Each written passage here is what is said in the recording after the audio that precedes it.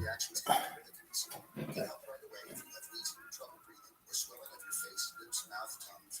Tell your doctor about new or worsening eye problems such as eye pain, vision changes, or blurred vision, joint aches and pain, or a parasitic infection. Don't change or stop asthma medicines without talking to your doctor. See for yourself. Ask your exit.com or call. For raindrop, 3 grains of salt, up to 100 times more potent than morphine, the tiniest amount of illegal fentanyl overdose. Fentanyl can be heroin, press pills, meth, and other drugs. It could be in your drugs. You wouldn't be able to see it, taste it, or smell it. Learn more at cdc.gov/stop-overdose. No matter what the day brings, count on Juicy Juice for the good stuff. Get kids the each piece of real 100% fruit juice to help them conquer the day.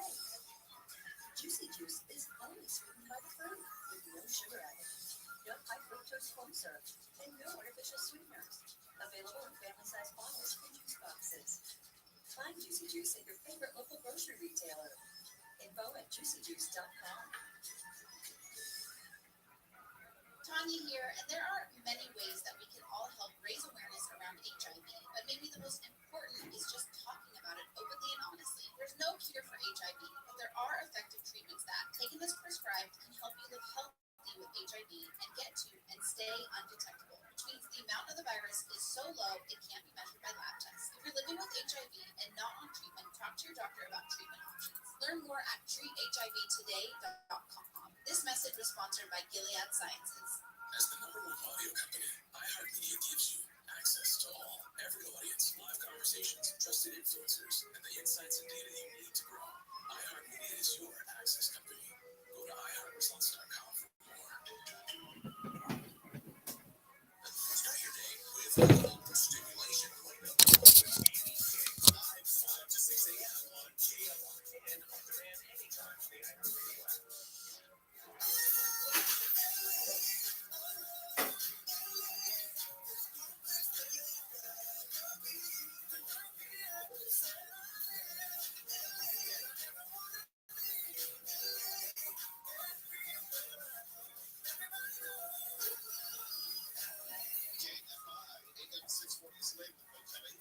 on the iHeartRadio app. And the LA Marathon is coming up this weekend. I have to give it to anyone who is willing to subject his or her body to 26.2 miles of hell. You've never done it? No, and I never will. I never will. I don't even like trying to drive 26.2 miles in the city. Why in the hell would I pay money to register for the opportunity to run 26.2 miles in the city? How to finance your next car. Financing subject to city.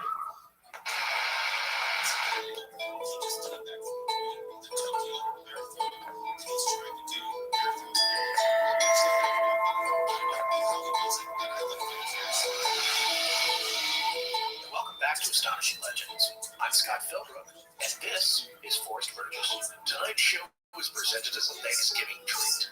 A bonus show, if you will, and free and uninterrupted. We give thanks to you, our listeners. So we're just going to rejoin our original theories conversation where we left off. Happy Thanksgiving.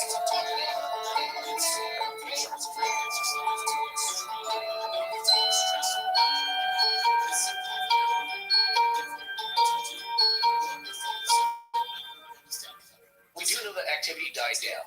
Yes, that we do know. Most of it. That after this incident had happened, most of the activity. People have talked about encounters, but they're not as substantial. You can't attribute them to the level of things that were happening in those 13 months, which, by the way, I'd like to talk a little bit about numbers. Yeah, go right ahead. We made an allusion to this earlier, and I think this particular segment drives Cogswell, our skeptic, on board a little bit crazy. Well, But hey, come on. He's coming at it from the perspective of a scientist, which is what he is. So, yes, they have a different thought process than the freewheeling folks like us that like to conjecture. yes. Forrest has a friend who is a numerologist. Well, no. She takes it to Yeah, an enthusiast. as Yes. she called herself a dilettante. Yes. Yeah, skip her. Yeah, well, shut not to you, Skip. She found it interesting, and there are really interesting aspects to it. But she reads books and goes to websites and different places of information on her own. You just kind of brush up on it. But she does not practice. She does not make money off of it. She just kind of does it for fun. But she knows a lot more about it than either of us. So we asked her about it. Can we read her email here? I believe that's okay. Okay. I just want to remind everyone that in terms of the structural failure of the bridge, that IBAR 330 is the one that failed at joint C13. I also want to remind everyone that in the 60-some page report from the Department of Transportation or whoever did the report on the failure of the bridge, the conclusion that states exactly what happened to the bridge is paragraph 13 in the conclusions section. Additionally, the bridge collapsed almost 13 months to the day after the November 15th sighting that George and Linda and Steve and Mary saw of the Mothman in the TNT area when they were all in the 57 Chevy, which some people say is one of the first substantial sightings. There were a couple of sightings earlier, but either way, it was 13 months from the first sighting of the Mothman, give or take a few weeks, to the collapse of the bridge. Joint 13 is the one that failed, and by happenstance, it happened to be the 13th paragraph in the conclusions page of the report where they describe this failure. So we were asking Forrest's friend Kay about this. Yes, her first initial. Yes, we're keeping her anonymous. But she just said, just remember, I'm a dilettante, no expert, so she's taking everything with a grain of salt. I think one can find meaning in quotes behind all numbers if you look close enough. As with anything else, bias confirmation, as you are aware, can and will influence most interpretations. None of this is an exact science. All of it is open to interpretation. Those caveats laid bare, it depends on how deep you want to dig into the numbers. It would be interesting to analyze the names and birthdays of the 46 people who died as well as those who survived, but that would be a huge undertaking. I know there was a formula to calculate pinnacle and challenge numbers for historical dates, but I think it differs from the formula used to calculate these numbers for people. Unfortunately, I only know how to calculate these numbers for people because they are based on birth dates. One of my favorite numerology bloggers is this guy, Hans Decos, or Decos, D-E-C-O-Z. Check out the link below to see his interpretation of 9/11. Pretty fascinating. We're including that link in the show notes. But back to the Silver Bridge collapse. I also wanted to point out another significance of the number 13 that I forgot to mention in my previous email. 13 is also a karmic debt number representing potential obstacles. The number 13 reflects scattered energy, superficiality, blaming others or external forces, laziness, unwillingness to take responsibility. I also looked into the numbers for the Silver Bridge. Adding up the numbers corresponding to the letters in the name, the total comes to a 4. This number isn't surprising because 4 is the builder number. At its highest vibration, it represents strength and stability. At its weakest vibration, well, it represents the exact opposite, which is chilling, considering what happened. 46 people lost their lives. That number boils down to a 1. This number represents leadership. And the reason that boils down to a 1, and she's not explaining here, but I know what she did. She's 4 plus 6 is 10, and you take the 0 away. So it boils down to a 1. Yeah, so in numerology, and again, I have nothing about this other than through your emails and conversations with her. You don't take the number 13 in itself. You deal with numbers as single digits. So 13 is 1 plus 3, that is 4.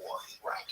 Yeah. So she's saying here that 46 people lost their lives. That number boils down to a 1. This number represents leadership, new beginnings, strength, determination, and courage. On the negative side or lower vibration, the 1 is associated with aggression, impatience, closed-mindedness, and egotism. As for my interpretation, I don't think I have enough background or experience to say anything, except that the numbers are interesting. Beyond that, it's my personal belief and speculation. The only thing that jumped out for me is the high incidence of 3s and 4s. It makes me wonder about the dates and times of the Mothman sightings or calls from Indrid Cold. It would definitely freak me out if a lot of 3s and 4s showed up in that data. I definitely believe the universe is providing mankind with signs, warnings, lessons about the past, present, and future. Numbers are only part of it in my book. All right, so this is interesting to me. I would also like to point out this is a crazy thing to me, but I'm sure it's just a coincidence, but we like to talk about everything, and everyone knows that our theory episodes, we try to cover every possible angle. Yes. And I just want to point out, when it comes to the number 13 anyway, 1, 3, 4, C13 being the one that failed, that last week when I was working on part 3 of the show, after Sarah edited it and sent it back to me, at which point this is how our post-production process works. I listen through for places for Ryan to do sound design, and I put markers on the sequence, which was, as everyone knows, over 2 hours long. And I just went through on listening to it in real time and saying, oh, this would be a great place to do something with sound design. And I put the markers in it called cues. You know, sound design Q1, sound design Q2. Along the way, I'm doing other things. I'm trimming very, very little because Sarah's such an amazing editor, but I do a little bit of work where I might remove something that she couldn't have known about, like some content mistake that we made or something like that. And I'll take this stuff out. So I've got a lot of markers in there, and I got down to the very end, which, as you know, we revisited the collapse of the bridge. We were talking about the woman who drove onto the bridge in the 3D movie that we posted of her experience.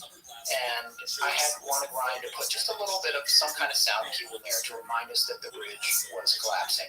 And when I looked at it, and this was the last sound design cue for that episode, and it was specifically for the bridge collapsing, it was Q13. Yeah, I didn't number it. I didn't actually know it. I was numbering them as I was writing them, but I wasn't thinking about it. And I was just like, okay, but I need to look at the last one. Oh, that last one was 12. This one was 13. And I called for that sound effect to happen about 60 seconds before the show. Yeah. Anyway, it's probably nothing. You know, this is a confirmation bias. It's just whatever. But, you know, I almost feel stupid even talking about it, you know. But it struck a little chord in me. Yeah. I can't say that I didn't get that feeling that I get sometimes where the hair stands up on your neck. None of that happened, but I was just like, wow, that is a little strange. Right. Indeed.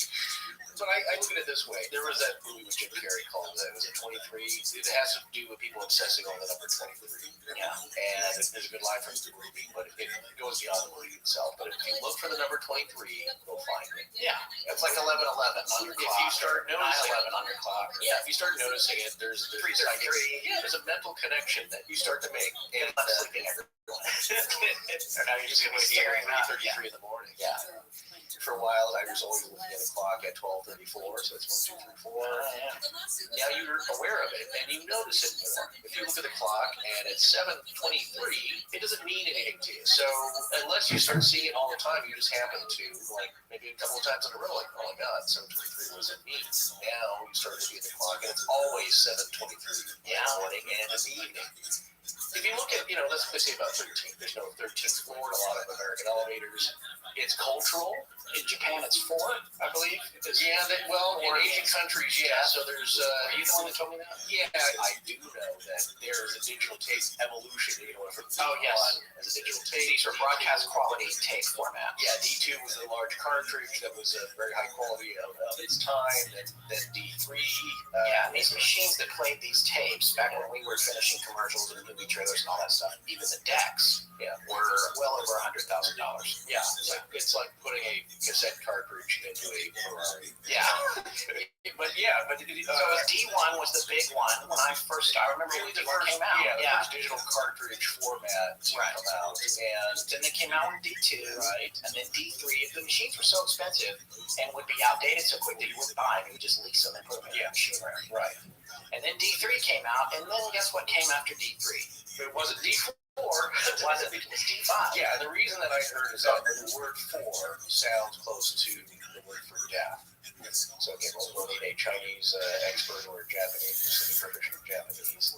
So basically, it's bad luck. That's a cultural thing. So you skip that. That's kind of like why there's no 13th floor in some elevators.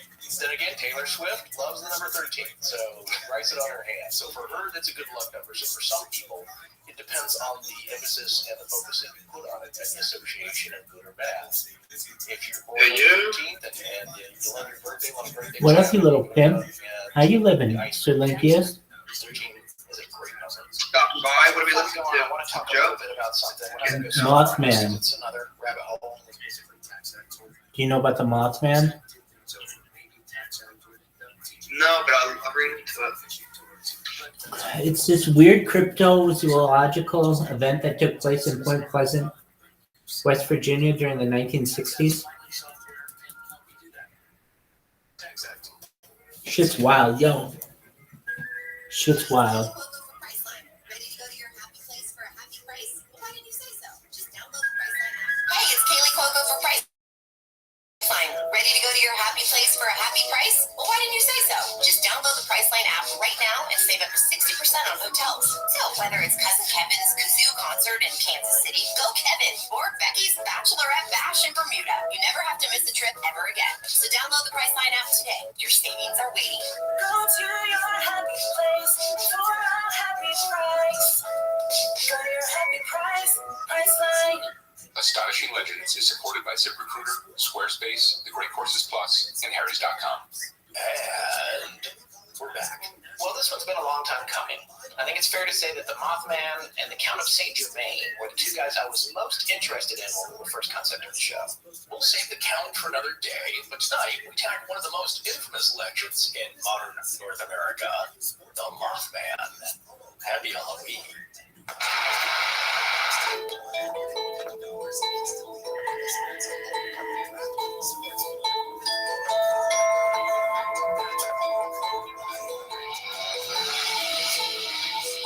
Welcome back to Astonishing Legends.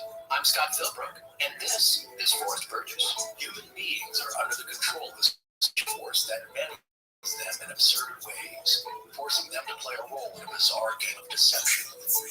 Jacques Vallée, computer scientist, venture capitalist, and known ufologist. Join us tonight as we dive into the astonishing legend of the Mothman.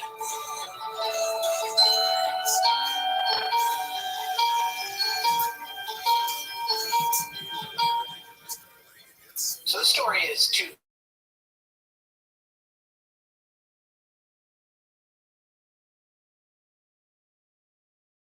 I read the book, Mothman Prophecies, a long time ago. I read it years and years ago before we started the show. I think you're going to find a lot of that happening as we go forward into our journey with us and the audience, Scott. Yeah, there's more common threads than I ever expected. When we started out, I did not see that coming. Yeah, this has always been a big one for us, and a good one to do at Halloween. Yes, it's a perfect time of year for it. And it's not quite as everything in the kitchen sink as Skinwalker was, but there's some striking parallels. And I think you guys are going to hear them as well if you've been listening to all our shows. There's plenty of sync.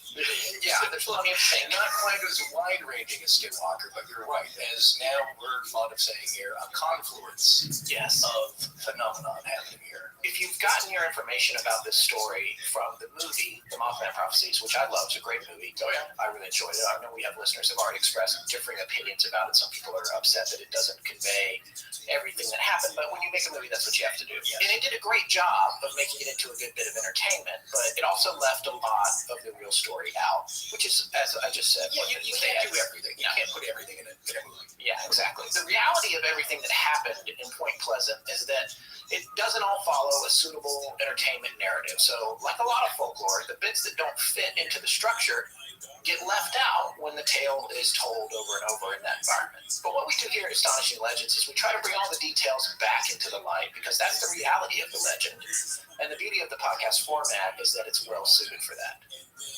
Now, if you've seen the movie, which came out in 2002 with Richard Gere, that's great. Forrest and I have both seen it several times, but if you haven't and you prefer to hear the real story first, we would encourage you not to watch the film until our series is completed. It'll be a lot more fun that way, and you'll know the true story that was the background for the film adaptation. And like I said, I read the book a long time ago. I can't even remember when, but it originally was published in 1975, which I didn't know. I thought it came out much later. Oh, yeah, second or third edition that came out later. I just procured, which I Instagrammed and tweeted yesterday. I don't even know if you saw it yet, Forrest, but I did. Hardcover 1975 edition's on its way. You know, it's very cool. And the author, the great John Keel, Yes. a big name in this field, along with Brad Steiger, and actually they're longtime friends. They've been doing it a long time. So at this time, he was in an advanced age. Yes. But during this time, he was in his prime here, out digging up the facts. Yes, when the story happened in the late 60s, he was a younger man. Astonishing Legends, as it is now, doesn't really afford us, much to our disdain, Well, we'd love to. the ability to travel to all the places we talk about. That is something that we'd love to do. And if the show continues to be successful and grow like it's been growing, maybe someday we'll be able to actually go to these places and report on them locally. Something I would love to do. So go, Legend Trip. I think you did go there to That's one of the locations we'll be talking about, didn't you? Yeah, that's why I brought this up. I'm excited to say that I've been to Point Pleasant. I stayed at Point Pleasant, and It was pleasant. It was, and I loved it. It's a great little town. I mean, I was born here near Death Valley in California, but I only lived there until I was about 2. my experience of growing up was in North Carolina, and small towns were a part of the fabric of my background. And I love small towns, especially in the South. You're essentially Opie from Mayberry. Yes, that's me. Yeah. Well, now you'd be a very successful film director. Yes, Case, yeah. My hairline's not quite as bad. No, but I know exactly what you're saying. It's that kind of suburban / somewhat rural upbringing. And it's much different than somebody growing up in a major city. You have a lot more freedoms, a lot more time to check things out, the environment around you. I loved it, and I loved Point Pleasant. I went there. My friend Jerry, who you may, actually our audience will know because he's the one I interviewed for What's Gotten Into You, which is one of the favorite episodes of people about It's a creepy crawly one. Yeah, the bug that went easier. Anyway, Jerry was moving from California to New York, where my wife and I had just moved a year earlier. So I flew across the country and we drove back together. I rode with him, so we did one of those kind of nonstop trips. We packed up a U-Haul van and put a mattress in a way where there was like just a gap where someone could lay down so that you could drive and sleep without having to stop. We covered the distance pretty quick, but we did stop in Point Pleasant. And we stayed there at the historic Low Hotel. It's in the movie. Yes, it is. And it's an awesome, creepy old hotel, which we just added a member to the Astonishing Research Corps who was a resident of Point Pleasant. His name is Michael Hyman. And he told me that either his grandparents or his great-grandparents actually used to own that hotel. But it was sold to a friend of the family. That was fascinating to me. But anyway, we stayed there. It was definitely a spooky place. I don't know if it's supposed to be haunted. I didn't experience anything like that. But we went around and checked out the area and went down on the river shore. There's a flood wall there.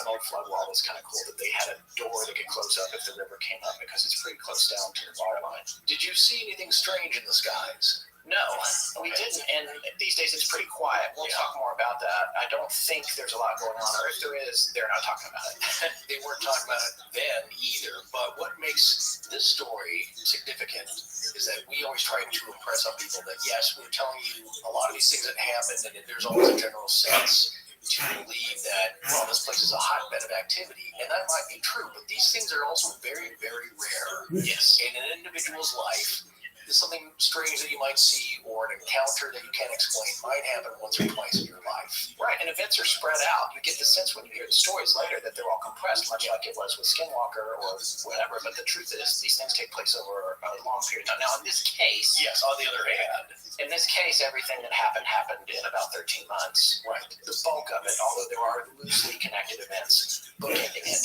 that go further back with, I saw this, I saw that. But the bulk of what most people attribute to as to being related to what has made this story famous took place over a period of about 13 months. But I think the number of incidents and accounts and witnesses, over 100 documented witnesses and accounts, that alone makes it very significant. Indeed. Which is why so many people pay attention to the story and have come to love it. And as big as the story is here in North America, especially after the movie, which starred Richard Gere and Laura Linney, we know we have international listeners and folks who aren't familiar with it. So before we dive in too deeply, we wanted to give a brief overview of the story. In November of 1966, people living in the small town of Point Pleasant, West Virginia, which we were just talking about, and its neighboring communities along the mighty Ohio River began to see something extremely strange haunting the area. There were so many eyewitnesses that it's hard to say what the first official sighting was, but one of the ones most often referred to as kind of a starting point was a sighting by a National Guardsman on duty at the Point Pleasant 1092nd Engineer Battalion headquarters. He was on the base when he saw an impossibly large creature perched high in a tree above a fence bordering the base. It was so big, he thought it was a man, and he stood and he stared at it for quite some time. He couldn't make sense of it. So he's like, it must be a bird, but it's too big. It was the largest bird he'd ever seen in his life. He went to get someone else to come back and take a look at it, and when he returned, it was gone. So, this event on its own, you probably wouldn't even tell this as a story. You would chalk it up to the misinterpretation. And whatever. This guy himself didn't come forward with it until he started to hear more stories. Yeah, at this point, it's not enough for yourself and probably for other people to hear. So, I saw it, but my mind must have been playing tricks on me. Yeah. Whatever. I know tons of stories like that, and I have several friends that happened to, where it's kind of, first of all, well, that's weird. Yeah. And then later on, okay, that's beyond weird. you can really easily convince yourself in a one-off kind of instance like that you were mistaken. Right. Especially in this day and age, it's kind of like, it's so funny. My wife and I will watch TV. We watch a lot of crime shows, and whenever they come on and somebody explains luminol and what luminol does, it's like we're at the Rocky Horror Picture Show. It's like, we know what luminol does. It's just, that's the same thing I would say about how people understand the value of eyewitness testimony, even if it's your own eyewitness account. In this day and age, everyone knows that it's not always the most reliable thing. So you have to take any kind of eyewitness testimony with a grain of salt versus when you see something on video, it's like, no, that's what I'm seeing. However, the problem with video is that the moment, whatever you're seeing, is out of context. You have no idea what happened before or after it. So it has its own deficiencies. But the National Guardsman, he probably would have never come forward had more and more cases not been coming out. Right. It reminds me of another military themed sighting. And forgive me for talking off the cuff here, but I believe it was Napoleon's nephew or something, some kind of relation, that saw the Jersey Devil flying near the post there with other people as well, and took a shot at it. It turned in the air. I remember this part. It's flying. It's this weird crypto creature flying in the air. He shot at it. It kind of did a roll in the air, kept on flying, and went away. But he wasn't the only one, so other people saw it. This is not the only time that this apparently has happened. Apparently throughout the ages. Yeah. Again, like the Skinwalker, this might go back centuries. Right. Millennia. And when you talk about this, and you talk about cryptozoology, which is firmly labeled a pseudoscience, frankly, by Wikipedia anyway. Oh, well. I know, but I love cryptozoology, which is the study or the hunt for unknown animals. There is discovering all the time, by the way. That's right. The googly-eyed squid. Yeah. Nobody knew about him. His little cute purple face there. Right, so when you first see it, it's cryptozoological. And eventually, you can apply the scientific method to it and put it into a species and a genus and all that. That's like, okay, now it's science, but whatever. The point is that people see things that they can't explain. And yes, sometimes the chupacabra, I think, probably is a dog with mange, sure, or whatever else. But there are other cases where people see things they can't explain, and that is the story with this giant human-sized bird that the National Guardsman saw. However, this story takes a whole nother turn almost right out of the gate, because the very next day after the National Guardsman saw this thing in the tree, a traveling sewing machine salesman named Woody Durenberger had an encounter with an extremely strange man outside of Parkersburg, West Virginia, which is just north of Point Pleasant along the Ohio River. This man was not a Mothman at all, but he was humanoid, and he called himself Indrid Cold. His demeanor was extremely disturbing to Durenberger, to say the least. Although these two encounters are not necessarily the very first ones in this chain of bizarre events, they are as good a place to kick off the story of the Mothman as any. And so tonight, we're going to begin with Durenberger's encounter with Cold, a man who described himself, if he was a man, as a searcher. Hey, Scott, have you ever tried searching for the perfect job candidate? Absolutely. For every gig, there's only a handful of people that are right for it, but finding them can be a job in itself. I know exactly what you mean. In fact, with my current project, I had to call and email nearly 100 candidates trying to find people with the right qualifications and experience. Well, that was before we got hooked up with ZipRecruiter.com. Instead of calling 100 people, I could have posted to 100 plus job sites with just a single click, including social media networks like Facebook and Twitter. It's also a great solution if you're looking for a job. You can easily post your resume on ZipRecruiter.com and get a notification anytime someone checks you out. As an employer, you can find candidates in any city or industry nationwide. Just post once and watch qualified candidates' resumes stream into ZipRecruiter's easy-to-use dashboard interface. The other problem with the old way is that you're then having to deal with a flood of inquiries. ZipRecruiter lets you quickly screen and organize job seekers to find the right person for the job, and fast. Find out today why ZipRecruiter has been used by over 1 million businesses. And right now, our listeners can post jobs on ZipRecruiter for free by going to ZipRecruiter.com/legends. That's ZipRecruiter.com/legends. One more time, to try it for free, go to ZipRecruiter.com/legends. And now back to Astonishing Legends with Scott Philbrook and Forrest Burgess. Okay, so we're going to talk a little bit about Woodrow Durenberger. I thought it was Durenberger, but I did hear, I think in the interview that we're going to have some excerpts from tonight, I heard it pronounced Dernberger. It's spelled like it's Derenberg. It is spelled Derenberger, but I think it's Dernberger. Either way, we're going to call him Woody. Okay. I think that's appropriate. So this story takes place on November 2nd, outside of Parkersburg, West Virginia, where Woody Derenberger, who was a resident of Mineral Wells, West Virginia, which is about 55 miles northeast of Point Pleasant. He's a traveling salesman. He sold sewing machines. Yeah, he had a service van that he drove. Yeah. Machines not only to sell, but to support his sales. Exactly. And he was coming back from Marietta, Ohio, right? Yes, driving south on I-77 just outside Parkersburg, West Virginia, where 77 and Route 47, also known today anyway as Staunton Avenue, intersect. And this was in 1966. I want to point out something that Keel said in his book. We're going to be referring to John Keel's book, The Rothschild Prophecies, a lot during this series. And one of the things that he said was that the interchange there, and I think I-77, was relatively new at the time. And he even made some implications about it being an intersection for quite some time, and he sort of delved into a few references about ley lines, which people have mixed feelings about. Oh, sure. Yes. That comes up again when we get down to the name of the character that Woody ran into, and I'll get back to that here in a second. But right now, whenever we do one of these shows, if something happens somewhere, I'm immediately on Google Earth. I've gone down to like Street View, and I'm there. It's like I'm there. Well, exactly what I love. Since we can't afford to actually go, we can't afford it. Where that really came in handy was the Somerton man. You could see the intersection there. Yeah. And of course, it's all chain. There's an apartment building there. But when there's a definite location of something happening, especially in the intersection or crossroads, that's still there. Well, you could find it. Yeah. I did the same thing. So I know that Marietta, Ohio, you have to realize it's kind of on the border. He's only about 13 miles away from Parkersburg. Right. But he's heading home. He's had a full day of work. He's back. Anyway, this is right next to another river, the Little Kanawha River. Is it Kanawha? Well, I don't know. I did that YouTube thing where the lady said it, and I think I don't trust her. She's a robot. Yeah, you're right. You can't trust her. They're taking our jobs. And your medicine. Anyway, the little river that we said a second ago, which is a tributary of the Ohio. Anyway, so Woody's driving down the road in his panel van, his sewing machine panel van, and a car passes him, goes flying by him as he's heading south towards Route 47.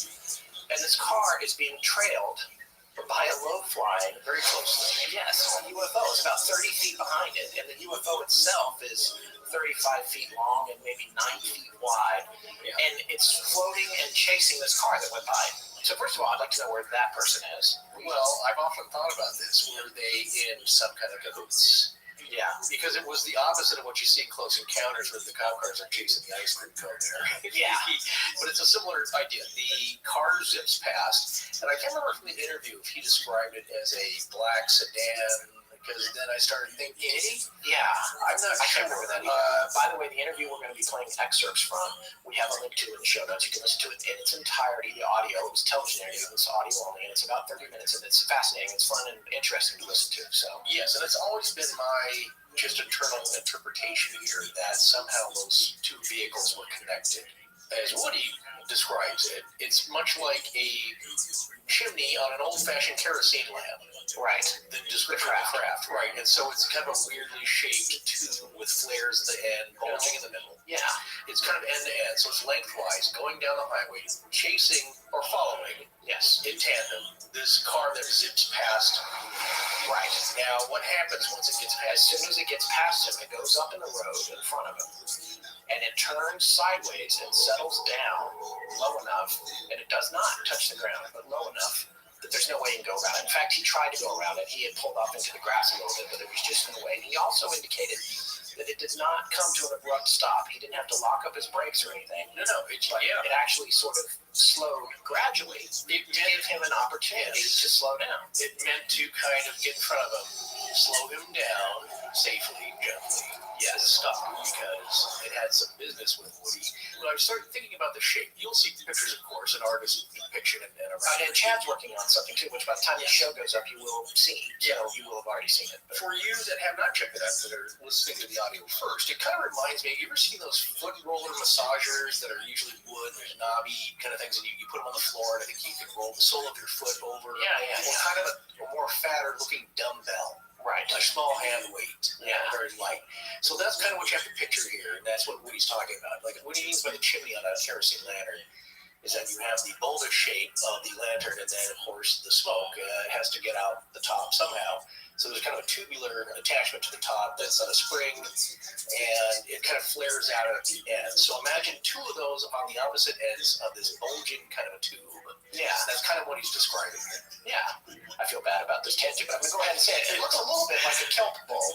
Oh, yeah. I don't know why that popped into my head. No, I think it's important. If you've ever had kelp wrap itself around your leg on the Pacific coast when you're swimming, and talk about afraid to grab, But yeah, those little bulbs, it kind of looks like that. It's just one of the many thousands of shapes described as unidentified flying objects. And this one's kind of important because it's a little odd. It's not your usual saucer shape or not even your standard cigar shape, right? Which are some of the more common ones. And not even close to the black flying triangle yet. Right. It stops in the road in front of it, and a door opens. Now, I want to be clear about this. This door, I wanted it to be a Star Trek door, or I wanted this to matter to appear, but apparently it had a good old-fashioned hinge on it, and it swung open, and a character, a gentleman, stepped out of it onto the ground. Now, I believe that Woody said it was floating 6 to 8 inches above the ground, 6 to 8 inches above the ground, with no visible landing gear or anything like that. And just to paint the scene here, so this thing has turned on its side, blocking the whole road, the side of the road. He has pulled over so that 2 sets of wheels are on the dirt berm next to the highway. The other 2 are actually on the pavement. Yeah. His lights are on. His headlights are shining directly onto this craft. Yes. So he has a very good view. It's very well illuminated. It had been raining earlier, and it stopped at this point. It was just sprinkling. So the conditions were wet, but he can clearly see this thing. Right. So the door opens. Swings out. Actually, it was the hinge on the bottom. No, it was on the side, I think, like a car door. You can't see the hinge. It's not like poor workmanship. You can see the hinge is there. He describes it as a very, aside from the fact that it's floating in air, he describes it sort of very terrestrial. Yeah. In terms of its door. It makes a sound like a car door. He described it. Yeah, and he said it sounded like a car door actually later when it closed as well. And this is a funk. This comes back to a whole thing, which is going to be an ongoing theme in this series, of kind of an overly terrestrial nature to these seemingly non-terrestrial craft. Some of them, yes. Yeah. That's one thing, though, Scott, that carries throughout all of ufology. There's every combination, varying description that you can imagine. No, it's like the famous wood cutting, right? With all the things in the sky that everyone said they saw. Oh, that's, yes, you're talking about the battle over Nuremberg. Yeah. That's a different thing. That's got a lot of shapes. Well, I love those shapes. When I was a kid, I was like, wow. That was also documented. Tons of townsfolk had seen it. It was, I don't know, early in the morning, a little after 6 a.m., but the sun had already started cresting. And so it wasn't just one person, but now you're talking about a medieval description of very strange happenings. Yes. This is not that. We have a very sober individual who seems clear-minded and not crazy, telling a very peculiar story. So this guy comes out of the craft, he's walking towards the car, and he apparently is walking across Woody's headlights over to the side of the car that's safely on the side of the highway. The right side of the highway, and you wonder about this. Why does he come to the driver's side? Well, there's traffic. Exactly, just following standard police procedure here. You don't approach on the side that puts you out in the middle of the road. You approach on the safe side, which is off. It's the other reason they park their cars at an angle, so that if another car hits it, it deflects it. It glances off. But anyway, still doesn't keep people from hitting them. No, because people are stupid. Well, there's a weird psychological phenomenon that I think especially people who are inebriated or intoxicated just gradually drift. It's like a moth to the flame kind of thing that will burn them, but they drift over. They can't kind of help it. They're attracted to it, and they smash it in the back of a Department of Transportation works vehicle. Yeah. That's why they have those giant scorpion tails on them for impacts. But this is all kind of planned. It's very smoothly done. Yes. By this individual, and his whole deployment is very smooth. Well, yeah, and here's the thing, though, that Woody talks about. As he's approaching the car, Woody hears him ask him to roll his window down on his passenger side of his truck. Yes, and this is fascinating. The interviewer specifically asked him at what point he got this question, and Woody said as he was walking towards the car. And what happened was Woody was hearing these messages from the guy who was getting out of the craft in his head. And which he didn't know at first. No, he wasn't aware of it. He was so in shock about the whole event. He was frightened. He made it very clear that he was scared. He thought it was, of course, just a car, maybe a truck, passing close out of the corner of his eye. Then he gets a good glance at this thing. Imagine it, it's all happening kind of quickly. He turns on its side. That's weird. The guy steps out of this weird-shaped object. So after he got out of the craft, the door closes. The vehicle shoots straight up into the air. Now, we can still see it. He says he kind of leaned forward. You can see it at the top of his windshield. So it's still in the sky. Like 50 or 75 feet hovering. Right. But now passing cars are not going to see anything. And that's another interesting thing. Cars are now, and trucks are passing as regular traffic on the highway. Not very crowded, but every once in a while. And as they pass, their headlights are on, and they illuminate this individual. Yes. So, to Woody's mind, like, this thing's real. He's a real guy. He looks totally normal. But, yes, he gets this request from this gentleman To roll the window down. please roll your window down. I would like to speak with you. Right. He leans over. He rolls the window. This is pre-power windows unless you had a Cadillac or a Honda. That's true, yeah. Yeah, so he's reaching over, hand cranking that window. And the guy says, I would like to speak with you for a moment. And I think that is when Woody realizes that this guy's talking to me, but he's not moving his mouth. Right. Which then greatly excites him into kind of a mild panic as what is going on here? At which point the man says to him mentally, don't be frightened. We mean you no harm. We wish you only happiness. Woody says the man then told him that his name was Cole. He did not say the first name, he just said Cole. In this encounter, he never said a first name. It's just something I think a lot of people don't know. Yes. He just said his name was Cole. He had a giant grin. He was grinning. He had his arms folded. He was wearing, you can probably describe his wardrobe better. Yeah, and keep in mind, Woody Woodrow Bearberger here is describing this incident to Ronald Maines, who's the general manager of WTAP TV and radio out of Parkersburg, Which is still there. as a station. And this is the next day, so this is very, very fresh in his mind. He's very straightforward. He's not shaky. He's not flamboyant in his descriptions. He's very dead on. You all have a relative, I'm sure, like He that. was stoic. He's stoic, Yeah. but friendly and open. And it is kind of brave of him to be telling this. Yeah, because you're going to get ridiculed. Of course, Hands down. There's no way you could not know that. It's a small town, one of those places that everybody knows everyone else, and he knows that. But I think it was so compelling that he had to tell it. So he contacted somebody. So the next day, November 3rd, they arranged an interview. So Mr. Derenberger alleges that the contact happened November 2nd, 1966, about 7:25 p.m. These details are very fresh in his mind, but he describes this gentleman named Cole. He didn't ask Woody his name. He did it in a very odd way. He said, what are you called? What are you called?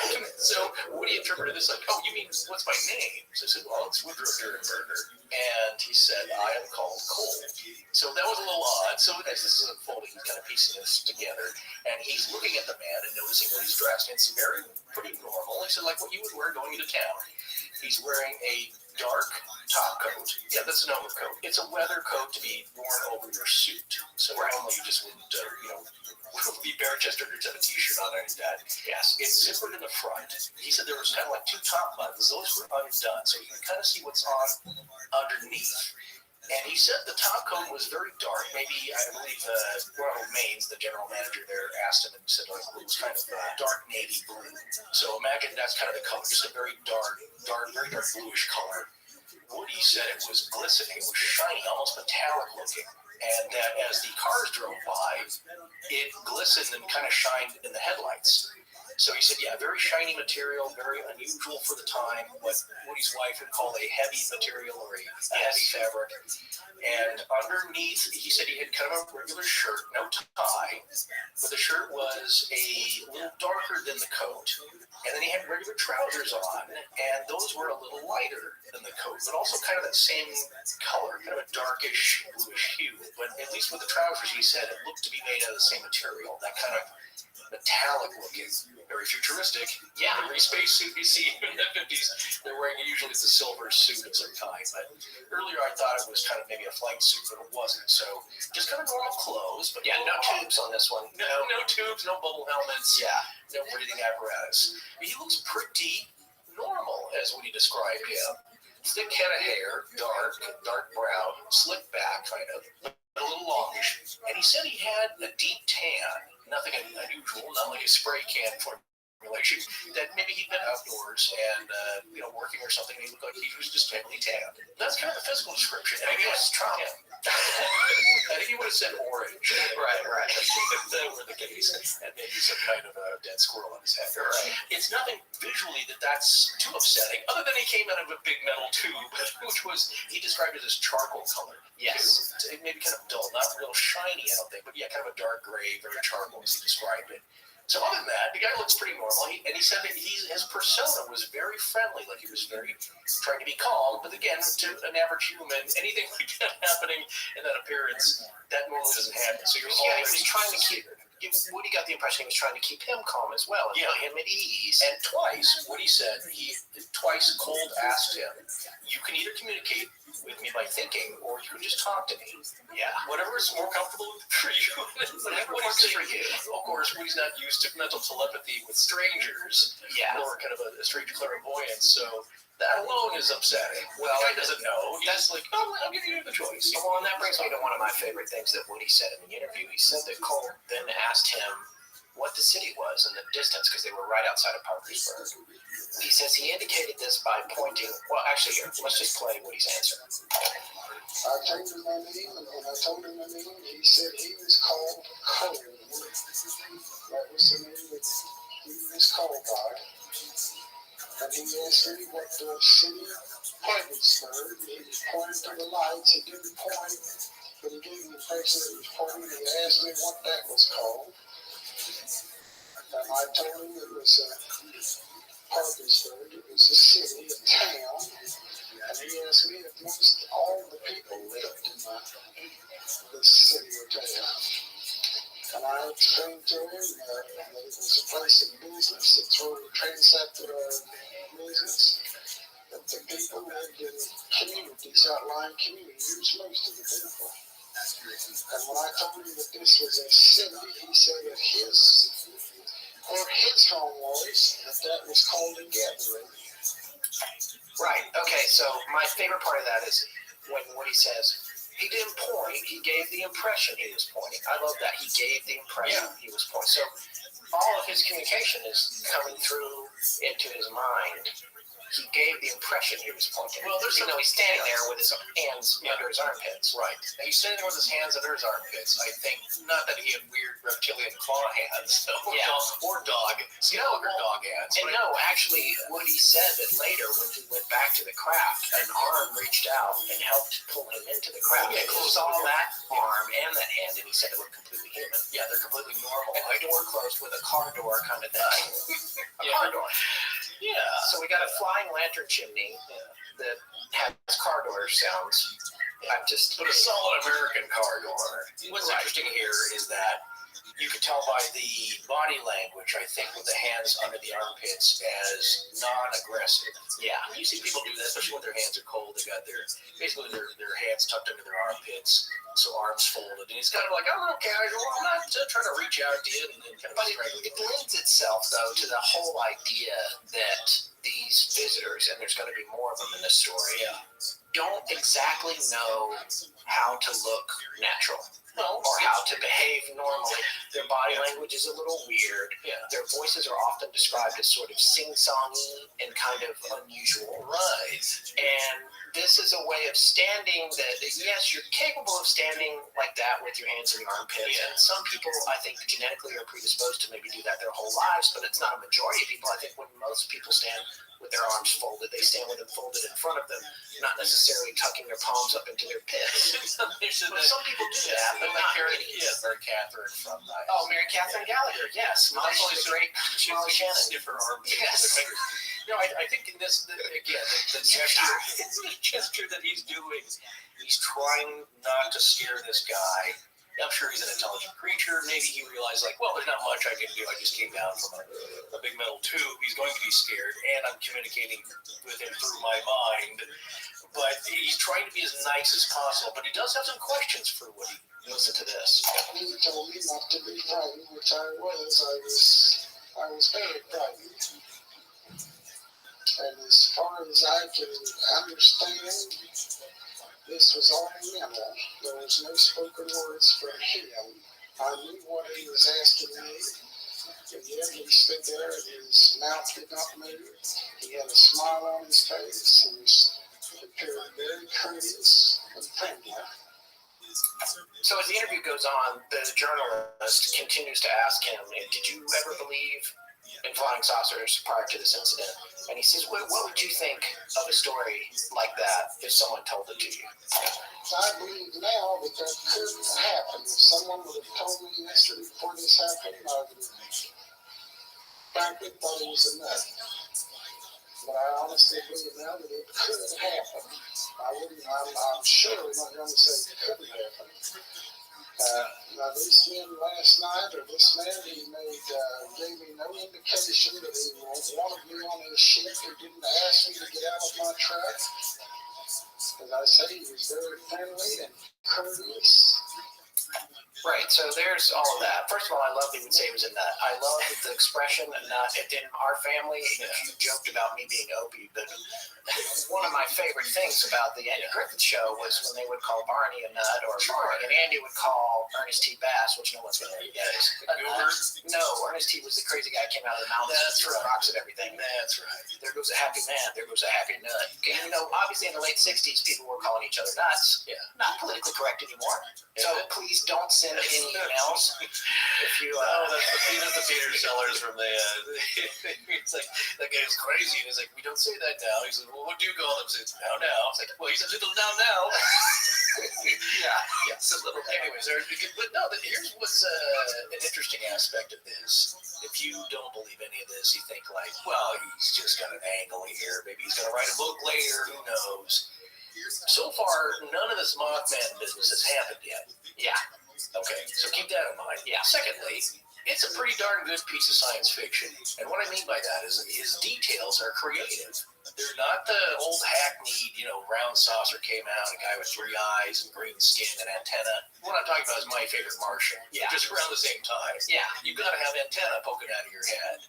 It's none of those cliched aspects. And again, not that something with a story like that, because we've certainly heard some that did have a few of those cliched elements, which were kind of fantastical. But here you have a pretty unique story with a unique being and an encounter that if he is making this all up, it's pretty well done, I'd say. Because it's varied enough. It's unusual. It's unique.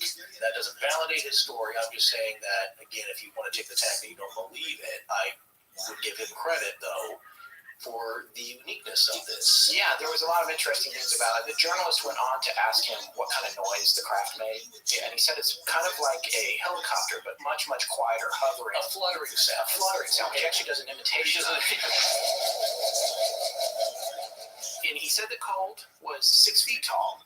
Yeah. 180 to 185 pounds. Oh, and this is what I love. Is that 30 to 35 years old, evidently. Yeah. Well, Ronald Maines kind of tests him. He's very generous in the interview. Yeah. But he kind of tests him here a little bit. He said, well, I'll stand up here. How tall do you think I am? How much do you think I weigh? Yeah. And he nailed it. He said, I don't know, 150, 160. He's like, you run at the dot. Yeah. So just seeing if this guy's way off or whatever. But yeah, so he was saying that cold was about 6 feet, maybe a little under that. Yeah. 5'10" or so, and about 100, I think 180 to 185 pounds. Yeah. So he's a good judge of that. And then he said you talk about Maine's testing, and he goes, so if he's talking to you telepathically, why'd you have to roll the window down? But Darren Berger said it wasn't raining at this time, but it had been raining, and there was a lot of water on the windshield, and it was rain streaked. Yeah, so it's easier for us to see each other. Right, because he's like, well, did he have to do it to hear you? He's like, well, no, he can obviously hear my thoughts. Yeah. But he did it to get a clearer view of him. I looked up the weather that night. I mean, it's obviously easy for what he remember because he's talking the very next morning. Right. There was just over 3/4 of an inch of precipitation in Parkersburg that night. That's kind of cool that you can find that out these days. Some places you can look up historical weather. Right. So that's kind of the setup here. He rolls down the window, and the questions are also interesting. Yeah. Because it's not take me to your leader. He just wants to know some basic information about where are the lights over there. Yeah, Is that where people live? What's going on? Again, he's not lost from out of town, Yeah. and he's looking for the nearest Howard Johnson's. Well, and Mojo's. that's going to be an ongoing theme again with some of these visitations that come up during the course of the Mothman story. Is the people who are arriving and clearly have a more advanced state of technology of some kind, or at least appear to. They give the impression that they do, but they are often seem disoriented with regard to where they are and what time it is. The time aspect, especially. Is Yeah. interesting. So he asked him, how do you support yourself? How do you nourish yourself? He's like, well, I have a job. I have to. He said, do you have to work for a living? Like, yes. Yeah. And he then asks Cold, or Cold gives that up. He said it was not clammed up. He was giving him information. Another thing is that had Woody not been so freaked out and scared at the moment, he said that he felt he would have answered more questions had he had the wherewithal to ask them. Yeah. But he was just like basically overwhelmed by the situation and didn't really ask him too much. Yeah, he said he had a lot more questions now that it was over, which is how anything is. It's usually what happens. Like hindsight, sure. Yeah, if I get into an altercation with somebody, all the things I want to say don't occur to me until the next day. That's the width of the staircase. Yeah. He was asking basically like, well, what happens if you have to work for a living? And here's another interesting aspect, again, which would be good science fiction writing, I believe. Cole then says, well, I'm a searcher. I told him when I was a salesman, and he told me that he was a searcher. A searcher? A searcher. But he didn't tell you what he was searching for. No, he didn't. Yeah, I'm a searcher. So what is he searching for? It's a good question. What's gone lost or missing, or what does he have to corral? The other thing that's really interesting is the last thing, the sign-off, the last thing that Cold said to Woody. And these sign-offs are going to come up again with other encounters. The one that the movie made famous was, I'll see you in time. Yeah. Which is not what Cold said. That's what another character said in another encounter of Vadik, which we'll get down to that. He is the one that said, I'll see you in time. Cold said this, according to Woody. When he was getting ready to leave, he stepped back from the truck about one step, and he said, Mr. Rumberger, we will see you again. And he didn't say I, he said we will see you again. This whole story, Keel himself said he probably would have dismissed it. He has had no shortage of encounters with people who are fond of UFOs and visiting, and that tend to have a tendency to make things up or want things to be true. Yeah, they want a little interaction, and they don't care how fantastical it sounds. People also want attention from bad things they do. They don't care where it comes from. They just want some kind of interaction, connection, and attention. We've certainly seen plenty of that with our emails. Yeah. Sometimes people contacting us. But the point is, Woody wasn't the only man who encountered somebody like this on that night. Oh, no. Before we get on to the other accounts, though, did you happen to see if Vendor Cold is online? Yeah, well, he's got a website. Well, actually, he's just parked on a domain name right now. Oh, he can't figure out where to put it. You know what I bet he's doing? I bet he's looking for a great place where he can design it himself super easy. Well, if he wants to do it himself, he should use Squarespace. Because if you're doing any kind of creative project, like creating a family album or promoting your site business, or even you're organizing roadside interviews for your interdimensional travel blog, you need a website. And Squarespace is the easiest all-in-one way to create your own fabulous website in days instead of weeks. With Squarespace, you can express yourself or promote your business with a stylish, professional-looking website that works for you right away. That's because the idea behind Squarespace is that you don't need to know all that stuff to have your own awesome website. They've done all the difficult coding and programming for you. All you have to do is choose from a collection of beautiful templates for your look, created by top-shelf designers, and then choose what you want your site to do. It's that easy. We're revamping our own website, and with just a few clicks, I was able to preview and compare several cool-looking theme choices so we can get an idea of what it'll look like. And Squarespace can handle all of our e-commerce stuff, right? Absolutely. Squarespace can do all of that. Another thing we don't have to worry about are all the updates, upgrades, patches, fixes, and all the other stuff that the alternatives expect you to fix. Also, themes don't become obsolete and discontinued. Squarespace has your back with their award-winning 24/7 customer support. So check them out at squarespace.com. Register a domain name of your own and start your free website or online store trial Now, when you're ready to launch, use the offer code LEGENDS to save 10%. Squarespace, make it beautiful. You're listening to Astonishing Legends with Scott Philbrook and Forrest Burgess. So as I said a few minutes ago before the break, this story might have been dismissed. Woody's story is pretty fantastical. There's a lot of things about it that don't make sense. If you have like a framework of how things might work with UFOs and laws of physics, and his story is very unusual. It's unusual, it doesn't make sense, and so therefore it's gotta be false. Or it's so unusual that it doesn't make sense in a cliched way. It seems more real. Exactly. Well, it certainly would seem more real if Woody's story wasn't the only one describing this type of encounter. So I'm going to read a short section from John Keel's book, The Mothman Prophecies. This is regarding an incident that took place on November 2nd, 1966, the exact same night that Woody encountered cold. The way the story came to Keel is that an elderly man went to visit a reporter who became a very good friend of Keel's and was someone that he worked with frequently and visited with whenever he was in the area researching the Mothman and the other goings-on, as my grandmother used to say, in Point Pleasant, West Virginia. Her name was Mary Heyer, and she was the star reporter for the Messenger. Mary had an elderly man come into her office and say, "I've just got to tell somebody this story." And I'm going to read it right here. He said this is coming straight out of Keel's book. The story he unfolded seemed totally unbelievable to Mrs. Heyer, who knew nothing of UFOs at the time. But she knew the man and was impressed by his sincerity. And by the way, I want to point out that Mrs. Heyer was very well respected by all the locals in the area as an upstanding journalist and someone you could trust. Yeah, from the Athens, Ohio Messenger. There we go, Athens, thank you.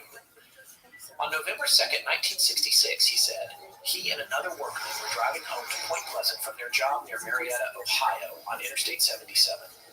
As they neared Parkersburg, West Virginia, an elongated object appeared low in the sky and descended directly in front of them. They stopped their car, and a man emerged from the object and walked over to them. He looked like a normal man and was grinning broadly. He wore a black coat and kept his arms folded with his hands out of sight under his armpits. Just to interject, that's exactly what Woody described. The witness rolled his window down, and there was a very brief conversation. The stranger asked the pair, "Who are you? Where are you from? Where are you going? What time is it?" and he strolled back to the dark cylinder, and it rose quickly into the chill, drizzling sky. Again, drizzling that night. They debated whether they should tell anybody, deciding against it. But the Point Pleasant resident found himself suffering from insomnia, and when he finally slept, he had strange nightmares. He started to hit the bottle, something very unusual for him. Mrs. Heyer listened to his story, nonplussed, and made a few notes. A day or so later, the man's son called on her and asked her not to print the story. Several weeks later, she repeated the story to me, this is to John Keel, and we called the man on her office phone. He verified the details and then said, quote, "Look, don't use my name. I don't want to get involved in this thing." That scientist fellow told me. "What scientist?" I asked. A couple of weeks after this thing happened, a scientist from Ohio came to see us. He told us it would be better if we forgot the whole thing. How did he hear about it? How did he find you? Damned if I know. Did he identify himself? Sure, but I can't remember his name. But he seemed to know what he was talking about. I couldn't get much else out of him. That's the end of that story. But the main thing here is that this guy, who doesn't know Woody, actually came in and told Mary Heyer his story.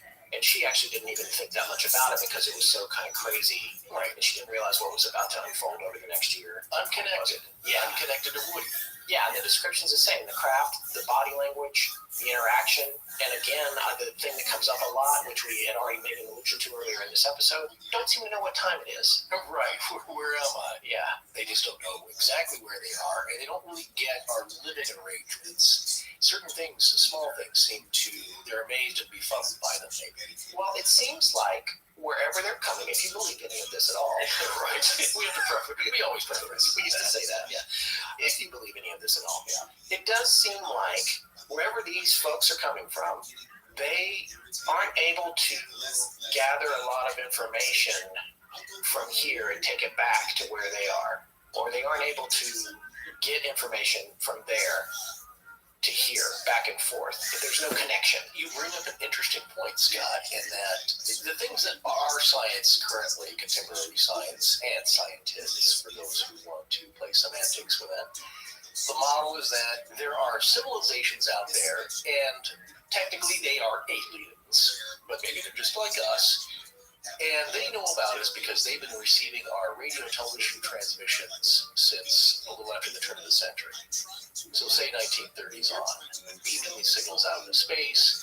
So they know about I Love Lucy, Gilligan's Island, and Those guys would have to be close because I Love Lucy only just passed Pluto in the last decade. right, or maybe those transmissions are getting sucked into a wormhole. I'm just saying, that's the opening of contact. Yeah. They know about us, they've been hearing about us, and again, that is another SETI model. Somebody's been listening to us, monitoring us. And Maybe that's what the Black Knight satellite does. Maybe it gathers the transmissions and then sends them through a wormhole. I hope they get better download speeds than I do. Yeah. Or upload speeds. But that makes sense. We get that. We're beaming, our radio signals are traveling at the speed of light. They're being beamed off the planet.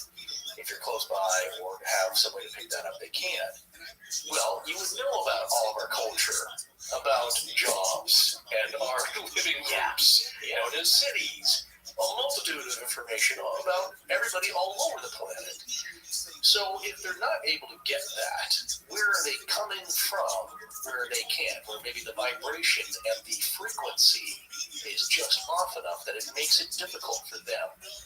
They're able to transverse the planes, but there's some things, like you said, they only can get once they get here physically, like, wow, are my clothes out of date? Or, right, geez, I should have worn a shiny jacket. Last time I was there, they were driving Cadillacs from the 60s. Yeah, that guy's wearing tweed. I've got something from the future. So it's interesting you mentioned that. The other thing that's interesting is that it includes what's called a man in black encounter. Yeah. Always coming afterwards to warn you not to tell anybody. It would be best if you dropped and forgot this. And this gentleman just thought he was from the university. Yeah. But obviously he's used to weird. Maybe his impression is that strange people from the university.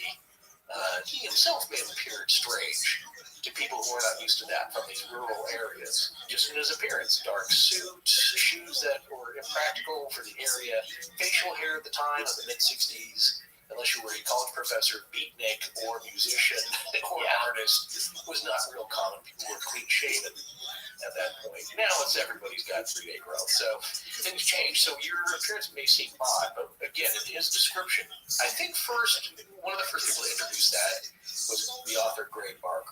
Some of these are big concepts that have survived to ufology today and remain as their own concepts to this day. All right, so that's kind of the framework. We've gone over the framework of the setup at the beginning of the story. The intercult encounter with Woody Dernberger is a important part of the story. It's something that everyone talks about. And again, it would be just kind of another crazy UFO story if it weren't for the fact that we have these other gentlemen coming into Mary Hyer's office and saying they encountered pretty much the exact same dude on the same night. It's a separate phenomenological. Just make up a word. I'm not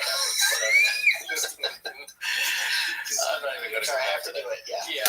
No, it's a separate account of something that could easily be taken as something completely unconnected and different.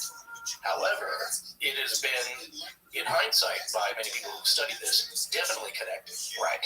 Because it's such a different thing, and that's where we see the confluence of different phenomena happening here. As we discussed the timeline, that did occur first.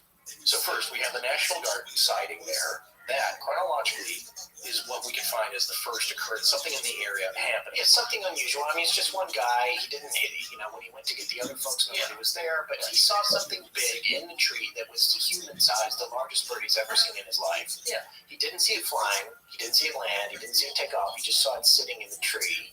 In a lot of ways, that seems like one of the first more significant ones. There are other sightings, which we will detail more in the other parts of the show, that have occurred earlier and later, all over the world, and some also in the Ohio River Valley, but the descriptions are different. It's something that was white, or it had a light on it, or it was those things are, when it comes to this specific type of description. Right. The National Guard sighting, in a lot of ways, seems like the first one, even though a lot of people say that the first one actually was November 12th. 12th. And the reason I make a point of this is because this is often, this happens a lot, folks, when you go to research something like this on your own, which we'll find is that there's a bunch of articles, they might mention an incident. And then if you kind of like, well, what's the source of that incident? And even if it's on Wikipedia or a site that you really respect, they seem to all kind of point to one blurb, maybe, that in and of itself. And just quickly, while you're saying that, a lot of people make fun of Wikipedia, but I want to be clear that Wikipedia has been found to be more accurate than the Encyclopedia Britannica used to be. In fact, I was on the NPR. You can kind of search that. And here's where the wording is interesting, the semantics of it, is that Wikipedia is crowdsourced in a way, is that very smart people who are really into this, who either study this stuff academically or just have studied it on an amateur level on their own, but are really into it, put these pages together, they're edited, so they're checked out. With Encyclopedia Britannica, there's on average 5 to 6 things that there might be errors, or more likely they are points of contention.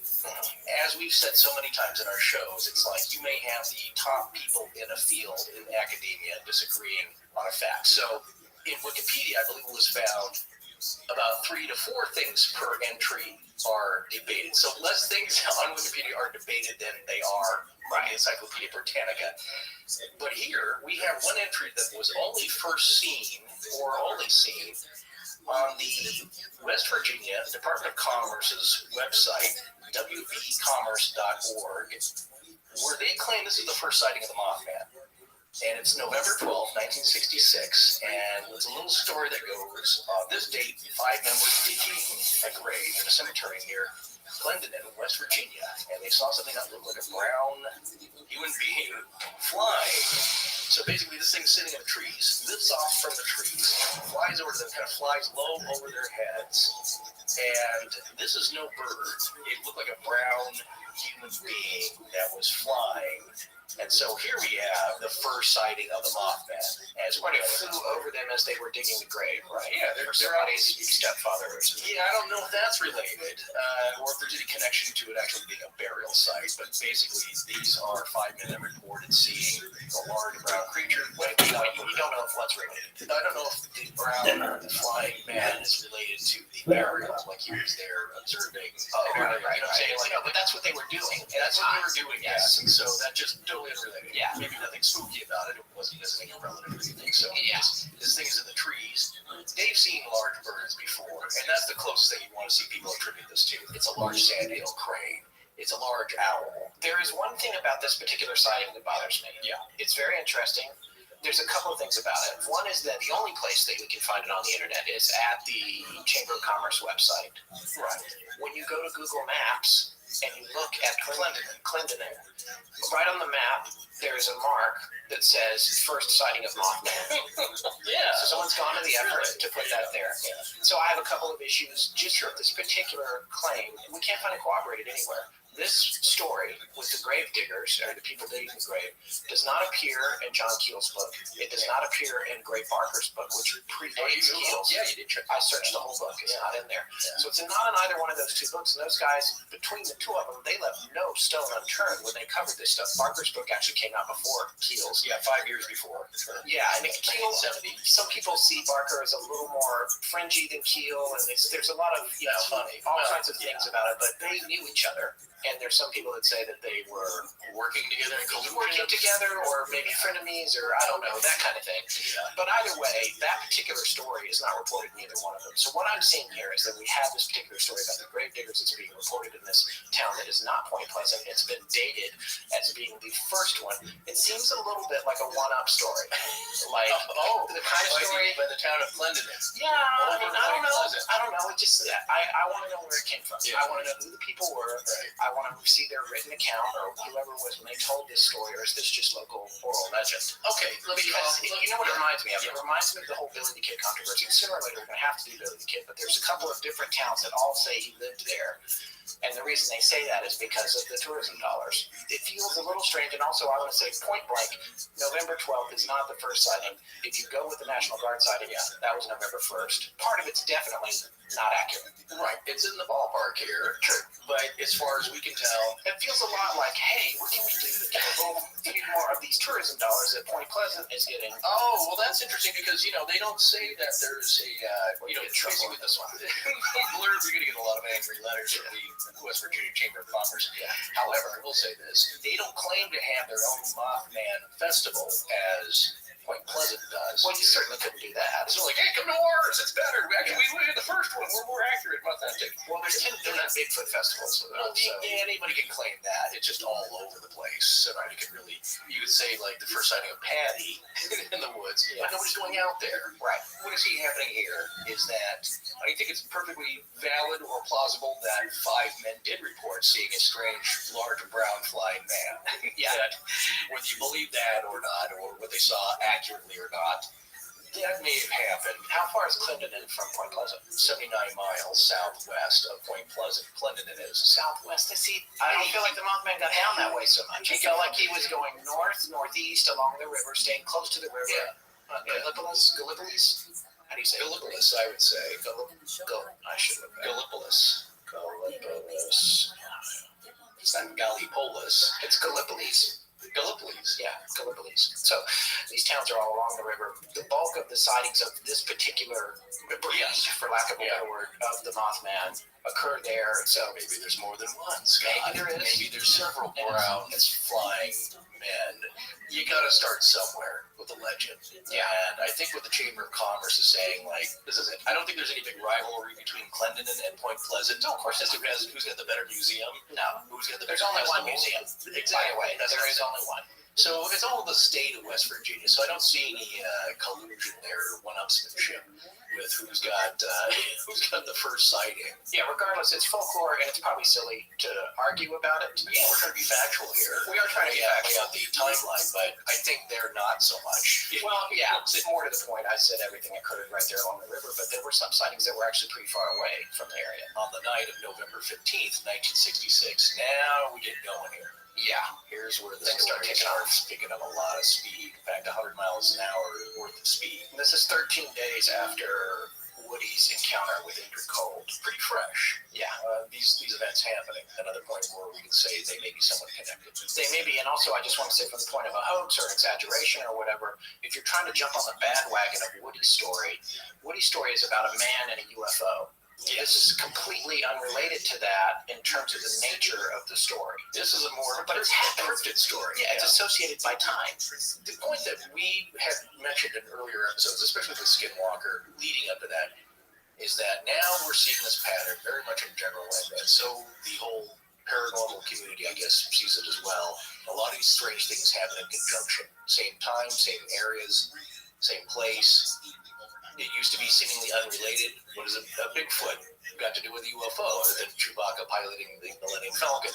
Right. Like, what have these got to do with each other? Connections can be made, and a point we may have not said before, but people who study these things quite a bit will believe in one thing but not the other. Yes. So, like, oh, UFO guy, Bigfoot is silly and stupid, and people that research that are idiots. And people who say, ghosts? Oh, you bet. Bigfoot? No way. Right. UFOs? I don't know, maybe.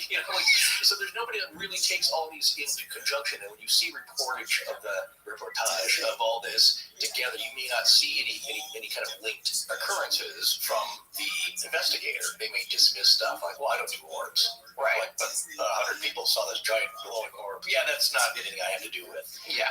However, these are connected events here that are very interesting because now, like I said, a lot of stuff, like a Spielberg movie, is happening in a very short amount of time. Considering that Keel's book came out in 75 and Barker's book came out before that, right? There's no shortage of things in these books that I think probably inspired Spielberg to write Close Encounters. I believe so. I think that's fair to say.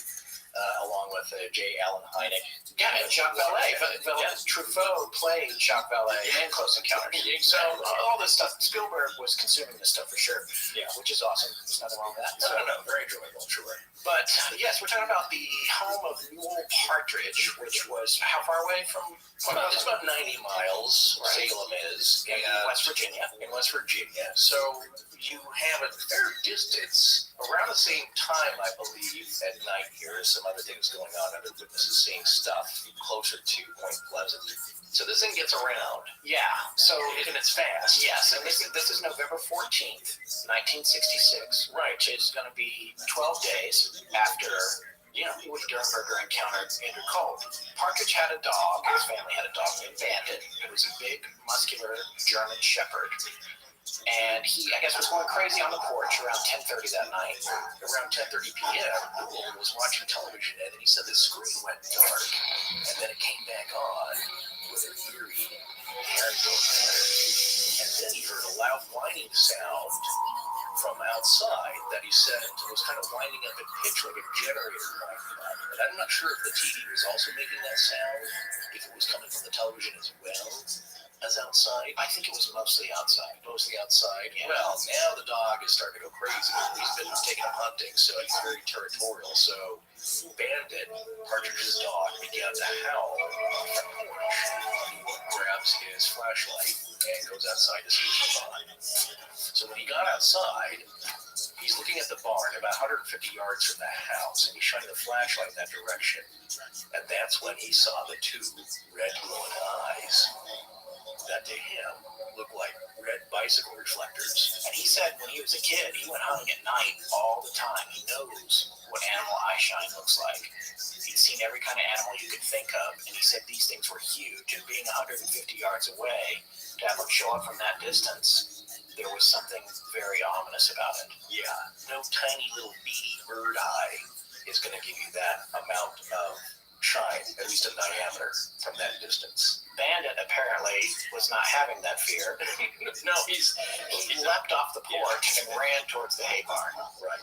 So he takes off across the yard there, and Partridge, of course, yells at him to stop, and he's like when a dog sees a squirrel, sees red. Just literally this time he's seeing red, not hearing anything. Runs out after him. Now, Partridge goes back inside and he grabs a shotgun. And he then... This is not a man prone to fear, by the No, way. this is a man goes hunting. This Yeah. is a man At going night, out in the dark. Yeah. With wild animals. Up against wild animals with his trusty shotgun. He goes outside, and here's an interesting connection to a previous episode I noticed. Partridge suddenly gets the fear, and he is too scared to go outside, and so he basically sleeps with the shotgun propped up next to the bed. Yeah, he didn't want to chase Bandit. As much as he loved that dog and he was worried, Yeah.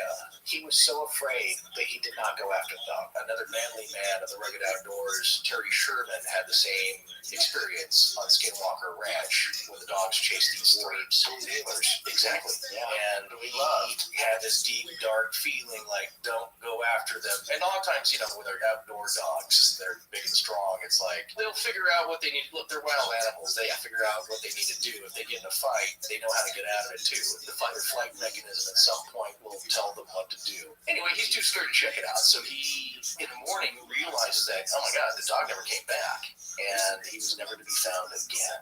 Yeah, so he gets up the next day and he's like, I've got to go down there. And under the comforting feeling of daylight, he goes down to the barn about where he thought he saw the eyes, and he sees these dog tracks in the mud from Bandit. And he can see the tracks leading down because the ground was wet and it was kind of muddy. And then he sees the tracks right where he thought the eyes were, and they're just running in a circle, which Bandit never did, just kind of running back and forth in circles, and he can't really figure out what had happened, and there's no tracks leading away. Essentially, Bandit had vanished into thin air. Similar to a Sherman Ranch experience. It is. However, with this story and the things we're starting to put together about the Mothman, which clearly, as you've said in the past with Skinwalker and also with our interview with Linda Godfrey and the Dogman stories, these things need to eat. What? For all we know, the Mothman grabbed Bandit and took off. Oh dear. And we're going to find out something that maybe supports that theory here in a minute with the next encounter. Forrest, you like hearing about crimes, frauds, and scandals, right? Are you talking about the upcoming election? Well, yeah, I am sort of, but now I'm actually talking about the Great Courses Plus, and one of our favorite lecture series there, Forensic History, Crimes, Frauds, and Scandals. And I just got done watching the episode Bad Boys of U.S. Politics. Are you sure you're not talking about the election? No, but I am talking about one particular bad boy from our political history, Warren G. Harding. He had extramarital affairs and paid huge sums of hush money to cover them up. He put his inexperienced cronies in high positions who then ended up embezzling large amounts of taxpayer money. He was involved in a corruption scandal with natural resources, and then he finally clocks out in what many people consider a suspicious death. Wow. And people think our current choices are unappealing.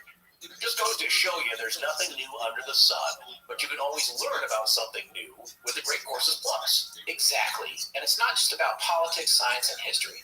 You can learn about everything from health, fitness, and nutrition to food, wine, and travel.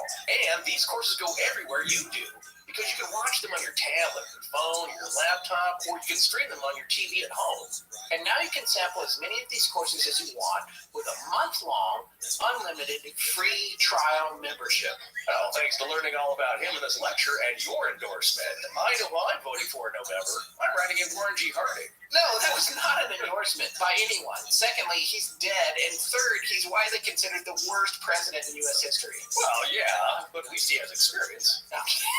Start your month-long, unlimited, free trial membership now. Sign up at thegreatcoursesplus.com/legends. Again, that's thegreatcoursesplus.com/legends. There's a conspiracy afoot. Your voice is too crazy. What do you know? A car commercial? Come on. There's a conspiracy. Now back it down further. That's all I can do.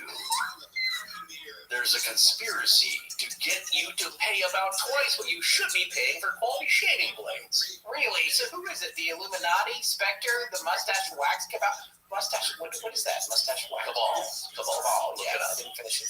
It's who would want to keep you from shaving? That's the point. Who wants to keep you from using quality blades? Okay. I'm going to say no on the Illuminati. I've met a few of them, and they all seem kind of unkempt. No, I'm talking about the corporations that make personal grooming products and expect you to cough up around $35 for a pack of 8 razor blades just because they think you don't have any other choice. But now you do with Harry's.com. Harry's owns their own manufacturing plant in Germany. So not only can they make a high-quality blade, they can cut out the middleman and sell direct to you online for about half the price of your store-bought razor cartridges. And we're talking about a 5-bladed cartridge with a smooth friction fighter strip and now a softer flex hinge, just like the ones you're overpaying for in the store. And it's not just the blades that are top-notch. Their line of lotions and creams are high-end spa quality, too. If you're still not convinced, go to Harry's.com and check out these razors. You know, we've also had our female listeners tell us they like Harry's because ladies shave, too. So it's not just for the gents. In fact, Harry's is so confident in the quality of their blades, no matter what you're shaving. They'll send you their very popular trial set, which comes with a razor, 5-blade cartridge, and shaving gel for free. Get your free trial set when you subscribe to Harry's.com, HARRYS.com. You just pay $3 for shipping, plus I have a special offer that's just for you guys. Enter the code LEGENDS at checkout and get a post-shave balm for free with your order. I've been a customer for a couple of years now, and I can tell you, really, you do have a choice when it comes to getting quality shave gear at a reasonable price. In fact, I just used them this morning, which is why I sound so darn smooth. Go to Harry's.com right now, enter code LEGENDS at checkout, and claim your free trial set, plus the post-shave balm. That's Harry's.com, code LEGENDS. And now back to Astonishing Legends with Scott Philbrook and Forrest Burgess. The very next night, back in Point Pleasant, there were 2 young couples that had gone out in a car out to one of the spookier parts of town to hang out and probably Nick. Let's make out point. Make out point.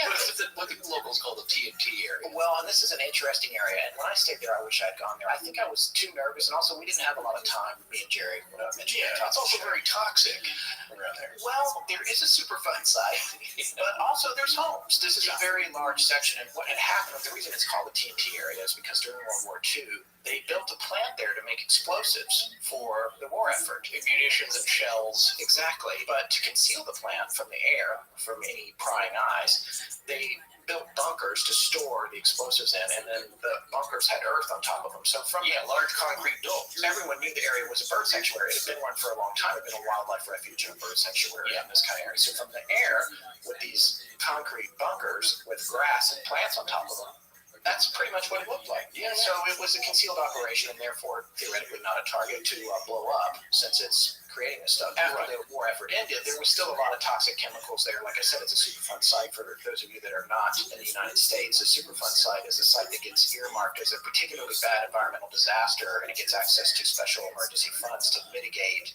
what had happened there environmentally in the past to make it safe for nature and people and everyone to continue using. You know, you have to consider during the war, no effort can be spared, so they were making ordnance there. And of course, some of those chemicals have leached into the groundwater, so the aquifers, basically you don't want to dig a well there and start drinking copious amounts of water. And some of the bunkers have been leased out to companies who were storing things there, and there was some company that was storing things there as recently as 2010, and we have a link to this in the show notes. One of the bunkers exploded. Oh, it did? Yeah, and it exploded bad. Blew the doors off. You can look at pictures of it. It's now just a hole. And That's part of the design, though, right? The heavy concrete reinforcement, not only from bombardment to the air, but maybe you get an accident. Yeah. It's also my understanding from Keel's book, there were a lot of homes out there. Now, I don't know if the homes are still there. His book was written 30 years ago. But there were people that lived out that way too. And when the Mothman sighting started, they had to deal with all kinds of people coming around who didn't have a whole lot else to do. Once this story came out, everybody was like, hey, that's the perfect thing to do tonight. But at this point, that hadn't happened. The story about the Mothman wasn't really out there, even though the night before, Partridge had this weird issue with Bandit disappearing. This is the next night. Word's still not out about that. Word's still not out about all the strange things going on. And these two couples headed out there. They were very young at the time. This was Mr. and Mrs. Roger Scarberry. Linda was her name, I think. Yeah, Roger and Linda Scarberry and Steve and Mary Millette. Yes. Yeah. So they were driving in the TNT area, and Scarberry's 1957 Chevy. Oh, very nice. And they were looking for other people to hang out with, I guess, but the roads were deserted and nobody was out there. There's houses, but again, it's not very populated. Right. Yeah. And locally they call the bunkers igloos. And the igloos have certain numbers, it's igloo RS3 or whatever, and they're sort of mapped out and laid out in different areas now. So they came back there to where there was a gate that was unlocked and they could pull inside and sort of drive around. You know, it's a classic sort of urban exploration. And It's also a great scenario for a spooky Halloween story. Right. Well, as they got up next to the actual plant where the explosives used to be made, Linda noticed something. And she told everyone, and they all looked over, and they saw two bright red circles. They were about 2 inches in diameter and 6 inches apart. Roger slammed on his brakes. This is from Keel's book. What is it? Mary Millette said. The lights bobbed away from the building, and the startled foursome saw that they were attached to some huge animal. It was shaped like a man, but bigger, Roger said. Maybe 6.5 or 7 feet tall, and it had big wings folded against its back. But it was the eyes that got us, Linda declared. It had 2 big eyes like automobile reflectors. They were hypnotic, Roger continued. For a minute, we could only stare at it. We couldn't take my eyes off of it. So they said it was gray in color, and it walked on sturdy man-like legs. And it turned, and I've seen this in a lot of reenactments, a lot of documentaries, but the way this thing walks with the big wings, it's scary looking. Like, I mean, I know they're reenactments, but this is a thing that is better off in flight, because when it flies, and they talk about it flying, a lot of times there's not a whole lot of flapping. It's almost like it's effortlessly flying. It has the ability to leap vertically straight up into the air. With very little effort, but it doesn't seem to walk all that great. It's not very graceful on the ground. Here's something that I always found interesting, because what they did is they found that faked, hoaxed clip on YouTube of the guy who's got the flying machine that he built, and he takes off from the park. Oh, yeah. And it looks pretty real. You know, we're talking like Brewster McLeod here, right? Like Court, look it up, folks. But he's flying around, and it's something that he made. But what you have to realize is that human beings are too heavy. Birds have like little air pockets and little air bubbles in their bones to make them even lighter. Yeah, birds don't weigh very much. A sandhill crane weighs at the most 9-10 pounds, I think. Forrest brings that up because and that is a big bird, and we're going to talk about it very soon here, but that's the closest thing you have to grab to. Well, obviously, these legs aren't bird legs, and so what they're describing, though, again, it's similar to maybe the 5 grave diggers, similar to what the National Guardsmen reported. Everyone's seeing the same thing. Everyone's seeing pretty much the same thing. And the only difference is that you hear sometimes some people say it's brown, some people say it's gray, which would be an easy color to mistake, especially in the darkness. It's similar enough. Yeah, Partridge is saying that he saw the same red glowing bicycle reflector eyes. Those are big eyes. Yes. I read a fair amount about eye shine. We're going to talk more about that when we talk about the other incidents and theories and that sort of thing in the other parts for this episode. But the eye shine and red eye shine specifically is something that you see in an animal that is nocturnal and hunts at night. It has the ability to see in the dark, in some cases a lot better than it sees in the daytime. And although this creature had been sighted in the daytime, the predatory behavior that it exhibits in most of the sightings occurs after dark. It sounds too big to actually fly. Yeah. So that's an unusual, paranormal, I don't know, supernatural aspect of this. Not that I'm saying that it discounts the stories. You could certainly argue that. It seems too heavy, too big to fly with big, muscular, man-like legs. All right, so Steve, I guess, freaked out. He's like, let's get out of here. Roger, he's driving the car, floors it. They shoot out of the gates. They spun out onto the exit road, and I guess they're headed for Route 62. And then they saw it again. Or another one just like it, as Keel said. As they hurtled past it, it spread its bat-like wings and took off straight up into the air, according to Keel's book. My God, it's following us, the couple in the backseat cried. Roger swung on to 62 on two wheels. We were doing 100 miles an hour, Roger said, and the bird kept right with us. It wasn't even flapping its wings. I could hear it making a sound, Miss Smollett added. It squeaked like a big mouse. It followed us right to the city limits, Roger went on. Funny thing is, we noticed a dead dog by the side of the road there. A big dog. But when we came back a few minutes later, the dog was gone. So these guys drove to the courthouse and ran into the sheriff's office and told their whole story to Deputy Millard Houston. Millard says to Keel, quote, I've known these kids all their lives. They'd never been in any trouble, and they were really scared that night. I took them very seriously. So the guy in his car, he follows Roger back to the TNT area. They look for the dog's body. This is just a few minutes later. It was gone. So they come back to the power plant, no sign of it. Houston switched on his police radio, and a very loud signal blasted out of the speaker, drowning out the voice of the police dispatcher in Point Pleasant.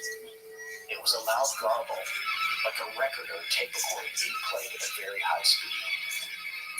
Deputy Houston, an experienced cop, looked taken aback but said nothing. He switched the radio off quickly and peered uncomfortably into the darkness, reluctant to really search the old building, but he was convinced. So that's the story. Mary Heyer, who we mentioned earlier, who's a journalist who worked with Keel, sent that story out over the wire the next day, and that's when it went global.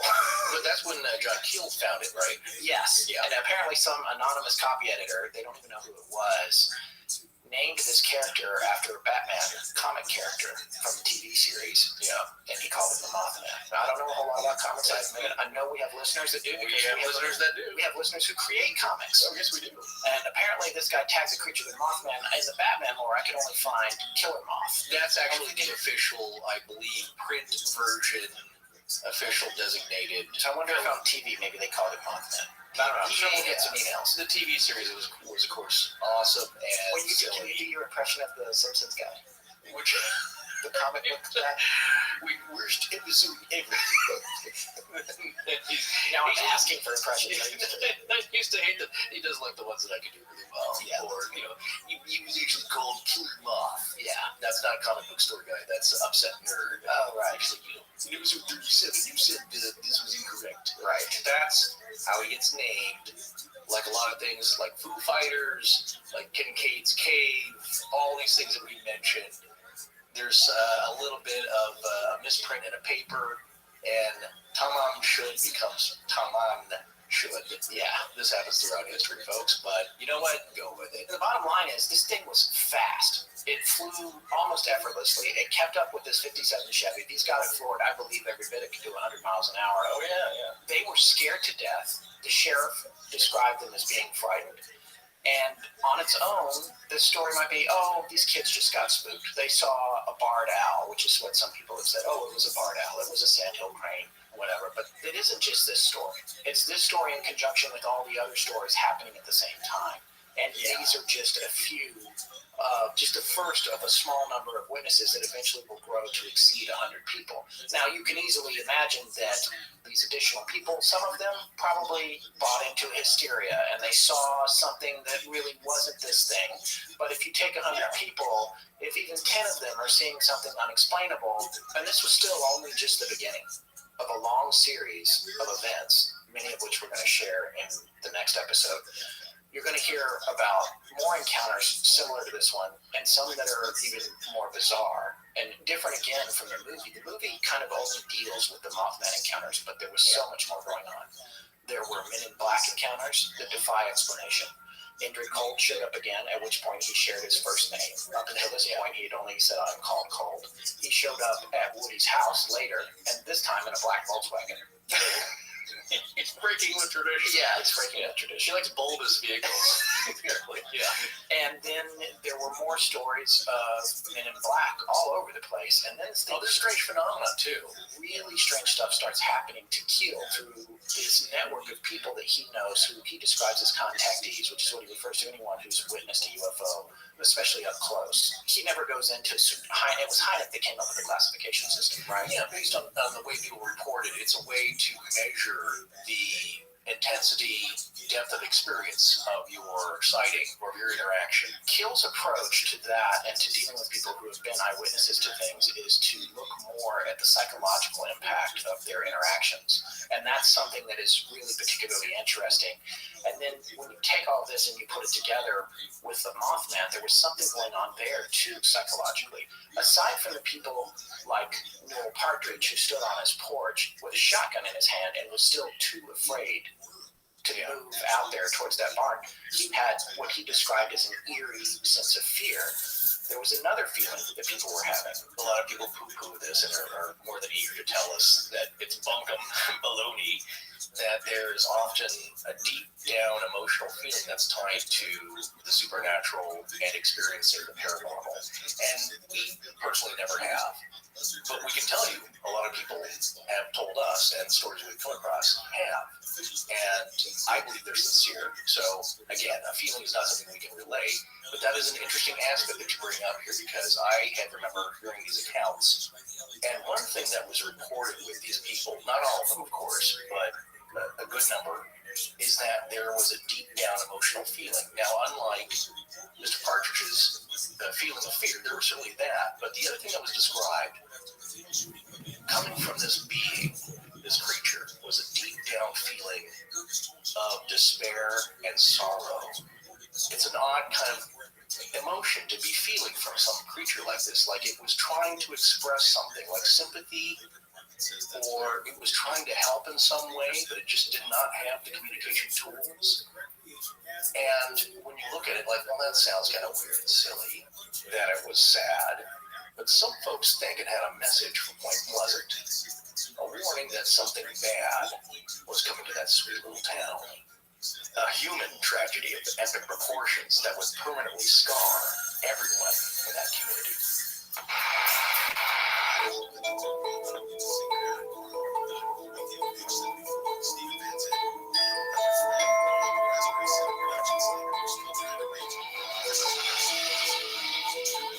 Well, that's going to wrap it up for part one of the Mothman. We'd like to thank ZipRecruiter, Squarespace, The Great Courses Plus, and Harrys.com for sponsoring us. We'll be back next week with the next part of the series, when things are going to get even stranger.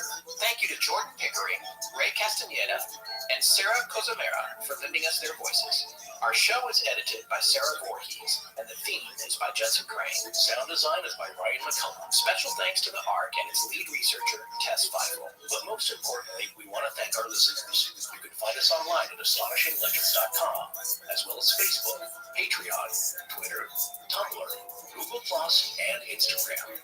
Copyright Scott Philbrook And Forrest Burgess. Good night.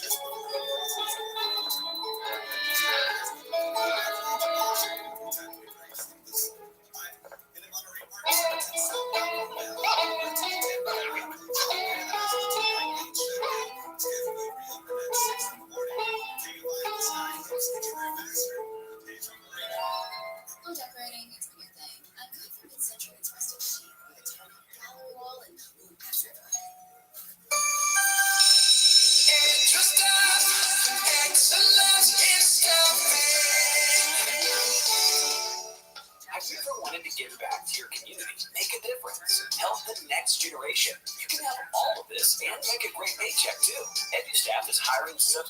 teachers and paraprofessionals in your local school districts. Apply to be an EduStaff substitute at edustaff.org. Excellence in staffing. Excellence in staffing. Your local school districts constantly face a shortage of substitute teachers and support staff. EduStaff is America's #1 choice for substitute staffing, and we're hiring people like you to help our school districts. Apply to be an EduStaff substitute today at edustaff.org. Excellence in staffing. Get year-round comfort knowing your home is backed by industry-leading Lennox equipment and expert technicians at Great Lakes Heating and Air Conditioning. Special savings opportunities and federal tax credits are available. So call 574-287-5046 or visit us online at greatlatesheating-ac.com/coupons to learn more. Excellence in staffing. Have you ever wanted to give back to your community, make a difference, help the next generation? You can have all of this and make a great paycheck too. EduStaff is hiring substitute teachers and paraprofessionals in your local school districts. Apply to be an EduStaff substitute at edustaff.org. Excellence in staffing. Hey, voice assistant. Programar cuarto nuevo. Especificar el cuarto de la casa. Digo. Solo puedo agregar cuartos con internet. Eso, ahora que tenemos AT&T All-Fi y somos guillonarios, hay cobertura de esquina a esquina. Adelante. Recalculando. Ahora con AT&T All-Fi, agrega Wi-Fi de esquina a esquina. Obtén AT&T Fiber con All-Fi y vive como guillonario. Disponibilidad limitada. La cobertura requiere extensores con un cargo adicional. Astonishing Legends is supported by Movement Watches, The Great Courses Plus, Squarespace, and Mac Weldon. And we're back. You may have noticed that tonight's show took a little longer to download. That's because, since it's our Halloween special, we decided to post it in stereo rather than mono, for the sake of Ryan's wonderful sound design. We generally don't post Astonishing Legends in stereo because it doubles file size, taking longer to download, and using up more space on your already overburdened podcast playback device. But what posting in mono does to Ryan's sound design is a straight-up crime. So tonight, take out those headphones, or play us back to the best system at your disposal, because Ryan isn't fooling around, and we're coming at you in high fidelity. I don't know if that was completely necessary, but we're an independent show and we get to do what we want. We want to say thanks to everyone for all the positive feedback on part 1 of this series. Yes, and please leave us a positive review at iTunes.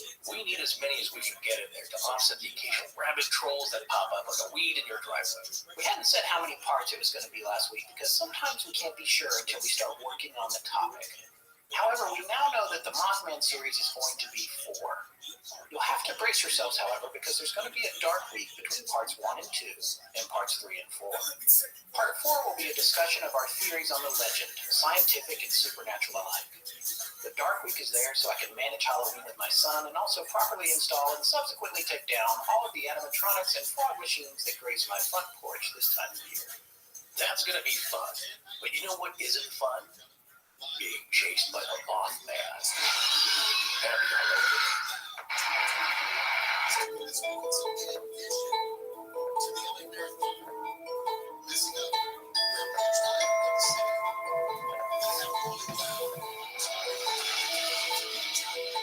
Welcome back to Astonishing Legends. I'm Scott Philbrook, and this is Forrest Burgess. UFOs do not seem to exist as tangible or manufactured objects. They do not conform to the accepted natural laws of our environment. They seem to be nothing more than transmogrifications tailoring themselves to our ability to understand. John A. Keel, author of The Mothman Prophecies. Join us tonight for the second part of our series on the astonishing legends of the Mothman.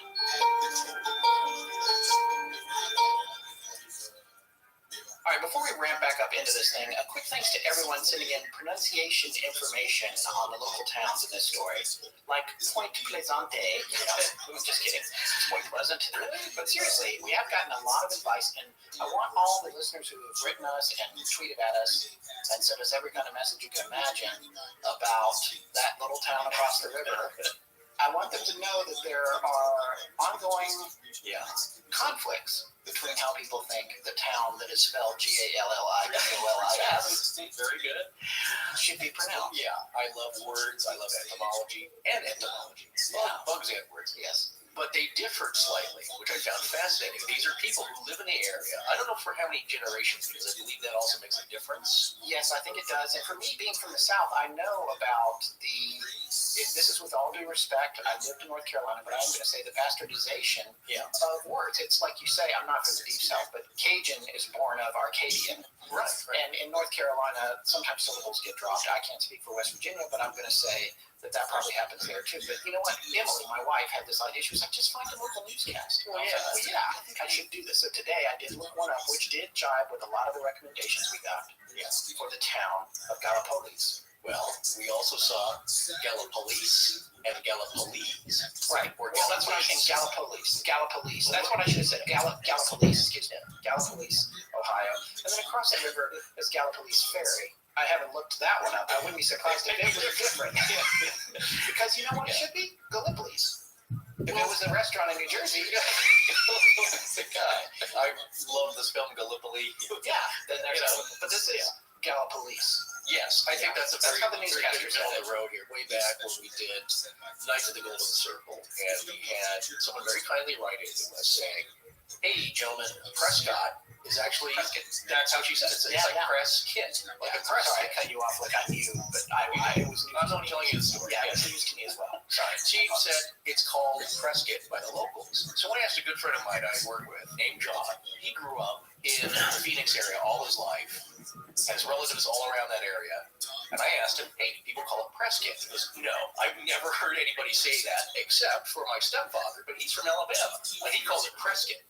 Well, you know, in the South, we have biscuits, not biscuits. It's spelled different. Exactly. So my point is that I'm sure there's a lot of people that do call it press kit. I've heard it on news reports from the area. Basically, I've heard it called press kit by local people, but I've also heard maybe even who call it Prescott. So, you know what? Go with the one you like. Yeah. I want to make one other correction. I mistakenly said in the last episode that live broadcasts of I Love Lucy had just passed Pluto in the last decade. I couldn't have been more wrong about that. In fact, today, Twitter user Chance Rubbage, who follows us. Is that a real name? I love, well, if they had their real name, I would have said it. I don't even know. But Chance Rubbage, who follows us, pointed out that at the speed of light, which is also the speed of radio transmission of television, Pluto's only about 4 hours away. So I couldn't have been more off base on that. But on the plus side, it did cause me to dig up the news stories that inspired my observation about I Love Lucy going into the far reaches of space. I found two. One was an NPR story that Robert Krulwich did. Yeah. Before Radiolab, I'm pretty sure. I don't know when Radiolab's first episode was. He's been the science reporter for a long time. This is an older story. And then there's another story. We've got both links about the propagation of live television and radio into deep space. Those links are in the show notes, so you guys should check it out. Some fascinating articles.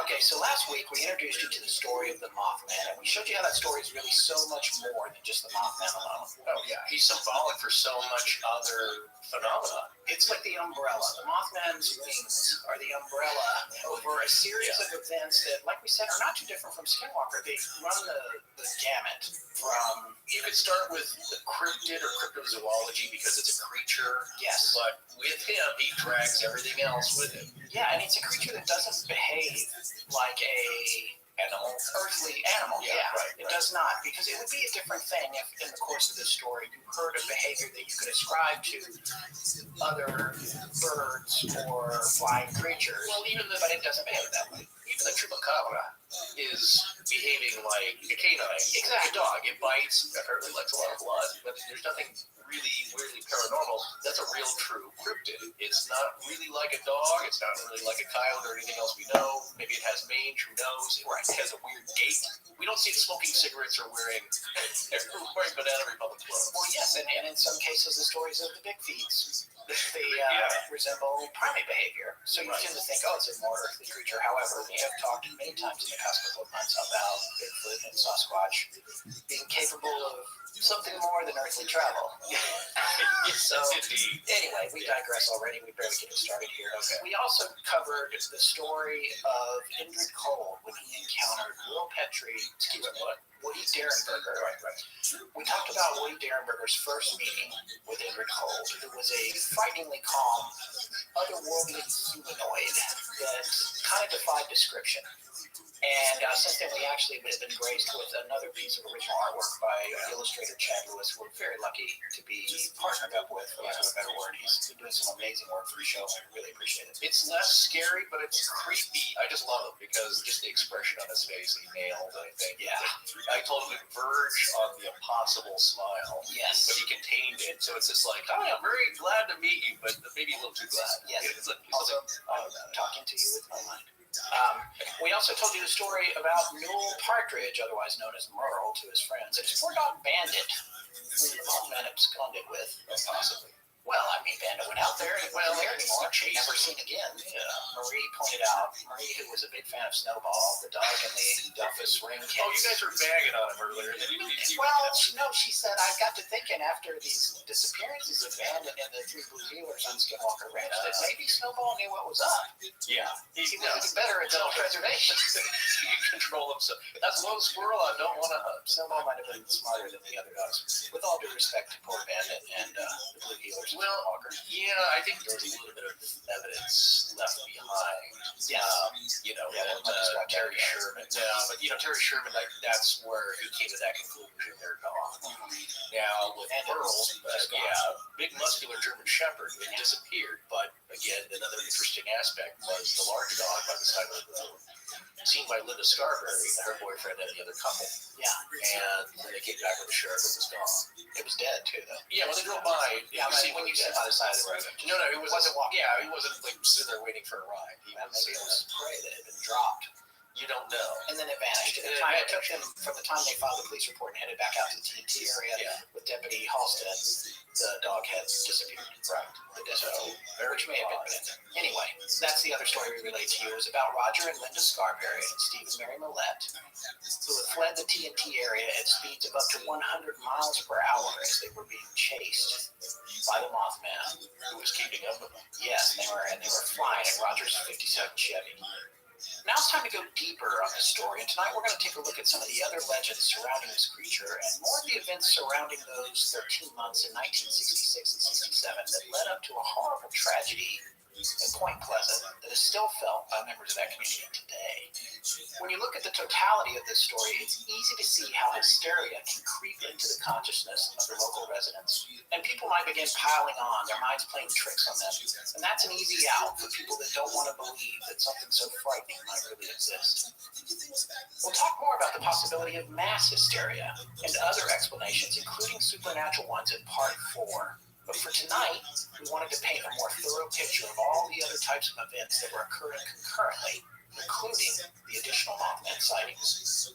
Let's take a closer look at Point Pleasant and the Ohio River Valley during the 13 months that followed the first sightings in November 1966. According to John Keel, in his book, The Mothman Prophecies, early on November 17th, just 2 days after the creature chased the 4 kids out of the TNT area in their car, a music teacher was sound asleep in her bed when she heard her small dog barking and going crazy around 4:45 in the morning. This woman, Mrs. Roy Groves, seemed to recall that the moon was out and very bright that night as she looked out her kitchen window and saw a circular object across the road above the trees. It was as big as a house and brightly lit with red and green lights. She told Keel that she was about to wake her husband up when the craft zigzagged away and vanished. Later that same day, a 17-year-old boy reported that a huge bird suddenly dove in his car and followed him for nearly a mile on the road, almost directly in front of her house. The day after that, Paul Yoder and Benjamin Hicks, a couple of firemen, were out of the TNT area and said they saw a huge bird with giant red eyes. Keel quotes them as saying, "It was definitely a bird, but it was huge. The creature was turning up everywhere in the area. There were so many sightings like that. There were so many people that were seeing it that they would say, "Oh, it was a bird," but it's huge. And even the people that said it was a bird had said they'd never seen anything that large in their lives. And other people said, "No, this was a man with wings."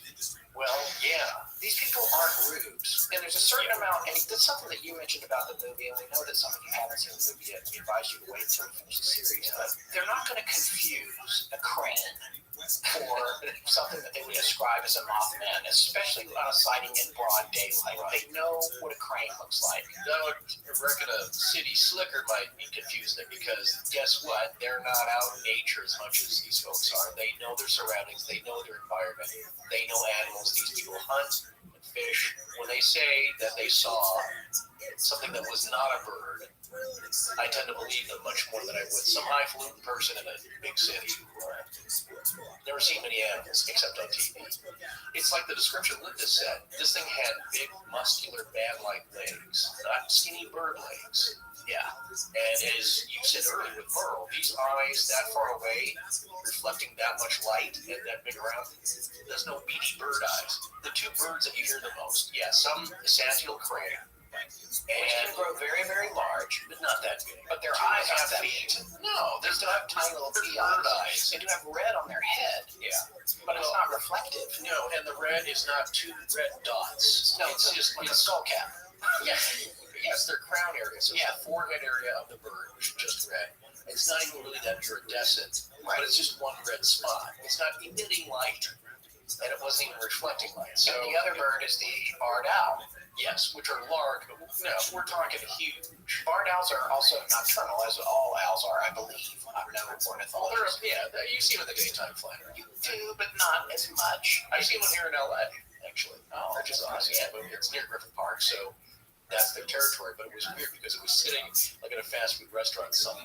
You just come out of the park. So Oh, that was one of those plastic ones to scare off pigeons. well, you didn't see many pigeons around because I think the owl was eating them. So they're animals. They have their hunting territory. You can hear them when they're divvying up the females. And there's no bird that's man-sized anywhere. Years ago, I looked up a pterodactyl because I thought, like, could those really carry off somebody? And those might get to be about 5 feet from tip of beak to tail, 5 or 6 feet. I'm totally talking off the top of my head here. That's when we always get in trouble. Yeah, you know what? I don't Wasn't care. there another one? I thought there was some other giant. This is going to come up again in the theories episode. No, but there's larger ones, but there's no giant prehistoric bird that's, let's say, the size of a crocodile. You know, that But long. there is. There's that famous picture of Dr. What's his name? He's going to come up in the theories episode that he was standing in front of the large black bird. It's a reconstruction. Oh, okay. Well, how long is it then? Well, it's like a bus. No. Yeah, you've seen that picture. It was in the Guinness Book of World Records. I don't know. All right. Well, we'll come back to it. My point is that there's a reason birds are the size they are. And they can only fly so fast. Now, sandhill cranes are great at gliding, but they don't really dive and swoop like a peregrine falcon. They're not doing 220 miles an hour down in the car. Right. So that's another thing. I don't believe that they could flap and keep up doing 100 miles an hour. But, Well, you know, they here's swamp the thing. gassed it. There you go. Yeah. Well, there's a thing about Mrs. Gross's story, though, that I looked into just because that's kind of what we do here at the show.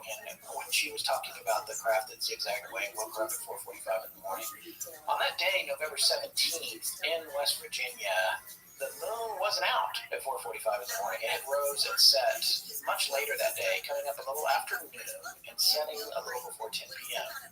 And on top of that, it was waxing crescent. Only 28% of it was visible, and it wasn't going to be full until 10 days later, at which point it would have risen at 5 p.m. and set at 8 a.m., which better matches the 4:45 a.m. story for her. So on the surface, your first reaction might be, well, she must be lying. Maybe she made the whole thing up. Or maybe there's other factors that could be at play here. She obviously could have been dreaming. Maybe it was a dream. She also could have been mistaken about the date. I don't know when Keel talked to her. He doesn't mention that in his book. But maybe she misremembered the date. Or maybe what she thought was the moon was something else. Possibly. The question is, were her senses being manipulated? That seems to happen again and again with these stories. The events appear in a form that you can understand, but I'm completely conjecturing it. Some people get crazy when we do that. I don't necessarily think, oh, she made the whole thing up. I do think it's possible that it was a dream. Well, how important is the moon? It didn't turn into something else. You know? No, it didn't, but she said she specifically remembered that it was out very bright. Right.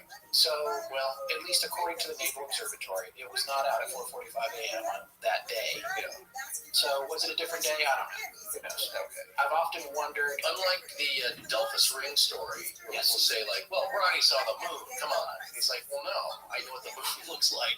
It's Yes. far away in another direction." And also, we checked then Yeah. on the moon in that particular story, and we were able to find that it was out, but it was not at the right point in the sky. And, No, but it's people telling him what he saw. yeah. Yeah. It is interesting, though, that on the very same day, the 17-year-old reported being chased by a large bird in his car on Route 7, which is pretty much right in front of Mrs. Gross's house. And there's no way that boy could have known about her sighting. In fact, she didn't even tell her own family about it until a few weeks later. Was that boy's name Tom Urey? His name isn't mentioned in this. Okay. Only because I saw an interview with a guy. He may have been older, I believe. I don't know if he was a shoe salesman then, but he was driving, and he describes that. And the only thing that just stuck out is that, and we'll have a link to this documentary, which I believe was, we mentioned in the first part. It's pretty well done. That's because I think it was done in conjunction to promote the movie. It has a few factual errors. Well, there's a few things which are not fully explained, which lead to errors and kind of an error by omission. So they interviewed this guy, and he was a witness. And he doesn't look all that old now, so he's probably in his late 50s, maybe early 60s. But they showed him a picture of Santo Crane. He's like, no. Yeah. This is all due respect to the professor of wildlife at University of West Virginia. Yeah, the guy who. Yeah, he said, no, wrong color, skinny legs. This is not it. Yeah. Yeah. But his name was Tom Urey, and he's Could be him because Keel doesn't mention the name in his book. Right, So you okay. have to look at his notes or find something else he published about that particular incident to gotcha. But it could be the same guy. yeah. Man, some of these Indrid Cole type stories are so strange. I mean, think about it. They can manage to get to our dimension in a flying tin can, but once they step out, they don't even know what time it is. I know. And if he'd had about $100 on him, he could get a really cool looking watch from Movement to go with the rest of his outfit. Yeah, Indrid's got a pretty sharp look to him. The shimmering metallic overcoat, the metallic looking pants and shirt. You know, if I saw him wearing a Movement watch, I would just think that that's what they're wearing in a much hipper and fashion forward dimension than ours. Well, that's the point with Movement. You don't have to go through a wormhole flying a lantern to look like a being from an advanced civilization. You can get a stylish quality timepiece at an affordable price because Movement watches start at just $95. They have a wide selection for men and women, and when you want to switch up your look, you can get interchangeable straps to go with whatever you're wearing. But at that price, you really can't afford to get a couple of watches, like some for work and some for when you're really dressed to the nines. They also have chic sunglasses for when you want to go for that Men in Black new hotness look. I love the idea behind Movement as a company. Two broke college guys wanted to wear classy, stylish watches, but they couldn't afford what was available to them in stores, so they started their own company. They figured they could sell directly to people on the internet and cut out the middleman's retail markup, which means you get all the high-end design and craftsmanship at the best possible price. They've now sold over 500,000 watches in 160 countries. No matter where or when you are in the multiverse, you can look like $1 million, starting at just $95. And with free shipping and free returns, it couldn't be easier to step up your watch game and start looking like a sophisticated adult human who knows what time it is. Get 50% off today by going to movementwatches.com/legends. That's MVMT watches.com/legends. Join the movement. Let's get back to the show. Later that same November, Keel reported that 5 teenagers were out for a drive and they saw a man-sized bird-like creature by a rock quarry. It saw them and turned and ran into the woods. He quotes them as saying no one believed them because they were kids, but they were genuinely scared. In another sighting, an elderly businessman in Point Pleasant became concerned when he heard his dog going crazy outside. He'll go with dogs again. He went outside and came face to face with what he described to Keel as a 7-foot-tall gray apparition with flaming eyes. He apparently went into some kind of trance and lost track of time for a little bit. I guess no one can say what happened between him and the creature during those moments, but eventually it flew away. He was so beside himself with shock and fear, and he looked so pale that when he stumbled back inside, his wife thought he was in the throes of a heart attack. Here we go with more sites in my yard. It's flying over my car. People everywhere are reporting this thing. And you know what's interesting to me about it too is the sort of trance phase. A lot of people describe that. Yeah, that's very interesting that you mentioned the word trance, because I was watching one of the other interviews from this documentary where that's exactly described. And it's Marcella Bennett, and she was much younger at the time, but she's on camera in this interview telling about this incident. And what happened is that her and her brother were headed to the T&T area to visit some relatives who kind of lived on the outskirts of the area. And she had her 3-year-old daughter with them. They pulled up in the car. And as they're getting out, her brother had noticed something unusual in the sky. Lights or something odd, and he wanted her to look at it. Kate took a look at this. She had no interest. She did not want to look at it. As she's making her way to the house with her daughter in her arms, there's some kind of figure that she notices out of the corner of her eye. Yeah, it's some kind of man or creature or something. And at that point, she goes into a trance. She falls down in a paralysis. And she realizes that I'm just following my daughter, but I can't help it. I can't move. And this thing is coming up to me. She can sense this thing's approaching, but she can't move. And she realizes that I have to get into the house as quickly as possible. And I believe her brother's already made his way in and opened the door. Well, she is able to regain strength in her legs. She comes out of it. She scoops up her daughter, and they run inside as fast as they can. And they slam the doors. Now, the problem is, this thing has not gone away. It's still coming. It's making its way to the porch. And they can hear it thumping up the stairs on the porch.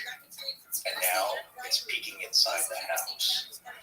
So, well, imagine that. They're freaking out, but they called the authorities. And by the time they came out, this thing had gone, of course. They were terrified. And to this day, she is terrified and, was traumatized and had to seek medical attention, like counseling after that, because it was so different. It's not being spooked by a deer coming up to eat your flowers. What's fascinating about this, first of all, again, we go back to the trance. People are falling into trances. They're losing track of time. The elderly gentleman on his porch. It's like it's got a hypnotic quality. Well, Keel mentions that too. He apparently had a fascination with hypnotism himself in his book. But the other thing I want to make clear is in part one, we talked a lot about nocturnal sightings of this thing. We've seen plenty of times in broad daylight. We're going to discuss a few of those today. In broad daylight, it's a lot harder to mistake something for something else. Well, if the sun is out, you can clearly see what you're looking at.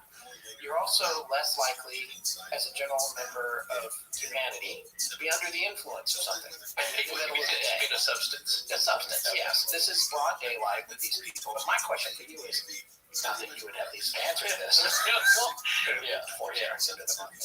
This thing wants to be seen. It has no fear of being seen. In fact, it's like it's trying to make contact. Yeah, in some cases it does. In some others, it's kind of just doing its thing. Sitting in the tree, swooping down, flying around. Maybe it buzzes somebody. That was the case of the 5 grave diggers in Glendon. Yeah, we put the emphasis on. Yeah, we got an email about it today. Glendon. Okay. They saw this thing sitting in the trees. They all noticed it. A large brown man with wings. And it swooped over the car. Not real low, so they all had to hit the ground. It's like some... What, are you talking about the grave diggers again? Yeah, that was I thought they were standing in a hole. You said... No, they're not all in the grave. No, but you said swooped over their car. They had a vehicle they arrived to the cemetery with. They said it kind of... Make sure we get the story straight. Oh, thank you. Okay, Even though they think that story might be made up anyway. I'm not sure it's made up. It's uncorroborated. Well, Except for by the West Virginia Chamber. It's ahead of it by a day or so. Yeah, which is the time to be the first sighting. We've already talked about this. Yeah, there's no festival that they're trying to beat them out. This thing flies over, and it's not attacking them. It's not doing a trickstery move, but it doesn't really care that it's being seen. Yeah. Much like a lot of people say with UFOs. They claim there's cloaking devices and some kind of zip away, but in a lot of cases, it seems like they don't care that there's a busy highway or that people are noticing them. They're just out kind of doing their thing. Yeah, same with this. But in this case, though, I would say the stories much more lean towards this thing. If it is, as people have described, it's looking for some kind of interaction. Well, but it's not doing it very well. Right, and the other thought is that in a method that's similar to Indrid Cold, these encounters do seem to have a psychological, almost telepathic component to them. Yes, an emotional telepathy of sorts, too. Yeah, exactly. Let's talk a little bit about Connie Carpenter. She had one of the most intense sightings because technically it's a trace evidence case, which is, as we all know, anyone who's listened to several episodes of our show, is my favorite kind of UFO case is when it leaves something behind. A close encounter of the second kind, right? There's trace evidence. Yes, by the Heineck. And I don't know if this qualifies as trace evidence because it's actually a physical ailment, but I think it does. Connie was Mary Hyer's niece. To remind everyone who Mary Hyer was, she was the journalist in Point Pleasant that wrote for The Messenger, which I think was based in a different town, the Athens Messenger. Yeah. But she had an office in Point Pleasant where she worked in. Athens, Ohio. Excuse me, Athens, Ohio. Yes, absolutely. I'm sorry. I knew that Athens was in Ohio. I knew that. Or is it Athens? Stop. But anyway, John Keel and Mary Hyer became pretty good friends and investigated together during the 13-month period that we're covering in this series. So Connie was Mary Hyer's niece, and on Sunday, November 27th, 1966, Connie was on her way home from church. So this is broad daylight. It was actually about 10:30 in the morning on a Sunday. Not a nighttime sighting, as we pointed out. She was driving past what is now known as the Riverside Golf Club in Mason, West Virginia, just 25 minutes north of Point Pleasant along the Ohio River. To give you an idea of the area, this is only 10 miles north of the TNT area where the mothman was thought to have possibly lived. The TNT area, which we mentioned before in part 1, which was a former military munitions base and storage area for explosive ordnance. They were manufacturing and storing it there. Yes. And that accounts for the concrete iglus that were there. So there's a lot of really toxic chemicals that have leached into the ground and therefore into the surrounding ponds. So again, it's a super fun site, which means it's going to require a lot of cleanup. Yes, and it's also part of the McClintock Wildlife Management Area, which, super fun sites in wildlife areas. It's going to be, in some area. But the TNT area is nearly exactly halfway between Point Pleasant and Mason, where the golf club is and was that Connie was driving by. So she's driving past this place in broad daylight when she saw a huge gray figure. She couldn't help but slow down and try to figure out what it was. It was over 7 feet tall, and it had gigantic, glowing red eyes. This is in the daytime. So now we've got glowing red eyes in the daytime, which rules out nocturnal eye shine, which we've all seen, and which some people have every time they're photographed.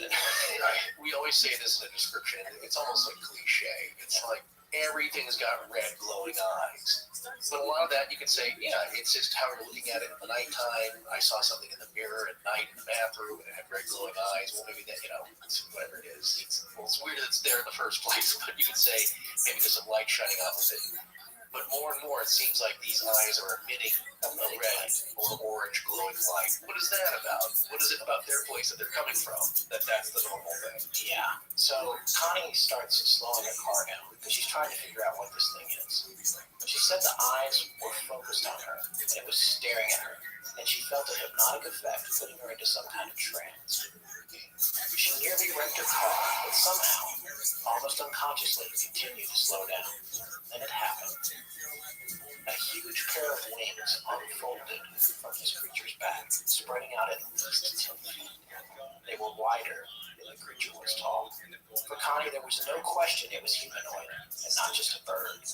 Then it defied the laws of physics as it slowly lifted up off the ground without making any kind of sound, and pointedly without even flapping those giant wings. And to her terror, it made a beeline for her car, staring intently at her the entire time. Connie floored it to get away. She was the first of over 100 people that would have encounters during the winter between 1966 to 1967. So I have a question. This kind of backs up that a part of her story about what I was saying previously. I knew of this story, I knew of Connie's story, and I have a couple of other things to add to it about her experience. But you're saying, though, here, that it defied the laws of physics and slowly lifted up off the ground without making any kind of sound and pointedly without even flapping its giant wings. Yes, and that's Soared not the away. only time that's been described. Okay, so here we go. What I've been saying is that this thing looks too big and heavy to fly. Right. Within the laws of aerodynamics as we know it, there's no lift on the wings like a bird. Yeah, you can't just shoot straight up in the air. Unless you're a Unless rocket. you're Batman. Yeah, or Batman or Superman, exactly. Right. It unfolds its wings and just kind of floats up into the air, right? Shoots straight up. Yeah. The distinction I'm making is that now we're kind of out of the realm of some kind of normal cryptid biological element here into something even more paranormal. Yes, extremely supernatural. Exactly. So, High strangeness. indeed, very high strangeness. And the fact that it can follow these cars at tremendous speeds, a regular bird usually doesn't fly that fast. Now, I haven't even gotten to the trace evidence part of this case. First of all, Keel had said that the minute he met Connie, he knew her story was real. And there's a couple of reasons for that. One was that he describes her as a very shy, reserved 18-year-old. And as we said, his friend Mary hires niece. She wasn't seeking any kind of notoriety, and pointedly, one of the most interesting things about her was that her eyes were swollen and red. Both of them. She had conjunctivitis, otherwise known as pink eye, and it lasted for 2 weeks after that encounter. Here's the thing about conjunctivitis.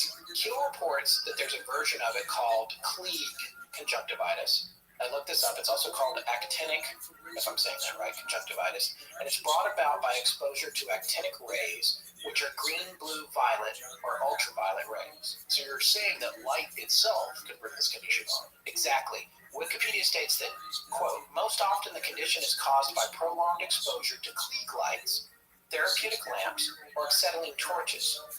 Other names for the condition include Klieg conjunctivitis, eye burn, arc flash, welder's conjunctivitis, flash keratoconjunctivitis, actinic ray ophthalmia, X-ray ophthalmia, and ultraviolet ray ophthalmia.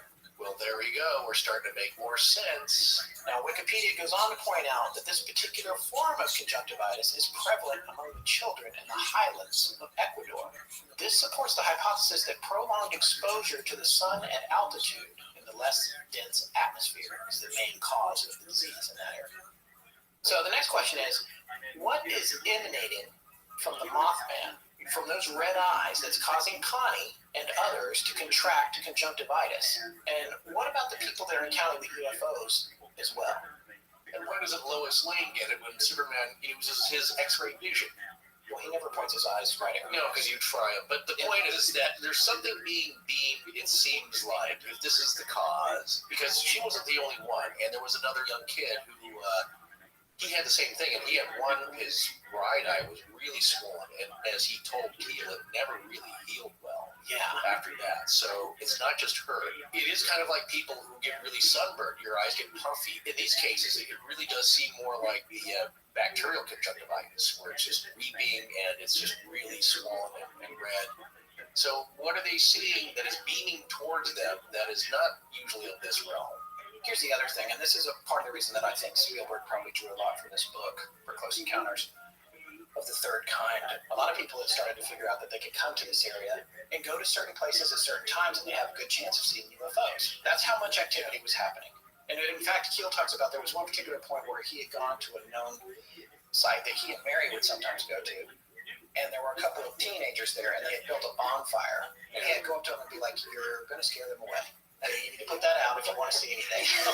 Oh, were they there to try and see? Yeah, they were there to try and see something, but they obviously didn't know the protocol. So, well, no, not as well as he, but it's mostly within these 13 months. Yes, during this period, since the first Mothman sightings and running up to the final point, which we're going to get to at the end of this part. Right. That's also what was winding up everybody in this town. That when John Keel arrived, he said you could sense it. There was a palpable feeling of nervousness and angst, and that's actually conveyed very well in the adaptation in the movie. Yeah. There was a feeling, everybody knew that something was up, but nobody could figure out what exactly it was. And to a certain extent, it could fairly be described as an ominous feeling. Right, and for those of you who will just write it off as general mass hysteria, one, I don't think it really fits the definition of that. More so, yes, on the sociological scale, not so much on the medical, because there's different symptoms. but it's not as though there was a whole feeling of panic around a very specific thing coming into town. People just didn't know what was up because they're hearing these stories from a lot of people, as it's been implied, who were really decent folks. Not hoaxsters, not shucksters or hucksters, These are people that are known in the town. It's a very small town. Everybody knows each other. As the sheriff said, these 4 kids were good kids. They've never been in trouble. And they were so visibly shaken. In fact, Linda Scarberry had to have the doctor called because when she got home, she collapsed on the floor and was in just really bad state. The doctor had to come and give her sedatives. Yeah, she was that bad. And Right, that's not a hoax situation. Could it still be misidentification? Yeah. Could they have had a close encounter with an earthly creature that they just didn't recognize? Yes, but whatever happened, she clearly had PTSD from a really frightening experience. Oh, sure. And a lot of people did, Right. including Connie. Connie's husband, Keith Aker, this is the same Connie Joe, who I think is being I'm pretty sure it is. There's 2 Connies in Keel's book, but one is this Connie, and the other one that we're going to talk about a little bit later. Yeah. How her and her husband and entire family were visited by a strange man. So Connie's husband, Keith Aker, that's her married name now, is on camera, and he's wanted to set the record straight because she's still so freaked out all these many years later that she will not go on camera and talk about it. And he describes that night. They were dating at the time. 50 years. It's been 50 years. Yeah, and she still affects her that much. It took me so long. I was counting my fingers while you were talking. No, that's why. Yeah, right. So he described going over to her house. Now they're dating at the time, and so he knocks at the door. Mother answers the phone and says, "Well, she's in bed, and she does not want to come out of her room." So he goes to visit her, and it took a long time to get this out of her for her to even describe what happened. She was that shaken up. So people see weird things. I don't know. Like, do people feel this after seeing the Chupacabra or even a Bigfoot sighting? I mean, there's people who claim to have seen Bigfoot. It's kind of exciting and sometimes upsetting, and sometimes they're freaking out. I've certainly heard stories where people were in their cabin, dogs freaking out. They can hear the knocking and the vocalizations, the weird ones, and they're frightened. But not like this. Yeah. This is different. Well, this is, there are multiple cases too of people who said after the encounter in their cars, for example, they had to pull over to the side of the road and they threw up. Does that then go along with some kind of radiation of sorts? That's a really good question. Now that you mention, I hadn't thought about that. That's a very good question. Because again, if this thing's kind of burning your eyes in a way where you get conjunctivitis, the form of it, and you have all these other symptoms like people getting sick, being sick afterwards for days. All right, so getting back to the group sightings, Keel had figured out, and Mary hired both. I just want to call her Mary. I feel like I know her. That's fine. You know, God rest both their souls. But Keel and Mary had figured out. Keel should be Keel, I think. Well, I guess it's John and Mary. There you go. I'm going to call him Keel. Keel and Mary. He had figured out where to go to see UFOs. And in early April 1967, this is a few months after the Mothman first showed up in the prior November, there were tons of people out in the TNT area because everybody got word, the Mothman's out there, because everyone had heard what happened to Roger and Linda and Steve and Mary. That's another thing I wanted to bring up quickly here. Yeah. This wasn't just isolated stories that people kind of forgot about it or thought like, well, that's weird. No, they brought in the state police, the National Guard were searching for this thing as if it were like a Frankenstein hunt. Yeah. How people would describe it. Yeah, they were going in and out of the buildings. Keel himself went in the building and with the 4 kids, but they didn't see anything. One of them saw something, and there's so many stories. We can't put them all in an episode. We'll be talking all night, and also you should just get his book. It's a great read. It's super entertaining. But there was one particular evening in April 1967, and he and Mary had decided to drive over to 5 Mile Creek Road, just below Gallipolis Ferry.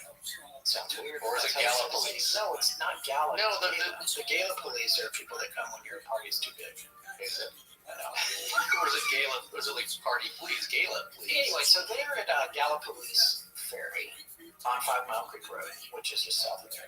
In fact, they went there 2 nights in a row. Both nights, John and Mary saw strange balls of light and unidentified flying objects, one of which looked to Keel like it had a window and a being inside, although Mary thought it was just some kind of partition on it, and he wrote in his book this was the only thing about that encounter that the 2 of them disagreed on. Interesting. And she later signed an affidavit saying that she personally witnessed what happened that night on his behalf to say that she was there. Right, an affidavit. Yeah, because he wanted proof, right, of something that was witnessed by more than just him.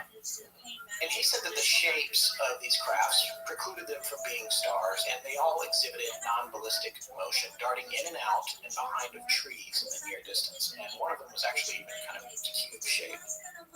Now, at one point, Keel, who had an exceedingly bright spotlight that he carried around to try to communicate with UFOs, picked out the largest object, and he took the spotlight and he flashed in Morse code at the spotlight the word descent. Apparently, Mary watched this whole thing and she freaked out when it started dropping. And not only was it dropping in what they describe as kind of like a falling leaf motion, which Keel says is a common description of how UFOs descend, which I hadn't heard before. But he seemed to say that it was a common thread. And she described it as sort of looking like it was coming downstairs, and he said it was like a falling leaf. I have heard of the zigzagging pattern, which is unusual, but we don't know how these things fly. Right. So, but it's not a helicopter. Right. Yeah. And here's the interesting thing about this. You know what Keel woke up with the next day? Conjunctivitis. Cleves conjunctivitis. So I'm going to posit a completely unsubstantiated theory here that I haven't seen anywhere else, but I'm going to go ahead and put it out there that the conjunctivitis is not a sign that you've seen a UFO. Maybe it's a sign you've been abducted. Now, Forrest, I know you're going to have something to say about it. But maybe I don't know, because I feel like I need somebody else's point of view. I guess, because I'm pulling this out of the dark. Okay. Let's say all you can remember is seeing the craft, but the Cleves conjunctivitis is a result of something more happening to you. This gets into the whole idea of these visitors being maybe some kind of time travelers or something. It lends some weight to whenever somebody does communicate with them. They always seem to be confused about when they are and not just where they are. I love that phrase. Yeah, when is it? Now, they're asking everybody what time it is because their process of travel is imprecise. Maybe they're just us from the future. I mean, stop it with that. Okay, all right. No, but here's the thing. I'm reading A Wrinkle in Time right now. Okay. Now, that is a big theory on shadow people. Like, they're just us visiting from the... So everybody who's capable of doing that comes here to strangle people in their bedroom. That's shadow people don't strangle people. A lot do. They do. They strangle. They come at you. They love your fear. They love your fear. Yeah. Keel mentions this, or maybe it's Brad. You know what? Actually, it's Brad Steiger who mentions this. He's a contemporary of John Keel's, a longtime good friend. And just a voluminous writer, just very prolific and a huge name in the field. But he was asked this, is it scaring people? He said, it's really maybe more about control, that they're able to control you and that there's some kind of thrill there or some kind of energy that they get from that in controlling. Fear is a large part of that, and I believe so too, because I've heard so many of these stories where it does seem like there's some kind of joy and pleasure and smiling and grinning out of your sheer terror. And people who have experienced that, that's the only thing they can think of is that this thing seems to be really getting off on me being paralyzed with fear. There's two things here I want to say quickly, because you did ask. One, at the end of Close Encounters, not to give anything away, but what are the people who are going on this adventure, what are they given? Sunglasses as they're going aboard the ship, which is very bright. You think they can just dim the lights a little for the humans, but no. So they gave them sunglasses, which Roy Gary, Richard Dreyfuss refuses, because you got to see his eyes. He's the star. That's why they did. Does he say I can't work like this? No. Did that happen in the first episode? Yes, they mentioned that. Two, I'm going to tease a little something here, which pieces are also fitting together around our own heads as we compile information. And we're certainly not as far ahead as some of the legends in this field are. But as we're evolving, we're putting together the story of maybe bits of evidence. And so one is a story that a friend of mine tells about missing time. That he and this friend of his were going to a destination. Ultimately, the result was that they both lost about an hour and a half, maybe 2 hours of time. Unknowingly. They showed up to an appointment, both late. They're like, what? No, we left like an hour early. We really want to be on time for this. Like, no, the person you're here to meet has been gone for 45 minutes. So that's kind of the basics. They started to piece together what happened along the way. We were just driving, both of us, And we didn't notice anything, so they're recounting things that they saw. Now, this may not be part of the story. There was actually 2 incidents that happened to these people, which again goes back to certain things happening to certain people over and over again, the same people. But not all throughout your life, not like every other week, because that would just drive you insane. But a few times, which is a lot more than the rest of us. So one interesting thing that this person said, this friend of mine, said that he noticed something very strange on the side of the road, that a VW bus, microbus, the hippie surfer bus, flipped over and was on fire. I don't think at the time he said anything to his friend that was sitting next to him, but he's like, geez, I hope they're okay. I mean, there's seems to be taken care of. It looks like just a regular car accident, except this thing's on fire. Kept driving. They recounted the story later, and the person that he was driving with did not see that at all. Not that it didn't happen, or that he wasn't sure that he saw it. His conclusion, though, and if you look into like communion and things like that, sometimes these things, they're almost like tricks and diversions being planted into our head, things that we see or don't see, or how they're seen. It's a diversion from what actually happened, and you'll hear that a lot about abductees. It's like putting a dissolve on an edit. Yeah. You're trying to hide the edit. Here's what I'm saying this because I used to be an editor. Yeah. Well, as we used to say, if you can't solve it, dissolve it. If you can't solve it, dissolve it. That's what the aliens are doing. You've hit the nail on the head. Well, no, they snatch you away, and when they bring you back, they don't want you to feel a jump in your own time. Right. So they set a car on fire on the side of the road.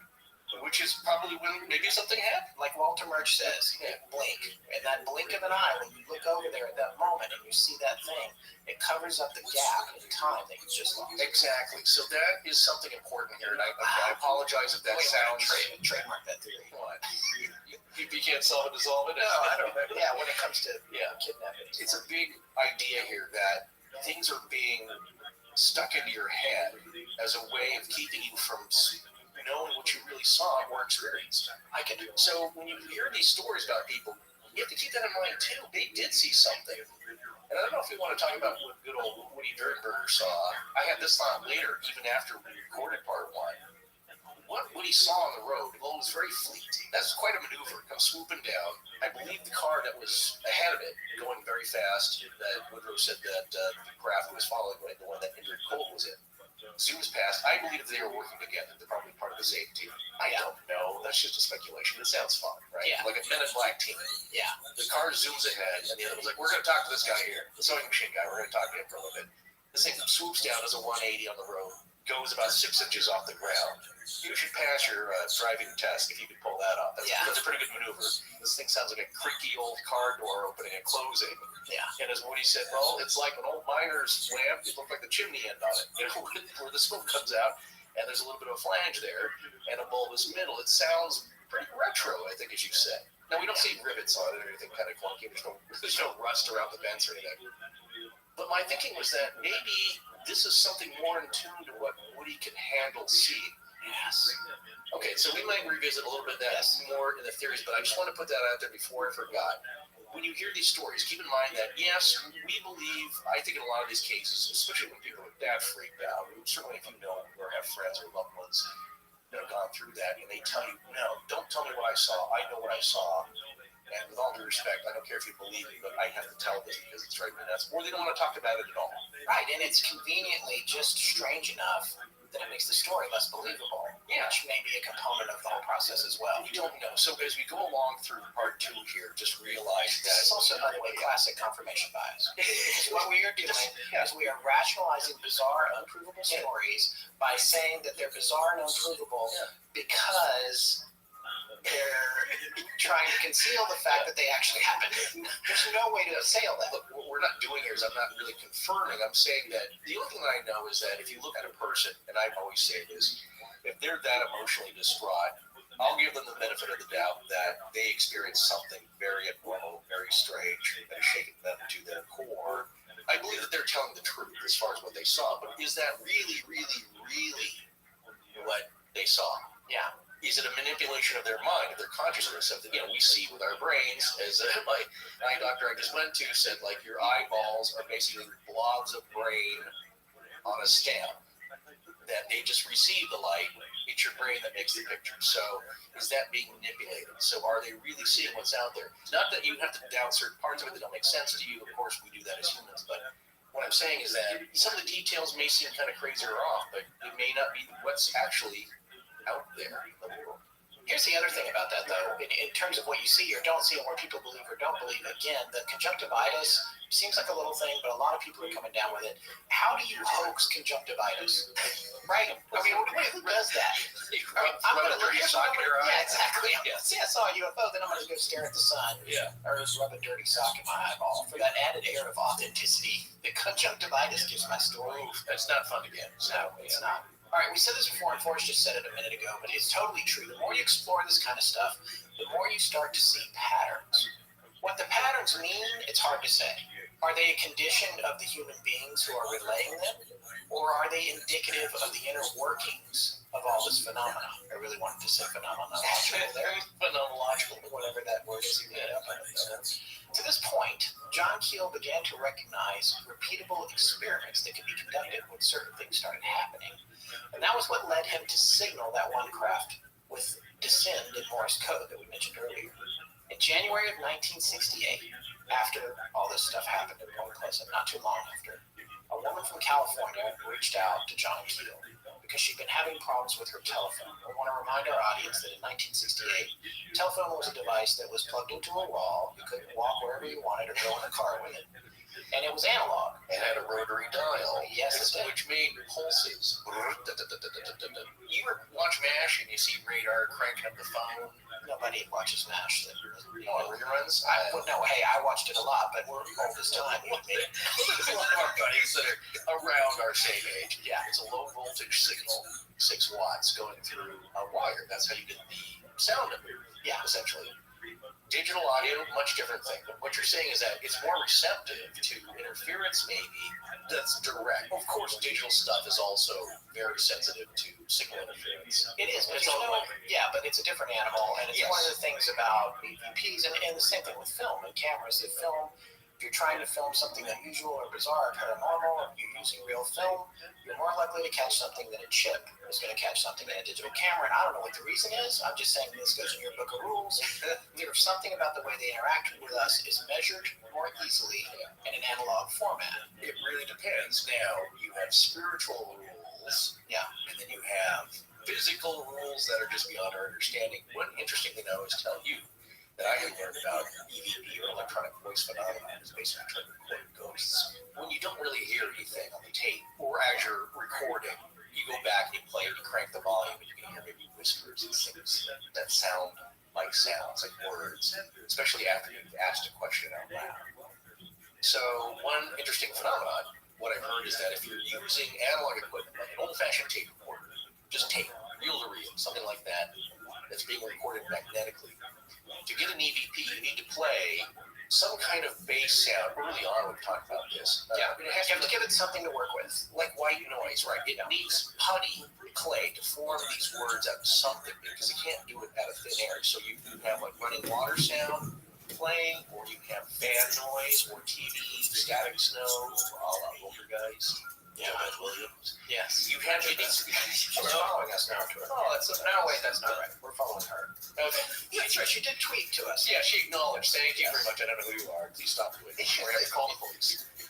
The point is that they need something to form the audio with onto analog tape. Now, what's interesting is that they say you don't need that if you're recording digitally. You don't need that white noise in the background. Why? So I don't know. Maybe an audio engineer can tell me, but maybe they don't even know. But I'm guessing to me it just sounds like it's just the way that electromagnetics. Sorry, so rules the universe, Scott. So it's 1968. This woman's having all kinds of problems with the phone. She's picking up the phone. It's ringing, and she picks it up, and she's hearing beeping like Morse code. Ryan. Great. So it's happening enough. It's driving her and her husband crazy. The lights are flickering on and off in the house. So Keel says to her, look, I think this is going to happen again, right? Here's what I want you guys to do. I want you to get a flashlight, a pretty bright flashlight if you can find one. And the next time this happens, I want you to go outside and take a look up in the sky. And she's like, okay, if that's what we need to do. Her husband apparently thought she was crazy. That happens a lot. One spouse or the other thinks the other one's crazy. Yeah. But they love them and they just let them like, oh, okay, if that's going to make you happy, go do it. Right. So she gets the flashlight. She calls John back the very next day, ecstatic. She's like, it happened. You won't believe what happened. And he's like, what? And she goes, the light started flickering. We were having some weird issues with the TV. And my husband and I both went outside, and sure enough, there was a bright orange sphere over the house. She said, I slowly raised the flashlight up and turned it on and backed off 3 times, fast.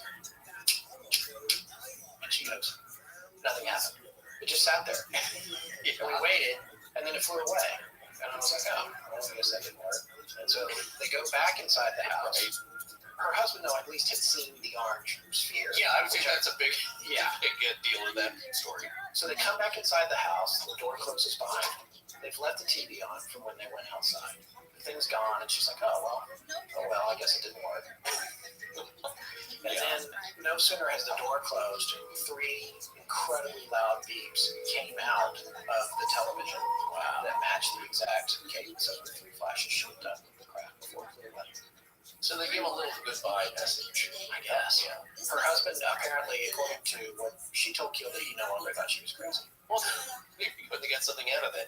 Once he saw what was above the house, Yeah. that's a big get. We come back to the trickster element of everything, by the way. It keeps coming up. And I can't help but think that people are seeing, like you said, about Indrid's ship and what Woody saw. People are seeing what works for them because everything is so different. It's so present and it seems so real to them. Yeah. But it's different. And, it's like in Ghostbusters, choose a Ford. That's what's Clear your mind. Yeah. What do you think of anything? That's the only thing I can think of, the most gentle, sweet thing. Just popped in there. Yeah, exactly.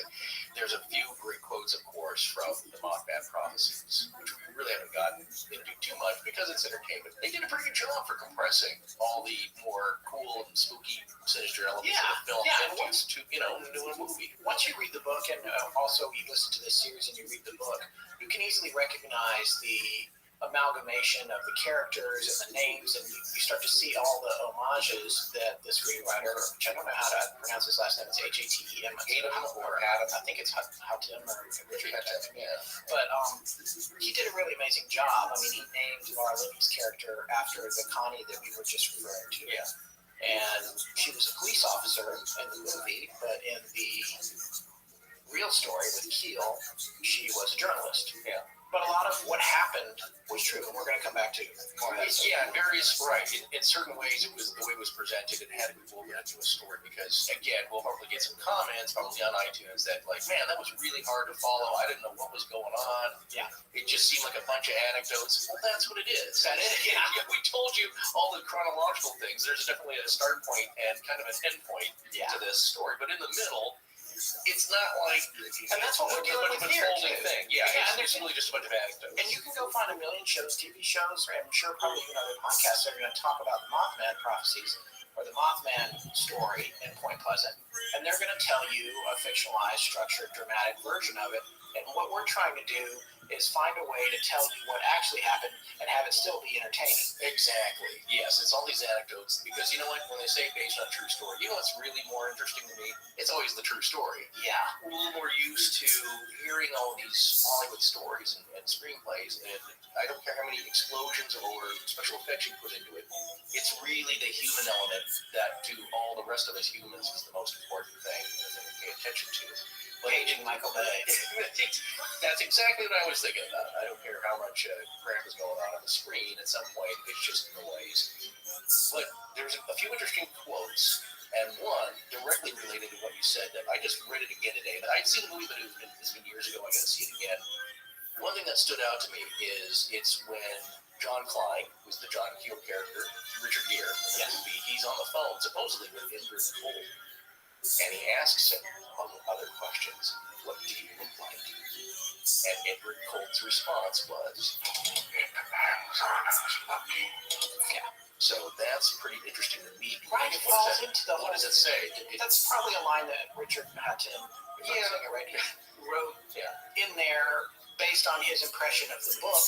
But the thing is, it does follow a philosophy that Keel has, that Brad Steiger has, that George Knapp has, that all these guys, that Linda Godfrey has, just about there's something going on here that is beyond just, oh, hey, there's a thing that I can touch and hold and I can classify and explain. It's more about control of our perception and a reactionary perception. It's not always to freak us out, because if you believe the Woodrow Durenberger story, that I really don't want to freak you out. I want to ask you a couple of things. We're just here to be friendly. We'll talk to you again. Yeah. And that alone is going to freak you out. We understand that. But it's kind of a presentation in a manner that is the most appealing possibly to a guy who's never seen anything like this, will never see anything like this again in his life, who's not used to this, but anything, maybe if they showed you what their true nature is, you would just have a complete psychotic meltdown. Scott, do you remember the Tylenol murders of 1982, where 7 people were killed in Chicago with cyanide-laced medication? I do remember that. I mean, I was a wee lad then, but I remember it was a big deal. It was one of the main reasons we have all that tamper-proof packaging nowadays. Exactly. Not only that, but new laws were enacted making tampering a federal crime, and also that's when you started to see more security cameras in stores. Another weird side effect is that it sparked a rash of 270 copycat attacks within the first month after the last death was reported. The FDA was able to confirm that at least 36 of those attacks actually involved real tampering, which are basically a form of small-scale terrorism. It also led to reports of pins and needles found in Halloween candy, razor blades and nails found in hot dog packages, hoaxes, dogs and cats living together, mass hysteria. You've been watching the lecture series Forensic History, Crimes, Frauds, and Scandals at the Great Courses Plus, haven't you? I have. Pretty much each one of those lectures in that series deals with a topic we talk about on the show, and certainly hoaxes and mass hysteria come up quite a bit in our research, as you can imagine. They really do. And with over 500 courses and 6,000 lectures on the site, and new ones being added all the time, you're bound to find something you can learn about that's fascinating. Whether it's heroes and legends, or Neil deGrasse Tyson on the inexplicable universe, to learning how to raise kids who thrive, mastering Tai Chi, or even the meaning of life, yes, that's also a lecture series, the Great Courses Plus has something for everyone. And you can watch them whenever and wherever you are, because you can stream these videos on your tablet, laptop, or phone, or stream them on your TV at home. Why not make yourself a smarter and more interesting human being in your spare time? You don't have to take our word for it, because you can check out any of these courses yourself with a month-long, unlimited, free trial membership, just for our listeners. That's right. Start your month-long, unlimited, free trial membership now by signing up at thegreatcoursesplus.com/legends. Again, that's thegreatcoursesplus.com/legends. And now, back to Astonishing Legends with Scott Filbert and Forrest Burns. So just before we started this series, we added a new member to the Astonishing Research Corps, which we mentioned in part 1. His name is Michael Hyman. Michael is a forensic chemist and lifelong resident of Point Pleasant. That's a two-pal sock up there. Yeah. And he's already been participating a lot in our research, and we got some good information out of him about the local area. There was something very interesting that he told us, and I just wanted to share with you. He has a friend that has a theory that a lot of the Mothman stuff was amped up by the government as a distraction. Now, this sounds very conspiratorial kind of idea, and he himself said he's not necessarily all the way on board with this theory, but there's aspects of this that people need to know, because there's some local information here that you're only going to get on Astonishing Legends, folks. We always try to go a little bit deeper. We always want to bring you at least 1 or 2 facts that you haven't heard 50 million other times this has been covered. And that fact is that Point Pleasant is home to a facility that is part of the Defense Logistics Agency. I had never heard of that. It had to be explained to me what it was. Yeah, every big organization loves, needs, and relies on their logistics. Like if you drive out to Vegas here on the 15th, you'll see the Yermo Annex Marine Logistics Base. Yes. Out in the middle of nowhere, there's bumper traffic. This group is apparently charged with storing the materials necessary to national defense in the event of war. In some cases, weapons materials are the things you need to manufacture weapons, which is kind of works in line with the long tradition of manufacturing weapons in Point Pleasant in the TNT area, the rest for World War II. Sure. And apparently, just 15 miles north of Point Pleasant is one of the last 2 plants in the U.S. that makes ferromanganese. And we have reason to believe that this material has been stored by the DLA in Point Pleasant. Whatever's really going on, we're not sure. What I can tell you is that Keel makes a reference to this facility in his book, but does not out it as what it is. He said that he was concerned about national defense and telling secrets and that sort of thing. So he kept quiet about it, but he did say that he would like to meet and kick the butt of whatever general okay putting something like this in a populated area. Right. We're discussing it here because that was a long time ago, and I don't think that at this time it's an integral part of anything that needs to be kept secret. This is I'm sure it's been.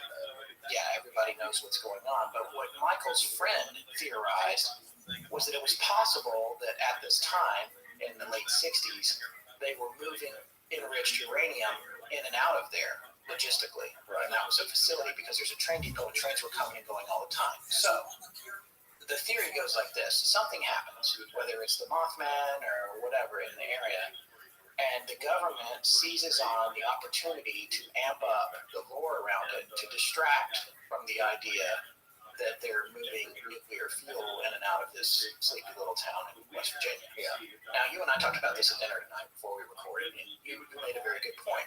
The idea was that if you were amping up elements of chit-chat going around town to amp up people's fear and cause a distraction, then you're actually basing it on something that actually happened. Right, there has to be a seed. There has to be a seed for them to okay, somebody saw some strange Birdman things. Let's throw in some choppers with some colored lights, buzz the town.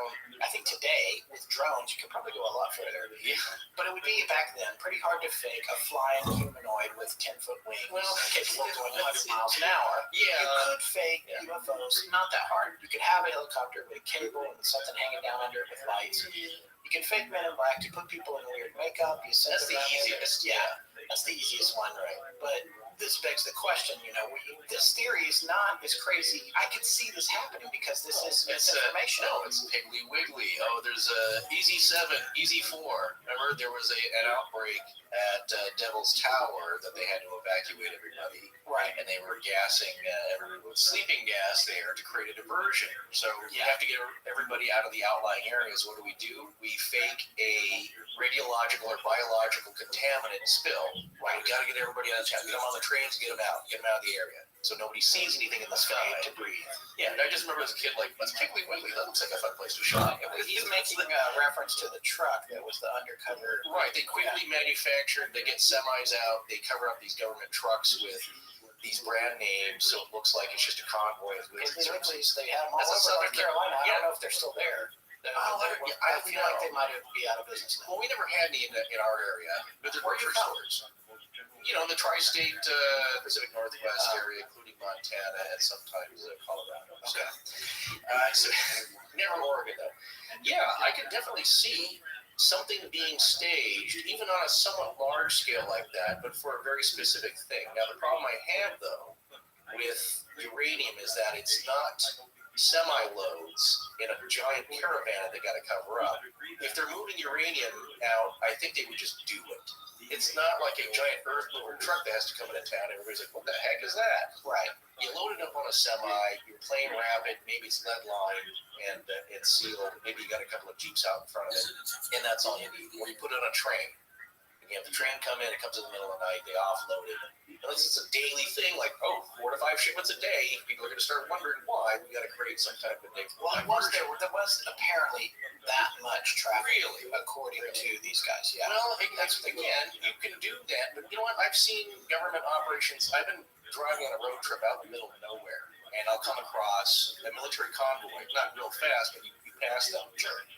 It's a couple of unmarked type semi trucks, followed by some heavy armament. We're talking about Humvees with the Browning 50 cals up top. Yeah. Canvas, not ready to fire, but it's like, you don't want to create a diversion up the road trying to stop it. This is not Travolta in that Broken Arrow here. Yeah. Even 20 of your henchmen are going to try and stop this thing.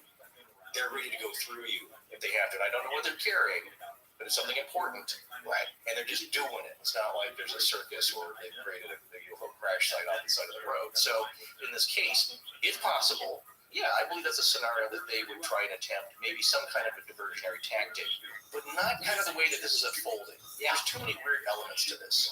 All right, so as we said earlier, sadly, this area has a history of being involved in war, which in itself always seems to draw a certain kind of attention when you're discussing the paranormal, if you believe that there's any of this at all.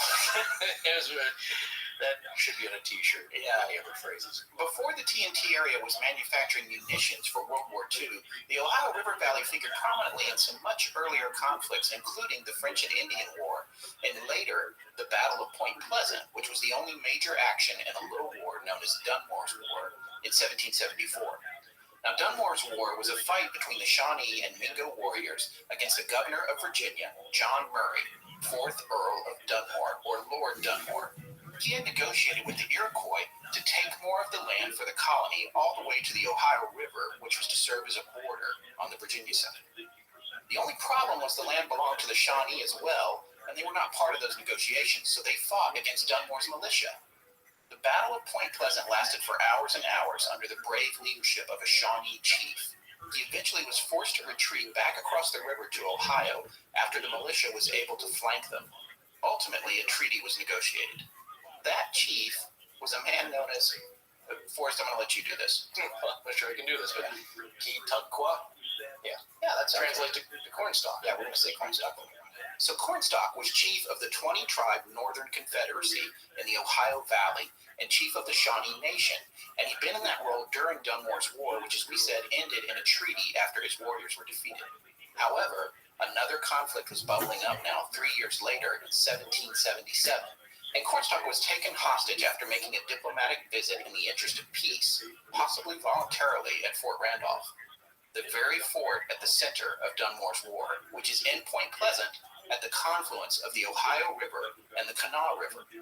He was taken hostage there by the fort commander after he admitted that if other tribes fought in this pending dispute, he would bring his men to fight as well. Apparently, this commander had decided to detain any Shawnee that fell into his hands, and ultimately he took Cornstalk's son, who had stopped by to visit his father, and 2 other Shawnee warriors hostage as well. Sadly, Cornstalk, his son, and the other 2 warriors were savagely murdered by the men at the fort after they got word that 2 soldiers who'd gone out to hunt and fish were ambushed by unknown Indians. The soldiers barged into his comfortable quarters, and according to the legend, they were startled at how stoic and brave he was as he stood his ground, looking them in the eye, even though they were clearly there to kill him. He unloaded 8 muskets into him, and as he lay dying on the floor, he supposedly uttered these words: I was the borderman's friend. Many times have I saved him and his people from harm. I never warred with you, but only to protect our wigwams and lands. I refused to join your pale-faced enemies with the redcoats. I came to the fort as your friend, and you murdered me. You have murdered by my side my young son. For this, may the curse of the Great Spirit rest upon this land. May it be blighted by nature. May it even be blighted in its hopes. May the strength of its peoples be paralyzed by the stain of our blood. Well, it would be at this point that we'll remind our listeners that Fort Randolph, where Cornstalk was gunned down, was nearly in the exact spot where Woody Derenberger encountered Indrid Cold on that rainy night in 1966, only 8 days shy of exactly 189 years later. Many people believe that curse exists to this day, and we could point to dozens of events in the area attributed to it, one of which will be the last thing we talk about tonight. The rest we will save for our episode on the theories. You cannot ignore Native American legend and origin story with all of this. It's the root of every story we cover that takes place in North America. Every story. And even the Kikowski intruder. Exactly. And the Laughing Indian. Right. Those are personal stories, but we find it in the personal stories, we find them in the more famous, lore, in astonishing legends that people have heard. It's always there. One thing that Linda Godfrey mentioned in your interview with her that I thought was fascinating, and I read this part of the book, that the sightings of the Beast of Bray Road and different wolf men of the southern Wisconsin area, when you take those sighting spots on the map and you overlay that with Native American burial grounds, they match up pretty darn close, almost exact. So she's convinced that there's something going on with just the energy there, if you want to say ley lines again. Something has got to do with geographical location. And that fort where Cornstalk was killed and where the fort was. And in fact, Cornstalk fought for the French in the French and Indian War. All of that stuff all took place when you talk about ley lines at the same intersection that Woody saw in Cold. And also, that's quite a curse, man. When Yeah. you're like in a lot of pain down your last breath, that is that's a heavy one to lay down. Maybe it's apocryphal. I don't know. That's, maybe it's a great story. Again, yeah. As we said, we'll talk about it in our episode on the theories, but a lot of stuff has gone bad. And we're talking about mining disasters, some of the most famous ones in North America. Yeah. And a lot of people have tried to connect it back to that. But it's time to move on to our next story. This is one of my personal favorites out of Keel's book and the area. Let's say a juicy one. Oh, you didn't have to. But it is Halloween. It's Halloween. This story has a few strange details. Keel points out in the Mothman prophecies that the Mothman seem to have a predilection for appearing around women more than men. On top of that, he recorded an unusually high number of incidents of that being connected to women's menstrual cycles. There's no other way to say it. Yeah. There's something going on there, though. Yeah, it's fascinating. Well, enough that he started asking it to every woman that he interviewed. I know it sounds kind of improper, especially Yeah, back in especially the in the late 60s. Well, yeah, but he said this is important because it's maybe some kind of a clue out of something with very few clues. In March of 1967, a story came to light that took that observation further than he ever imagined. And for me, this story goes into Mars Attacks territory. Yeah. But I've seen that movie, folks, so we always talk about It's funny and delightful and also really disturbing in a lot of ways. On the night of March 5th, 1967, a Red Cross bloodmobile was traveling along the Ohio River towards Huntington, West Virginia. The driver, Bo Schutzer, noticed a bright white light peering out of the woods off the road and heading straight for the truck the healing nurse were in, which was fully loaded with a fresh day's supply of donated blood. The nurse yelled, "My God, what is it?" Bo floored it. Now we all know that a 1967 panel van, because I'm a car guy, and you don't have to be a car guy to know this, I'm not saying that to be condescending. A 1967 panel van is not going to have a lot of get up and go. It's got a large V8, but it's pushing a lot of weight and air. It's going to take a while to get up and go. And this particular one's carrying a lot of blood. Yeah. Especially against a UFO. In my mind's eye, what I'm seeing here when I hear about this scene unfolding, it's kind of like the steamroller running over the security guard in Austin Powers. In slow motion. Yeah. I just don't think that I can hear the engine whining now. Yeah. Probably only got 3 gears. But nevertheless, they're flying down the road as fast as they can go. Bo, who was driving, was just 21. And he's getting pretty scared. The nurse is scared to death. We don't have her name, I don't believe. He rolls down the window and leans out to see if this thing is still above them. And not only is it still there, it's having clearly no difficulty keeping up with the bloodmobile. At this point, he notices a metal arm coming out from this craft and moving its way down towards the side of the bloodmobile. The nurse, like Bo, was in a full-on panic. She screamed, "It's trying to get us!" Another metal arm appeared on the other side now. This is the Mars Attacks part. It's some kind of claw trying to wrap itself around the bloodmobile. The claw knows all. Yeah. So it looked like it was going to be all over for them when some other cars appeared in front of them. The oncoming traffic must have startled the craft. It broke off its attack and vanished. Bo and the nurse filed a police report that night immediately, and according to Keel, it was mentioned on the radio, but never picked up by the papers. They probably thought it was too fantastic. Well, it's a little scary, too. Keel said he just couldn't figure it out. To him, it felt like a misdirect to make people think these things were after blood. He didn't trust it. He said he contacted the Red Cross to ask them about missing bloodmobiles, and they told him he was nuts.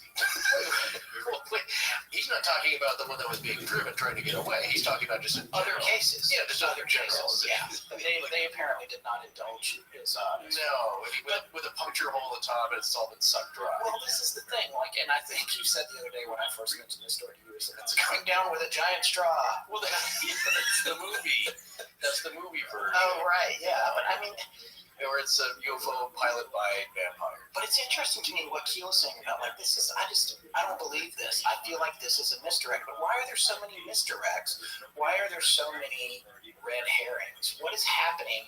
This is a ridiculous story. Yeah, but you don't know what's herring and what's not. Going back to another quote. Yeah. From the movie. He goes, From the Mothman Prophecies. Yeah, the Mothman Prophecies, the movie. John Klein, the John Keel character, Richard Gere, he asked the professor, you always got to go to an expert. That's every part of these movies. You got to seek out the expert. Yeah. And to the expert, Alan Bates tells me. We're still waiting to be called for cameo.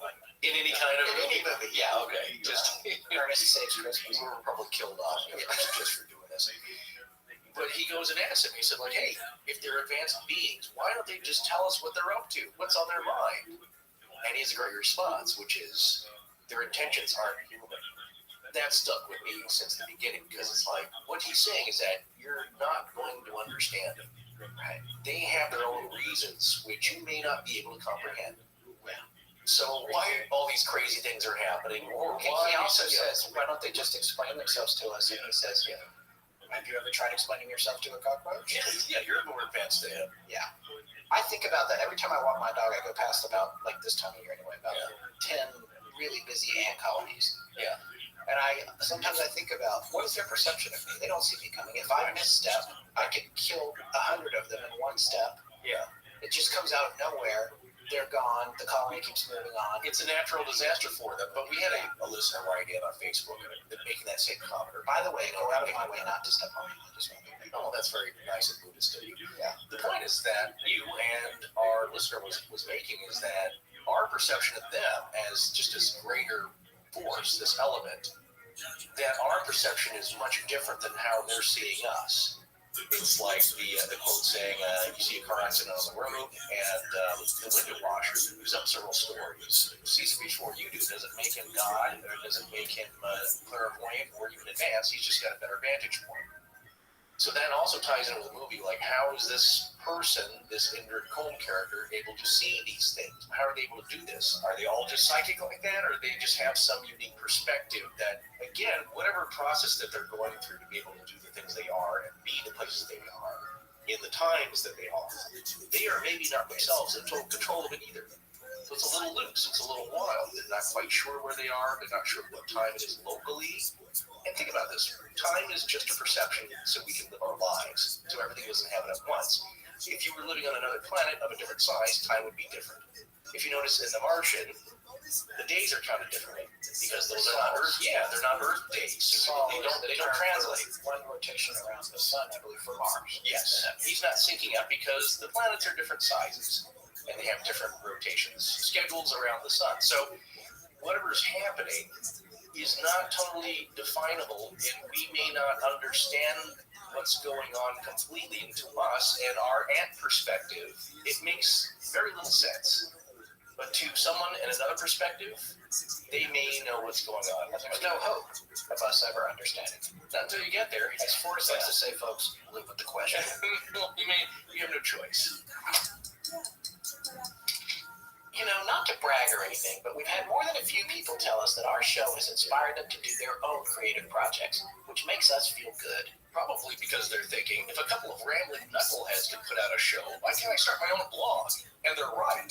Whatever you're thinking of doing, from a blog to setting up an online store for your side business, you need a website. And that's where Squarespace comes in. You don't need weeks of training or thousands of dollars to build your own sweet-looking website. Squarespace lets you express yourself or promote your business with a plug-and-play functionality. You'll be on the web in days instead of months with a sleek, modern-looking website that works as soon as you launch. That's because Squarespace does all the heavy lifting for you. All you have to do is pick from their collection of professional-looking templates created by industry-leading designers. Then you just select what functions you want your site to have, and you're on your way. It's that simple. And setting up e-commerce with Squarespace is also a snap.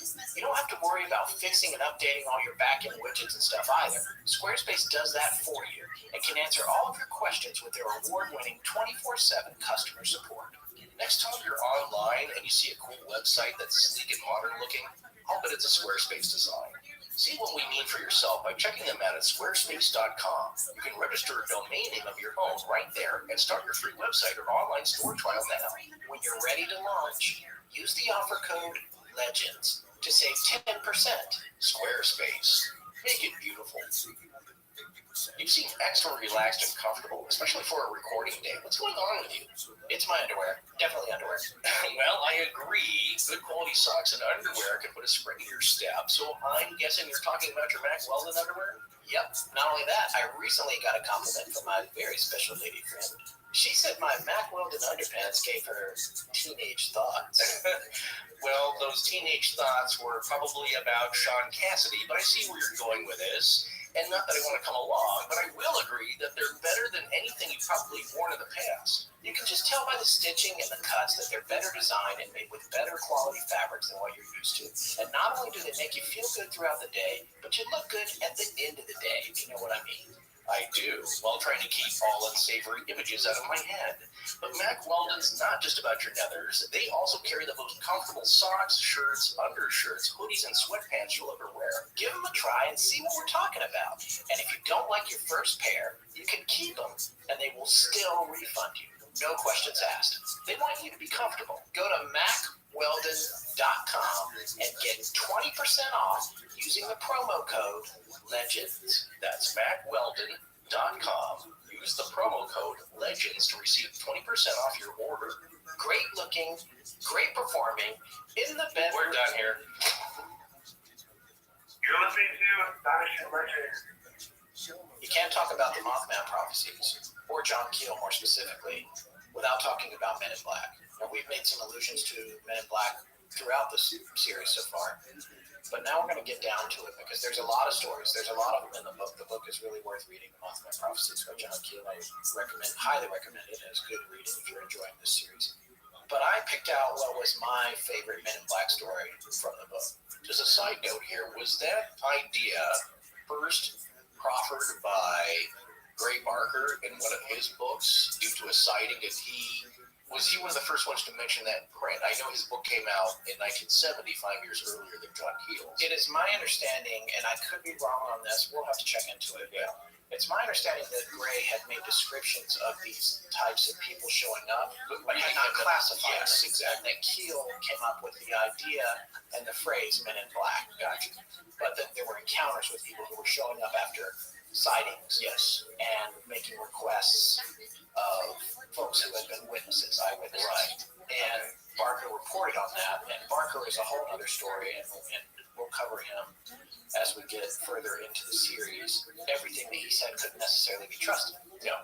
So based on just sincerity, I'm going to give this all to Keel. Yes. Okay. Yeah. So all kinds of strange things are happening around Point Pleasant now in 1967. There was even a woman going around town telling everyone that she was John Keel's secretary. She would show up with a clipboard and she was questioning people.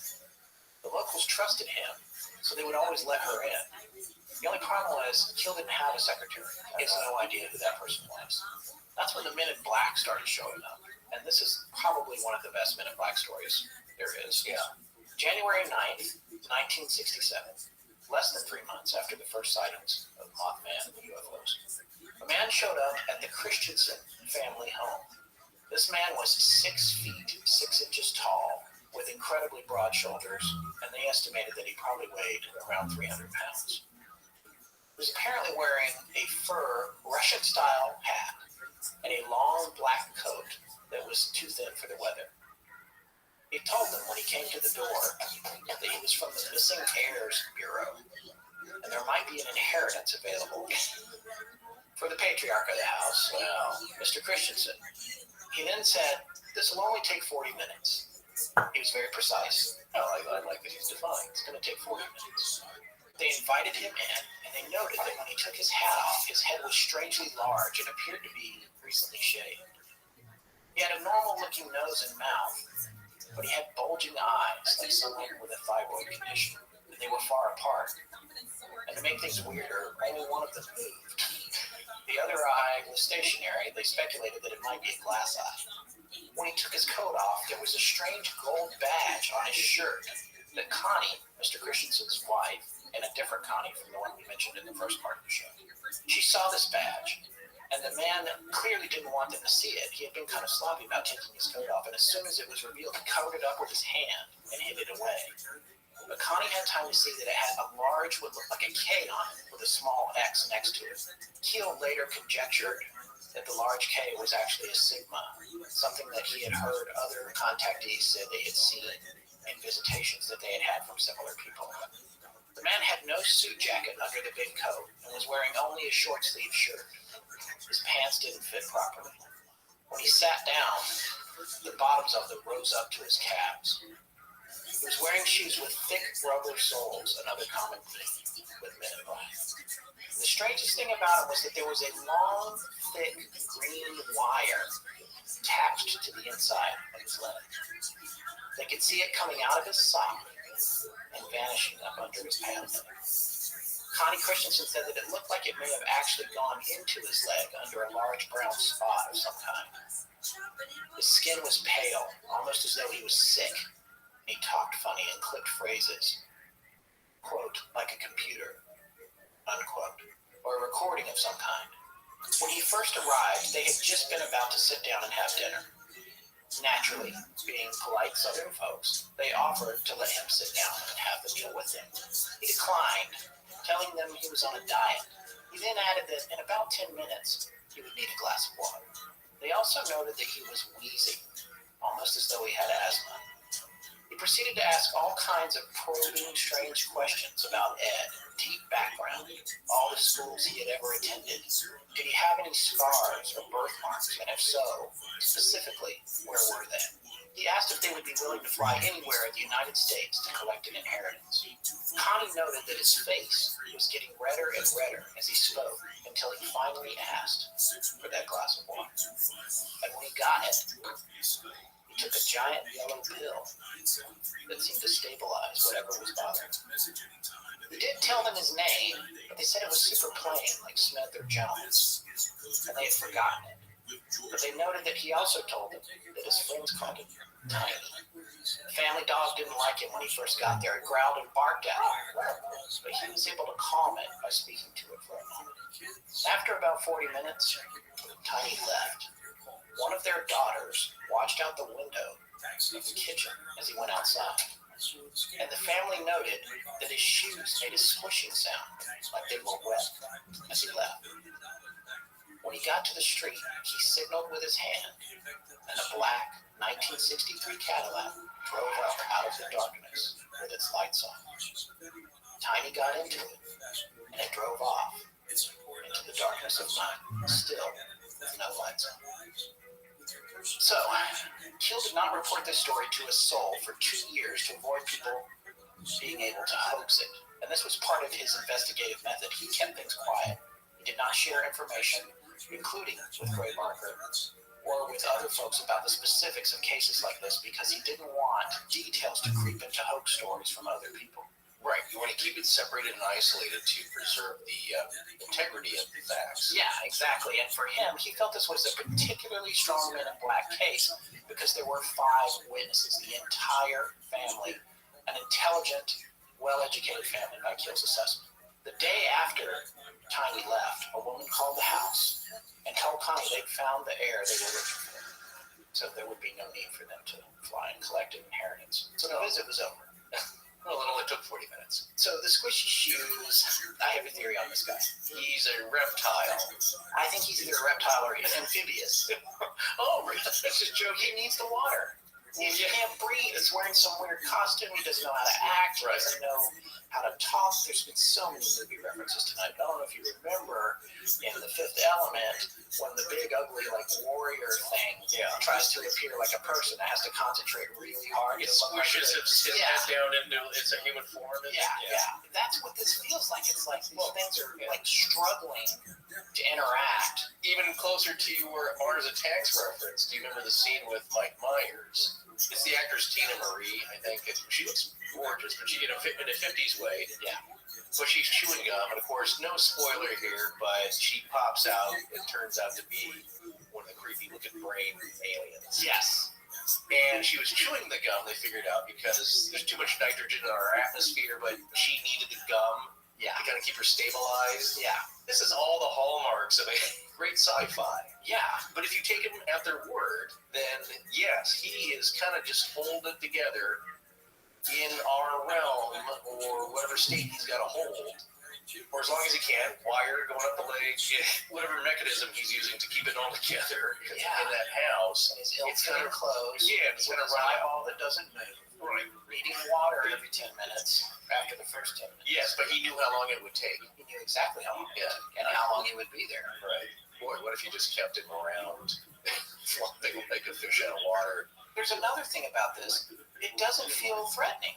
It's really, really odd, but the other sense that I had, if you're looking at the big picture of all this and making stuff up out of whole cloth, which is what I'm going to do right now. Sure.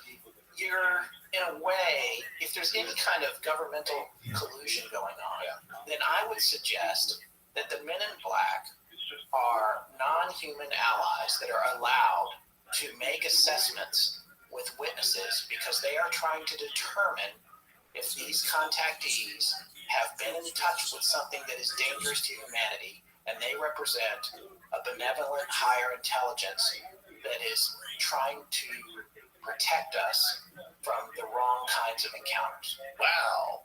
Thank you. Can I put that about 4 hours ago? That's pretty good. That's up there with the higher echelon fringy of the fringo.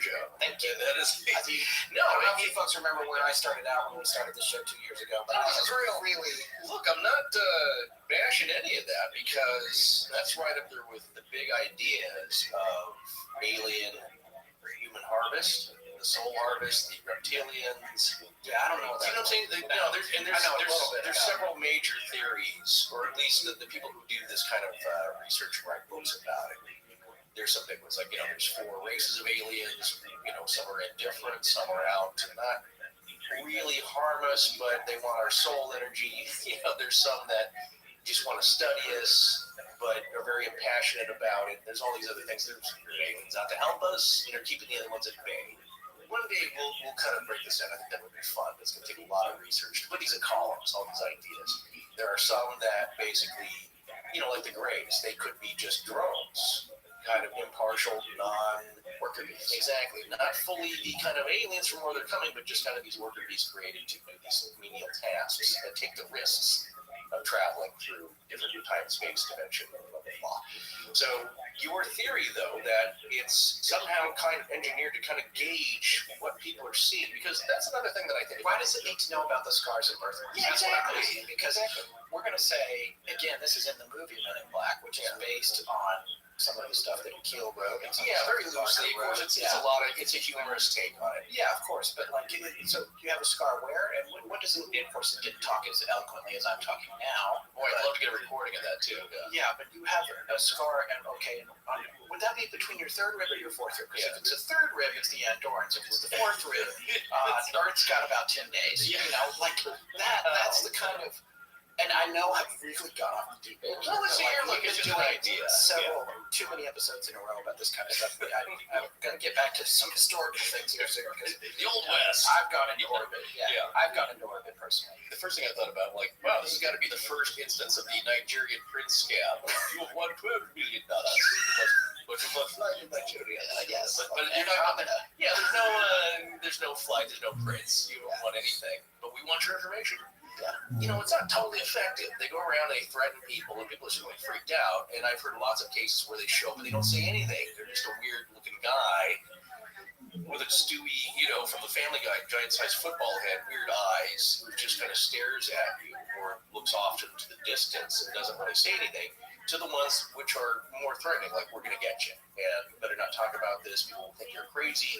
Also, it could bring harm to you and your family, the more direct threats. But then again, people are telling these stories here and there. I'm sure a lot of them are just, they see something so weird, and that's the end of it.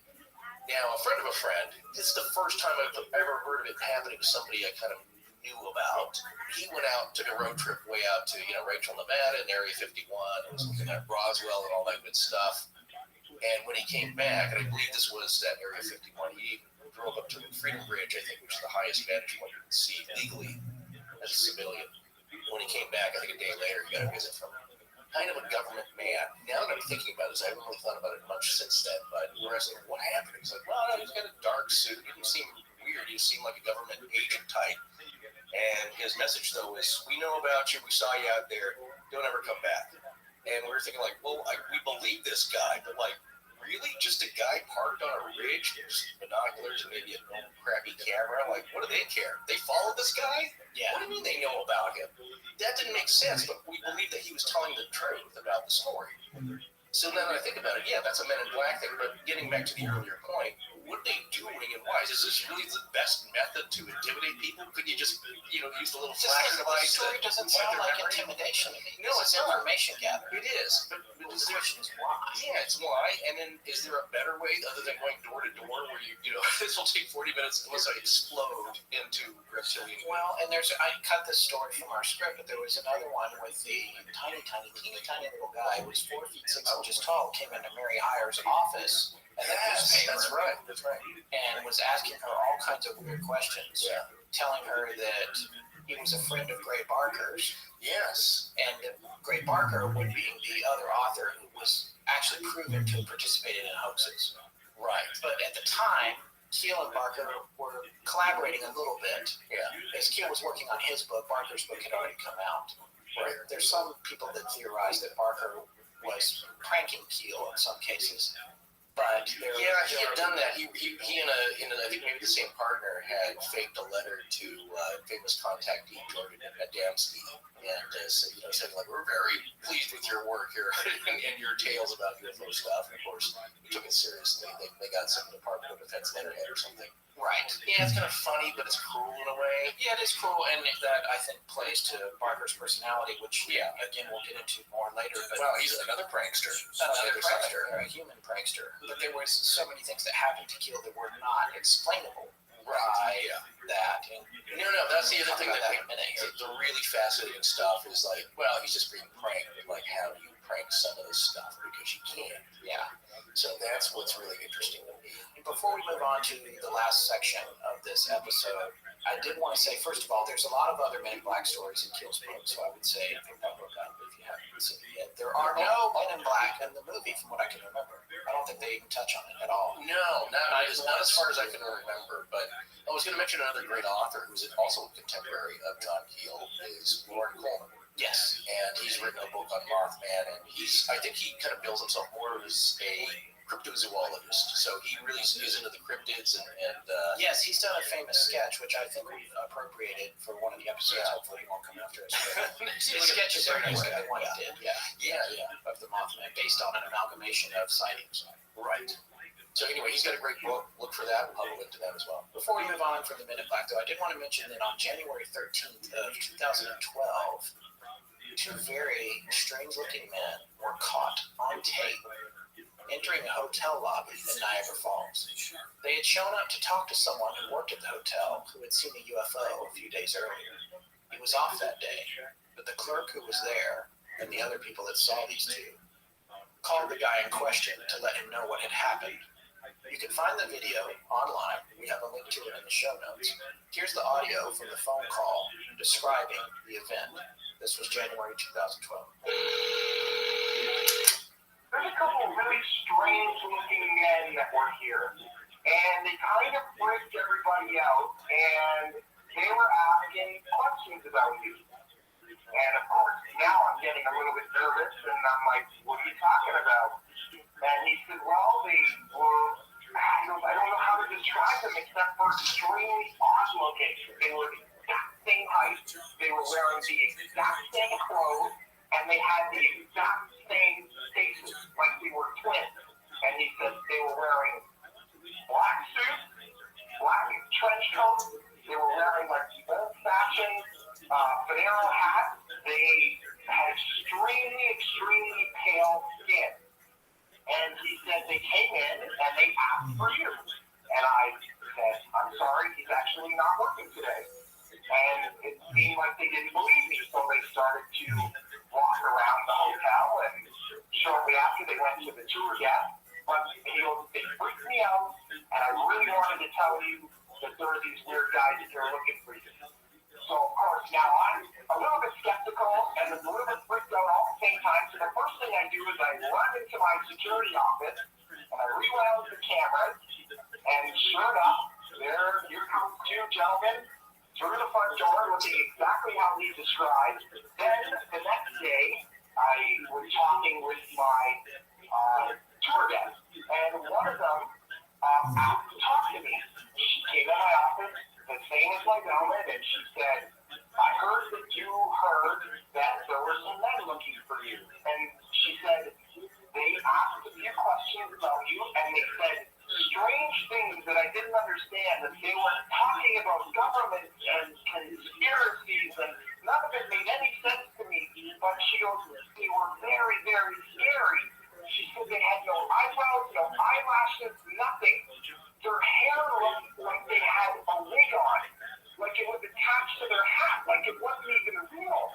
And she said, and the scariest thing, their eyes were so big and so blue that they almost hypnotized me a little bit.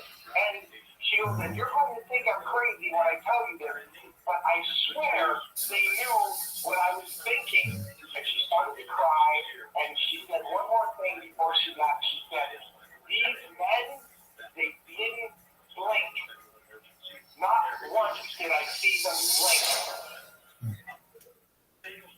All right, so it's hard to say what happened there. Those guys are on tape. I've seen the tape. You guys can look at it and decide if it's some kind of hoax, but the guy in the recording is clearly legit scared.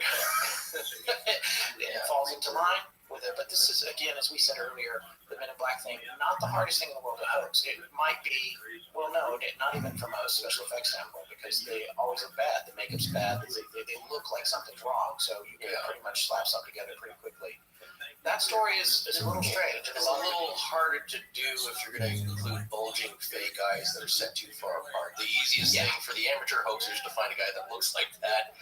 The guys in these videos, though, look pretty good. They just look a little off. They even have the hat, so yeah, you could fake that, and but to what? And I guess you get a little fame out of it.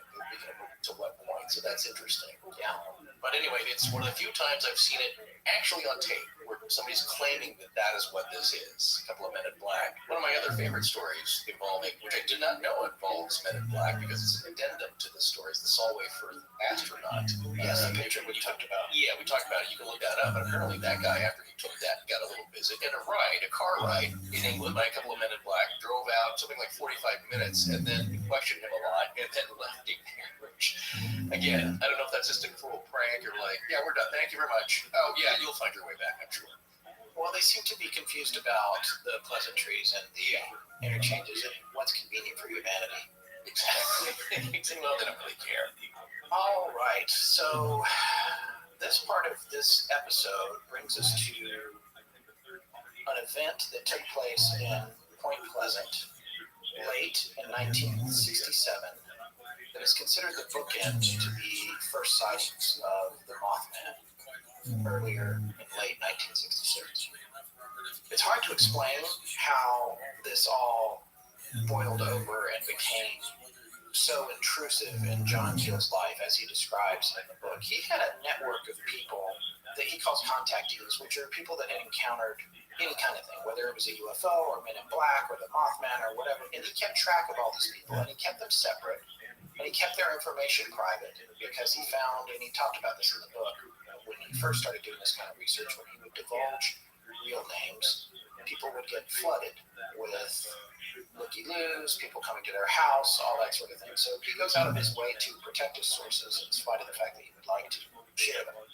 But this network of contactees, they all had his information. They knew how to get in touch with him because they were expected to update him whenever something strange happened to them. As Forrest said earlier in the show, a lot of times things did happen more than once to people. Sometimes it happened their whole lives, but it might be spread apart by years and years. He would occasionally drop in on them as he was traveling throughout the country just to see how they were doing, if they had any updates, and sometimes that would be a spontaneous decision that he did, not only because it was his nature, but also in an effort to make it hard for somebody to perpetrate a hoax with him or to catch people off guard, or if anyone was watching him, for them also to be unaware of his plans. So late in 1967, he started to receive a bunch of strange communications through his network that we could describe as being similar to what the Department of Homeland Security calls chatter. He would say it was chatter because it was sort of specific information that came in non-specific ways from people. He would get phone calls, he would get strange messages. He would show up at a hotel that he had only decided to stay at 5 or 10 minutes earlier.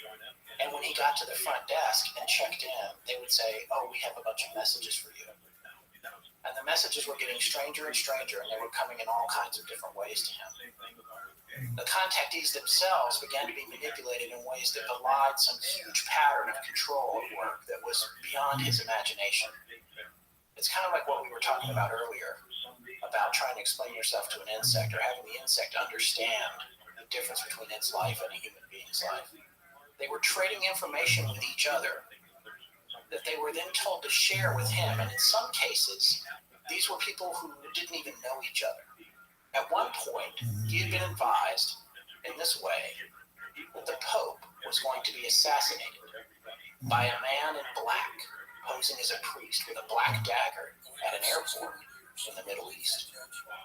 He watched with great angst as the Pope lined up a trip to Istanbul. He was relieved, however, when the Pope survived his visit there unscathed. Nothing happened. He started to lose his mind. He was trying to figure out why he was getting what seemed like misinformation. Before too long, he was getting information on strange phone calls from his contactees that a great disaster was coming on the Ohio River and that many people would die. He got so rattled that on November 3rd of 1967, he actually wrote the following letter to Mary Hyre. This is from Keel's book, On Their Premises. I have reason to suspect there may soon be a disaster in the Point Pleasant area which will not be related to the UFO mystery. A plant along the river may either blow up or burn down. Possibly the Navy installation will be the center for such a disaster. A lot of people may be hurt. Don't even hint to anybody anything about this. So he was convinced something was going to happen based on the information that he was receiving. After nearly 45 days, when nothing happened, he figured it was like the story about the Pope. Misinformation, these things were toying with him. It probably slipped out of Mary's mind too, although Mary seemed to think that there was something strange in the air in Point Pleasant, an ominous, foreboding feeling that all the townspeople seemed to be aware of. In addition to all of this, Keel had been led to believe there was going to be a catastrophic blackout on the East Coast at the very moment President Johnson was going to light the White House Christmas tree on December 15th, 1967. Keel sat at home with a friend named Joe, someone he had known for a long time to work for the transit authority. He had candles and flashlights. He was all ready for the power outage because he was convinced that something was going to happen. Joe and John sat and watched the TV as the president lit the tree, and nothing happened. This was December 15th, 1967. Joe looked at John. John looked at Joe. Well, I guess that was another case of misinformation. Just after the tree was lit, a breaking news story interrupted the ceremony at the White House. The information in the story was as follows. A bridge spanning the Ohio River from Point Pleasant, West Virginia, to Gallipolis, Ohio, that was loaded with rush hour traffic, collapsed into the Ohio River.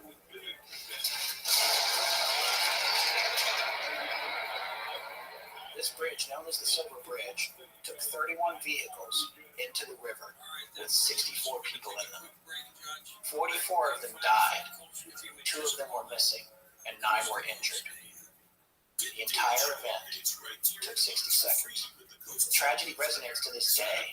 Whomever had been trying to get messages to John Keel had told him that this would happen, but not in a way that he had enough information to prevent it.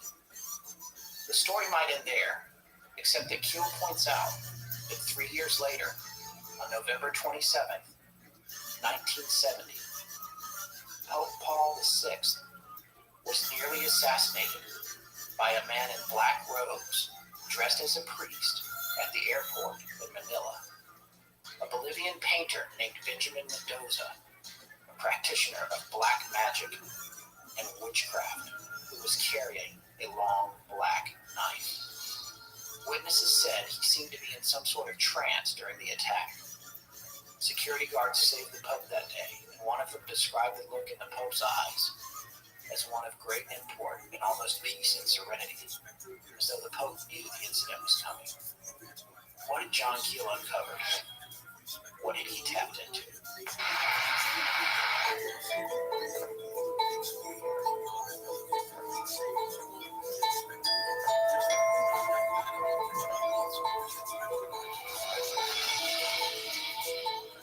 That's going to wrap it up for tonight. Join us in 2 weeks for part 3, when we take a look at a few more of the mysterious incidents that led up to the collapse of the Silver Bridge. We'd like to thank Movement Watches, The Great Courses Plus, Squarespace, and Macwell. My name is Kirsten Laberti. Josh Trosper. My name is Chris Chow, and I give permission to use My voice on the Astonishing Legends podcast for the show to use however they see fit. Why? In perpetuity. Our show is edited by Sarah Voorhees, and the theme is by Judson Crane. Sound design is by Ryan McCollum. Special thanks to the ARC and its lead researcher, Tess Feifel. But most importantly, we want to thank our listeners. You can find us online at astonishinglegends.com, as well as Facebook, Patreon, Twitter, Tumblr, Google+, and Instagram. Copyright Scott Philbrook and Forrest Burgess. Good night.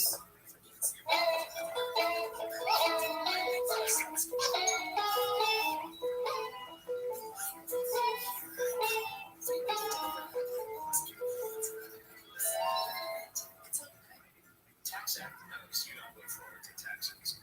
Tax Act doesn't look forward to taxes. Tax Want more flexibility when you shop? With over 1,000 stores nationwide, you can get what you need now through Instacart. And with Klarna, you can pay now or later.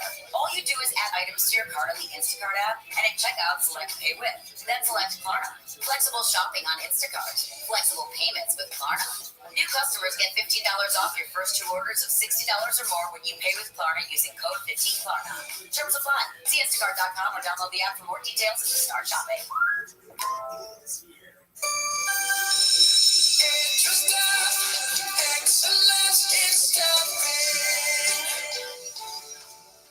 EduStaff is America's #1 choice for substitute staffing, and we're hiring substitute teachers, support staff, and more in your local school districts. Make a difference in your community while earning great pay. Apply today at edustaff.org. That's edustaff.org.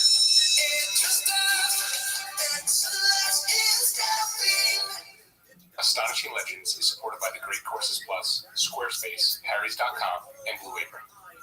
And we're back. Thank you for all the kind reviews on iTunes. We greatly appreciate them. You'll not hear us make a request like this often, but the Astonishing Research Corps is seeking a theoretical physicist to join its ranks.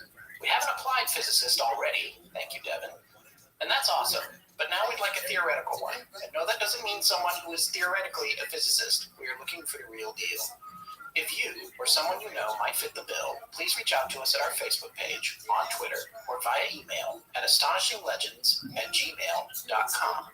If you email us, please state clearly in the subject line what it's about. Before we get into the show tonight, I'd like to take a moment to acknowledge a woman who passed away a few days ago that was instrumental in my career as a film and video editor. Without that career behind me, there would be no Astonishing Legends. Her name was Beth Lemure, and she was a producer, writer, director, and friend who hired me to cut my very first music video way back in early 2001. Always loved her spirit, lust for life, and creative desire, and I was in awe of her for being a woman who at a young age had her own company, which became responsible for producing dozens upon dozens of the iconic music videos of the early 2000s. In fact, she hired me to edit the first music video I ever did, which was a big deal because as an editor, believe me, you can't get that first gig if the people that are producing it don't see something exactly like it already on your demo reel. It's the classic cliche that you can't get that first job without experience. The song was Rockin' the Suburbs by Ben Folds, and the music video was produced by Beth and directed by the amazingly talented Weird Al Yankovic. There's a link to it in the show notes tonight. I wouldn't change the experience of working with Beth on that project and many others after it for anything. They were defining moments in my career, and she was instrumental in helping me get to the next step, both in terms of my street cred and also just having more self-confidence in my work. She just finished shooting her very own independent film, which she wrote and directed, called Daisy Winters. I haven't seen it yet, but I know her heart and soul will be in it when it's released. Beth, I will miss you a great deal, as will the rest of the world, which was far better off when you were in it. Plus, you were from Roswell, New Mexico. Now I'll have to be eternally forlorn about not having you on the show to share your experience of growing up there. The message from us here for you guys, our listeners. we care about very much is that if you find yourself in a dark place for any reason at all, reach out to your friends and family because they love you and they will bend over backwards to help you. Every one of us is important to someone. Always remember that.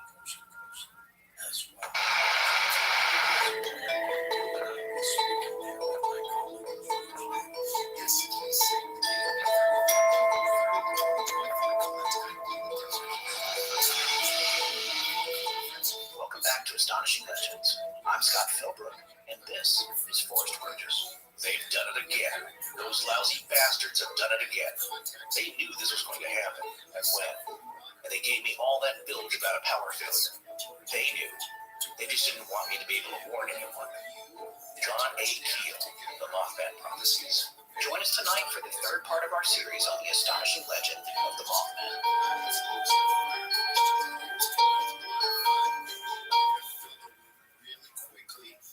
Halloween may have come and gone, but just like the Mothman did back in 1967, this astonishing legend series is going to stick around a little longer. That's right. He stuck around all the way till Christmas. Sort of. Well, he bailed out. Yeah, he did bail shortly before the holiday after a tragic incident with the collapse of the Silver Bridge, which we mentioned in part 2. And not much more immediately after that, right? No. Each part of this adds to this whole mystery, each little strange twist and turn. Yes, it does. And so let's recap a little bit what we talked about in the last episode, which was 2 weeks ago. We took a look at a few more incidents that took place in Point Pleasant and the surrounding areas. We talked about Connie Carpenter's encounter with the Mothman at the golf club in Mason, where she saw him in broad daylight. We talked about her ensuing conjunctivitis, or pink eye, and other folks who had come down with that, including John Keel. We discussed the distraction theory as it related to the Defense Logistics Agency in the area, and the possibility in a theory that one of our members' friends had, that enriched uranium was being moved through the area at the time. And we also touched on Chief Cornstalk's death, his ensuing curse on the area, and one of my favorites of the anecdotal stories was Bo Schurzer's Bloodmobile UFO story, which truly might be one of the greatest UFO stories I've ever heard. I so wish there was a picture. I still, that's funny when you Google it, there's some images that come up, but I still love when you said to me, it's like, was a giant straw? Well, that's certainly been in a few sci-fi movies, like Starship Troopers, where the large bug was sucking the brains out of people's heads. Yeah. The other one that it reminded me of, this is in Toy Story, was it the stuffed little three-eyed aliens in the toy bin? Oh, yes. That claw nose. Yes. It comes down, it's plugging plushy aliens out, but this was far more sinister. Yeah. And we'll get to this in the theories section in part 4, but it begs the question why. What were they after? I don't think the answer is so immediate that comes to mind. So we also talked about the Men in Black story. There was the particular one with Connie Christensen and her family, with the gentleman who had the bug eyes. The bug eyes, only one of which moved. Squishy shoes, green wires coming out of his socks. He was very polite, though. Well, no, he's very polite and he's exact. I wish people come knocking at your door could tell you exactly how long this was going to take. Yeah. Like, I'm going to be at your door for the next 15 minutes. The description was, again, I go back to him just whatever's underneath the facade. He's just barely holding it together for 40 minutes. Yeah. And sweating, I think. He has to take his little yellow pill. 10 minutes in. Yeah. A little strange. And then we finished last week with the tragic collapse of the Silver Bridge. Just before Christmas of 1967, December 15th, 1967, actually. That incident claimed the lives of 46 people, 2 of which were never found. Yeah, and the whole thing took only just 60 seconds. We're going to talk a little bit, or a lot, about what exactly happened to the bridge later tonight.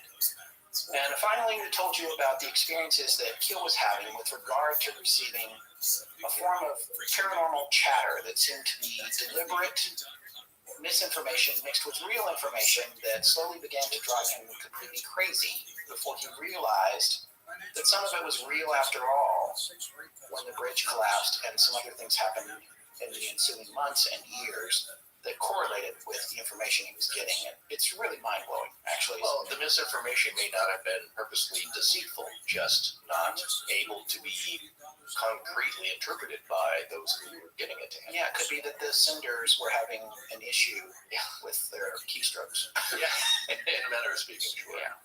All right, we've covered a lot of anecdotes in the Mothman prophecies, but what I want to encourage people to do if they're into this story and if they're enjoying a lot of what we're talking about is to buy John Keel's book, The Mothman Prophecies. Yes. It's truly amazing, and there's stunning information on pretty much every page, and there's no way for us to include all of it in our show, and that's not what we want to do. We're talking some about that book, we're talking about other events, and mixing it all together. But if you want to get, the Bible on what happened in Point Pleasant in 66 and 67, you have to get that book. Yeah, Lauren Coleman also wrote a pretty good book on it. Yes. His specialty is cryptids, which is interesting because he's coming at it from that angle. Yes. The Mothman is just an unknown beast of unknown origin, but we have a link to that with the last episode on our webpage for the show, so check that out as well. He actually has done a lot of work on that. He has a great website too. There's a whole ton of information there, and it's all very entertaining. All right, so whenever we have to read a book for the show, I am always struck, usually, there's one or two stories in it that really freak me out for whatever reason. Jump out at you? Yeah, they jump out at me. Sometimes it's literally jumped out at somebody the anecdote was about. Yeah, sometimes, yeah, exactly. In Monsters Among Us and Linda Godfrey's book, it was the two-dimensional wolf that came out of the corn. Had a problem with that? Well, there's a lot of things wrong with that from our standpoint of logic. It's an animation cell. Yeah. Of a wolf that came out of the corn. It just doesn't make sense. And then in Keel's book, The Mothman Prophecies, there was a little anecdote that really struck a chord with me, and I wanted to share it with our audience because it ties into an ongoing theme that we're going to introduce a little bit, sort of theoretical discussion around this, even though part 4 is going to be our primary theory discussion. But I think you might be able to call this incident the first significant UFO sighting that you could connect to what Lufon would call a flap throughout 1966 and 1967. Yeah, a rash or a hot spot of a lot of activity and sightings. Yes, and there was something about this story that really struck a chord with me. So in March of 1966, there was a woman who was sitting in her car waiting to pick her kids up from school in Point Pleasant when she noticed a metal disc hovering in the sky above the playground. The altitude was not indicated, but this woman noticed something extremely strange about this craft. There was an opening in the side, like a doorway. Keel describes it as a kind of aperture. I love apertures. For those of you who don't know what they are, photographers will, of course, because it's one of the coolest things in the world about a camera lens. It's the opening made up of overlapping, symmetrical moving parts that can be closed down or opened up to let more or less light through the lens. And technically, when you look up the word aperture, it's just an opening of any kind that allows light to pass through it, so it doesn't necessarily have to be mechanical. But in most cases, that's what you think of when you say that word, and I think that's probably what he meant when he described it that way in the book. You'll sometimes see them as doorway portals, I think, in spaceships. Well, no, that's exactly right. Well, I don't think what we're getting to, but it made me flash on, I think, was it Alien? Yes. One? Yeah. They're closing off dock portals to close down the monster. It's always an aperture. In fact, my favorite spaceship aperture was the one in the top of the Millennium Falcon when Lando Calrissian pops up to rescue Luke from falling to his death under the Cloud City. Yeah, it just looks cool. It does. It looks amazing. And then there's also Aperture Laboratories, which is connected to the game Portal, which I'm sure many of our listeners have played. There you go. It came out a while ago. There's several versions right now. I digress. So this woman's sitting in her car waiting for her kids, and this UFO is hovering over the playground with an open aperture in the side of the craft. Now that alone would be enough to rattle most folks, but there was more to it than that. There was a man standing outside the doorway, in the middle of the air, floating. So he's doing a spacewalk, but not in space. Yeah. And with no tether. Right. He's just floating outside the door, like some sort of Norse god, I guess. But he's wearing some kind of shiny silver skin-tight outfit and apparently had incredibly long silver hair. It sounded to me like a member of the Village People. Actually, if they had a spaceman. Yeah. Although this was 1966 and the Village People didn't get together until 11 years later. No, but it sounded like a storm of the mutants there. He probably showed up early for the Village People auditions because, they have a problem with time. They don't know. Like, was it time? Is it time to audition? No. Okay.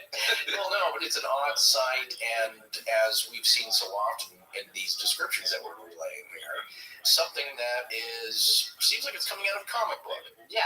And a period comic book of the late 50s, early 60s type. Yeah, and she noticed that it was looking down into the schoolyard. And I guess at that point, her kids came bounding up to the car. And they got in the car. She looked away as they were climbing in. And when she looked back, Disco UFO dude was gone. You know what? Shiny silver suits are very common. So it must be a very traded commodity textile elsewhere off this planet. Right. It's like the spice routes were in days of yore. There's some planet that's covered with shiny silver suit.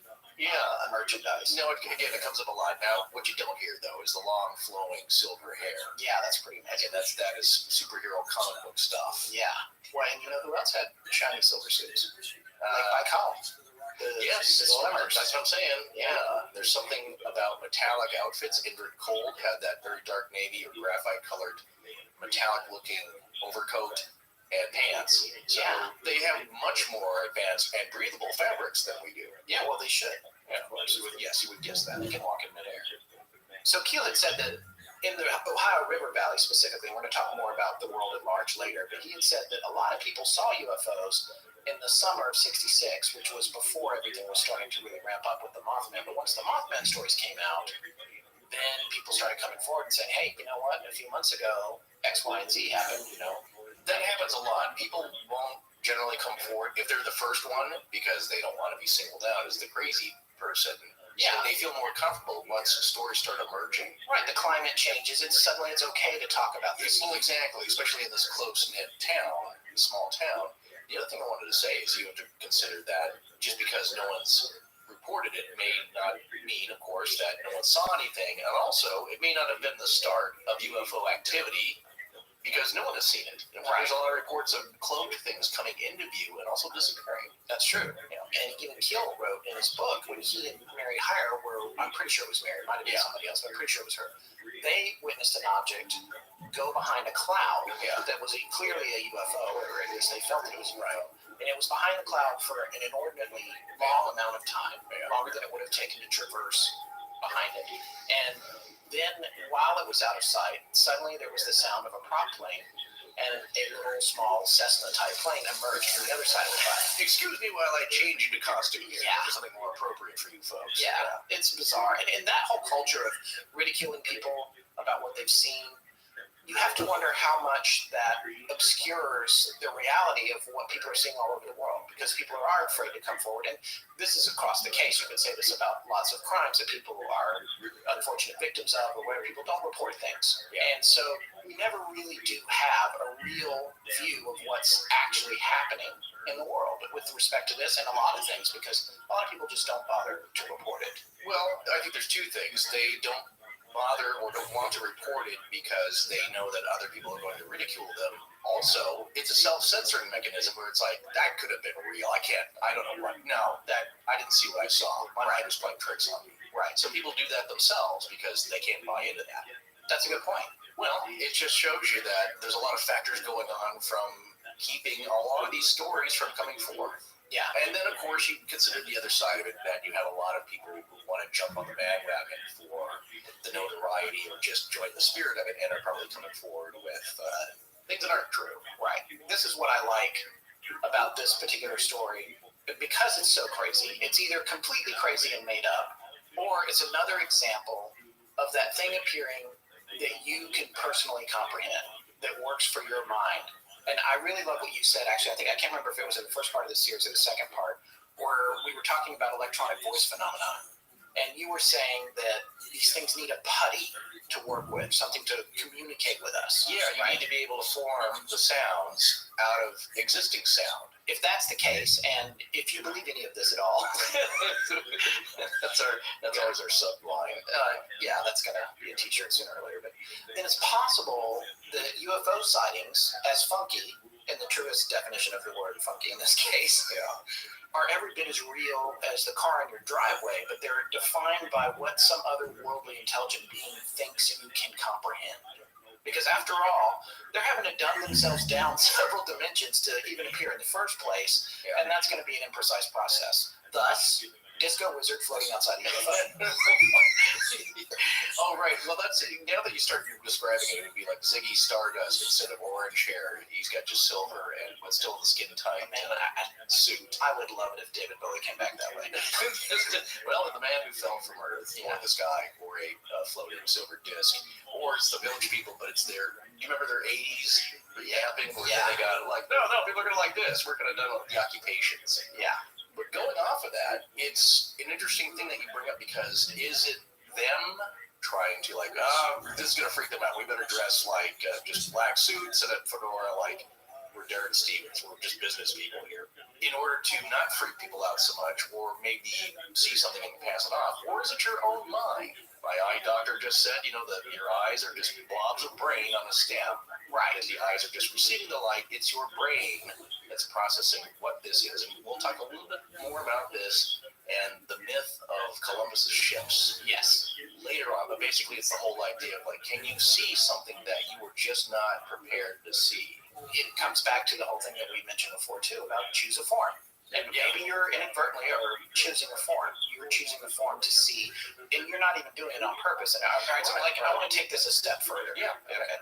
So on May 25th of 2007, Radio Lab, which is pretty much my favorite radio show of all time, and one of your favorites as well. I think it's probably the best podcast. Not even aside from our podcast, it's probably just the best podcast. Yeah, it interests us. Yes, it does. And besides Car Talk, Unsolved Mysteries, and In Search of, it was a major influence for the creation of our show.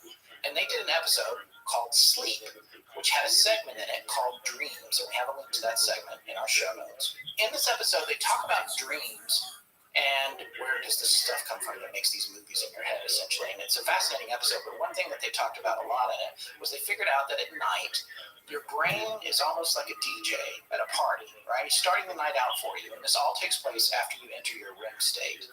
But he's starting the night out by playing songs that you heard that day, and that makes sense. He's playing them all the way through from start to finish. And it's not such a big deal. If you wake up during this phase, you're like, oh, yeah, well, I was just at the thing, doing that or whatever. So, however, as the night progresses, the DJ starts mixing and remixing everything. And the later it gets kind of crazy, almost like he's done a lot of cocaine.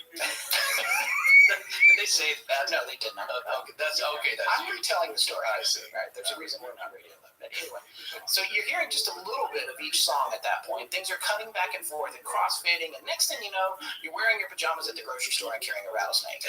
So you're saying that they're running out of suitable material. He's throwing everything into the kitchen sink. Yeah, your brain just starts to mash all this stuff together. So the leap I'm making here, and I'll readily admit that it is a leap, is that if people are seeing what works for them, like Woody Derenberger seeing Indrid Cold in his Flying Lantern, and this mom seeing UFO Disco Wizard, or the little girl in Monsters Among Us seeing the werewolf in Torrance, then what happens when a whole lot of people are involved in seeing something? Right? All their minds getting feedback and producing something either more common or crazy or frightening. And so I'm just trying to put out there that this idea that if it is reactionary appearance, what happens when you involve hundreds and hundreds of people? And why, for a lot of them, is it the same thing? That's what perplexes me. And people have commented so far saying like, well, it was mass hysteria, or the government was spraying crazy juice on the people, right? And they're going bananas and they're just recording it a la MK Ultra.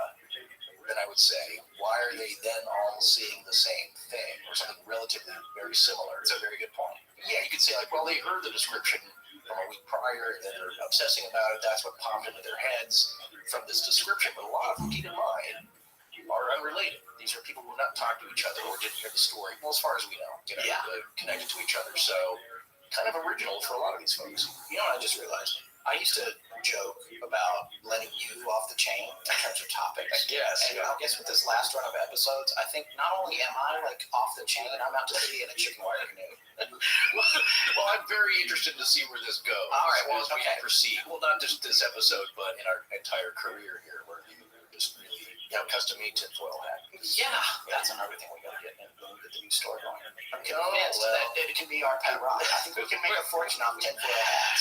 We're going to get sued. Somebody's going to get cut. Just speaking to your point, I think when you come across these things and they're just so bizarre and they don't make sense, and they're really even so far off the chain, as you would say, that it doesn't even sound made up. Right. That's where it crosses this line. Yeah. And so what if each sighting is custom tailored for the person who's seeing it. What if some intelligent, borderline omniscient beings are doing their best to send us messages that come to us in these odd wrappers because there's that gigantic gap between not only our technology, but our very plane of existence. And it's like trying to place a phone call from one dimension to the next. Absolutely. But this reminds me again of the scenario where it's maybe an outside influence acting upon your natural brain processes, especially when asleep. That's all very fascinating. And something that scientists don't really have a whole grasp on what happens when you sleep. But it reminded me of the movie Inception. And one concept I really loved in that, because it was kind of freaky, is that when you enter into other people's dreams, you have to be careful not to be noticed too much, because the people in the dreams will start to notice you don't belong here. Right. And eventually they might turn on you. Yeah. And they become interested in what are you doing here? You don't belong here. So in that person's brain, there's a subconscious part of it that realizes that this isn't right, even though it looks similar. This is outside foreign material here. Right. So it causes distress. Yeah. These concepts are interesting because the points you're bringing up is one part is going on is a combination of several different things. You can even take this back to crop circles. And I know a lot of crop circles are hoaxes. Yeah. I do not personally believe that they all are. And well, that's even a change from when I first discussed I this. never ever said that I thought all crop circles were hoaxes. Yeah, I think a lot of them definitely are, but I don't think they all are. No, I think what it was that I was teasing you about is that I think at some point you said the more complex ones seem to be more man-made than the crude ones. In some ways, the see that. progression is, I do feel a little bit like some guy sitting in his basement outside of Stonehenge, digitally mapping out, using GPS to, but the genetic modifications, whatever. That's for another episode. But the only thing we can discern from them, it seems to be some kind of communication. Right. Some type of intelligent communication. It's definitely that, whether it's a hoax or not. Exactly. You're right. It's a message. Symbols are the most basic and efficient way of communicating complex thoughts. Right. If you're trying to communicate this information and you're going along with my completely unsubstantiated theory, then these messages might be, in a lot of ways, they might be like a message in a bottle that you put out to sea, and the sender never knows what happens after the message is gone. Right. Who knows if these things aren't just projections, right? So, again, like I was saying earlier, imagine that whatever is being presented to us or to these people in Point Pleasant has more than one target or witness. It's like, for me, I was thinking about this in Terminator 2 when the T-1000 samples a person, usually by stabbing them to death, and to duplicate their, gets a sample of all their DNA. And then it can clone that person or pretend to be that person or talk like that person. What if these things that these people are seeing are like highly sophisticated drones, and they arrive and they just attempt to communicate by appearing materially in a comprehensible way? They're like really sophisticated technology or projections. It's Indrid Cold and his lantern is coming down, and that's the thing that they knew that Woody needed to see in order for him to even listen to what was being said. Right. As opposed to a little green man or whatever, although that might have worked too for Woody. But well, then no, that totally would have freaked him out even more. I mean, he's terrified, of course, because just these circumstances are outrageous. You don't normally see that. Right. But I'm going to quote again the quote from the movie, The Mothman Prophecies, where Richard Gere asks Indrid in the movie, what do you look like? And he says, well, it depends on who's looking. Yeah. I just wanted to put all that out there to sort of frame the events that we've already discussed. And then we're going to talk tonight about the culmination of things that began to affect John Keel personally, leading up to the tragic collapse of the Silver Bridge. So did you start a new lecture series at the Great Courses Plus yet? Yes, and this one's on the subject we both love, the Vikings. Oh, my people. Hey, everybody's your people. But I did. I came to, if you look at my... Okay. All right, whatever. I'm not a Viking. No, but anyway, the Vikings are cool, not only because they had such a huge impact on the history and cultures of Europe and Western Asia, but maybe even the United States, too. Well, that's one controversial line of thinking. But what's cool is that archaeologists are continuously finding new evidence of their settlements in places previously thought that they had reached. So if you really want to know the whole story of the Vikings and their astonishing impact on history, you got to check out this series called The Vikings at the Great Courses Plus. Now, you're just not going to get the depth of information from a documentary or an article online as you're going to get from a whole course of lectures on a topic taught by the top professors in that field. Documentaries and articles only have so much time and space to present their information.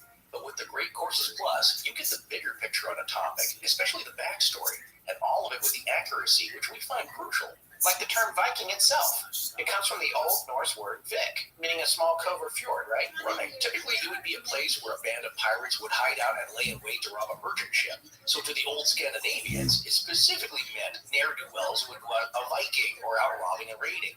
Then later, it generally was a name for any Scandinavians who went overseas. Yes, initially to raid and plunder, but later also to trade and establish settlements, and even become kings of foreign lands, like King Canute of Denmark, who conquered England in 1014 and 1016. This series has 36 lectures, and each are only about 30 minutes long, so it's a really easy and entertaining way to find out more about a subject you're interested in. Plus, you can take them with you wherever you go, because you can watch these courses on any of your mobile devices, or stream them on your TV at home. You can watch a few minutes of one lecture while you're waiting for something, then pick right up where you left off later on. It really makes learning convenient and fun. See what we mean by taking advantage of a special offer for our listeners. Get 1 whole month of free, unlimited access to any one of their over 500 courses and 6,000 lectures, with new ones being added all the time. That's right. Start your month-long, unlimited, free trial membership now by signing up at thegreatcoursesplus.com/legends. Again, that's thegreatcoursesplus.com/legends. Hi, I'm Jess Coleman from Australia, and you're listening to Astonishing Legends with Scott Philbrook and Forrest Burgess. And now, back to the show.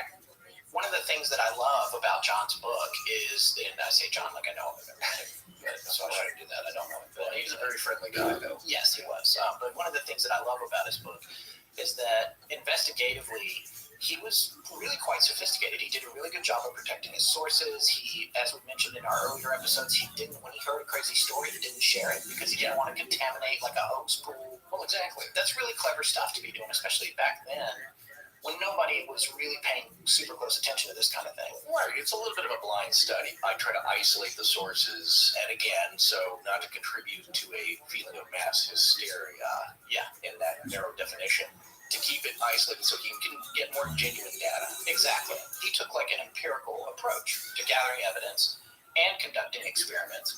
To that end, he actually took the 4 kids from the most detailed sighting of the Mothman, the one that we talked about, the 4 kids that were out in the car by the TNT plant, Roger and Linda Scarberry, Steve and Mary Millette, and then he also got his journalist friend, Mary Heyer, and her niece, Connie Carpenter, who was the one that saw the Mothman on the golf course in the daytime in Mason, West Virginia, and a few others, including, I think, Connie's husband, Keith, and Linda Scarberry's mom, Mabel. Her married name was Aker, so it was Keith Aker. Yeah. Ikeer. Keel had assembled 10 folks, and they all decided to go out there. When they got there, Connie and her husband, Keith, were the only 2 who would agree to go inside the abandoned building with Keel. Well, especially for her, she was pretty traumatized. Yeah, but he said that night she was pretty upbeat. I think she had moved past it, and She feels that people have her back now. People believe her. and he had a lot of experience. He says this in the book, exploring abandoned places and spooky things or whatever. He was kind of used to it. Yeah, legend tripping. Yeah, I don't know if you've ever done any kind of urban exploration. I have. It's easy to get spooked. Well, and it's dangerous, by the way, kids. So don't do it. Often it's private property, so don't go trespassing. You're going to get hurt and arrested. Yeah, and arrested. Like how ugly you are. That's just an added bonus. Yeah. Because not only do you break your ankle on a faulty floorboard. Yeah, then you get the mandatory tetanus shot. Yeah. And arrested. And then the cops come. It's expensive. Most of the time people do that and they don't get permission from the owners. That's true. Somebody usually owns that property or building, whether you think it's abandoned or not. Yeah. My question to you, though, sir, is that you will not go to some place like Greyfriars, but would you go to a place that had repeated UFO sightings? Yeah, as long as they were far away, sure.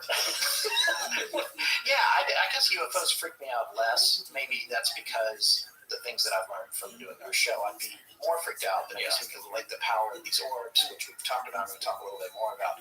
They never really scared me before, but it is a little more frightening. The mental manipulation part of that is scary. I don't even mind that part if it's for a little bit. I don't want the actinic conjunctivitis. No. I don't want any of these side effects, the bleeding ears. Yeah. And that's what we're going to talk about here, actually. It's funny you should mention that because Connie and her husband Keith and Keel went into the building when everybody else waited outside. a safe distance away. And like I said, Keel had noted that she was really upbeat. They were creeping around inside the building, looking into old boilers, looking for the Mothman, and they saw nothing. When they were just about to leave the building, and they were pretty much at that door where they were going to come back out to where everybody else was, and Connie took one last look back over her shoulder and screamed bloody murder. "Those eyes, he's there," she yelled. Keel goes on to explain that her upbeat mood had gone now in a matter of seconds to abject terror. They rushed her outside, and then Keel ran back into the building, nerves of steel, while the larger group tried to calm Connie down.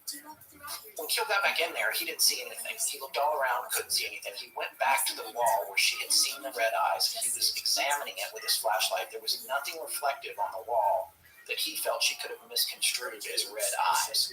So essentially, he saw nothing. He comes back out to the group, and Mary Heyer, who was there, as I said earlier, said to John, quote, "We thought we saw something back of the plant, a tall figure running. Was it you?" And John replied, "No, I was inside the whole time. I just came right back out to you." And then Linda Scarberry's mom said, "What was that loud noise?" And Keel hadn't heard this noise, but I guess she described, and they all described, a loud, hollow, metallic noise that sounded like something metal falling, possibly all the way from the top of the building.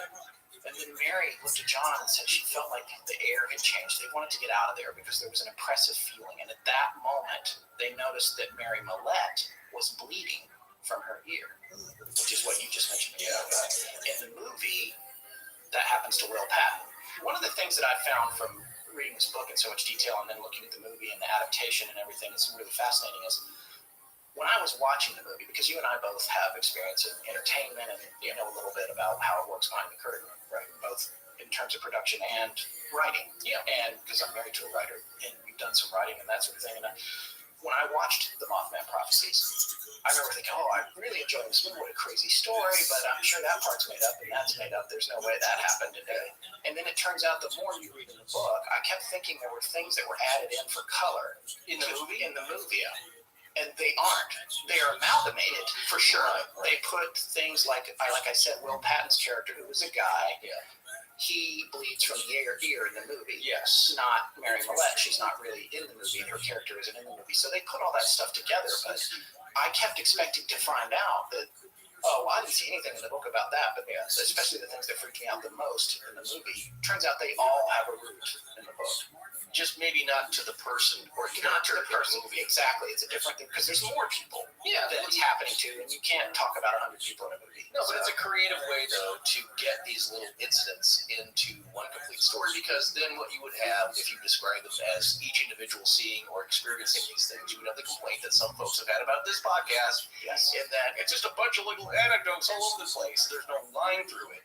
Well, in a movie, you need that. You need to follow the same characters. You can't have 100 characters, experiencing all different things. You need maybe 4 or 5 characters, tied into one complete story. So I can understand them doing that. Otherwise, that's called a documentary. I feel like the only significant event in the movie, a fatality that happened to a character that was, I couldn't find any parallel for that in the book. It wasn't.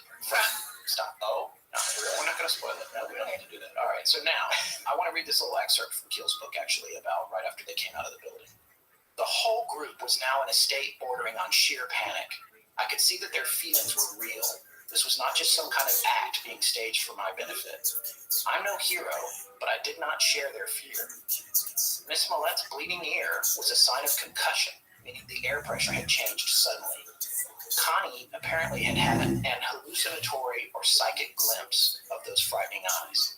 The metallic clang could not have come from inside the building, or I would have heard it too. It may have been associated with the sudden change in air pressure. I scanned the black skies. There was not a star, not a light visible. All right, so let's talk about this a little bit. I love that he suggests that maybe she had a hallucination or something. Or a premonition, a psychic glimpse. And that seems to come up a lot with the Mothman. The impression he's making in your mind. Tapped into your head. Or what this sounds like is possibly an after effect of just these other beings' operations. And it's unfortunate, but that's what's going to happen. It's kind of like whales not faring well with this deep water sonar. And research that the Navy conducts, they're saying it's harmful to them. It screws up their communications.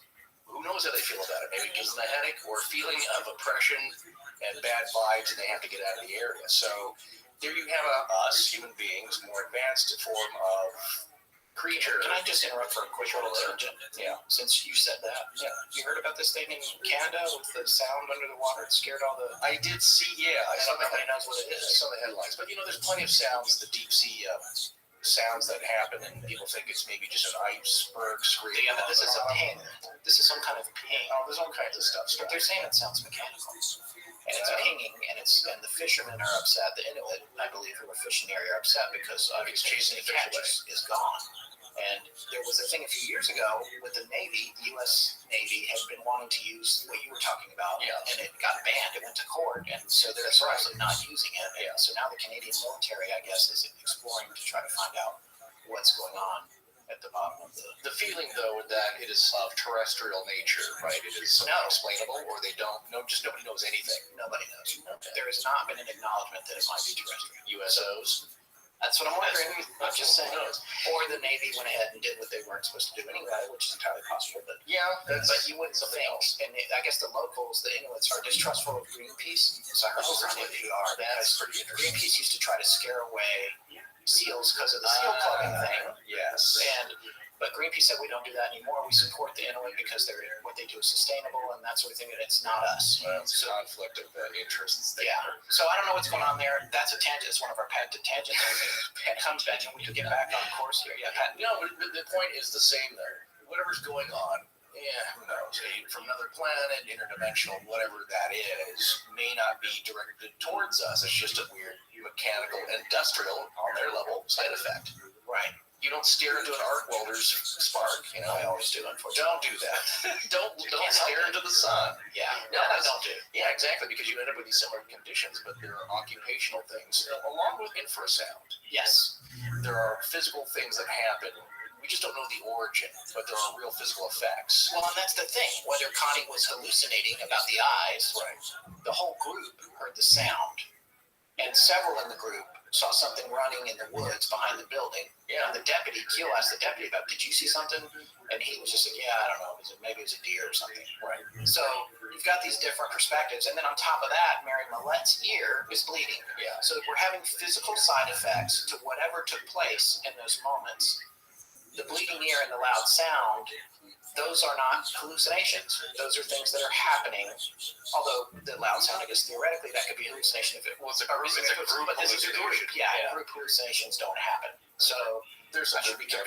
Well, no, I made a generalization. Yeah, I made a generalization. No, I would say that they don't happen exactly like this. I don't know how you can chime in a group of people. Certainly, you can introduce a foreign phenomenon or stimulus, I would say, to a group of people, and some of them will feel the same thing, not all of them, but we talked about this again with infrasound. They've conducted this experiment on a group. There's a loud bang at the same time that people hear. Right. It's kind of like, we talked about this before, you hearing the loud train or something crashing in the hotel room there at the old Monte Vista. Yeah. And I didn't hear anything, but that's going on inside your head. Yeah, well, that's exploding head syndrome, which I have. Right, but now if I had it also at the same time, that would have been real wacky.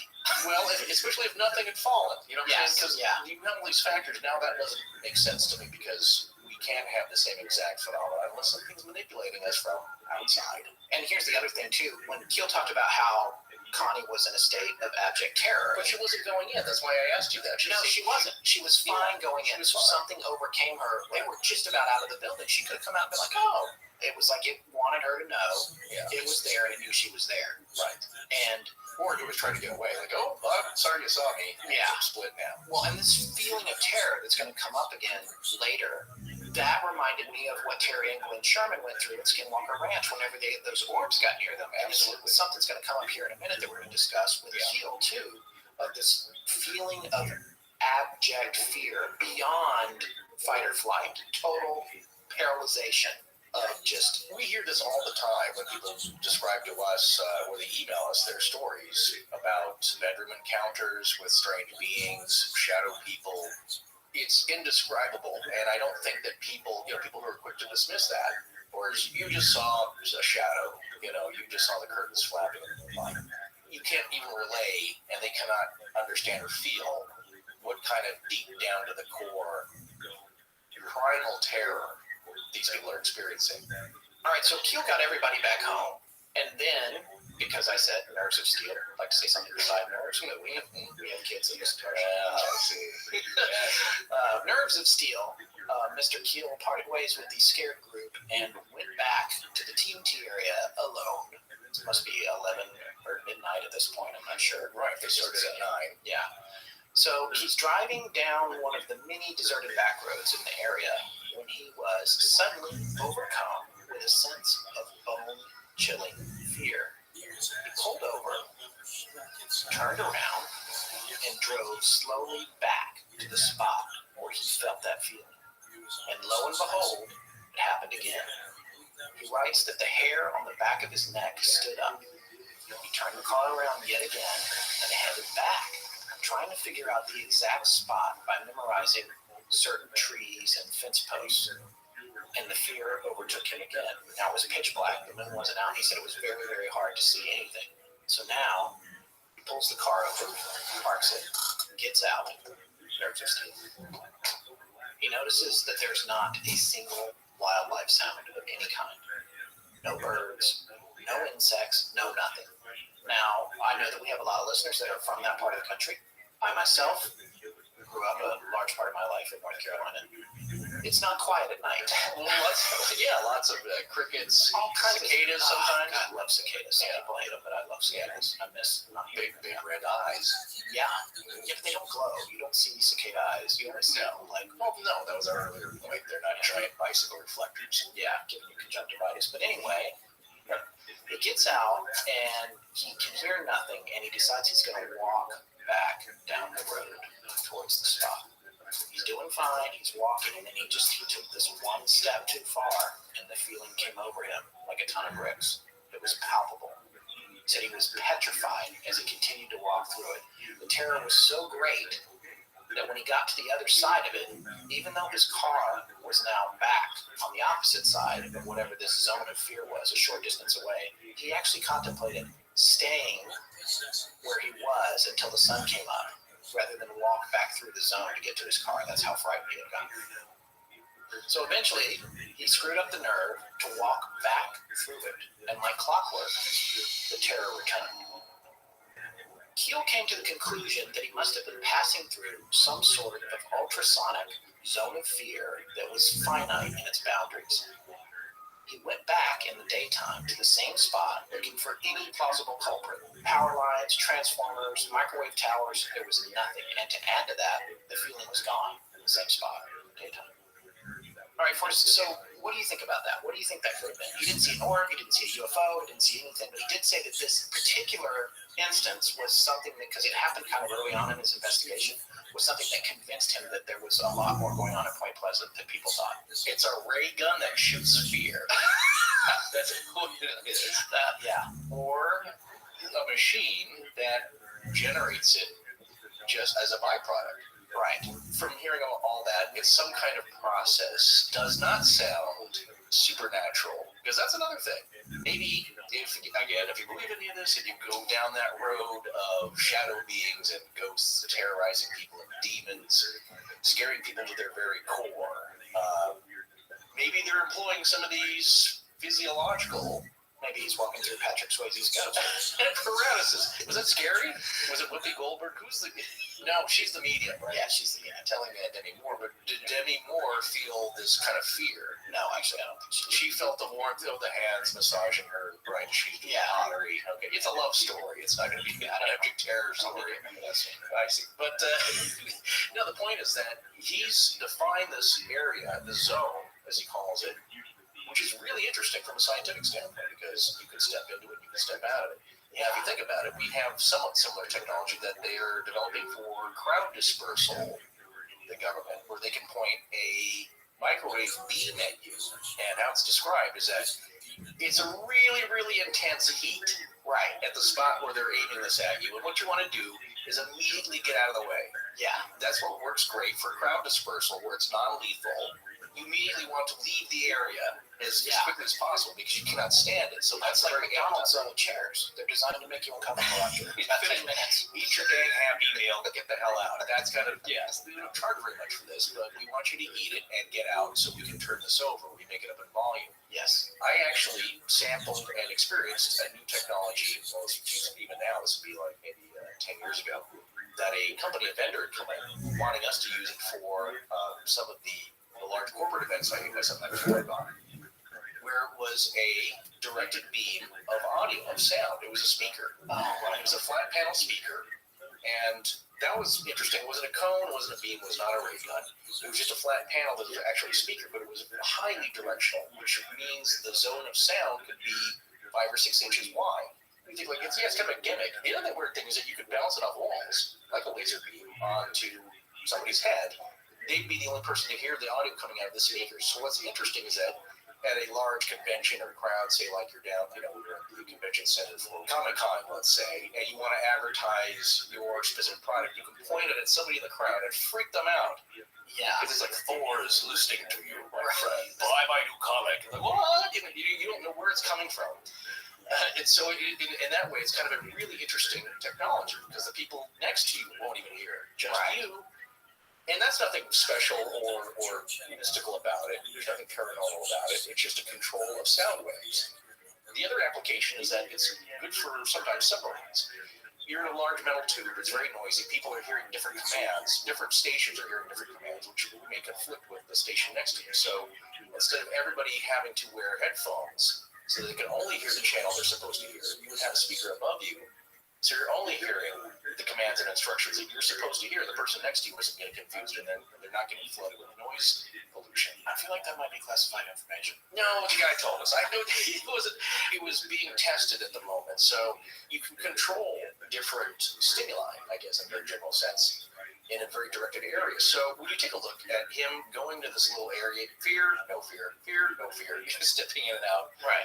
It's in the middle of the night. In the middle of nowhere. Well, that also adds to the fear, of course. You know what I'm saying? It adds to the spookiness, but this guy's been around the block. He's not shaken up much. Right. I believe that it is some kind of byproduct. I'm not sure if it was directed at him. But who knows? I don't know. Certainly. It could be a warning, though. Well, like a ticket, almost like a sentry again, or something to scare you from going down the road. And get you to turn around and go back. Exactly. That's my point about the crowd control. Leave the square now. Yeah. Go home. And we mentioned this in an older episode we did, and you mentioned it a few minutes ago. We did talk about infrasound because Keel talks about, he calls it ultrasonic in his book. Now, this is 1975. Yeah, a little bit before a lot of this study. Yeah, but he talked about how he felt that this ultrasonic sound could engender a feeling of fear. He himself was ascribing the technology reason to what he thought was happening. We mentioned his experiment that happened in September of 2003, but I just want to read this article real quick. Again, this is an AP article. Mysteriously snuffed out candles, weird sensations, and shivers down the spine may not be due to the presence of ghosts in haunted houses, but to very low frequency sound that is inaudible to humans. British scientists have shown in a controlled experiment that the extreme bass sound, known as infrasound, produces a range of bizarre effects in people, including anxiety, extreme sorrow, and chills, supporting popular suggestions of a link between strange sensations. Can't hear it, Richard Ward, an acoustic scientist at the National Physical Laboratory in England, who worked on the project, said Monday. Lord and his colleagues who produced infrasound with 23-foot pipe and tested its impact on 750 people at a concert said infrasound is also generated by natural phenomena. Quote, some scientists have suggested that this level of sound may be present at some allegedly haunted sites and so cause people to have odd sensations that they attribute to a ghost. Our findings support these ideas, end quote, said Professor Richard Wiseman, a psychologist at the University of Hertfordshire in southern England. Lord and Wiseman played 4 contemporary pieces of live music, including some laced with infrasound at a London concert hall, and asked the audience to describe their reactions to the music. The audience did not know which pieces included infrasound, but 22% reported more unusual experiences when it was present in the music. Their unusual experiences included feeling uneasy or sorrowful, getting chills down the spine, or nervous feelings of revulsion or fear. Quote, these results suggest that low-frequency sound can cause people to have unusual experiences, even though they cannot consciously detect infrasound, said Wiseman. presented his findings to the British Association Science Conference.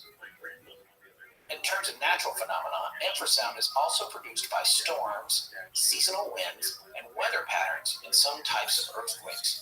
Animals such as elephants also use infrasound to communicate over long distances or as weapons to repel foes. All right, again, so that was 2003. Right. It's amazing to me that Keel had some sort of knowledge of this idea in 1975. Well, he was trying to quantify the experience that he had witnessed himself, but of course, the phenomenon has happened ever since this Earth was around. Yeah. Because sometimes it can be wind going through trees or power lines. It's a kind of a low vibration. People have often, said about the Outlaw Pass incident. Well, it was probably just infrasound, including Donnie and Edgar. Yeah.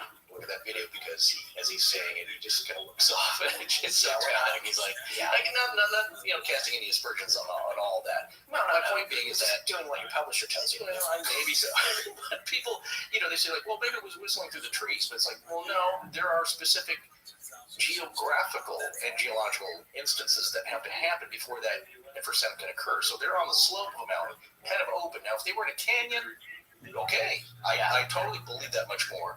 If they were in a copse of trees, as Scott likes to say, A copse. Depending on that from George Knapp. So right, exactly. I knew the word, but I can't take credit for it becoming part of my personal zeitgeist. Just another fun word we like to say. Depending on how the trees are growing and how closely they are situated to each other and how the wind is coming through them, that can produce infrasound. Well, wasn't there a story about an air conditioning unit or something that was rumbling and making people sick? That is the original story where I don't remember the names, but it led to the first study and I think paper or report on it where. Don't hold us to the details. You're telling that, or everybody. you're telling the listeners.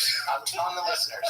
Just do it. Just do it. The story. There's a guy who was a guy who worked in a basement at a research facility or university, and his hobby was fencing. So he was working on his foil, which is your sword, which is a very thin, flexible blade, so you don't actually stab anybody. You jab it with it, it's very bad.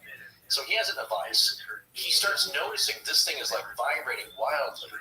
He's a scientist. He's a skeptical man by nature. He's like, okay, what's causing this? This is not right. There's no ghost. I don't see any person with a bed sheet, holes cut out. There's nothing ghost-like. That's not where his mind went first. He's like, okay, that's very strange. I can see it.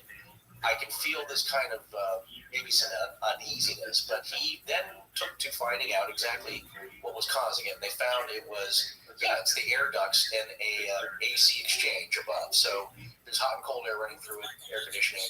And when the joints aren't fitting properly, you get a little vibration like a whistle or a flute. It was the air passing through these ducts that was causing an infrasound scenario right there in that room. And what it is like, you're now the confluence of these sine waves. You're hitting a peak like waves. You know what I'm talking about. Yes, Yeah, so it's constructive interference. very good. Yeah. But what it is an amplified effect. So, we all may experience a little bit of it in an old building where the pipes aren't fitting very well.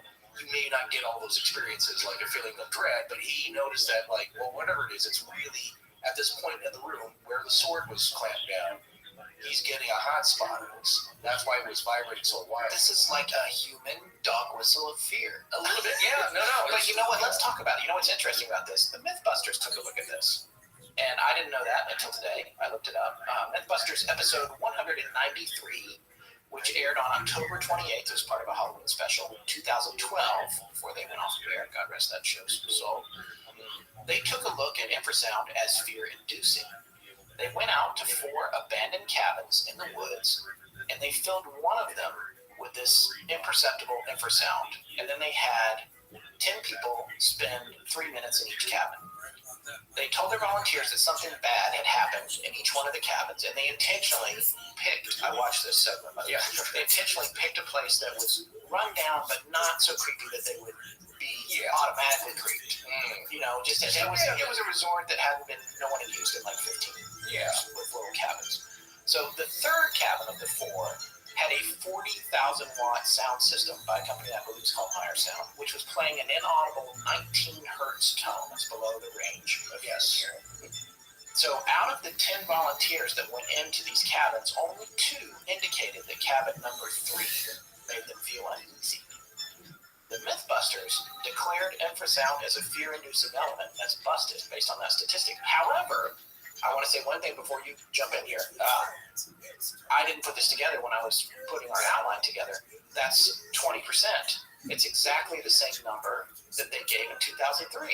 Absolutely. And so it's 2 out of 10 people. For me, it's not necessarily busted. It's just a low quantity of people are reacting to it. Mythbusters is saying this is statistically insignificant, but I think this might not necessarily be a case of statistical insignificance as much as a sensitivity that not everybody has. Well, exactly. Now, if you've taken those 2 people that felt that, and you got another 8 who are physiologically exactly the same, well, then you get 100%, wouldn't you? Right, maybe. That's the theory. Yeah. And, they always got pushback on how they did. People will always I be like, you did this all wrong. Which I'm not getting on that train. No, I love that show. But the concert, that's why, was there 700 people? There was a large amount of people. Yeah. And again, scientifically, yes, you want the greatest number of samplings from your control group there to test on. And so when you get something, though, that's about the same, 20%. Yeah, 750 people. Okay. So I went back and looked. Yeah, okay, so going back to Dyatlov, because that was abject sheer terror enough that you made experienced hikers and outdoors people run half naked out of the snow where they knew that would kill them. That alone will kill them, that exposure. That's not what killed them. My point is, what, they all experienced that high level of sheer terror? I see what you're saying. This is a really good point. This is a good follow-up. Well, that was my original point of the whole thing. Is that what a revelation, Forrest. That's very you didn't interesting. hear that the first time we No. I guess Yeah. maybe I did, but we've got 2 experiments here by 2 different parties showing that only 20% of people can even perceive it. Yeah. Then there's no way that 100% of the Dyatlov kids would have reacted to infrasound. You could say, like, well, out of 1,000 people and 20% of those, if you take now a larger number of people, the 20%, and they all happen to go on the same hiking trip, then they're going to have that same experience or feel the same effects. My point is, that is way, way, way too high for natural infrasound. Infrasound goes on all over the world. I read a story, years ago about a university team experimenting with very low frequency sound. And this totally might be false, but maybe not even find this on the internet anywhere, even as a joke. But I read this article that the university team had basically constructed something that was like a giant referee whistle, had taken a wind machine, blown air through it, so you get this very low frequency sound, and the effect was everybody around it immediately fell over and started vomiting. Totally incapacitating. Yeah. Now, I believe that effect, that's possible. I believe that something that big and low and loud could have that effect on a great number of people around. Yeah. There were definitely dudes at my high school that had car stereos that. Oh, yeah. People would they do that at concerts, like bounce the quarter on the roof. Right. You can see it vibrating. People want to sit on the speakers at a concert. Some people do. Yeah. Not everybody find that's enjoyable, but there's other guy that looks like a bump in his chest. So that's crazy. Yeah, it's crazy, but again, it doesn't affect everybody. So the point is that just the odds, and we'll get cogs here to figure out the math on this. Yeah. But the fact that all these people at Dyatlov who all were prone to this, all went on the same camping trip just by accident, and all had a very extremely high level of sheer terror and panic at the very same time, experienced that. I would just guess that that's not possible. So if you talk to Keel, in Keel's situation, it's like being at the Four Corners, like I'm in Arizona. Arizona. You're jumping back and forth. It's very delineated. Then that tells me that it's more, I guess, mechanical in a way, or there's something creating this. It's not a natural El Zono, freak out. It's not an exact beam that's happening naturally. So that's just my assessment of what John Keel was experiencing. That just very narrow, directed sensation. Just out of curiosity, is there a scottphilbert.com website lurking out there somewhere on the interwebs? Yeah, actually, I did register that domain name, but I never had the time to learn how to develop it the way I wanted. Yeah, me too. Look, I got a couple of domain names, and now they're just sitting there for years as one of millions of site under construction pages. Well, obviously, we're not the only ones to have a placeholder parked on the internet for years with no hope of ever becoming anything. But now there's a solution. And that solution is Squarespace. Squarespace is the all-in-one solution for starting from nothing to having a beautiful website that works for you the moment you publish. With Squarespace, you can register a domain name and extension, choose from hundreds of designer templates to create your own look, pick the functions you want your site to have, and then you're ready to showcase your work, promote your business, and sell your products, or just have fun with your own online presence. You don't have to read a bunch of books or take expensive courses to become a webmaster, because not only do they make creating a website as easy and quick as possible, Squarespace is there for you 24/7 with their award-winning customer support. Whether it's e-commerce functionality with analytics and built-in search engine optimization, or you just want something that looks cool for your blog, Squarespace is the answer. And now you can check out everything Squarespace has to offer with a free trial just by going to squarespace.com. And when you're ready to launch, use the offer code LEGENDS to save 10%. Squarespace, make it beautiful. Hi, I'm Adam, and you're listening to Astonishing Legends with Scott Philbrook and Forrest Burgess. Now, back to the show. Well, here's the other thing about the Mythbusters episode. At the top of the episode, when they were setting things up, Jamie was testing things out, and he was sitting in that cabin, the third cabin, which he knew, of course, was playing the 19 hertz tone. When they first turned it on, it was rattling the windows and everything. So they had to do all this kind of mixing and adjusting to make it completely inaudible. Yeah. So that things weren't rattling, whether you could hear or not. And they did that. And then Jamie was sitting in the chair in there before they were going to do the experiment. And he said, he didn't have a feeling of fear, but he definitely had a feeling of anxiety. It feels like I have butterflies in my stomach, or I'm really tired, but I've had too much coffee. It's sort of anxiety producing. I don't know about fear, but it's unnerving. So I guess he's one of the 2 out of 10. I thought when he said that, and of course that's why the editors put it in there, and make the show more interesting. I think everybody's going to hear it. But he acknowledged that, even though they busted that myth. Yeah. So anyway, I just thought that was interesting. Well, no, it's again, yeah, but not to the extreme level where he's like, I can get out of here. Yeah. Goes to Mr. Chicken, nods, he doesn't scream and runs out of there. What have you taken the parameters of this test and cranked them up to the unhealthy levels? Like I said about the referee's whistle. What if you took a 100,000 watt sound system and played a 5 hertz tone? Now, I'm only talking.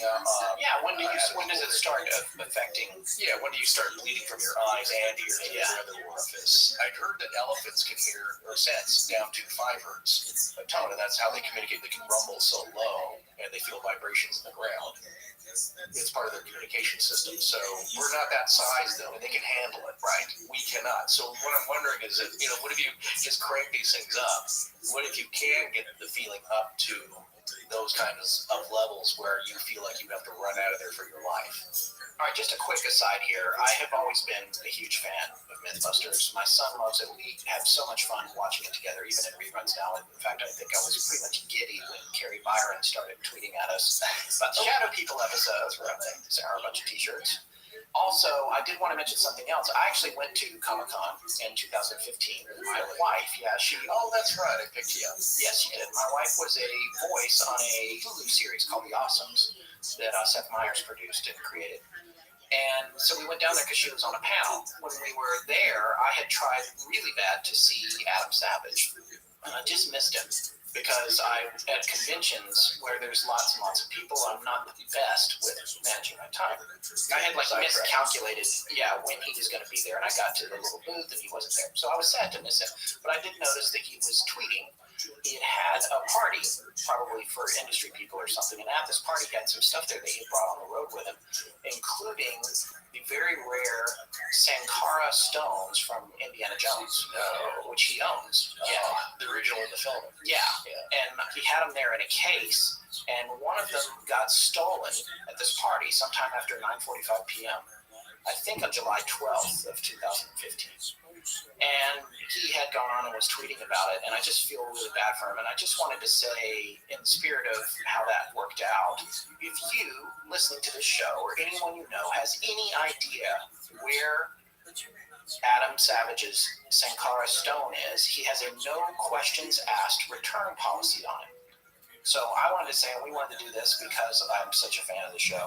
Anyone who might have it, or can get this information to the person who does have it, can send it to us, and we'll get it back to Adam. Again, no questions asked.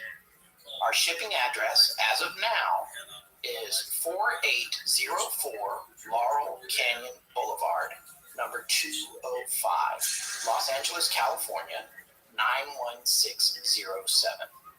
If you're listening to this show more than a year after it was released, please check our contact details at our website to confirm our most current shipping address. Well, I got one thing to add here. May the dastardly nerd who took it feel the wrath of Kalima. Nice. Okay. Like Rapthar's hammer. I just out-nerded you right there. No, thank you, but no, I would also probably check eBay. Yeah, well, hey, okay. We should put it to the ARC to see if they can find it. Well, it's hard to sell a stolen item like that. Yeah, even to fake it, it's probably sitting in his little figurine collection, or I doubt it's like sitting on the cubicle wall of his graphic design shop. Yeah. Okay. Anyway, moving on. Let's get back on topic here. Good luck with that, Adam. Hope you find it. I was tweeting with him a few days ago. He did confirm that he still doesn't hang back. All right, so now I want to talk a little bit about the things that happened to John Keel leading up to the collapse of the bridge. There were events that seemed to belie some sort of omniscient presence that knew every choice that he was going to make before he made it. And this is the part of the book that really, really blew my mind. Sometimes it seemed like whatever was messing with him had an ability to see the future. And it knew everything about him, even things that he didn't know about himself. A lot of this did make it into the movie in a fascinating way. But firstly, I want to take a look at another sighting that demonstrates how this kind of stuff was happening to him. NICAP, the National Investigations Committee on Aerial Phenomena, calls 1967 the mother of all sighting waves. We actually have a link to NICAP sightings from 1967. It's the full report. It is astronomical how many UFOs were popping up, not just in Point Pleasant, all over the United States and all over the world in 1967 specifically. In this story, which was from Keel's book, in January of 1967, a man named Tad Jones was driving down Route 64 in Dunbar, West Virginia. Now, Dunbar is about 49 miles southeast of Point Pleasant. And Route 64 was brand new at the time. In fact, it had just been completed. They were probably still painting the stripes on it. And Tad came upon a huge vehicle blocking the road. He thought it was a construction truck, and he slowed down. And then as he got closer to it, he realized it was floating in midair about 4 feet off the ground. He said it was a metallic metal sphere of about 20 to 25 feet in diameter, and that it had, get this, according to Keel, 4 legs attached to it that all had wheels at the bottom of them that looked like caster wheels. There are other reports that say it had only 2 legs, and that also say it had 2 antennas sticking up on top of it. Now, the wheels would be the ones like you would see on the bottom of a gurney at the hospital in Movie Jacob's Ladder, which is a horrific image. Or a grocery cart. Also scary. But Tad Jones said there was also a small window on it, about 9 inches in diameter, but you couldn't see anything inside. And here we go again with like the 50s. At the bottom was a propeller of some kind. It seemed to be idling when he first pulled up, and then when he got to about within 10 feet of it, the propeller revved up, and this thing rose up into the sky and disappeared. So, Tad went on to his appliance store. However, he was freaked out enough that he reported the incident to the cops, and it did make its way into the papers. Here's actually a really interesting article in the Beckley Post-Herald from Beckley, West Virginia, Friday morning, January 20th, 1967, with an interview with Tad Jones about what he saw that day. I sighted this object quite a distance from the road and thought it must be State Road Commission equipment. I couldn't drive around it because it was about 20 feet in diameter and blocked the westbound driving lanes. I got out of my truck, walked up, and looked it over, Jones said. It was hovering above the roadway, about 3 or 4 feet. It had 4 wheels, and on the bottom of the ball was a propeller-like apparatus which was revolving noiselessly. At the top was a round window with 2 antennae. In the middle of the object was a protruding flange or seam, which indicated to me that it had been connected together in some way. It was aluminum in color. I looked up at the window, but didn't see anyone. I stood there a minute, and then it gently rose, and without any exhaust or odor or any noise whatsoever, it went straight up. I watched it for what must have been a minute or a minute and a half until it passed from sight. I was amazed It was sometime before I got back in my truck and went to work, and quite a bit later before I decided I'd better report this to the Guthrie Air Force Base Radar Force. Right, so there it is in his own words. No noise, no exhaust. Right. It sounds like a balloon, a little bit to me. Oh, well, you're going back to the Bigelow Aerospace design. Yeah. The strange stealthy balloons. Anyway, so that's the article. On the surface, that's just another sighting story. Right. Here's the thing that's different about it. A few days after Tad's sighting, an issue of True magazine hit the stands with an article in it that John Keel had written. True magazine was printed from 1937 to 74, and it changed a lot over the years. Originally it was called like True Magazine for Men or something. Yeah. It was all outdoorsy. Yeah. But then there was another editor that took over, I think in the 50s, who was super UFO-y.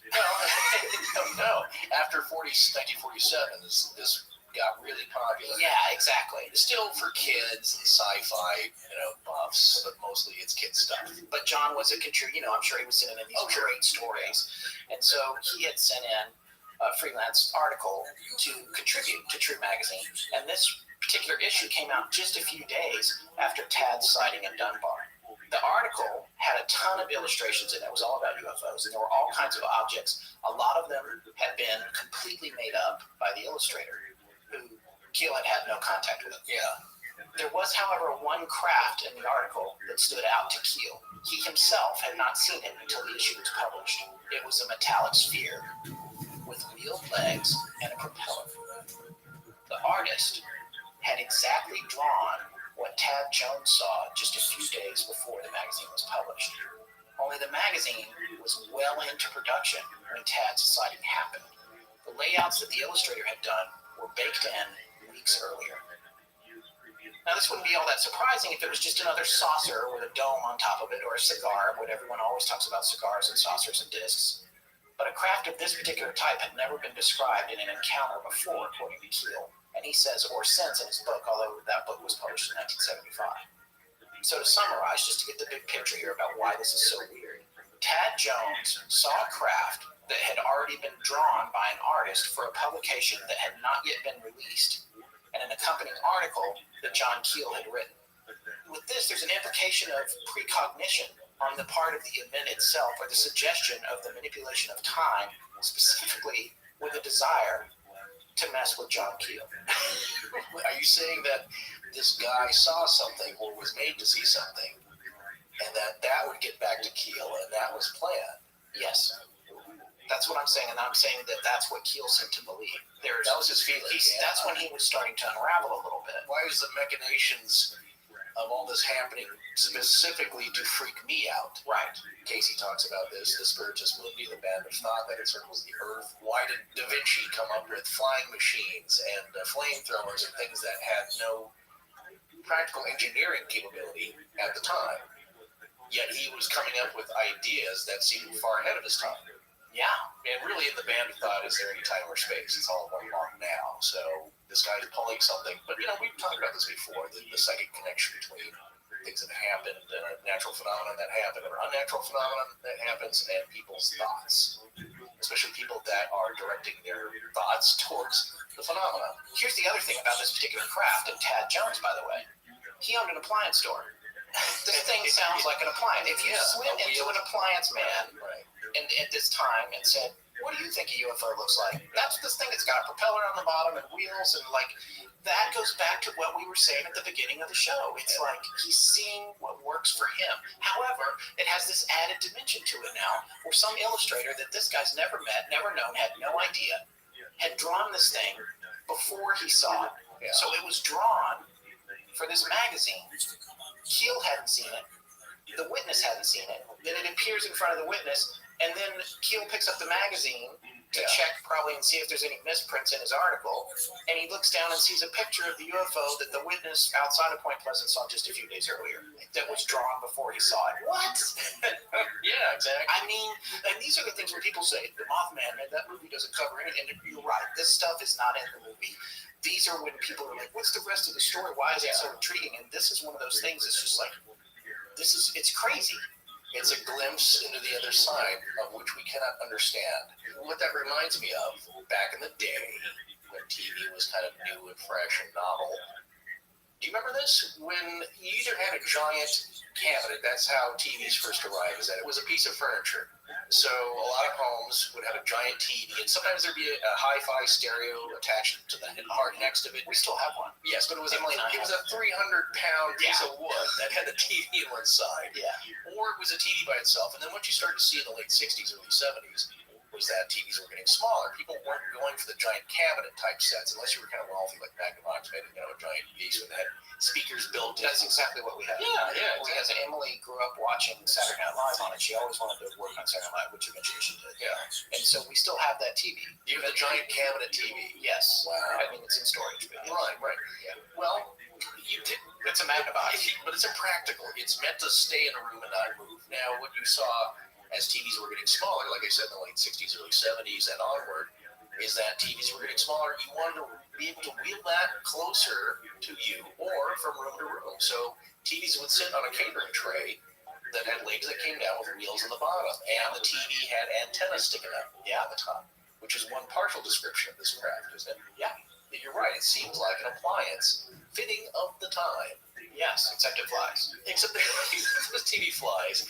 But wasn't there a window at the No, top? there was a 9-inch window, on the front. But he said he couldn't see anything inside. The TV also has a glass front on it. So there are, like you said earlier, and we're connecting this all together, it's possibly elements of our perceived reality that we already know mishmashed into something or hiding something.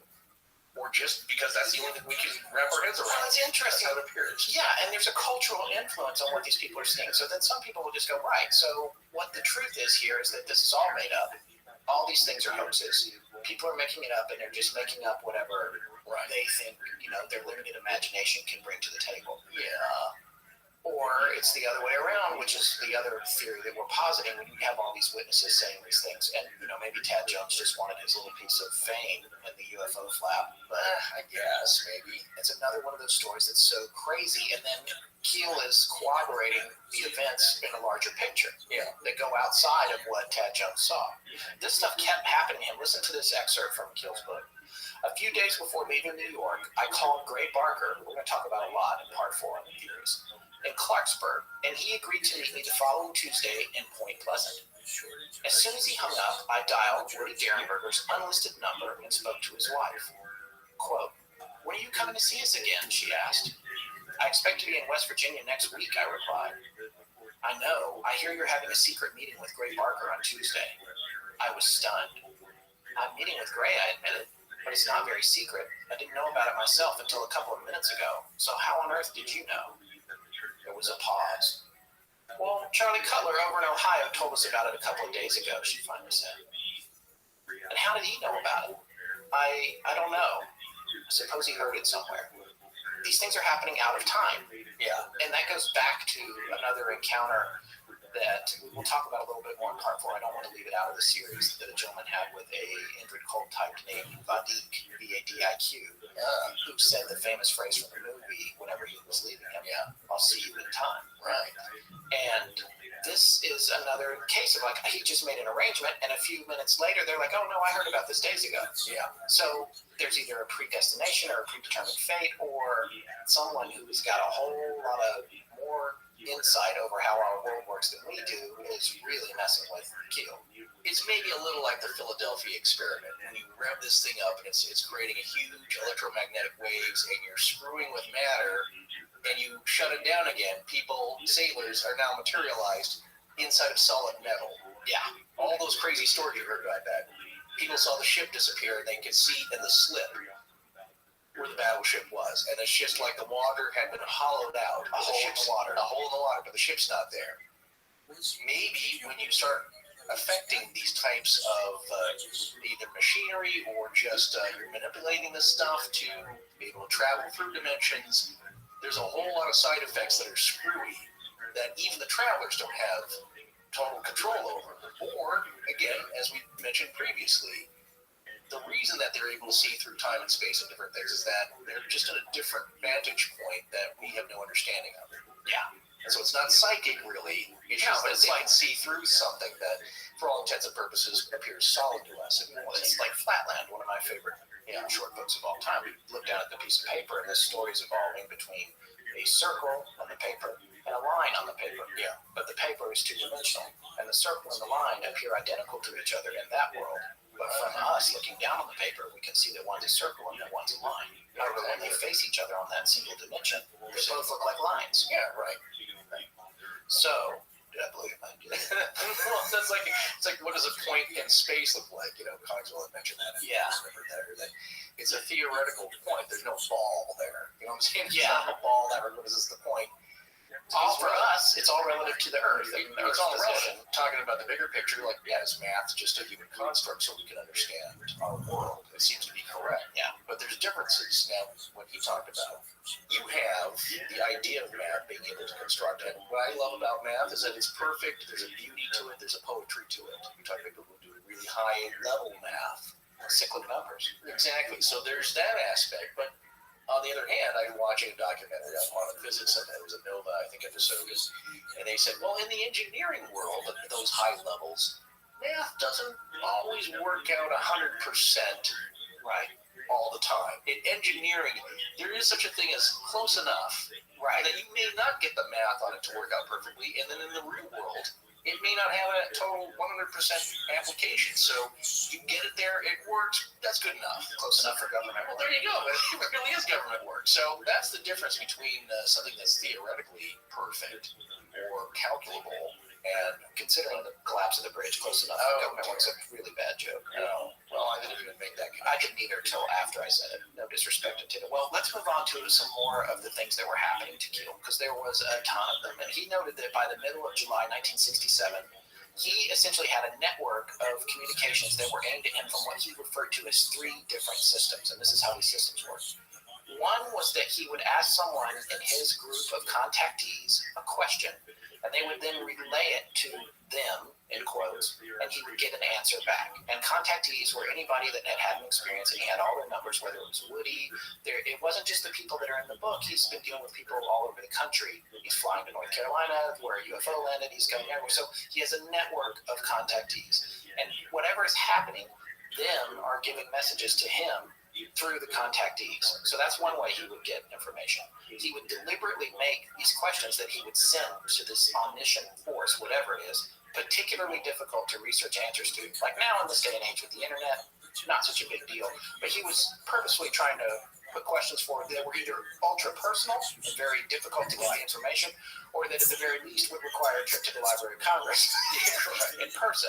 And what would happen was he would hear back like the next day from a contactee who lived in the middle of nowhere in Maryland with the answer, and it would be right. Like we said, he was empirical. He's trying to prove, I guess, the whole blind study again. yes, that something is going on, and these things were happening. So he also found out that he could send things in the mail to what he later determined weren't even real addresses, and he would get responses.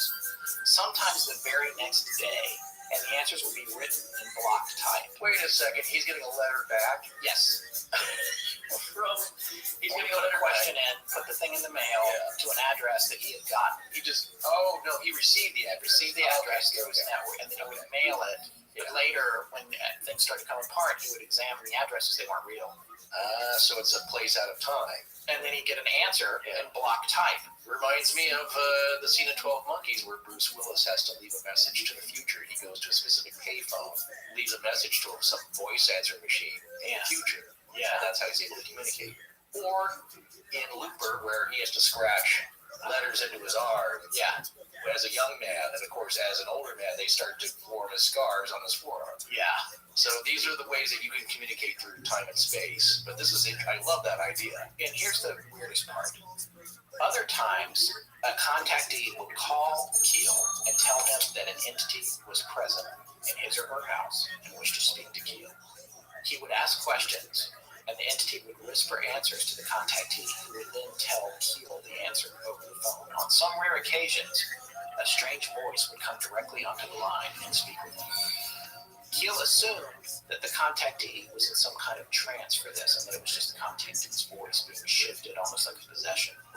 But he doesn't know. He's the putty, the medium. Exactly. He's the putty. Here's another shirt. I want to be the putty. I don't want to be the putty. That's why I'm not going to Great Flash. Trying to find out if it was tapped. He had the phone company come. They came and took him down into the basement, showed him where the trunk line was, all this stuff. Nothing was tapped. And he was that freaked out about it. He finally just stopped paying the bill, and it got disconnected, and it would still ring. this kind of stuff happening with these sounds and stuff. And then other things are happening where he's being professionally screwed with as well. Right. He had a publisher who said, I need something, you haven't sent me anything in a while, because as a writer, a freelance writer like this, you're constantly sending stuff to True Magazine or wherever, trying to make a buck. And this publisher asked him to send something. He got some manuscript out of his trunk, and he looked at it. It was his. He wrote it. He was like, oh, this is a good one. I wrote this a while back. It's a fun little short story or whatever. Yeah. He ships it to the guy. He said there was what he called a deafening silence, and this is why when a creative person says that means you've been completely rejected. He was like, I didn't hear anything. Right. So finally he calls back, and the guy's like, yeah, we can't publish that. And he's like, can you send it back to me? Yeah. Sends it back to him. It's a completely horribly written thing that he never wrote with his name on it and everything. Somebody's ghostwriting for him? Somebody took the thing that he mailed, the manuscript he mailed, and replaced it with a really bad manuscript. And on top of that, it wasn't like he accidentally grabbed the wrong one from his trunk. It was a totally different typeface and everything. So even if he had absentmindedly grabbed the wrong manuscript from his trunk when he sent it out to be published, it still would have been something that he wrote. This didn't even have the typeface from his typewriter on it. So his story wouldn't actually get out. But it wasn't even about the story. It was just about undermining him professionally and messing with his mind. It wasn't even about what the story was. It was just about replacing his work. So here's the question. To what greater purpose? What's the point of that? To divert him from gaslighting?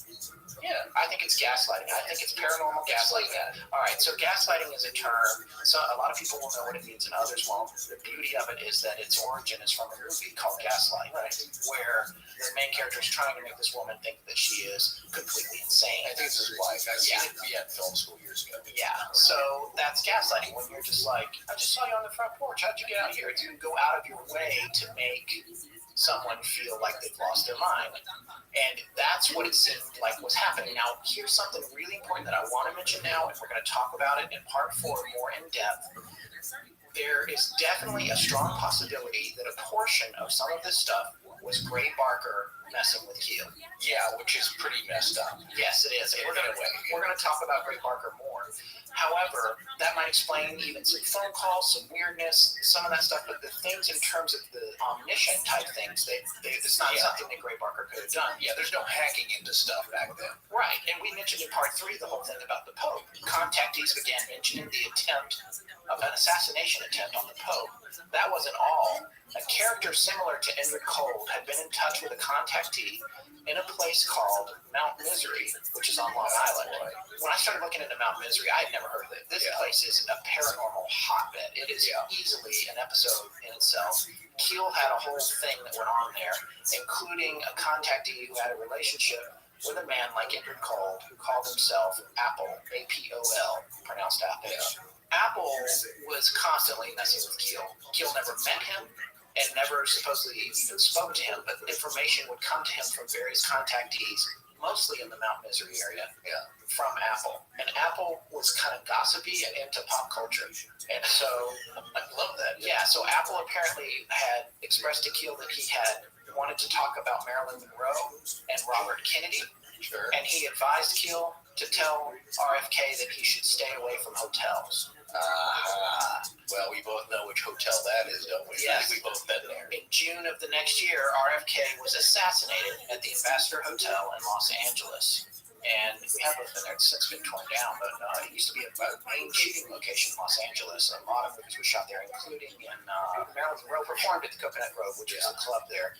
And then in True Lies, when he rides the horse through the hotel lobby, that was the lobby of the Ambassador. Right. I think it now belongs to the Los Angeles School District. I know they were going to tear it down. No, it's now a learning arts center or something. Yeah, it's been torn down because it's very valuable property because of its location. Yeah, and it had secret hallways and all kinds. I was there at a film shoot, so I got to roam the hotel, and I tell you, when you go, portions of it are lighted, of course, even down these long, dark hallways. And I totally got a massive shining vibe looking down the hallway, and it's like, should I just go peek into the rooms? And I think most of them are locked. It's pretty buttoned up. But well, I got into the rooms, and they were empty, but there was a ton of graffiti. And we weren't supposed to walk inside the rooms. Yeah, so on the floor that I was at. But my wife, it was a long time ago, and she was shooting there, and we weren't supposed to wander around. Well, yeah, but did you go down to the kitchen? I went to the kitchen and saw the tile. You saw the tile. Yeah, there was a tile in the kitchen. This is pretty amazing. And I don't know what happened to this tile when the building got torn down. I kind of can't believe that nobody took it ahead of time, but it had an X in it. And it was supposedly the spot where RFK's head lay when he lay dying on the floor there. There was a bullet hole in the wall as well. I think that was cut out. Yes. Forensically. For the trial. Yes, for the trial. But the X, some unknown person put an X down there where they laid him down on the floor before he was moved. Right. And before he was attended to. And if you want to get crazy, I'll tease this a little. There was a woman wearing a polka dot dress that put her hand on the shoulder of Sirhan right before he. Yeah, we're gonna have to do the FK episode. Oh yeah. Hey Scott, when you want to find the best price on something you need, you just drive to a brick and mortar store hoping they're going to have the lowest prices on the highest quality products available. of course not. I shop online first, and I see what the best prices are. And not only that, most physical stores don't carry all the coolest products I know are out there. Exactly. Nowadays, no smart shopper just gets in the car first. And even if you go to an online shopping site, they're just going to carry what every other store is offering. That's why Harry's.com is changing the way everyone shops for shaving products. Well, that just makes sense because Harry's owns their own razor blade manufacturing plant in Germany. So not only can they cut out the middleman that physical stores have to go through, which ups the price by about half, they can also keep a close eye on the quality of their products. And with Harry's.com, we're talking about a 5-bladed razor cartridge with a new, softer flex hinge for better contouring, a lubricating strip for better glide, a trimmer blade for those hard-to-reach places, and a sleek, textured handle for more control, even when it's wet. Not only that, Harry's has some of the best shave lotions and creams I've ever tried. I swear by their post-shave balm. And yes, even though I sport a beard, I still got a trim around it, and it's those places that are more delicate. Harry's is so confident you're going to like their post-shave balm too. They'll give you one for free as a special offer to our listeners. Just enter the promo code LEGENDS at checkout to get your free too. And if you're still skeptical, you can get their free trial set, which includes a razor, a 5-blade cartridge, and shaving gel when you subscribe. All you have to pay is $3 for shipping. And as a subscriber, you'll get a personal Harry's concierge who checks in on you to make sure you're stocked up and happy with everything you get.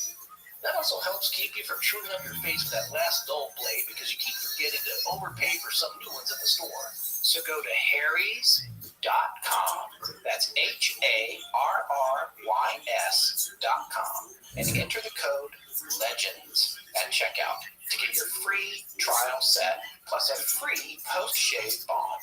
Once again, that's harrys.com and use promo code LEGENDS. Oh man, What's wrong? well, as soon as we're done recording here, I have to cook dinner for the family, and with all the writing and research, I didn't have time to go grocery shopping. Wow, you are such a disappointment. But wait a minute, you don't have to go shopping for dinner fixins because you're still subscribed to Blue Apron. You're right, I was just fishing for some sympathy. But seriously, Blue Apron really is a huge problem solver for me and my family because although I love cooking, grocery shopping, not so much. And who wants to make time for that these days? Yeah, that and you also come out looking like a hero because Blue Apron makes it easy to serve up delicious restaurant-quality meals with seasonal, artisanal ingredients sourced from their community of family-run farms, fisheries, and ranchers. And we've never eaten so well with so much variety. I mean, I have my standard favorite dishes I make, but even I get tired of those after a while.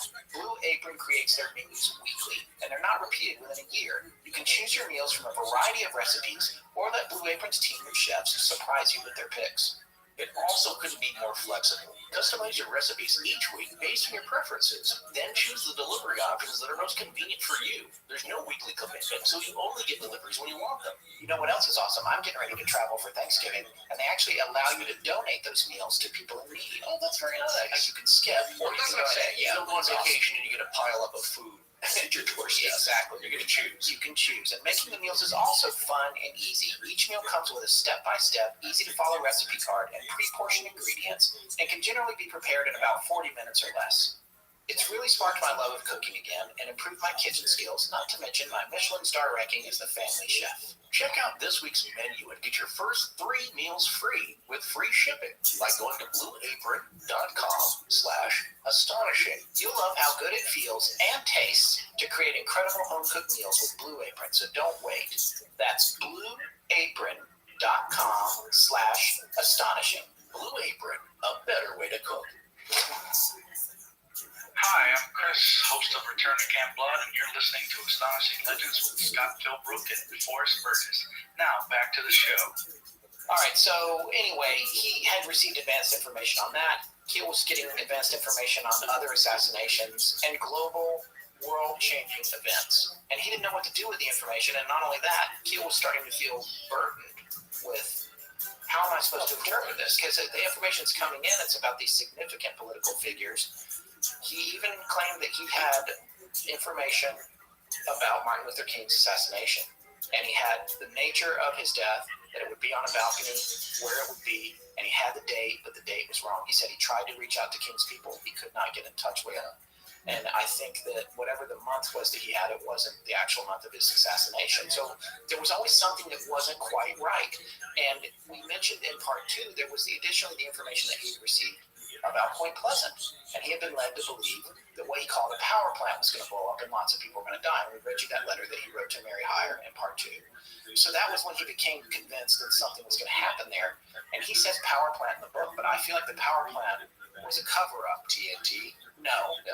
There was nothing at the TNT area to blow up. Right. I think what he was concerned about and what he was protecting, because he was concerned that it was a defense secret at the time, was the DLA, the Defense Logistics Agency, Yes. that is in Point Pleasant and still there to this day. That's actually what I meant. Yeah, not TNT.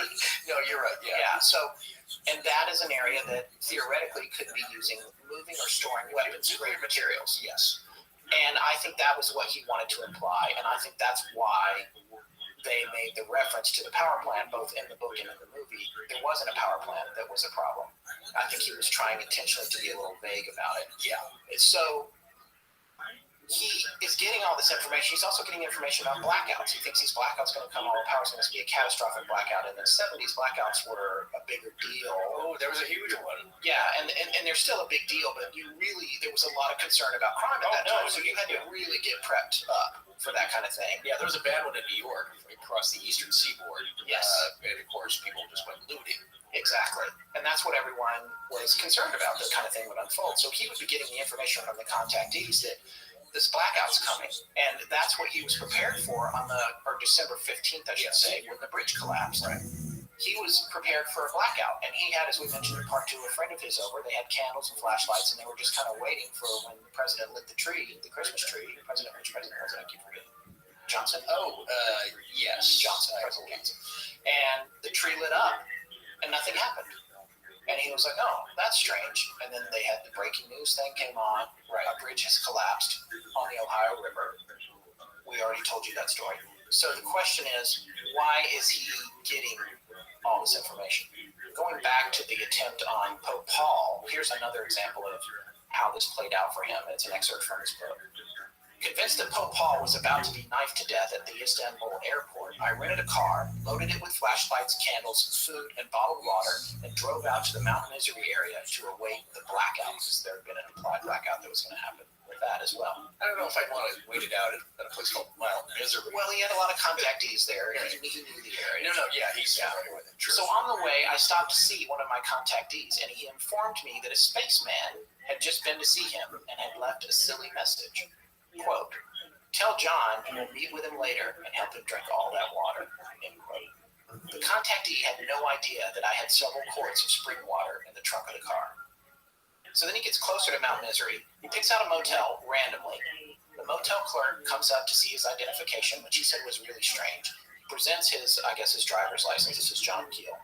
The clerk says, "We've got a lot of messages for you here, Mr. Keel." She pulled out a sheaf of message slips. I started to protest since I had not even known I was going to stay at that motel until minutes before. The messages were all nonsensical, meant only to prove once more that my movements were being anticipated. As we said in part 2, 3 years after this, on November 27th, 1970, there was an attempt on Pope Paul VI's life at the Manila airport. It wasn't Istanbul, the Middle Eastern portion of the information he received, and the date were wrong. He knows that these things are critically important, but there's puzzle pieces that are missing. The date and the location isn't right. Yeah. And so it's useless to him, other than to just freak him out. But is that the point? Or is it something like, well, it's an alternate time stream, an alternate reality that is fading in and out that nobody can seem to really get correct? Or is it just the trickster, prankster element? Here's the other thing about it. Mary Heyer, too, was having dreams about what was about to happen at Point Pleasant. He was actually flying back to the Point Pleasant area after checking on some UFO sightings or landings in North Carolina. And he landed at whatever airport you fly into. And Mary Hyre picked him up from the airport. And so they're riding into town. She's probably taking him to this hotel, which he always stayed at, which I think was the Blue Fountain Inn, which is now a Regency Inn, I think. I looked it up. That was John Keel's headquarters. It was in Gallipolis Ferry. And she had picked him up from the airport. She said, just before I got your letter, I had a terrible nightmare. There were a lot of people drowning in the river, and Christmas packages were floating everywhere in the water. He said, maybe you were just picking up my thoughts somehow. She said, maybe, but I've covered a lot of drownings on that river. Never anything like this dream. There were so many people. I've been feeling uneasy ever since, and everybody else feels the same way. Can't really put your finger on it, but it's like something awful is about to happen. She also said, ever since all this flying saucer business last spring, things just haven't seemed right. We don't get many UFO reports anymore, Mary told me. And except for that thing Mrs. Thomas saw, Mothman seems to be laying low. Everything is quiet. Too quiet. Not too long after that, as we described in part 2, the Silver Bridge collapsed under a heavy load of rush hour traffic on December 15, 1967, just as John Keel was awaiting a blackout that he thought was coming when the president lit the Christmas tree at the White House. Mary's dream came true. There were Christmas presents floating in the water. 46 people died. 2 of them were never recovered. And things were about to get quieter. So you can see how all these events that have happened, and Keel wouldn't even realize the thing about the Pope assassination attempt until 3 years later. And so he continued to get this information that he just couldn't do anything with. And what are the motivations, as they say in the movie? Well, their motivations are not human, as you quoted already in the prior episode, and that's a line from the movie, but it does seem that way in a way. Why was he singled out to be a little bit in the know about all of these pending events? Well, there's people that I believe are more prone, targeted maybe. I was listening to an interview with David Weatherly when he talks about, he's another author, he's done books on the Black-Eyed Kids, and I think he knew Keel and is a friend of Brad Steiger's. Everybody in this kind of field kind of eventually gets to know each other and what they're about. And he had a friend that just said, I don't like driving with you. We always see something weird. He's there. So he's always on the lookout for strange things happening. And I believe we relayed that before, where they come around a bend and he saw a grinning man standing by the side of the road in a patch of the weeds. The friend is terrified, doesn't want to go back. Finally, he convinces them, and they go back. And of course, he's not there, but they can see where this person was standing. This very tall, garish-looking harlequin with an impossible smile. Like Keel, he's tuned into this, which is maybe why people like this get into this field. Brad Steiger said the same thing. He was born and raised in a very old building, which was a stagecoach stop, and he said it was completely haunted. So much so, as a little child, these old ghosts would talk to him, which I find frightening, because usually people see ghosts and they kind of wisp away their thing or whatever they did in life. I see stagecoach. He saw stagecoach people. It reminds me, it was at 1408. That was a terrifying aspect of that, where John Cusack is staying in the room as a bat, and he starts seeing these apparitions, and then they kind of turn and look directly at him. Which, that part's not supposed to happen. They're not really supposed to interact directly with you. The stagecoach stop, ley lines, roads, intersections, Hendrick Cole, Chief Cornstalk, the fort, everything, all happening at intersections of travel. Why does that happen? Why do we pick the roads we do? Well, that's where it's like water passing through and finding the least resistance. You don't cut a hole directly into a mountain unless you have to. You find a road that naturally lays out. So, like he was saying, though, he was prone to the supernatural. Brad Steiger was, even as a small child. So there are certain people, I believe, that are really in tune with this stuff. We're not, for better or worse, but we're interested in it. So it could be kind of a curse. Like you said, it's a burden. Keel says himself, though, that he's the poor schlub with the wrong aura, and that's why he's not getting the right information. Say that again, please. Somewhere in the book, he said there are other people that are getting everything right, or they're getting They're more in right. tune. Yes, more things right. And then he's the schlub that's like thinks the power plant's going to blow up when in fact the bridge is going to collapse. Yeah, that's like he's a little out of whack. Right. What he seemed to think of himself. Well, that's really hard to say because I'm sure he's totally frustrated because people's lives are at stake and he is unable to do anything about it. And so that must be tremendously frustrating. But what's the purpose here? You know, from the other side, wherever this information is coming from, is to say like, hey, this is going to happen. Look out. Well, you know, we can't really get it totally accurate. So something's going to happen. Just be prepared. Yeah, good luck. Yeah, good luck. Here's a bit of information, and sorry that's confusing and frustrating, but that's the best that you're going to be able to receive. And there's an underlying theme with the whole process, with the whole book, and with everything that happened as he documented it, with every encounter in a small picture and then in the bigger picture, and even when he starts getting all this information about these events. And the theme is they don't seem to know exactly when anything is going to happen or what time it is right now. Yeah. There's something about that. For me, when I look at this book and these stories on an instinctual level, and not just Keel's book, but all the other things that we've looked at, there's something about the fact that they don't seem to know when it is. Right. Maybe because everything's already happened all at once in one long, continuous now. There's no past, there is no future. It's just now. I know that's a really hard concept to wrap. No, and that was it. Einstein had that theory, I believe, that everything's happening at once. There's many people in the research corps that are a lot smarter and better educated than I am. But while you look that up, I do want to say that we're about to wrap the show up. But before we do, we wanted to talk a little bit about the actual mechanical failure of the bridge and how that worked. From brainyquote.com, the only reason for time is so that everything doesn't happen at once. It's true to our great Mr. Einstein. So, however, that implies that time is a problem and some guy was like, hey, let's put time in there to fix this. Okay, so cursorily looking this up here, and this was in skeptics.stackexchange.com question. People say, you know, hey, did Einstein really say that? Well, the one answer here that gets a lot of votes, the oldest confirmed use of any version of this quote that I was able to find is from Ray Cummings' short story, The Time Professor, published in January 8th, 1921, issue of Argosy All Story Weekly. And the quote here from the character is, I do know what time is, Tubby declared. He paused. Time, again slowly. Time is what keeps everything from happening at once. I know that. I see it in print, too.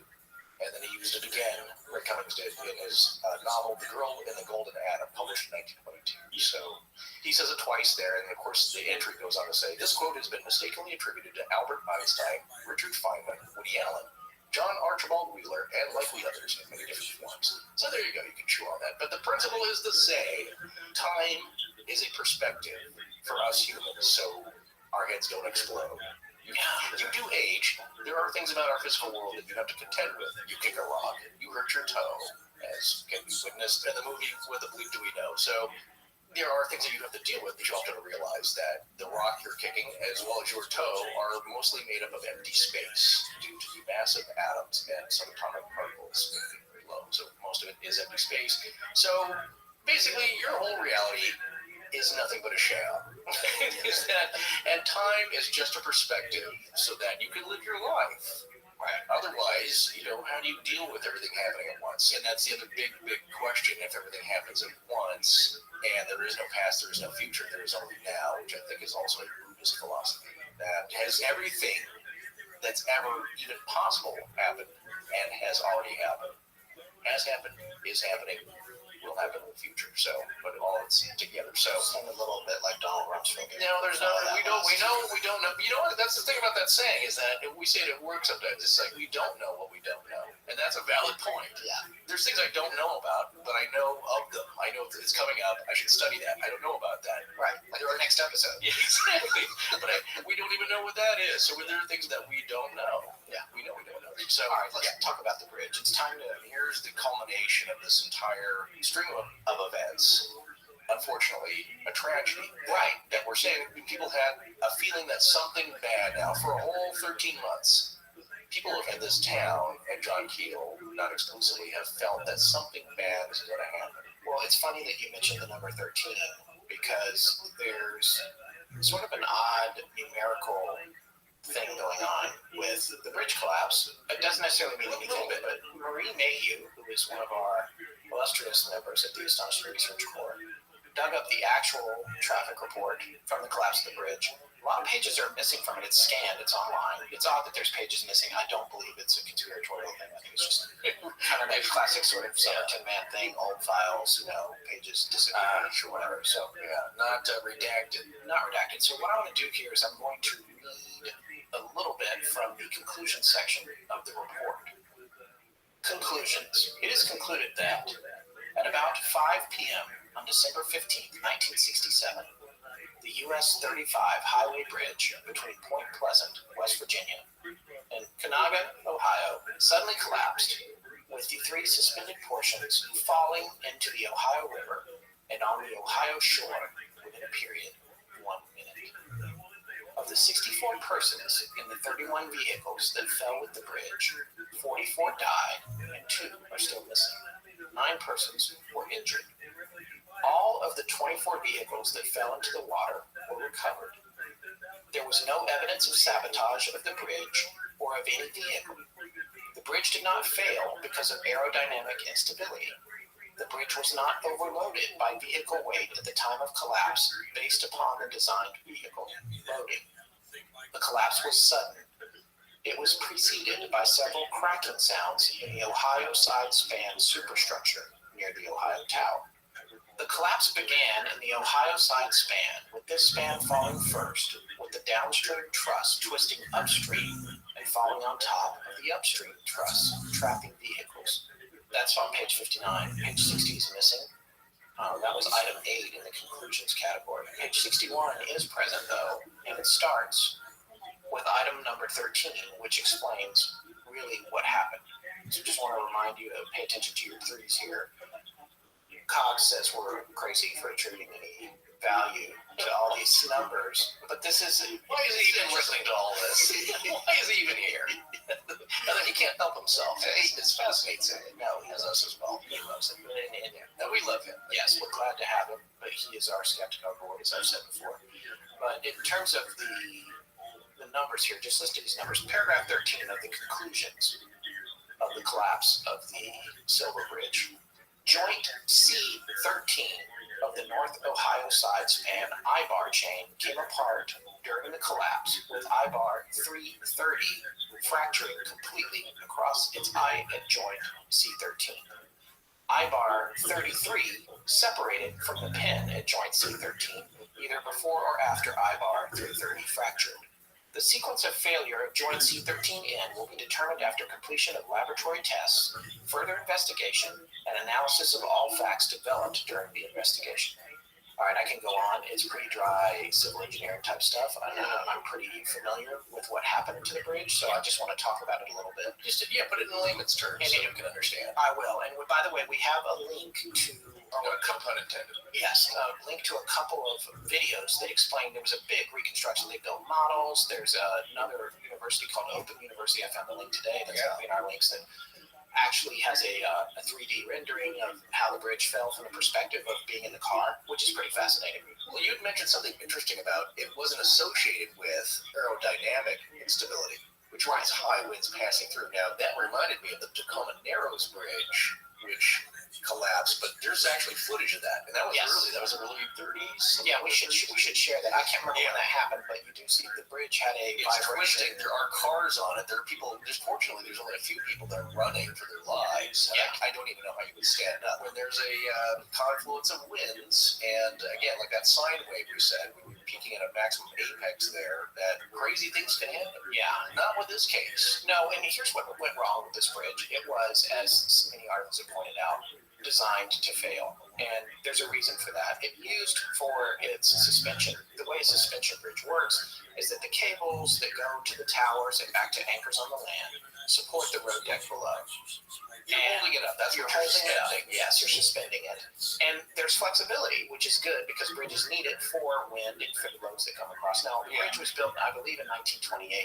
Yes. And when it was designed, the Model T or whatever weighed about 1,500 pounds, and trucks at most were 20,000 pounds, I think. Well, that wasn't a new design either. That design, the I-bar design, had been around for 100 years about. Yeah, it had been around, and they reinforced the deck over the years. Because some people said, oh, there were too many cars, there were modern cars on it. It was actually supposed to last from 1928 till 2028. So there you go. It was supposed to be a 100-year bridge. Now, the easiest way to explain I-bar construction is because I didn't really understand what that meant until I started really digging in on this. But essentially, when you look at a suspension bridge, usually it has cables, like the Golden Gate Bridge has this big cable, and that cable is made up of like 1,000 little cables all intertwined and wrapped around each other for strength and redundancy. So think about this. You might logically think if you had say a 5 or 6 inch diameter solid piece of core steel in a rod, you go, well, that's solid steel. It's really heavy. It's really strong.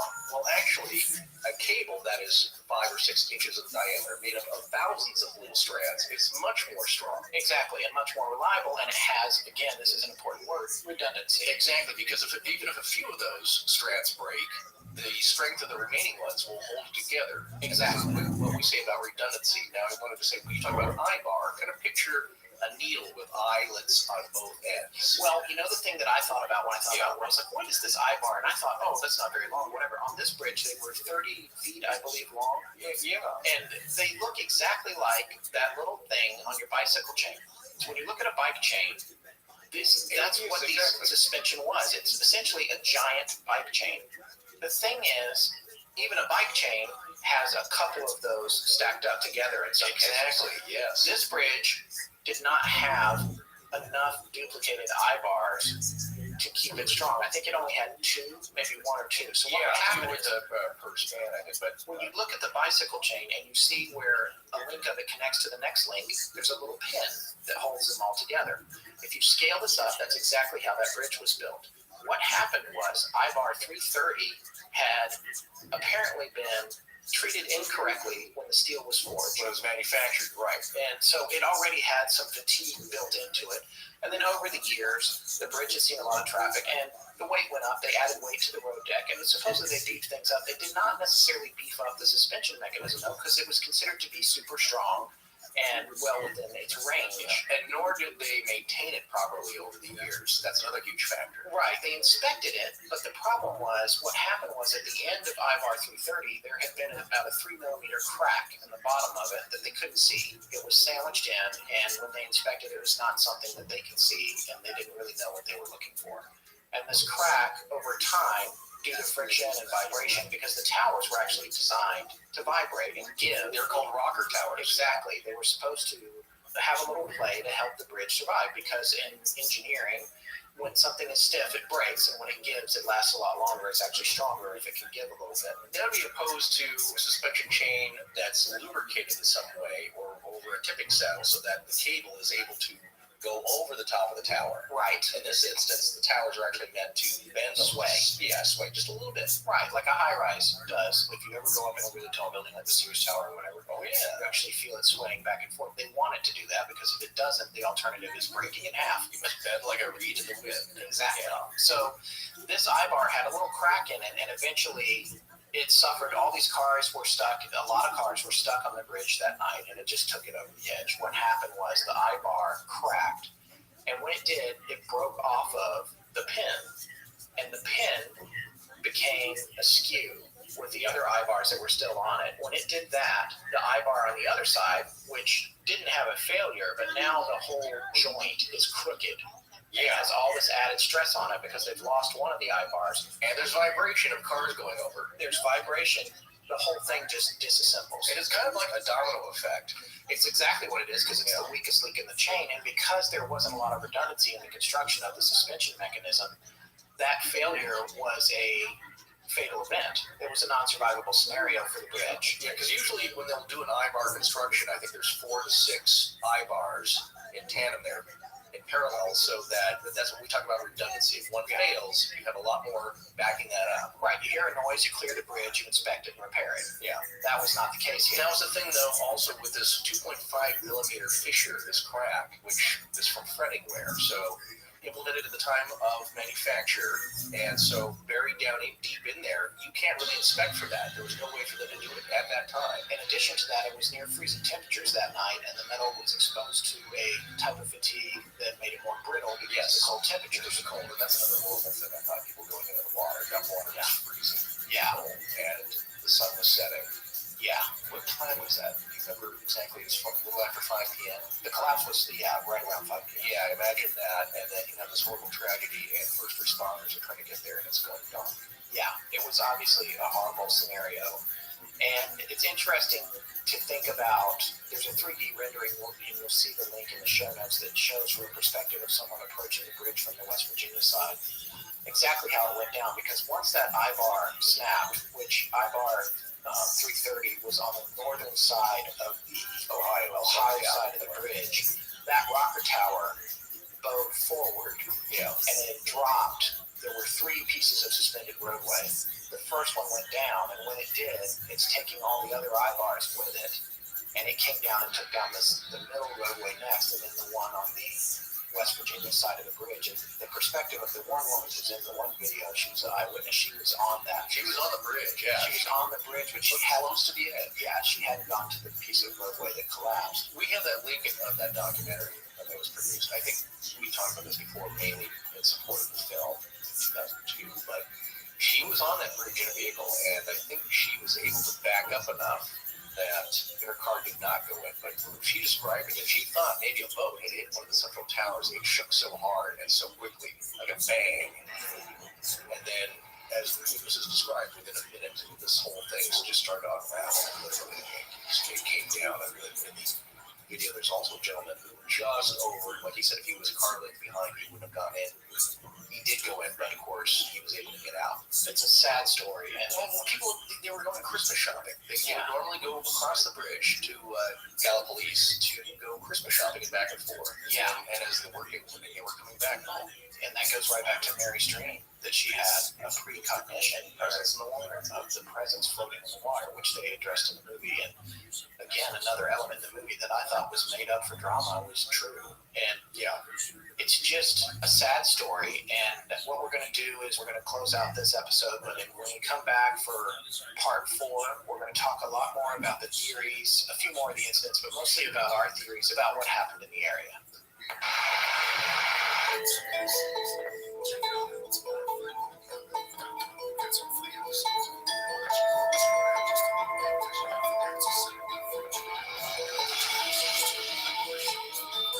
Well, that's going to wrap it up for tonight. Join us in 1 week for our final part on the Mothman series, part 4, where we'll discuss the theories behind the events that took place in Point Pleasant. We'll probably both be off the chain for that one. We'd like to thank the Great Courses Plus, Squarespace, Harrys.com, and Blue Apron for sponsoring us. Please remember that supporting our sponsors helps support the show. Hi, I'm Adam O'Cutcheon. I'm Jess Calden. Hi, I'm Chris Saunders, and I give permission to Astonishing Legends to use my voice release it galaxy-wide in perpetuity. Our show is edited by Sarah Voorhees, and the theme is by Judson Crane. Sound design is by Ryan McCollum. Special thanks to the ARC and its lead researcher, Tess Feifel. But most importantly, we want to thank our listeners. You can find us online at astonishinglegends.com, as well as Facebook, Patreon, Twitter, Tumblr, Google+, and Instagram. Copyright Scott Philbrook And Forrest Burgess. Good night.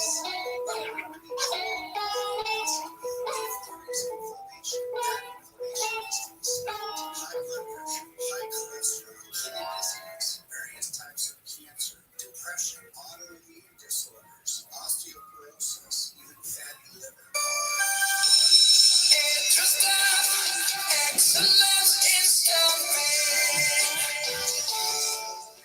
Have you ever wanted to give back to your community, make a difference, help the next generation? You can have all of this and make a great paycheck too. EduStaff is hiring substitute teachers and paraprofessionals in your local school districts. Apply to be an EduStaff substitute at edustaff.org.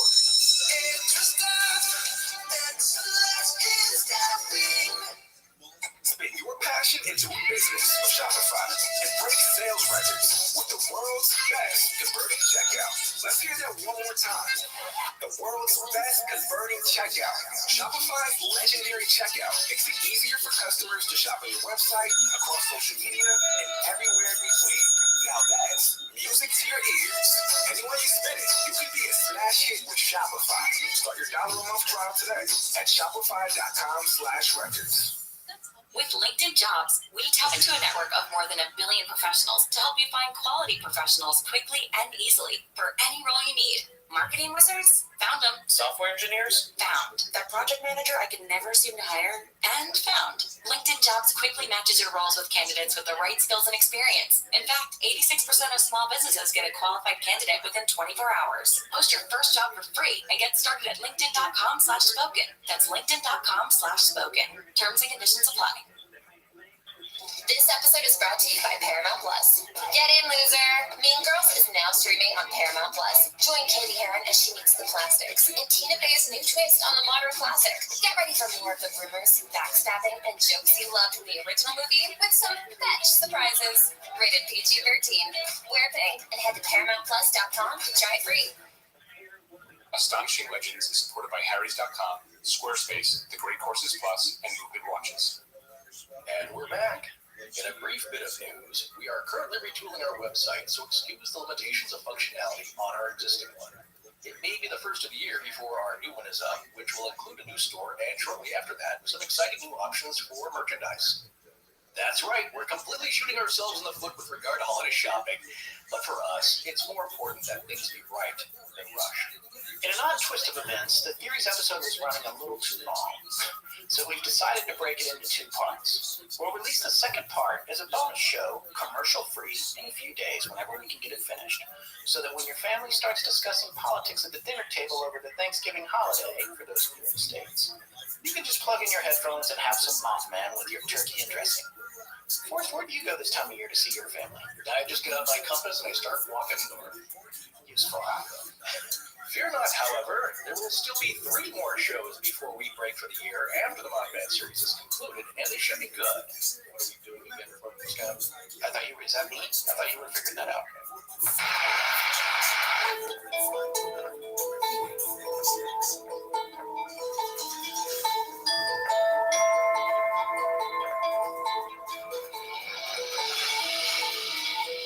Welcome back to Astonishing Legends. I'm Scott Philbrook, And this is Forrest Burgess. I have adopted the concept of ultra-terrestrials, beings and forces which coexist with us but are on another time frame. That is, they operate outside the limits of our space-time continuum, yet have the ability to cross over into our reality. This other world is not a place, however, as Mars or Andromeda are places, but it is a state of energy. John A. Keel, The Mothman Prophecies. Join us tonight for the first half of our final episode on the Mothman. All right, so I think it's time for us to recap last week's episode for us, because there's a lot to keep track of here, right? Well, there's a lot of crazy stories to keep a lid on. I think we safely went deeper than most people go on the Mothman, and we're not done yet.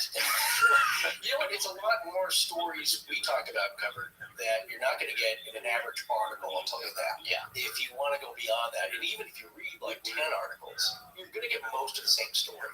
Yeah. You have to read the books. Yeah, that's what we do. We read the books and the articles, and then we got the research core too, and it's a lot of information that comes together. You have to really pull from different sources and actually entirely different materials to get those documentaries, clips like YouTube, not only books by great authors who've made a lifetime studying this stuff, And also books by authors named Gray Barker.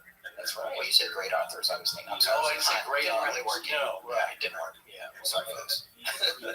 All right, so let's recap. Last week we talked about the mom who saw the disco UFO wizard over the playground. My favorite new band name. Disco Wizard? Yeah, I think Disco Wizard or Disco UFO Wizard or It's not whatever. bad. Yeah. Well, of course, it all reminded me of The Man Who Fell from Earth, Ziggy Stardust, Yes. that whole thing. And it's around the same time period. Yes, it is. Yeah, so she saw this thing floating over the playground at her kid's school while she was waiting to pick them up. We also talked about, especially in relation to that story, the idea that maybe these sightings are so strange because whatever is happening or whatever is appearing is actually influenced by the witness's own mind. Yeah, absolutely. You see what you were either able to see or can handle. We also went with John Keel as he took 9 people out to the TNT area in Point Pleasant in search of the Mothman, where eyewitness Connie Carpenter saw 2 glowing red eyes in the back of the abandoned factory just as they were leaving and had seen nothing in there. The rest of the group then saw something running behind the building into the woods, After hearing a large metal object fall from the structure with a loud bang, Keel himself did not hear that from inside the building. To add to all of this, Mary Millette was bleeding from her ear at this point. Needless to say, they left the TNT area. Keel, however, returned alone and encountered a strange, what he called, zone of fear that he bravely experimented with, determining that it was a highly localized area that made him petrified when he stood within it or passed through it, even in his car.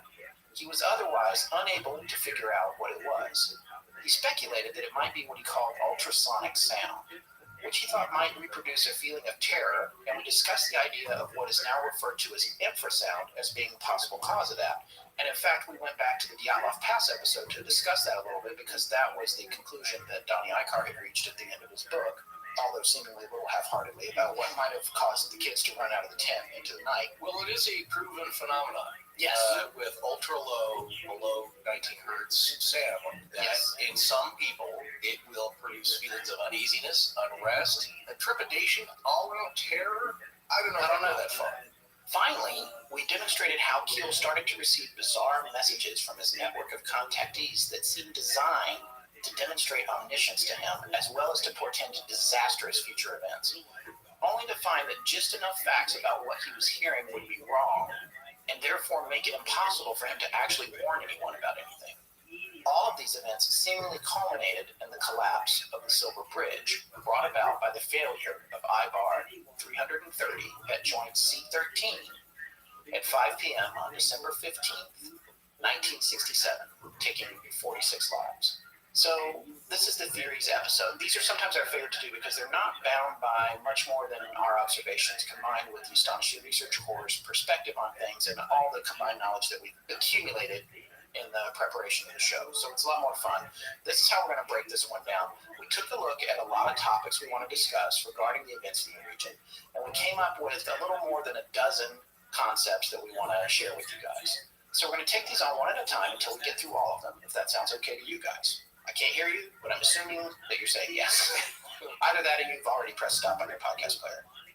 Okay, Forrest, I think we should probably start out. It was hard to figure out what order to discuss this stuff in, but I wanted to go back in history and take a look at the legend and the myth of the Thunderbird, the idea behind that and how that plays into Native American culture. And also, one of my favorite things is the Garuda, which is really cool because when I tweeted that picture of the 1975 first edition copy of the Mothman Prophecies that Astonishing Legends now owns, it says right on the cover, this was 75, under the Mothman Prophecies, it says, an investigation into the mysterious American visits of the infamous feathery Garuda.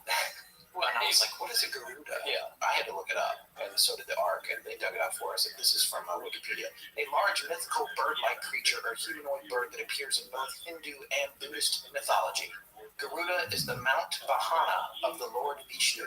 Garuda is the Hindu name for the constellation Aquila. The Brahmini, kite, and phoenix are considered to be the contemporary representations of Garuda.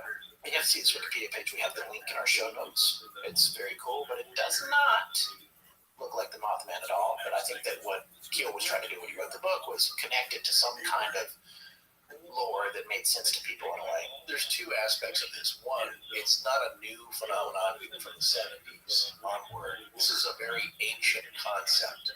You know, we talked about the griffin, the Garuda kind of fit in with the hybrid animal or even hybrid humanoid type animals, especially a bird, something with wings. Wings are very central to this whole idea. But with the Garuda, which is kind of strange, is that it's Lord Vishnu's mount, but it's kind of a dude. It's representational, but it's a man, a winged man, sometimes with a white face, but he's a god himself, or just a very mythical spiritual beast that has a very specific purpose, but huge. It's said to have blocked out the sun past over. So since the beginning of time and human beings and storytelling, it's a very iconic image, very much part of everybody's spiritual folklore. Well, it's interesting you should say that, because the next place that I want to go after mentioning the Garuda at the very least is the legend of the Thunderbird, which is really something I want to thank ARC member Marissa Ball for digging up some really good information on the Thunderbird, and including this. According to the mythology of many Native American tribes, the Thunderbird was a huge bird of prey that soared through the skies on enormous wings, bringing thunder and rainstorms to the lands below. It was once assumed that this creature was completely imaginary, but cryptozoologists are no longer quite so sure. This information is pretty fascinating because there's a lot in common here, and the legend of the Thunderbird is pervasive throughout Native American cultures for generations. One thing about the Thunderbird I remember is that with Native American cultures, it was a time to get everybody protected. The braves would gather the women together and shelter them, and the children, because it was bound to pick something off. Right, and carry it away. So that's also another aspect of this. There's great respect, but there's also great fear and caution when these things appear. So it's also a warning, and it's a foreboding kind of sign that something's about to happen where you better protect yourself. Right, and supposedly the thunder sound comes from the wings flapping. That's what they say. Right, I heard Case that. of Thunderbird. But there's been cases more recently where these things have turned up all over the world in recent history and going way back. There's actually one story of a man named Clyde Smith who on April 10th of 1948, along with his wife and someone else, a man named Les Bacon, were in Overland, Illinois, when they saw a large object flying over them. It was so big, they thought it was an airplane until it flapped its wings. That was another sighting of a huge, huge bird that 4 people saw, and it freaked them out. And there's another tale that comes to us from 1940 when naturalist Robert Lyman was in the Black Forest region of Pennsylvania, and he saw something down on the ground with its wings spanning the entire width of a road. When he got up to it, it of course flew away, but when he got up to it, he measured how wide the road was, and he said that it was 20 feet across. That's more than twice the wingspan of the Andean condor, and I've seen actually the California condor at the zoo here in Santa Barbara. They're huge, they're amazing. I took my son up there on the train. These are sightings that maybe have lended ideas to the Native American idea of these thunderbirds. Maybe they're giant condors, and maybe they're just birds of prey, and maybe that's a misunderstanding. But there's more to it than all of that. And one of the things that Marissa had dug up in the art too was these artifacts that came from a place known as the Smith site in New Hampshire, which was excavated, I think, in the late 1960s, about the same time, oddly. In fact, it might have even been 1967. And it was an Algonquin site where they found lots of artifacts. But one of the things they found, and we have a picture of it in the links in the show notes, is a pendant that is a Thunderbird. And it is the one that, when you see it, if you've been interested in Mothman at all, you've seen this before. It's a very interesting sort of almost X-shaped man-like creature. And it has 2 holes, which the archaeologists say is for suspending it on a chain, on a necklace. Right.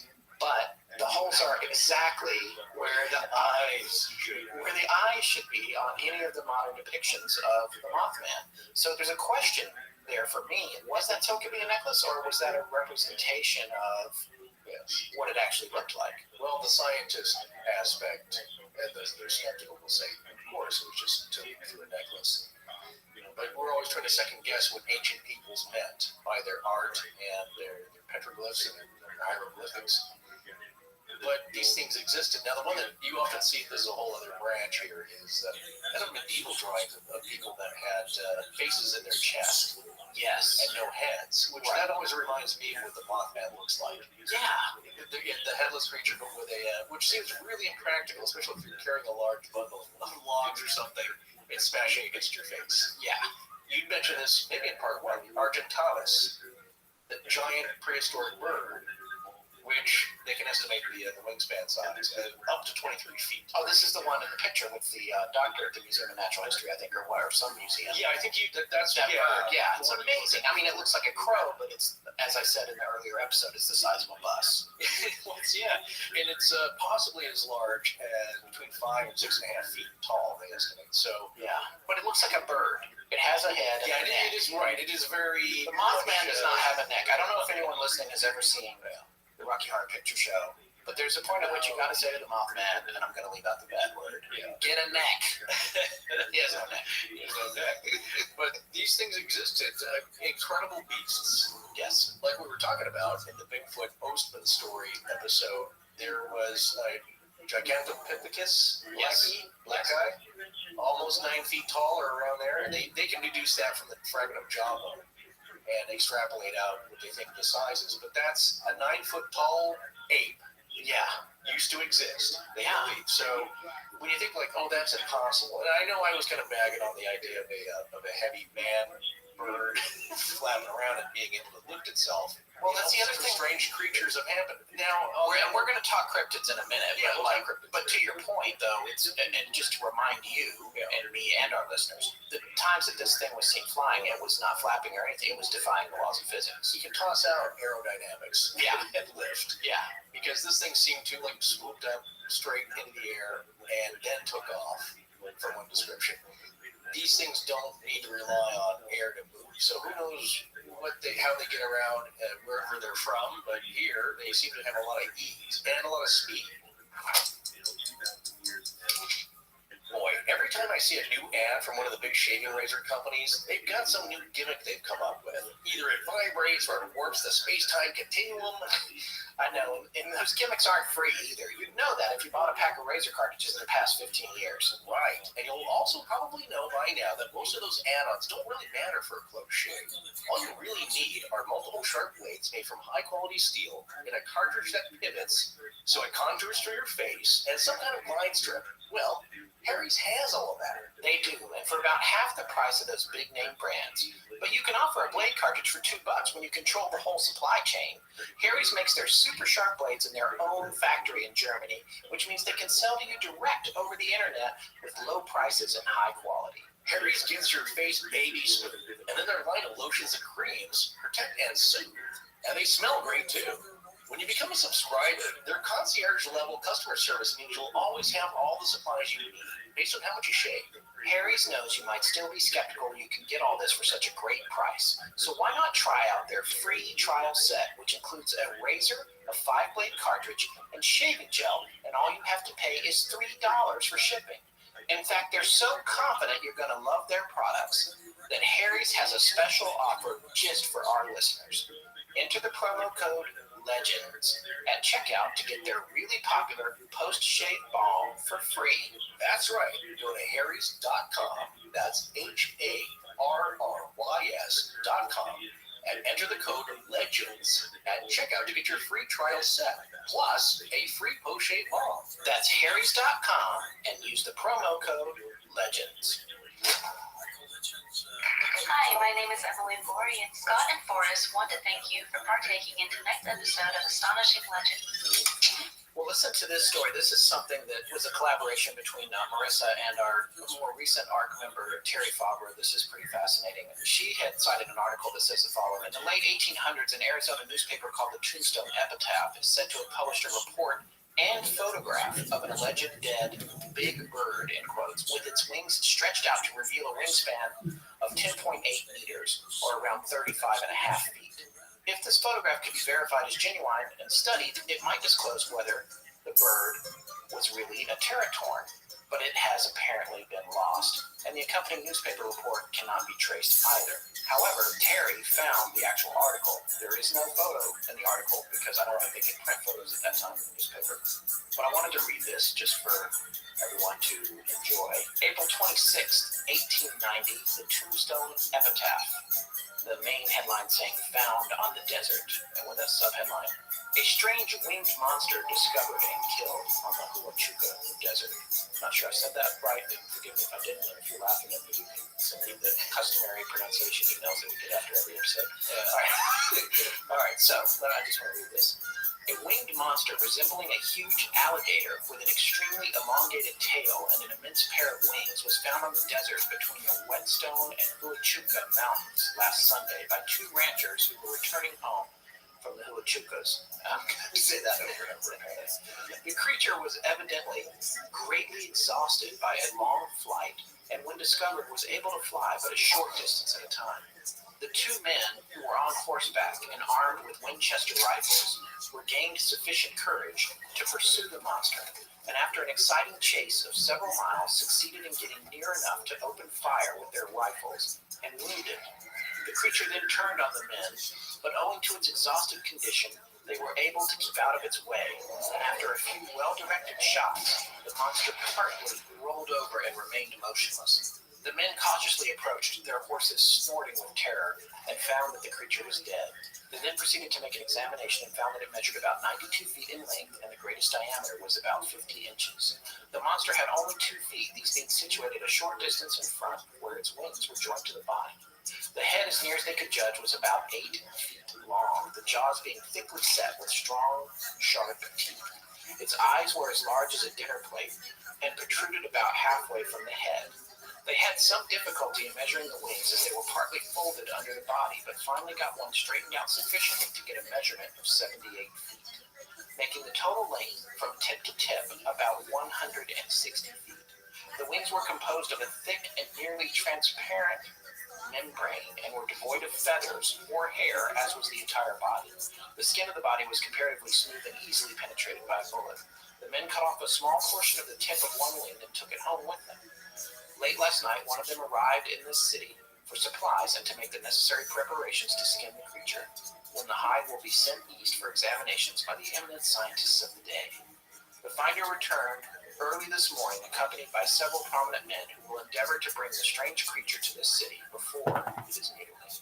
Anybody get a photo? Yeah, that's the thing. Like, as I just mentioned earlier, there is supposedly a picture of this creature somewhere, but it can't be found. So this is some digging that we'd have to really get. Oh, so there supposedly is a photo. That's what they say. First of all, how would you haul something that big anywhere in that day and age? I mean, it would be quite a production. That's a lot of chicken. Yeah, and it's not going to smell good after, not too long. So You gotta get it marinated quickly. just like the sea creature that the fishermen The found. Japanese fishing trawler. Yeah, the total that they thought might have been a plesiosaur or something. Now there is a photo of that thing. Yeah. There happened to be a guy, I can't remember if he was a scientist or a journalist, just happened to be on board. But the story I remember, and it was in Omni magazine, like first saw it here. They brought it up in a net, and this thing definitely had a neck on it. Yes. Very much a dinosaurish neck. And it was a net, and basically the description was, it just looked crusted over, it looked deep fried, and then, of course, now that it's out of the water, it's under its own weight. It cracks open, and I guess what issued forth was a stench so foul. Yeah. The captain said, no, you know what, we got like $100,000 worth of fish on this boat. Cut this thing loose, get it off. Yeah. Because it was just really gross. But a guy happened to take a photo of it before they dumped it over. That's all they have. But at least they have that. Yeah. So That's true. you never know. The other musty old piece of dinosaur. But this thing doesn't sound at all like the Mothman, but it is huge. I will say cryptid. Well, yeah, cryptid, and look at these kind of stories, and you're trying to figure out if it's a hoax or whatever. It was interesting to me the detail that, in order to measure the wings, they had to pull them out from under it. That's the kind of thing that you either got a very creative journalist or someone who's got an eye for the detail that makes a story feel more real. Yeah. But how could something that large fly? And we talked about this before. There have been reports throughout the years, especially in remote areas, of people seeing something that looks kind of like a pterodactyl. The leatheriness of this one. Yeah, it sounds, and with the claws and that had 2 legs in front of its wings or whatever. The pterodactyl, if its wings were folded, that's where they would be, right up near the front of the body. So, and the head 8 feet long, was it pointed? Was it a pterodactyl head with a big horn on it? Right. I mean, pterodon, but or yeah. Well, especially with the teeth too, because you're now having to. It's carnivorous. It's having to hold on to prey. Yeah. Which is the purpose of teeth and to shred. So there's 2 things. Even this thing is probably more believable about these lake and sea creatures that are mythical. I don't know if you saw that brand new Nessie photo that surfaced. No, I didn't. Yeah, about 3-4 weeks ago. But it looks pretty good. If it's a hoax, it's pretty well done. If it's not a hoax, it's the actual photo. Looks pretty darn good because you get a little bit of the swirling action you can notice there.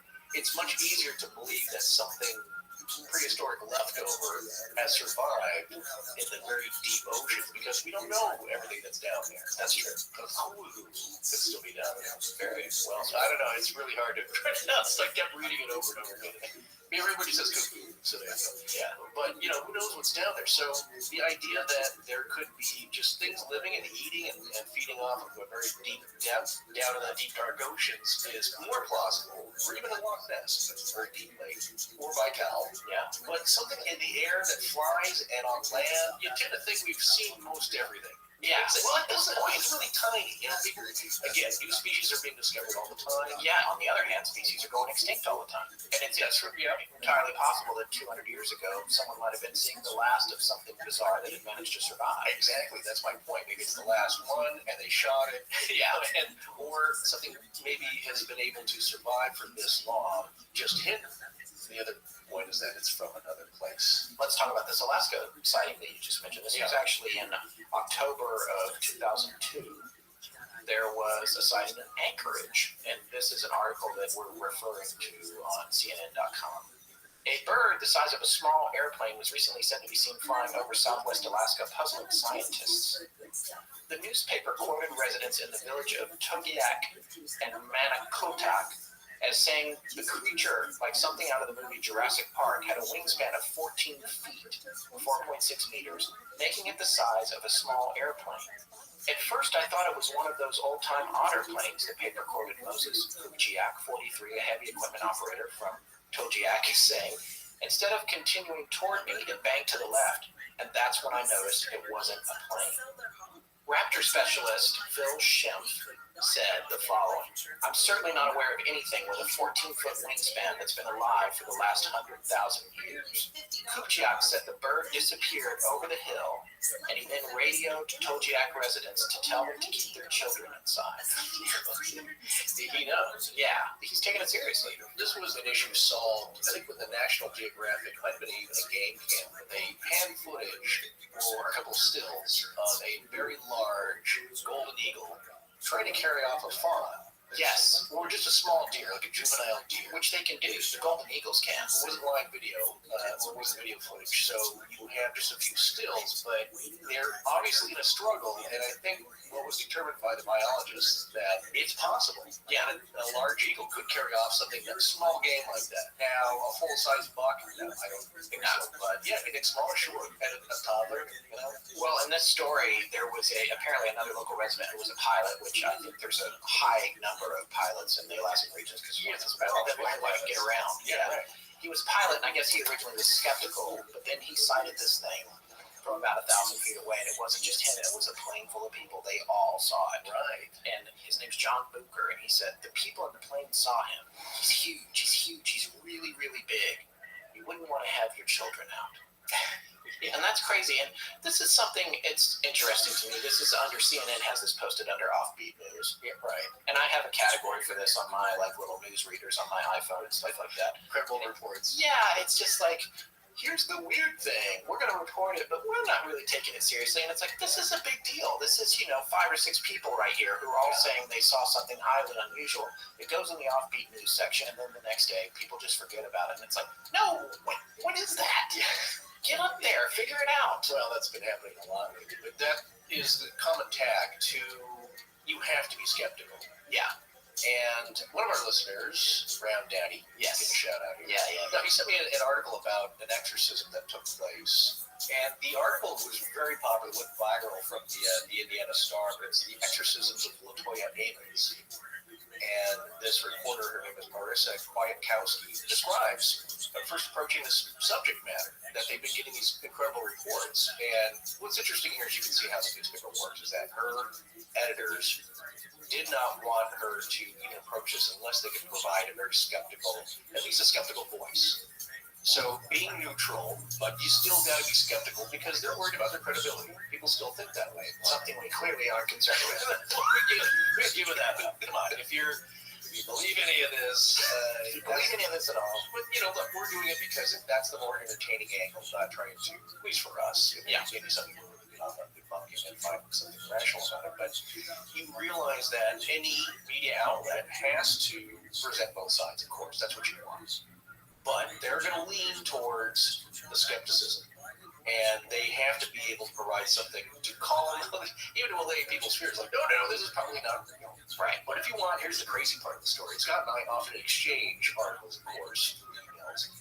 And it's always from the whack job news section of the newspaper or the website. It's like the news of the weird section. Because they can't possibly take it seriously. But you know what? Sometimes people do see strange things, and these are sober individuals without about the bush who know what they're looking at. One of my favorite things about the Men in Black movie, which was based on all the authors that we're talking about tonight and have talked about in this series, Gray Barker and Bender and also Keel, right, was the idea that they got all their important news from the Inquirer. That's how we know where to go. Where to look. Yeah. But because you know what's funny, I've been telling Scott this the past month, it's like every once in a while they get something right. Yeah. Yeah. So yeah, most of it's for entertainment purposes, not to be taken too seriously. But sometimes there's a nugget of truth in there. All right, so the other thing that comes up with a lot of people, especially people who follow the Mothman story, is the idea of the Mothman having been seen at Chernobyl. Chernobyl being, which I think most people know, but it was a nuclear meltdown that took place in Russia. Our good friend Christoph Andresen, his podcast is called The Eastern Border, which you've heard us mention before. We've been guests on his show, and he's been guest on ours. He just did a show on Chernobyl and went very, very deep on it, and a lot of really fascinating information about how it was built and how corners were cut. Yeah. And shortly after that, I'm pretty sure that he was banned from entering Russia. Yeah. Who knows what that guy does too? Yeah, that's something interesting. He loves to dig deep for the facts, though. Yes, and he said that the whole thing about the black bird being sighted at Chernobyl or Mothman being sighted at Chernobyl was undoubtedly a hoax. Yeah. And that's kind of what I had heard too over the years. He did say that colloquially the phrase black bird applies to an area that has somewhere something really bad has happened, or he'll say this is a black bird for Russia. So that goes back to the whole thing of the raven, and that gets biblical and all that. It makes sense. But he's saying that the Mothman did not appear at Chernobyl, so we're going to go ahead and say, even though they cited, I believe they mention it at the end of the movie. I do believe that's true, and that's fun. That's one of those things. It's fun. That's one of those things where they did make a little something up. Well, it was like all the parts that I thought were made up were true in that film. Yeah. It's not the only one, though. I think, of course, Chernobyl's a very famous disaster. Yeah. And the Silver Bridge at Point Pleasant, that was certainly very horrific. And there was a picture, to the minds of the people there. But you know what? Not a lot of people, even ones that saw the movie, didn't even know about it. Yeah. Unless you're from the region. Yeah, or alive when it happened, and you might remember it. But speaking of the Silver Bridge, there's a picture online of something on the Silver Bridge, which I haven't researched it, but to me, I'm pretty sure that's fake too. Honestly, it's like it looks like a trick photography, frankly. Well, it's not hard to put a blurry black object on a bridge in an old newspaper photo. There is a mention also in the documentary Search for Mothman, which that's the one I think is produced in conjunction with the movie, that one of the locals there said, as the guy in the documentary says, there's a wino who did see a creature underneath the bridge or near one of the pillars there, the rocker towers, right before it happened, and he reported it to the sheriff. And he was not drunk at the time, but yes, he's indigent. People aren't taking him seriously. He's not taking him too seriously, although the sheriff did go down and check it. But he claims to have seen something, I think that day, or right around that time. So that story's relayed by one of the local people interviewed in the documentary, not the actual person, but there were sightings all around. But is there a photo? I don't think there's any credible photo. Well, yeah, the only thing I know about of anyone climbing on the bridge prior to the disaster was in the Mothman prophecies. Keel mentions that somebody came in to talk to Mary Heyer, I believe. Yeah. And Mary told Keel, I talked to one woman who lives right by the bridge, Mary continued. She says that 2 days ago she saw two men climbing on the bridge. And he said, climbing on it? She said, yes. They weren't walking across. They were climbing around the sides of it. He asked her if she was able to describe them. Get ready for this. Yeah. Mary said they were wearing checkered coats and black trousers. She couldn't see their faces too well because they were so far away, but she did notice their shoes. They weren't wearing boots, just ordinary shoes. She thought that was odd because of the weather we'd been having. Right, but just by the way, we're back with the checkered top, checkered coat, checkered shirts, checkered the wolves, and checkered shirt. What is it with the Oh, yeah, you did the skinwalker. Well, that's just one style option. That's a lifestyle choice, really. But it's weird. It is a little odd, but I think there's a very terrestrial explanation for that. Didn't we already talk about this? It's a story that was tied to Keel. Now, I thought that he had seen this. Apparently, Mary Heyer had seen this. Keel's interpretation, though, I do remember this part, he thought it was FBI agents. Yeah. The government officials were checking out the bridge, but this is pre-disaster. And his summation, or kind of an inkling that he got, was they knew something. Right. They had gotten some information. Maybe they were monitoring him because of all the strange things that but he wasn't sure about the bridge. He thought he was exactly. He thought it was going to be like Defense Logistics Agency, I believe. He said the power plant, but I think he probably thought it was going to be the DLA, where an explosion was going to happen. Right. But I tend to believe that assessment. It was not a Men in Black or anything out of this world here. It was humans, but they were checking something out. They were looking for something. They were inspecting something. Again, that was Keel's interpretation that perhaps they had some information that something on the bridge was going to happen. And they were kind of checking it out. You know, we're not finished with this topic of global sightings, but while you're here, and since you took us here, I do want to say, you get back into that idea of these teams of players that are playing a complex game of chess, and there's more than two sides, and they don't really know what the other side is doing. It's the cigarette smoking man. Well, I agree, because look, this is the one thing I have no proof of this, of course, but I got a really good hunch. There are elements within world governments, and especially our own, that just know a lot more than we do. That's got to be the case. It doesn't have to be extraterrestrial or really crazy. But well, if it comes to premonitions, it has to be something crazy. I mean, if they're crawling on the bridge before it's collapse, it's imminent collapse, then they either know the future or something else in the area, like the presence of the Mothman, is telling them that they need to be on the lookout for a disaster. Right. Well, it doesn't even have to be that crazy, because people were getting strange notes left on their door. It is really weird grammar or incorrect grammar. Some of the strange notes, like "watch out, stay away, leave this alone." What if somebody sends a note, a very real paper note, to the FBI saying that the bridge is in danger, you better watch out, stay away, whatever? They're going to send people to check it out. Right, and then they're not going to tell us about the note. They're not going to announce that. They're not here to also cause panic. This is a main artery into Gallipolis. And again, that's the reason it was so crowded. People traveled back and forth to go shopping, and people worked on either side of the river. So at rush hour, it was packed. So if a bomb threat is called in, imagine, somebody at the FBI gets an Indrid cold call. Cold call. Yeah, I got cold call. I just thought of that. Sorry. They get if you get a call about anything, they got to check it out, or they should. Yeah. It's like, Silver Bridge, whatever, how mysterious it is, where they get a funky note. Right, like the stuff that was happening to Keel. Yeah, exactly. Saying the bridge is in danger, or this and that. They're going to send guys out there, and they may not be dressed as G-men with the black suits, or more like Men in Black.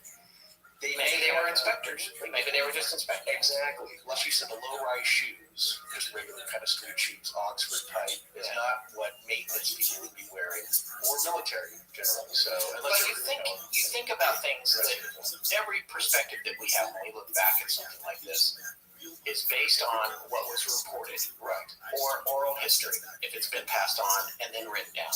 Things that happened and weren't written down, you'll never know about. Like, for example, and I don't know, my wife and I used to spend a fair amount of time in Bucks County, Pennsylvania. Yeah. And every bridge there over the Delaware River, which is a big river as well, has a tender, a person, who is in a little shack and keeps an eye on things. Now, I don't know if the Silver Bridge had that. I don't think it did. Usually the honest drawbridge type. Yeah, but these are not drawbridges. The ones I'm talking about over the Delaware, every bridge has a person who keeps an eye on things. That's probably a state mandate. Yeah, and it may not be the case over the Ohio River in West Virginia or Ohio, but imagine that somebody was there and they heard I-bar 330 crack. Yeah. They're just like a day earlier.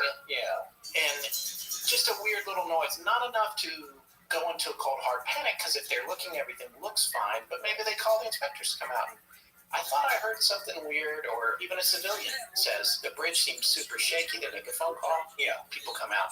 It could be just something that mundane.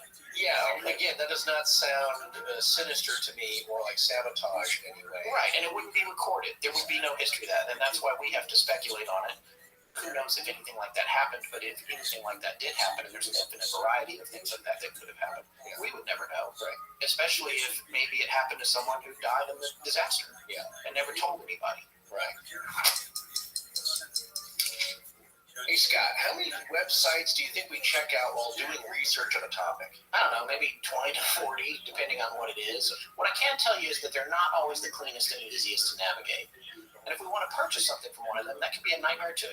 Well, that's probably because they're not a Squarespace website. If they only knew how easy it is to set one up and how beautiful it will look once they published it. It really is an all-in-one solution for getting your work or your business up on the web. With Squarespace, you can experience a new way to buy your domain name and choose from over 200 extensions. Then pick one of their plug-and-play templates created by the best designers in the business. Once you've got the look you want, you pick the functions you want your site to have, and then you're ready to blog, promote your physical or online business, or sell anything. or you can just announce your special event or project. And if you're trying to drum up business for your store or your homemade products, Squarespace gives you powerful e-commerce functionality with built-in search engine optimization, free and secure hosting, and the ability to customize your site's look and feel with just a few clicks. And everything's optimized for mobile platforms right out of the box. And you'll never have to patch or upgrade anything yourself, ever, because Squarespace takes care of all of that for you behind the scenes. And in front of the scenes, they got your back with 24/7 award-winning customer support. Go poke around and see for yourself what Squarespace has to offer with a free trial. Just go to squarespace.com and start clicking around, and when you're ready to launch, use the offer code LEGENDS to save 10%. Squarespace, make it beautiful. Hi, my name is Robbie Woodward, and now back to Astonishing Legends with Scott Philbrook and Warren Burton.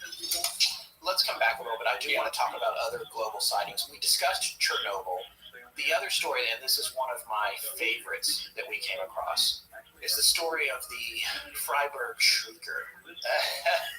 Freiburg, Germany? Yes. I've been there. Have really? Oh, yeah. It's far southwestern Germany. Right? What were you doing there? Well, I had a friend that had been going to school there. She was finishing up, so I think we traveled down to pick up the last of her stuff. And it's the Albert Ludwig University of Freiburg in Freiburg im Breisgau, Baden-Württemberg, I believe. I don't know. It was a long time ago, but it's a very beautiful area. It's founded in 1457, and it's the 5th oldest university in Germany. So it's this grand old building, and the whole town is on the edge of the Black Forest. So just beautiful, gorgeous. I love their ham. Isn't it nice? And I wanted to buy a black chocolate forest cake, and when I did the conversion there, this is before the euro, it was outrageously expensive, like $200. I mean, they're beautiful looking, but and they have cuckoo clocks, all kinds of fun stuff there. But anyway, the Freiburg Shrieker. Brian is afraid on all this research. It's afraid. It's afraid.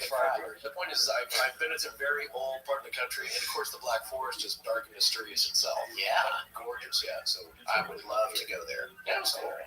Well, September 10th, 1978, supposedly, if you believe any of this, southwestern Germany in Freiburg, as you just mentioned, 21 miners, not miners, you idiot, like children, miners, not miners. 21 miners showed up for work. And they were approaching the mouth of the mine, the opening, and they noticed a huge man standing in front of the entrance to the mine, wearing a large, full-length trench coat. What year was this? 1978. Okay, not that long ago. Yeah, September 10th, 1978. So he seems insanely large, and then they realized when the trench coat opened up that it was wings. Oh my goodness. Yeah. So, this creature opened up these huge wings, they unfolded, and it let out a shriek that the men compared to 50 men screaming or a train slamming on the brakes to avoid a disaster.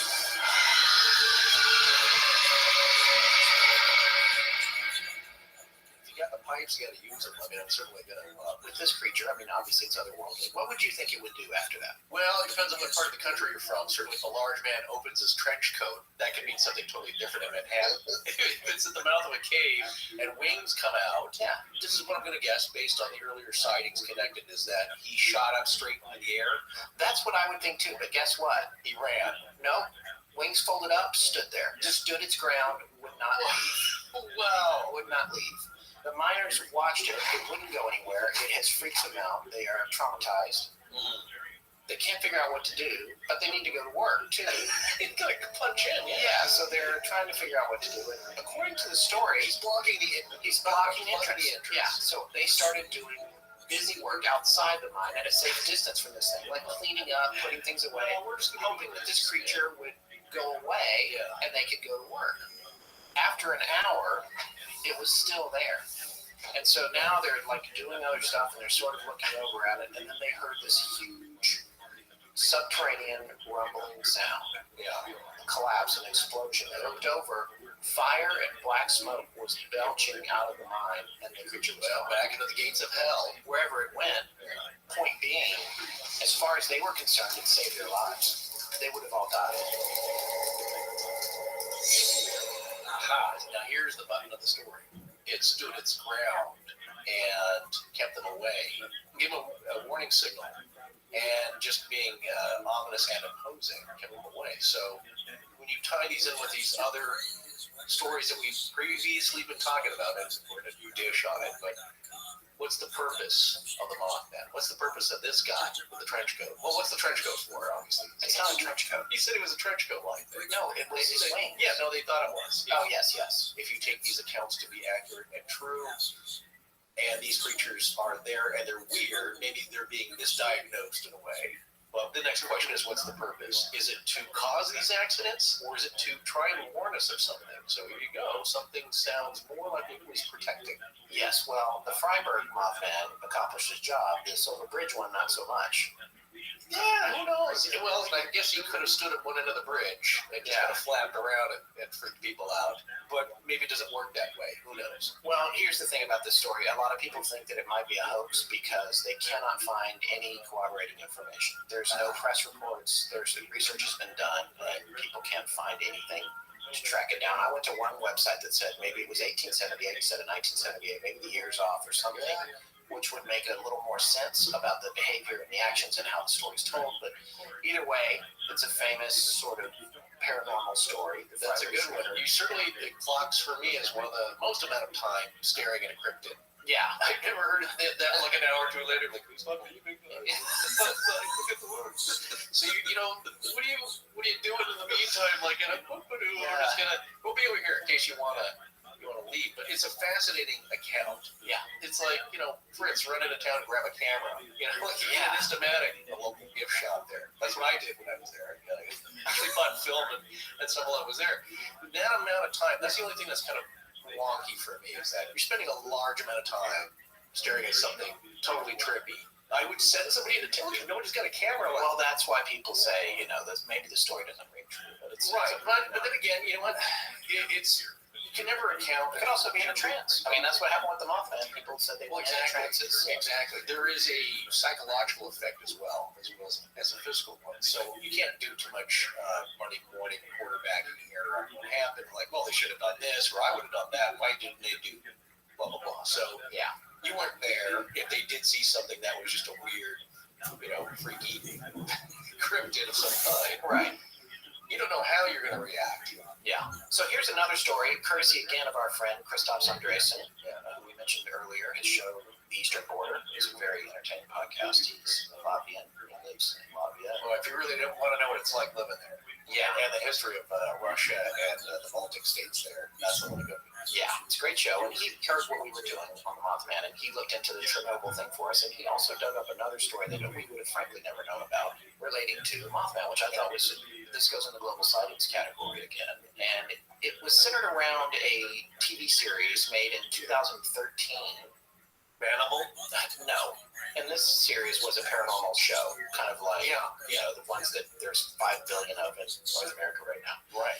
And I guess the producers of the show had received reports that in the far eastern Russian district of Primorsky, which means next to the sea, near the town of Danienogorsk. Wow, that sounded good. Christoph is cursing as he's listening. Danienogorsk? Yes. Yeah. He says it means far mountains, right? Yes, it means far mountains. People are apparently in this small town being traumatized by a Mothman. He describes it as a very, very, very remote place, and there's not any other cities around for many, many kilometers. And there are tigers there, known as Emerald tigers. And they're huge, right? In North America, we call them Siberian tigers. You're right. These are gigantic creatures, hundreds of pounds. And the people are used to living with them. And one of the things that he pointed out about these tigers is that they stay away from people. They don't want to be around people. They don't come out of the woods. They don't come after people. Even in India, when you hear stories, it's like they're usually driven by a real lack of food or water to come venturing in. And so apparently what's happening is in this little town, 8 people have gone missing, and a lot of animals too, with torn remains of the missing people and animals being found in the trees. Dragging them up there. Which sounds like a tiger. That's something a tiger might do. Locals also report that everyone has seen this creature and tried to shoot it, but unsuccessfully. So there's this whole 40-minute video, which we have a link to. We'll put it in the show notes, but it is in Russian, and we ourselves could not watch it. Or if we have any of our listeners that are bilingual and want to watch it, include please enjoy it. No, Nigorsk. Oh, thank you. Your I don't pronunciation. know. Well, now I just saw your phonetic spelling here. I'm sorry, I missed that in the notes. Yeah, that's all right. Okay. But Kristaps took it upon himself to translate some of the more interesting details from the video. So the areas where this Mothman is appearing and where the tigers live is gigantic, and it's filled with all sorts of animals. As we said a second ago, the Siberian tigers have no reason to walk into town. The local man in the video states, quote, "These tigers don't see humans as their competition, but they don't like them much either, so they actively avoid them. Not only them, but also anything made by humans, roads, cars, etc. So when we see them, we know that something has startled them." The video then states that the tiger is the apex predator in the taiga, the forest or the region, Taiga. These tigers are able to fight bears, and there's literally no other natural enemies that they have. At the same time, there have been only 6 unprovoked attacks on humans by these tigers throughout the entire 20th century in Russia. So that's interesting. So according to the info on this show, this mysterious creature that people have been seeing lives on the large hill of Pravadnitsky, which the locals call rocks sprinkled there by God. That's the translation into English. In the beginning, they talked with the local forest keeper, kind of like a park ranger, whose forest he's responsible for, which includes the mountain where they are saying this creature lives. But it turns out neither the forest keeper nor the locals go there. The mountains have always been sacred grounds to the local tribes. Here we go again. According to local legends, they have ancient burial grounds that have been guarded by the, quote, merciless guardians of the mountain, end quote, who without mercy kill all those who trespass on their land. And not only that, whenever tourists or scientists do go into the area, they often report nausea, headaches, strange sounds, and loss of sense of time. Many of them come back early from their trips, abandoning them and never wanting to return. Wow. However, during the last few years, 8 people, local hunters who've been hunting nearby the forest, have gone missing and haven't been found. This is reported both by the forest keeper and by another local hunter. The local hunter actually refuses to talk anymore about it. He's afraid what might happen, and he says the TV crew wouldn't believe him anyways. The forest keeper, whose name is Vladimir Yelichuk, then agrees that the people are missing and says that lately the animals too have been leaving this area, especially the local Beres population. This is what they call snow leopards. The creature is similar to a mix between a bat and a huge flying man, tall with large posture. The wingspan is reported to be 2.3 to 3 meters wide. Kristaps writes, that's approximately 8.2 to 9.8 feet for those who are stuck using primitive measurements. He said it has sharp, large claws on its legs and wings, also on the creature's legs. One of the claws is on the opposite side, just like a predator bird. It is never afraid. It simply, and importantly, suddenly attacks people. You might spot it in the distance, staring, and then it would simply fly towards you and try to attack you. Also, the locals note that it screams like a man. It yells. He's been seen flying by everyone in these parts, and also by many tourists. Now, the Japanese during the war had done some pretty atrocious experiments. Unit 731.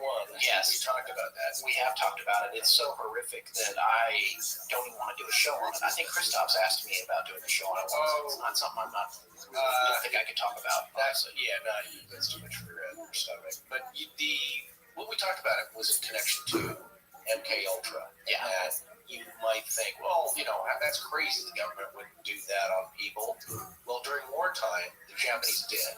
Yeah, they did horrible experiments that it's the most unmanageable and most horrific things you could possibly ever not want to imagine. Yes, including genetic ones, and not too different from some of the rumors that they'll say Mesa, actually. Well, that was Area 51 is the top secret dark place for machines, and Dulce Base is the same thing with biological. Yeah. Well, or it's like, as we say, it's Brian Stiles' job at the True Carry show, where there's strange goat men walking around and just all kinds of strange, they would always make a joke about that. Yeah. Down in the tunnels, they were doing strange hybrid experiments on people, but that's one of the old legends there about Dulce Base, that something alien-human hybrid technology is going to go on, but those who studied it said, well, really, it's just another secret base. Yeah. Here's what they're apparently speculating in this video. this Russian show, which Christoph's conveyed to us, was that the base 731 was not too far away, and that maybe this creature is some kind of genetic hybrid that escaped during the war experiments, or its offspring, or something like that. These genetic experiments. Generally, I would say, boy, now you're getting into other territory here, because we had a listener who's starting his, I'll give him a shout out here, Ann Sibs. You can check out his website, ancibs.com. It's pretty good. He's starting a blog, and it's a mixture of stories about ancient civilizations and legends, but mixed with humor and a lot of good cheer. But he's just starting out, so go check him out. Anyway, he contacted me through Twitter and asked, just generally, did I think the Minotaur was real? Could that have been possible? Just kind of in good nature, being kind of funny here. Because he did a funny article called "The Minotaur Clogged a Toilet in Atlantis." So anyway, basically he's asking about that. So I turned him on to a book that I did tweet about, and it's Edgar Casey's Story of Atlantis, which is basically a collection of readings throughout the time that he was giving readings to different people. He would just explain how he did it. It wasn't an entire narrative that he just spilled out while he was kind of in a trance.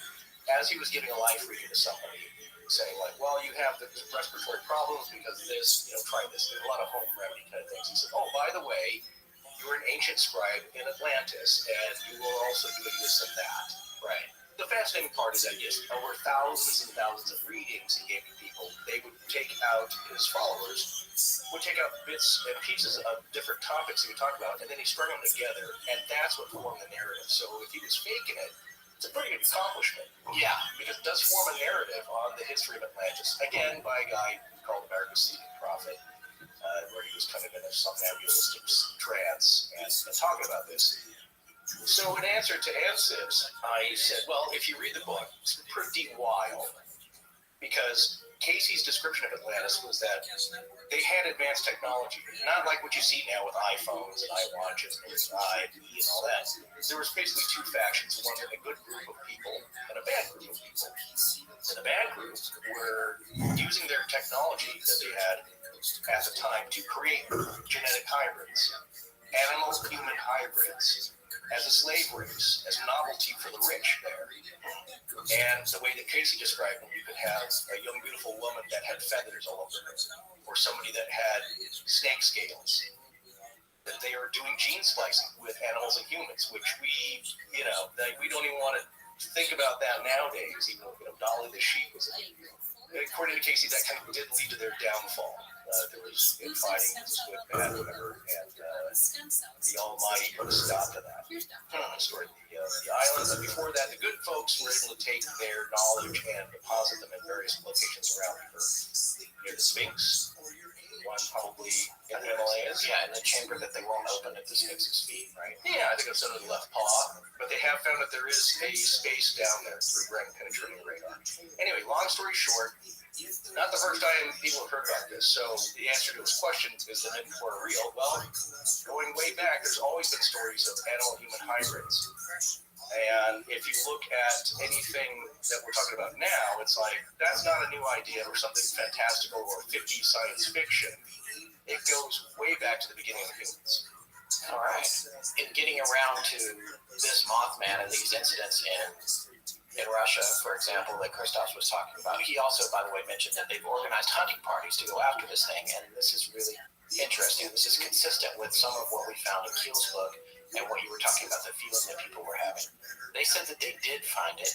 They came face to face with it, but they couldn't shoot it because the face was human-like and somewhat sad. Yeah.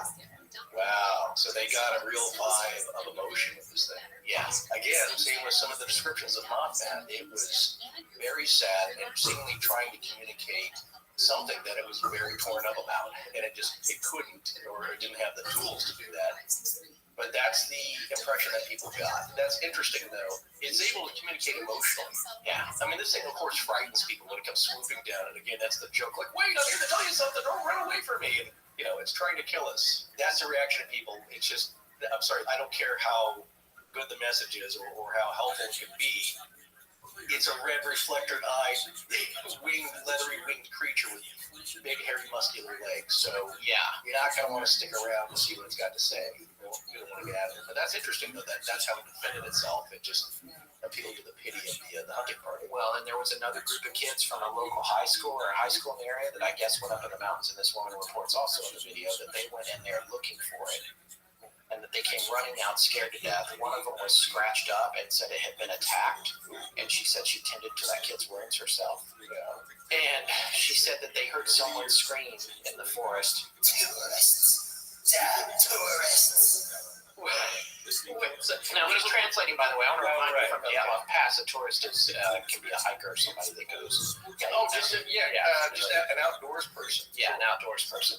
But this creature apparently screamed at them and they came out of there. So anyway, these are all global sightings, and I think since we've already touched on it a little bit, we should maybe talk about just the idea of this thing maybe being nothing more than a cryptid. Now, when I say nothing more, cryptids are still fantastic things because they're creatures not known to science, and a lot of people think that the study of cryptozoology is a pseudoscience, and maybe it is, but it's still, I think it's entirely plausible that there are creatures that haven't been discovered. They're turning up every day. New species are being found even in the Amazon and in the ocean on a daily basis. This was just in the news. Yeah, somebody discovered a species of snake that it's not the thread snake. The new one may have been even smaller than the thread snake, but I think the biologist that discovered it named it after his wife, which you can do if you're the one who discovers the new species. And so the joke there from the broadcaster was that, he got flack from his wife. Like, thanks for, now I'm associated with a tiny, ugly little snake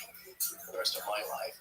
Well, it might not be ugly. Some snakes are cool. You don't know. If you like snakes, I like snakes. Well, there you go. Some people are just really horrified of them. Right now, Scott is checking down to make sure a spider hasn't crawled up his pant leg, because he is a spider out here in the studio. Yeah, I don't want to kill it if I'm not. There you go. Some species and different varieties of existing animals are being found all the time. We were talking about the ivory-billed woodpecker that they think went extinct, but they think has maybe reemerged. So maybe there's only 4 or 5 of them in the wild.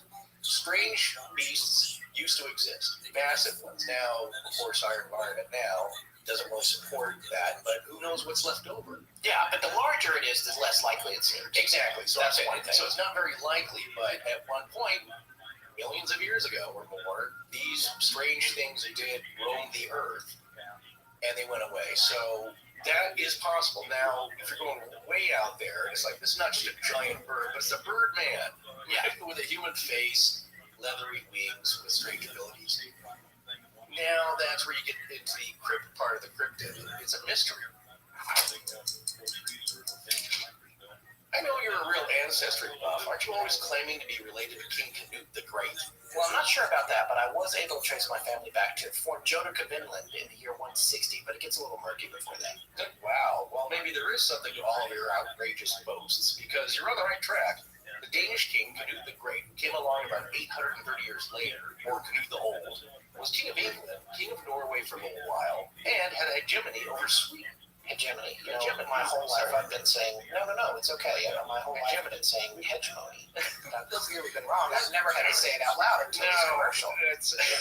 Either you're just saying the word hegemony, or you've been watching more lectures on the Vikings over at the Great Courses Plus. Well, both, actually. So I guess you could be descended from royalty, but I'm not calling you Scott the Great. Speaking of names, though, I learned that Canute's grandfather was King Harold Bluetooth, which is where we get the name for the wireless technology you're all probably using right this second. See, history really does have a direct connection to the present. And what better way to get to know history's relevance to your own life than by watching the Great Courses Plus? But it's not just about history over there. You'll get access to courses on everything ranging from music and literature to cooking and self-improvement. With over 500 courses and 6,000 lectures and new ones being added all the time, I can virtually guarantee that there's a lot of topics over at the Great Courses Plus that you'll want to learn about. And why not learn from the top experts and professors in that field? And you can watch them on any device you own, like a laptop, tablet, or phone, or you can stream them on your TV at home. If you start a lecture on one device, you can pick it up right where you left off on another. There's really no excuse not to make yourself smarter and more productive in your spare time with the Great Courses Plus. Now, you can see for yourself by taking advantage of a special offer for our listeners. Get 1 whole month of free, unlimited access to any of their courses. That's right. Starting a month long, unlimited free trial membership now by signing up at thegreatcoursesplus.com/legends. Again, that's thegreatcoursesplus.com/legends. I've been getting a lot of compliments on my movement watch ever since I made it my daily driver. You know, that's an automobile enthusiast term, meaning the car you drive every day. Yeah, I know that. But you're right. I've been getting a lot of notice for mine too. I think because it doesn't look like any other watch out there, and people want to know what it is. Then they ask how much it is, and I tell them, and then they really take notice. Yeah, that's because it's hard to believe you can get such a classy-looking watch starting at just $95. The two college guys who started the company wanted just that, a quality watch with cutting-edge style for an affordable price. They knew what to look for in a high-end watch, but they couldn't afford what was available in stores, so they started their own company, cut out the middleman so they could sell direct to you, and created a movement. And now, just a few years later, they've sold over 500,000 watches in 160 countries. They have a wide selection for men and women, interchangeable straps to change up your look, and a line of really cool sunglasses. Movement Watches features classic designs combined with modern minimalism. And with free shipping and free returns, it couldn't be easier to step up your watch game. Get 15% off today by going to movementwatches.com/legends. That's mvmtwatches.com/legends. Join the movement. Hello, everyone. I'm Vonity, and this is Astonishing Legends. Let's get back to the show. What would this thing be? You know, it's never been described as dinosaur in its nature, like looking like a dinosaur, I should say. It's always been described more as humanoid looking. I guess if it was an animal, an unknown species that screeched and had no neck, and was seen at night, of course this one was seen in the daytime too. It does seem most like an owl of some kind. But there are no owls that are 7 feet tall. Now let's say people are making a mistake. Right. But there's not even any owls that are 4 feet tall. There's not even owls, or even the biggest owl is 1.5 feet, right? Exactly. Well, no, I read another article related to, this was either referring to the giant Alaskan bird, or it could have been Canada, but it was up north. So the biologists were thinking that it's a species of eagle. So it's kind of like an osprey, kind of a fish eagle, or, the guy says, well, they get pretty big. Now, the wingspans get to be about 6 to 8 feet. Okay, there's a big difference when you double that. Yeah. No, you saw this species of animal. Yes, it gets to about 8 feet, and you described something that was 10 feet. But something that's 20, 25 foot in wingspan, that's a big difference. And I think people, especially pilots, they have to gauge and judge distance visually. Yes. To get pretty good at it. And I don't think a plane load of people would just freak out at, you might say, look, there's a big bird. With something that size, it's going to make an impression. Well, there is one of the sightings, and it's interesting. If you look in Gray Barker's book, in the back of his book, he reproduced a list of sightings that he borrowed from John Keel. There's an appendix of sightings. In one of those sightings, the witnesses cited seeing 4 of them at once. Wow. So then you get to the idea that it is a cryptid and that there are more than one creature, and maybe that's why there were so many sightings, is that the people were seeing lots of different ones. There was a flock of Mothman. Well, they're all over the place. That's the other strange thing, is that there's different species.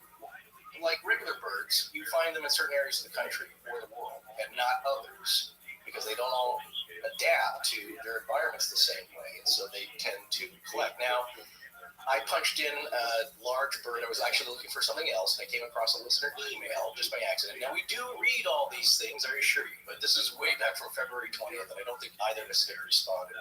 Some of them we have if they're real simple, but I wanted to relay this because it's really just fit what we're talking about here. So he has not given us permission, so I'm just going to call him Rob. But he wrote into us and he says, hey guys, love the show. I wanted to add that too because it's nice. Just discovered you, and I've told all my friends. Also very nice. Here's the good part of the story. I grew up in Texas during the 70s. I remember news stories about a giant bird that was sighted in South Texas. They said it had red eyes and a gorilla face, over 6 feet tall. As a kid, I remember hearing about this creature. Some thought it was a dinosaur, others a demon. My father, grandfather, and great-grandfather were born on the King Ranch, a massive piece of land. A famous King Ranch. Very famous, yes. There's a version of the Ford. Yeah, the big fancy version. They like $50,000. Yeah, written in King Ranch Ford. Oh, it's got really nice catcher's mitt leather in there. Yeah, very swanky. It's a very famous ranch. So a massive piece of land. Many tales of ghosts and even werewolves I heard from my grandpa. Yeah, they were told to him by his father. So when this giant bird came along, none of my family was surprised. I always wondered what that bird was. I know you have so many stories, but I love to hear you bring it to life again. Thanks. Hey, we did it. First of all, we're answering their email 10 months later. Months and months later. But no, seriously, again, folks, we do read all the emails, but we're just so overwhelmed that they go into a information collective here, so we can search on different terms, and we keep them all. And if we come across a story though that's related like this, and again, this goes to show me, and hopefully all of you, that these stories take place all over the country, different countries all over the world. Of strange beasts. We should start asking our people that write us emails to put keywords in. They're coming into our Google account, which is astonishinglegends@gmail.com. Then we can search things if we're looking for specific stories that relate to something. So yeah, be descriptive, put some searchable keyword terms in there, and we do collect them all. But like I said, and when we do actually respond, we put the responses and the letters into a database. Scott gave up on it because he was doing so many of the letters, answering them. But I still try and do it. It allows us to filter everything. So yes. In any case, that's a great story. Thanks, Rob. And the part that's interesting, red eyes, gorilla face. Yeah, it is interesting. And imagine this is nothing more than a family of cryptids, some unknown creature that has been misidentified, and it happened at a sort of a strange time. Maybe there was coincidences going on with the Men in Black. Maybe Woody Derenberger was hallucinating or didn't really see anything. I mean, there's a lot of stuff to be casted away.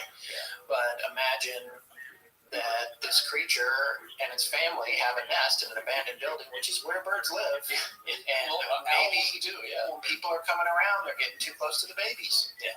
And on top of that, the mother's got to go out in the daytime and look for food or go dogs, but or whatever else. Yeah. I don't know. Sure, the animal was staring at these people, like the elderly man in Chad's illustration for this week's show, which actually that story was from the last part, but still. Yes. If you come face to face with a wild animal, it's not unusual to have a staring contest with it. That's a simple matter of dominance. And I wouldn't recommend it. I would not recommend. I'm just saying you might find yourself in that situation where you're looking at each other while both of you try to figure out what's going to happen next. You don't want to turn and run because that's for most wild animals, especially predators. That is a signal to come chase you and eat you. So there's something about the pervasiveness to me of the red eyes that's significant because it's not only just in cryptids and stuff like that, it's shadow people.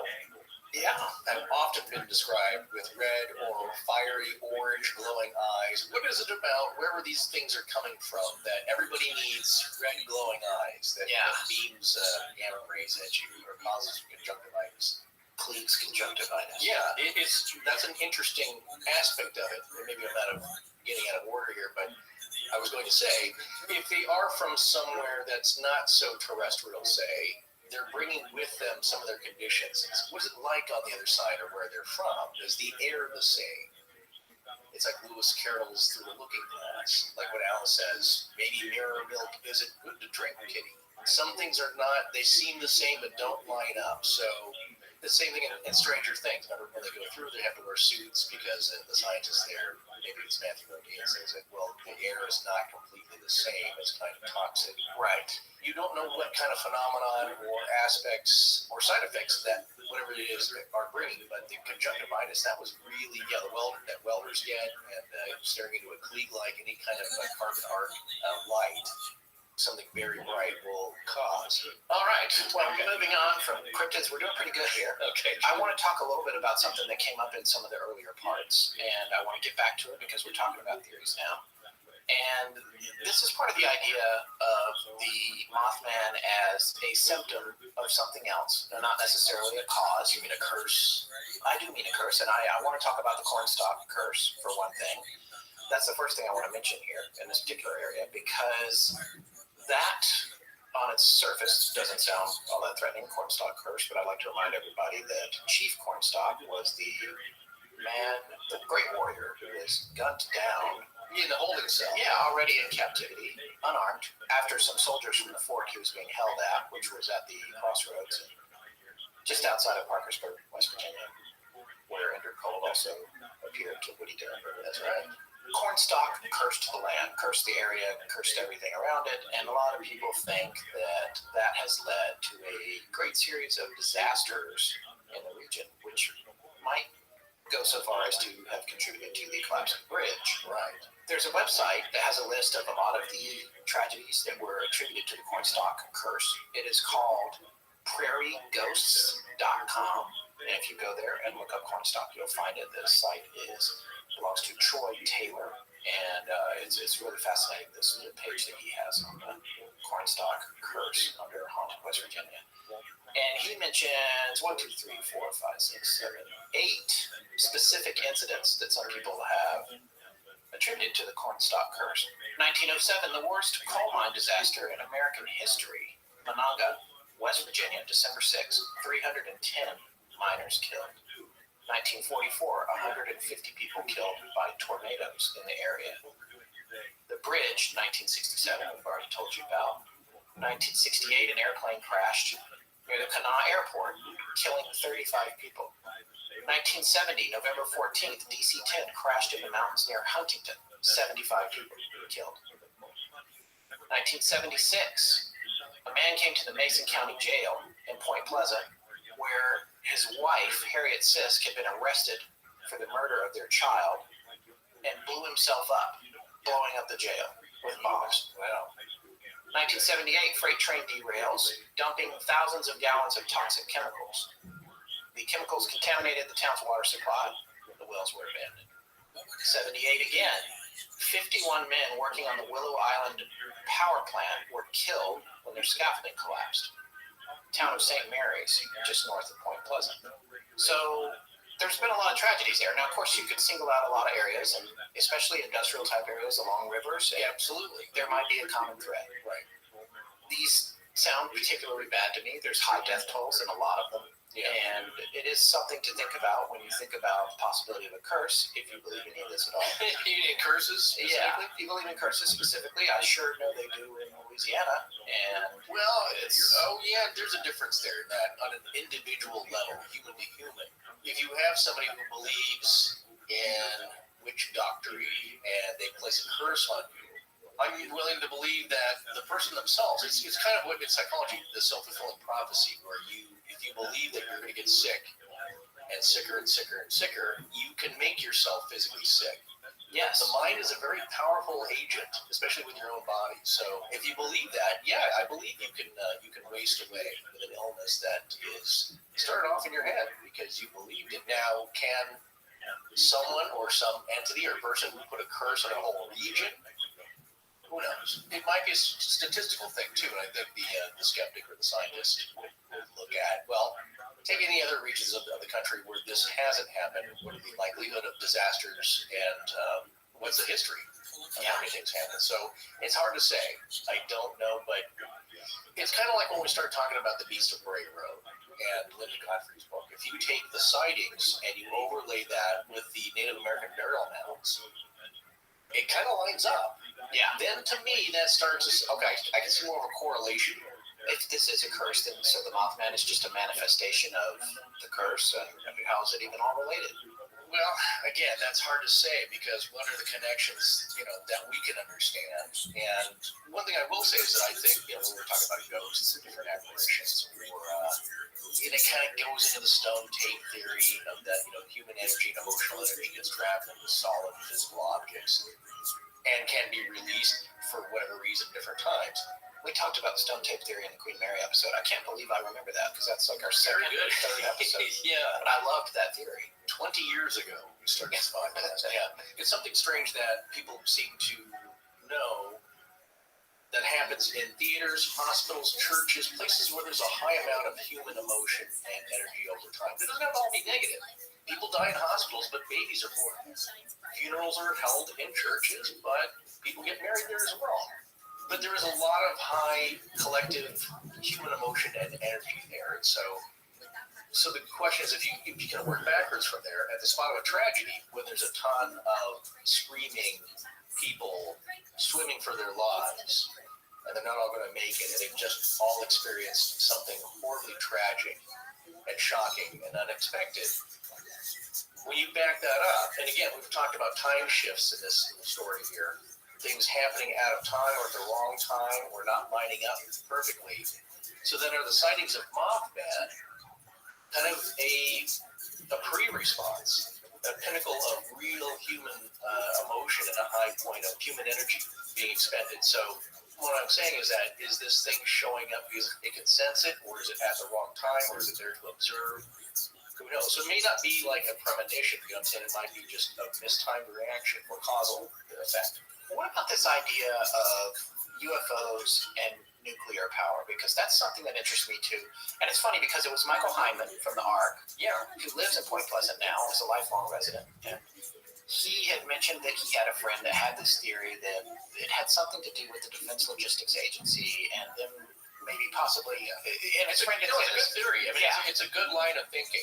Because it's solid, you know, you're starting off in a good ground there. Yeah, and I'm putting words in the guy's mouth because we never spoke to whoever this person is. This is hearsay to us. We just got a broad overview, but this is what I'm taking that overview and we're extrapolating on it. Yeah. And what I'm saying that I think the guy probably thought was that the Defense Logistics Agency, which is responsible for moving materials around related to war weapons and things that you would need in the time of war, has a location there. Right. And it's entirely plausible that at this point in the late 60s, there might have been top secret or classified movement of enriched uranium or highly enriched uranium in the area. Right. We have since been in contact with a listener who I've had extensive discussions with, who works at a nuclear power plant and is in charge of fuel handling. And he has explained to me the protocols you have to go through. And it includes like walking the train tracks and making sure, like 6 miles of track. Yeah. And no photographs and all of this. It's a serious operation because you don't want that stuff falling into the wrong hands. No, and you don't want an accident. You want this a bunch of stuff spilling over because, again, there was a rock on the track that was large enough to cause a derailment. Yeah. And now you get a spill. Yeah. So there's a lot that goes into that. And you can imagine during the late 60s when there were more concerns about war, that they might have been moving things through there, and it would have behooved them to generate as many distractions from what they were doing as possible for the sake of national defense. It's just the fact that they're so wacky. I still don't know how you make a Mothman to do that. You're not going to be able to dress a guy up and have him defy physics and give people conjunctivitis. That's what I'm saying. You know, it's a little theatrical, sure, I'll give you that, but it's a weird way to go to create a diversion. And here's the other thing, beyond the diversion theory, there is a history of nuclear weapons and nuclear power plants having involvement with UFOs. Oh, well, yeah. And since their existence. Yeah, so and a lot of that is documented. Some of it is not public knowledge, but we actually have a book called Fated Giant, which you can get. We'll put a link to it in the show notes. It's by Robert Salas and James Klotz, K-O-T-Z. Right. It talks about the Malmstrom Air Force Base incident. That's one of the big ones. Yeah, what happened at Malmstrom? Well, very briefly, people at the missile site had reported seeing a UFO, and right after that, or concurrent with that, the missiles go offline. Now, these are independently controlled missile silos because they have safeguards in place to make sure that kind of thing doesn't happen. You can't just flip a switch or hack into it and then shuts down the whole chain. In case of an attack or counterattack, these things need to be controlled independently. So whatever it was that shut all these down. These are isolated systems. Yeah, these systems do not connect to the outside world beyond lines of communications from humans to humans. There are this time. Right, there are redundancies. And this is not the only case, but it's a big one. It's one of the big stories. This certainly happens. I believe the data is that a flap or a incident has happened at every nuclear power plant location in North America. Yeah. Every single nuclear power plant in North America has had a sighting or something unusual happen relating to UFOs. Right. And the connection between a nuclear power plant and a missile site, a nuclear missile site, two different things going on there. One theory is that somehow with the nuclear power plant, there is a draw of energy from these things, these craft, these orbs. They're recharging. Possibly so. Like Yeah. your ultrasonic toothbrush. They hover over it. Because guy was asking, it's like, what do they just hook up? They pull out the cord. Yeah, well, that's the thing. How do you just recharge in the air? That's what I was asking. They get there like, oh man, the socket doesn't fit. Yeah. We're gonna go back to Lagulus to plug back in. Imagine now your cell phone. I think Samsungs do that. It's contact charge, or your Sonic Care toothbrush. There's nothing to plug in. Just by being close, it picks up the electricity there and charges itself. Now, in the case of the missile bases being shut down, the big theory there is that it's a show, that you people don't know what you're playing with. This is very dangerous stuff, and we can take your toys away from you at any time we wish. That's the message there. It's like, yeah, you think you're smart playing this brinksmanship game, but you guys got to take care of this planet. You guys got to watch out for each other, and there are bigger forces at work here that you are willing to acknowledge. Right.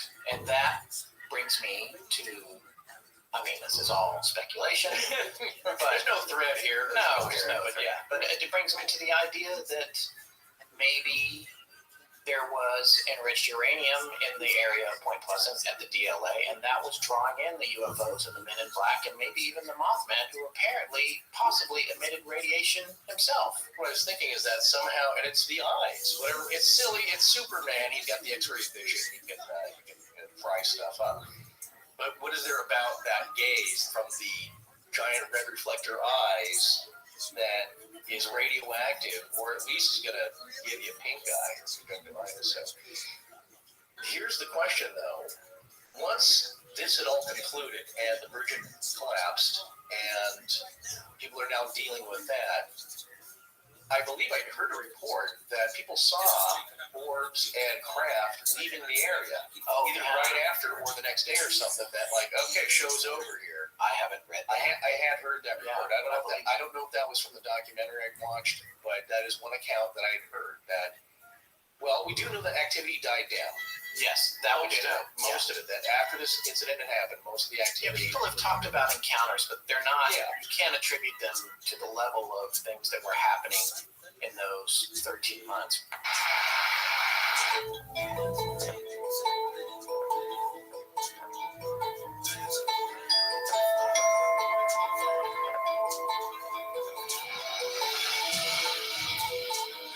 This show is ending in a weird place, isn't it?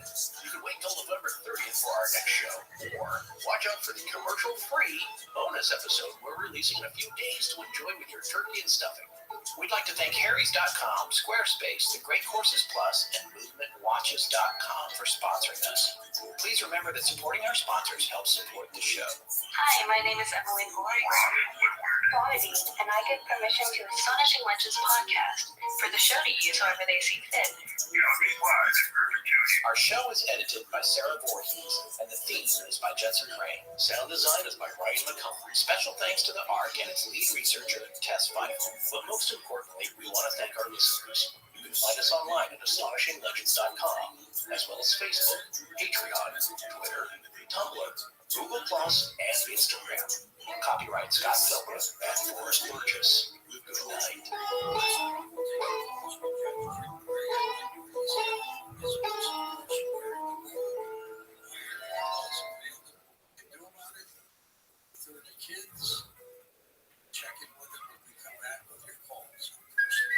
Hey, it's Kaylee Cuoco for Priceline. Ready to go to your happy place for a happy price? Well, why didn't you say so? Just download the Priceline app right now and save up to 60% on hotels. So whether it's Cousin Kevin's kazoo concert in Kansas City, go Kevin, or Becky's bachelorette bash in Bermuda, you never have to miss a trip ever again. So download the Priceline app today. Your savings are waiting.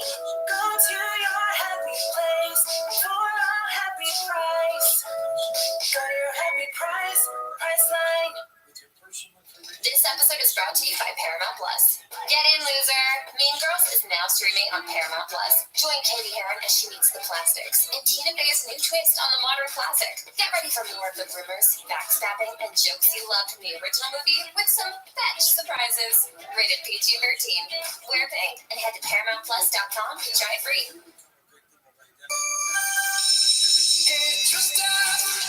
Excellence is coming. Have you ever wanted to give back to your community? Make a this and make a great paycheck too. EduStaff is hiring substitute teachers and paraprofessionals in your local school districts. Apply to be an EduStaff substitute at edustaff.org. EduStaff, excellence in staffing. EduStaff, excellence in staffing. EduStaff is America's #1 choice for substitute staffing, and we're hiring substitute teachers, support staff, and more in your local school districts. Make a difference in your community while earning great pay. Apply today at edustaff.org. That's edustaff.org. EduStaff, excellence in staffing. For this, because it's another rabbit hole. We're trying to cover a lot of ground tonight, but Fill some holes. yeah. But I wanted to talk a little bit about the planet Lanulos. Have you been there? No. Is it nice? Well, it sounds nice because let me tell you what, everyone walks around naked, and apparently they all look good. That already makes it suspicious for me. Well, yeah. Let me ask you this, though. Is it a physical planet or is it a place? Let's explain to our listeners what we're talking about. What we didn't tell you about good old Woody and Indrid Cold, because we wanted you to just accept that story at its face value for what it was, is that later on in Woody and Indrid's encounters, Woody explained that Indrid took him back to a planet in a galaxy called Ganymede. Woodrow Derenberger. Yes, Woodrow Derenberger. First things first, in terms of human science anyway, there is no galaxy called Ganymede. Ganymede is a moon orbiting Jupiter. And Woody was led to believe by Cold that he was being taken to a planet called Ganymede. It's kind of the classic thing, the benevolent space brothers, I think as Cog said in the arc. And he'd implied, or one of our arc members had implied, that it was derivative of the worlds that H.G. Wells discussed in The Time Machine. However, wait a second, you're talking about Lanulos and just the nature of it and how it works, and that there's no war, and it's also, Star Trek, everything. It's all like the Eloy, the Morlock. yeah. So there's some thoughts to that, but Woody had said that he had been there and that they don't fight and they're all naked and all of this. It sounded pretty crazy, what Woody was saying. Yeah, well, Edward had clothes. Yeah. Pretty hip ones, too. Well, when he was on Earth, yeah, that would be real bad. Come out, pop out of a lantern naked. Hey, can I borrow pants? And get arrested. Sorry, it's a little callback. Yeah. But, so you can read about this. Woody actually wrote a book about going to Lanulos, which I ordered but haven't read yet. Visitors from Lanulos, My Contact with Indrid Cold. There's a whole book, which, like I said, Written by Woody, ghostwritten, written by Woody, and I am looking forward to reading it over Thanksgiving. And it's my understanding, too, one of the things that he talks about in Keel's book, and when he talks to Keel, is that when he was working on the manuscript, people were repeatedly breaking into his house and stealing huge segments of it. He had to write them over and over again. That ties in. So, but actually, a callback to Jose Chung. Yes, the X-Files episode. Yeah, there's a gentleman in there who keeps trying to write a book about his exploits, and well, I'm sure it's connected. Yeah, he gets the word. Going back out to something that Forrest says all the time that I really love, taking the 10,000-foot view on this. That's a business thing that I still like it. It's a business buzzword. It's a bleeding edge. But I just wanted to say, I think that the whole Lanulos story makes Woody seem pretty crazy. And as being the way that we are on the show, and we like to talk about everything in every possible angle, I'm not saying that in a dismissive way. I'm saying it goes a step too far. And I don't know why. For me, the guy in metallic clothes climbing out of a lantern that has nearly run you off the road is okay, but going to the planet Lanulos crosses some other kind of line. You know why? Because his story about the incident and interaction on the road, it's not cliched. It's not take me to your leader. Yeah. It's weird enough that it sounds oddly plausible, right? I mean, if you don't buy into that, none of this can be plausible, okay? And we know that. But if you're willing to bet, it's hard for me when you start naming the planets and you take it and you start talking about the culture and all that, because you got to be real good. You know who's real good at that? I should say Frank Herbert. Yes, you knew where I was going. I did not know that. That's just a stab in the No, but like when you read Dune, you read about the cultures that he created and how it all works. It's believable. So if you said that that's what you experienced as a contactee, you went to this thing and it was like, I buy that. Yeah, but I'll tell you why, though. It's an extra step, but it kind of doesn't make sense. Like, you got this interesting encounter. where he gives details that are not too crazy. Aside from everyone being naked. Well, no, I'm not even getting the Ganymede. Oh, okay. I'm talking about this other thing where it's the first instance of this, and there's other examples. I'm kind of hard pressed right now to think of them, but it's a type of story. It's a type of setup where you believe it, and then like, no flying pigs, no thank you. It's like you went too far. But here's my thinking on this: if it is part of whatever he experienced, I'm not saying it's all accurate if it actually all really happened, but if you want to believe Woodrow that he did experience something like that, and it is all hallucinatory in nature, and that's not to mean that it's not real in some sense. He experienced another version of reality, shall we say, that a place could not be called Ganymede, or maybe he's misinterpreting that, or he misheard it, or it's just said, you know what? Well, it comes down to that whole thing, like all the stuff that was happening to Keel, the information isn't quite right. Exactly. It's Yeah, like, you know what, I they're presenting to him, we're actually 12-foot tall lizards with our junk hanging out. Yes. He's going to freak out. So let's just be naked, good-looking people. And again, that's another Star Trek where they go to this planet, they're the aliens, and then when they see them in their true form, they're like these tiny little like worms. Yeah. No, but and I talked to Scott about this before. There is a couple of stories. Actually, an old friend of mine had the old Greek uncle, and he had this crazy story of being abducted. And the reason I'm pointing that out is and I didn't look this up. I was planning on it, and I thought it was not really that connected. But up near the kind of general tri or quad state area from where I'm from, in Washington State, there was a story that made the paper. I'll just really quickly here with the Halifax, because I love doing that. Did you just pin down your region? No, just Washington State. That's in the general area. And it's not from the area that I'm at. It was Western Washington. So, but I did go to school in Western Washington. So, but at the time, it was in the paper, and I saved it somewhere. But it was a crazy story. This she's probably in her 30s or 40s. Her father, who's in his 70s, probably close to 80, goes out hunting, and as you know, old guys want to do, and he's taking his pickup. So what they would do is drive down the road. He'd see a spot where he'd like to go in and kind of hunt legally. And he parked the truck along the side, along the side of the road, and he'd go wandering in. Well, he didn't come home for 3 days, so his daughter was terrified that he was hurt, or something happened to him. He broke his hip, and he couldn't get to help, couldn't get to the truck. So they searched for him. They looked everywhere, and on the third day, she finally came to this clearing. I think they found his truck, but he wasn't anywhere near it. They came to this clearing. And there he was, sitting out in the middle of this clearing in the woods, surrounded by trees, sitting on a log. And she comes running up, like, Dad! And he comes running up to him, and he's just as peaceful and calm as ever. And his clothes are perfectly cleaned and pressed. She's like, what happened? He's like, well, I was abducted. And I know that sounds crazy, but I just got back. And I got to tell you, it was a nice experience. And that was as it was reported, but his description was, well, they took me aboard their craft, and I was tended to by miniature naked women.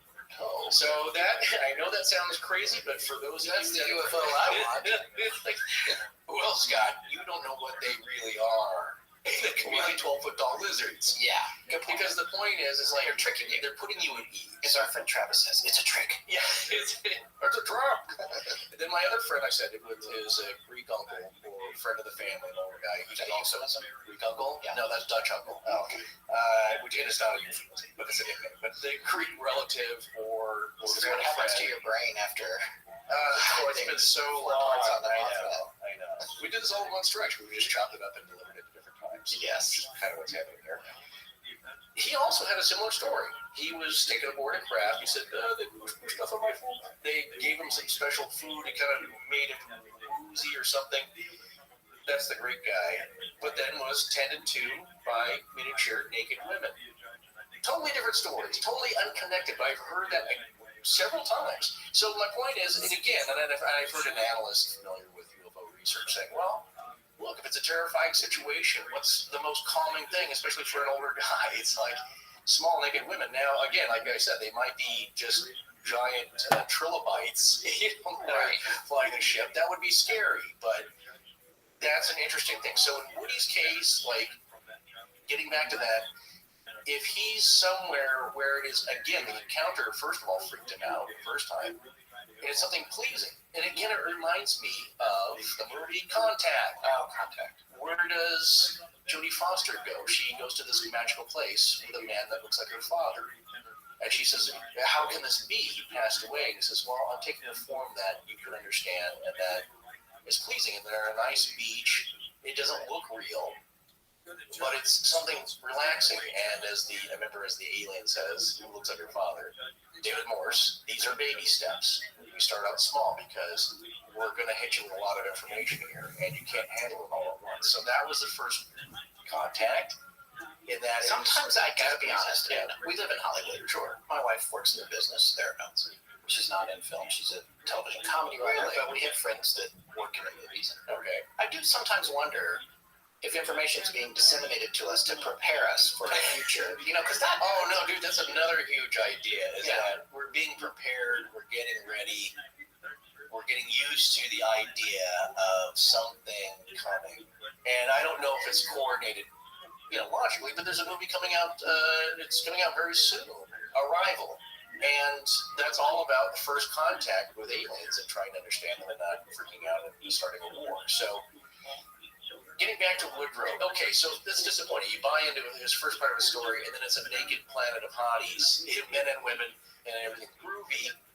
Maybe he did go somewhere, but it is not as he saw it. That is a really interesting observation. And I want to tell you something that actually just came in right now, not more than 15 minutes ago. Hot off the wire. Yeah, hot off the river from the Astonishing Research Corps, which we managed through an app called River. One of our newest members, Maria Stasio, sent a fascinating article from New Scientist. This was published on November 2nd of this year, November 2nd, 2016, just 8 days ago. The headline of this article is, "You are hallucinating right now to make sense of the world." The subheadline, "Understanding what is happening in the brain during hallucinations reveals how we're having them all the time and how they shape our perception of reality." I told you in the last episode, all of our reality is a sham. Yeah, well, so to speak. You did say that, and this is an interesting article. I took a look at it. There's a lot here that talks about how it comes back to what you said about your eyes being chunks of brain on a stem, and your brain is doing the work, you're just gathering the light, and that sort of thing.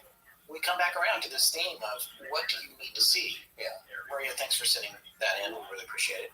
It's really fascinating because the other part of the Lanullo story, which at face value, for me, I got to admit, it's a stretch when I listen to it. When I don't know why Indrid Cold is not a stretch, and going to Lanullo's is. Well, yeah, it's the name of the planet. It sounds kind of silly. It sounds 50s If you've ever sci-fi. tried to write anything, Lemuria, an underground civilization of creepy peoples. Again, that's more Time Machine. the first thing that comes up whenever you try to write, and I'm married to a writer, and yes, I have dabbled, but I haven't finished anything. I don't want to call myself a writer. I'm not a writer. But when you are writing fiction, and especially if you're writing anything spectacular, and even if you're not, just normal drama or whatever, coming up with names is the hardest part. You can instantly tell when you've come up with a stupid name for something, like or a person or a place. You're trying to be all different, and you're like, "Oh, Lanullos, where the people are naked," and it reminds me of I can't remember what there was a movie. It does sound like a lotion, I must say. There was an old movie with Walter Matthau. Wasn't a huge movie, but I remember him. The joke was he would go, "I'm going to Tahiti where the women don't wear no tops," and like that's I can't do Walter Matthau. Yeah. But Tahiti where the women don't wear no tops. Yeah, exactly, something like that. That's what Lanullo sounds like. Yeah. However, Sorry, that wasn't very good. No, I've got to practice when you I know, I put you on the spot. But the point is that the Lanullo story has a little extra attraction, and I want to tell you why. Yeah. There was a young man who was in college in Maryland in February of 1968 who encountered a being very similar to Indrid Cold named Vadik. Yeah, right. We made reference to Vadik in some of our earlier episodes. Vadik came and took this young man, whose name was Tom, on a trip, drove him out 30 minutes from wherever he was working as a waiter, I believe, to an egg-shaped craft that he sat in and watched a TV while it traveled for, I don't know, several hours or something. This is all on the At the back of the headrest entertainment. Yeah, exactly. And when he got out of it, he was at this planet where everyone who was walking around was naked. Yeah. And Vadik apparently made a real big point of telling Tom over and over that this was the planet Lanullos. Don't stare. Eyes up here. Don't Eyes stare. up But here's my point. Tom and Woody Derenberger both had been to Lanulos, never met, never talked, and Woody's story had not been made public about Lanulos. That is the part I love about that. Right. So what's happening here is both these guys, if they were hallucinating or whatever they were believing, or whatever, somehow believed that they went to this place called Lanulos, where everyone was naked and there was no war. So, for me, that shifts the whole perspective on Woody's story again. Because the thing with Woody is everything that happened to him happened to more than just him. Yeah. Other people encountered Ingrid Cold. Other people saw him talking on the side of the road to a man next to his car.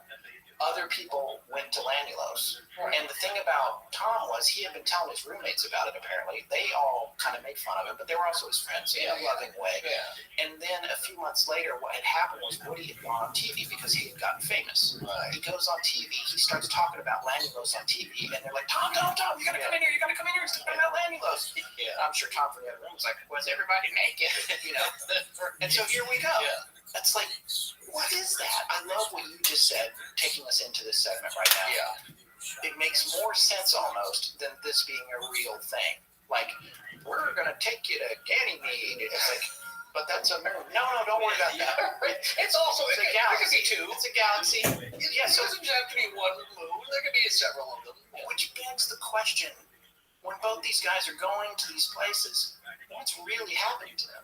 Possibly even dark. And what is happening to them? Right. And is it being perpetuated by the same beings, the same people, same forces? Yeah. Is it like, hey, this guy, Woody, play cartridge number 2, which is the Lanulos interaction? Right. It's like some guy in a DJ booth. He's got, like, I keep coming back to DJs. And he's got a cigarette, and it's stuck to his lip. It's not even, it's just hanging down, smoke's coming out, and he's just grabbing cartridges. Like this old timey where they used to use cards, they call them cards. Yeah, right. And he's plugging in the Lanulos card, or the Tiny Naked Women card, or the whatever, and they're sending people all over the place. God only knows what's actually happening to them while this is going on. Yes, and unfortunately, you like, give that guy number 27 the anal probe one. No, I do not want that card. I do not want that card.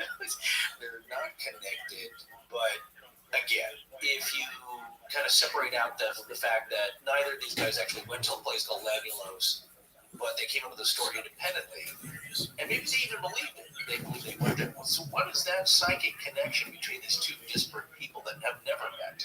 If you can prove that have never come into contact, they didn't share the story. I think their two pods in the Matrix are right next to each other. That could be. They're running the same. Again, one's borrowing the other program. Yeah. Really, to back this all out, it calls into question the nature of our reality on a very base level. It's like, are these even other beings? Are these experiences real? Is this a glitch in the Matrix? Great subreddit, by the way. Yeah. Oh, yeah. Right. Yeah. But is it duplicatable, or is this actually done by an outside force that is enacting some kind of experiment or observation on us? And some of us get the same treatment, or like I said, as long as we're not getting the treatment that Cal is getting, I'm okay. I don't want to be courted. Yeah, the rules, people. The rules. Yeah. And our own Mr. Cogswell and his excellent observation. I don't know how much we'll talk about that, but we can only go by what people have reported, and if you are an experiencer yourself, and I only met a couple, and I got to tell you, they're not the town wino sleeping under the bridge. These are very you do the podcast with. Boy, I wish that were the case. I wish you'd seen something. We can have some good stories, but these are people in very serious jobs with families, totally upright citizens. And yet they've had this very unexplainable experience that, Tony, you don't have to believe it, but it happened to me. Yeah. And what do you do with that? All right, let's come back down to Earth. Okay. Let's talk about more earthly, simple explanations for the people that already unsubscribed to us 3 episodes ago. Or maybe probably the last half hour they just turned it off and they listened to the last podcast on left or something. We can't continue without talking about mass hysteria. Well, that even came up with our own river folks and the ARC with a suggestion that if you're looking for a symptomatic psychological effect or even sociological effect, that seems to have some kind of correlation there. Yeah, there's a lot of different stories about mass hysteria and how it's come about, and something that you've mentioned over the years. Yeah, you can say years. Yeah, I'm doing this 2 years. MK Ultra. Can't believe I just said that. MK Ultra. We say MK if you were drinking, taking a drink every time we say MK Ultra. You've only had about 4 shots. Yeah. You should take a drink when I say again. Yeah. Again. And again. And again. So, or folks. We actually I like saying folks. I'm okay with Marty. Marty's he's had many a drunken evening just shooting fireball out of whiskey by how many times you say folks. Yeah. You know, there are certain tropes, I guess, or bellwethers, or whatever you want to call them, bullet points in this genre that keep coming up to explain these weird things when it's a group of people. Yeah, obviously, when somebody's experiencing hysteria, it's like, I saw these orbs come down and they captured me, and I saw naked people, and it was kind of nice. When it's one person, that's of course not mass hysteria, but he might be, it might be a form of delusion, individual psychosis. But when it's a bunch of people, you need some other explanation. It's like when there's over 100 recorded instances of sightings of the Mothman, or a group of people see a UFO come down and suck water out of a water tower, whatever it is, a giant 25-foot wingspan bird and seen by a whole airplane of people, you need some other explanation, like we're not all similarly crazy. Yeah. And so people go to mass hysteria because the term sounds good. It's all I think it's spreading, and I think it's interesting. And Marie talked about in the arc, she also talked about social contagion, the idea of that. Right. Even just an idea of a threat spreading. Yeah, and it's related loosely to mob mentality, right, which we've had some startling demonstrations of in recent days. Yeah. but just how when a group gets together, I'm not getting into politics, but it did happen all through the election here in the United States. No, last night, yes. Yeah, groups have, but even before that part, even before the agitated part, right, groups are aligning on opposite ends of the spectrum, and they're going at it, and self-reinforcing their own values and internalizing, and it's kind of the nature of humanity in a sad way. But you're right. And that's related to social contagion and mass hysteria. Well, this is other people, right? And yeah, there is a connection there, and I think there's a strong sociological connection. But if you want to call it collective hysteria, group hysteria, collective obsessional behavior, I didn't spend too much time going through the medical journals and the definitions and looking at case studies, because really, I hate to say it, but the Wikipedia page really gives a summary of that and some famous cases. But my favorite one wasn't there a cat nuns? Yeah, the cat nuns. That's pretty amazing. Well, they were all meowing. Yes, a convent of nuns. They're all meowing like cats, and more nuns are starting to meow cats at certain times for several hours all together. And really compelling. Until they right now, by the way. I'm not going to do it. I'm just going to say folks. Thank you. All right, very good. Take a drink. Okay, so that's the Middle Ages. These things aren't very well recorded and documented. And of course, the observational skills are limited as people don't know what it is. Demons, we don't know. It's a convent of nuns. Do you think? Yeah.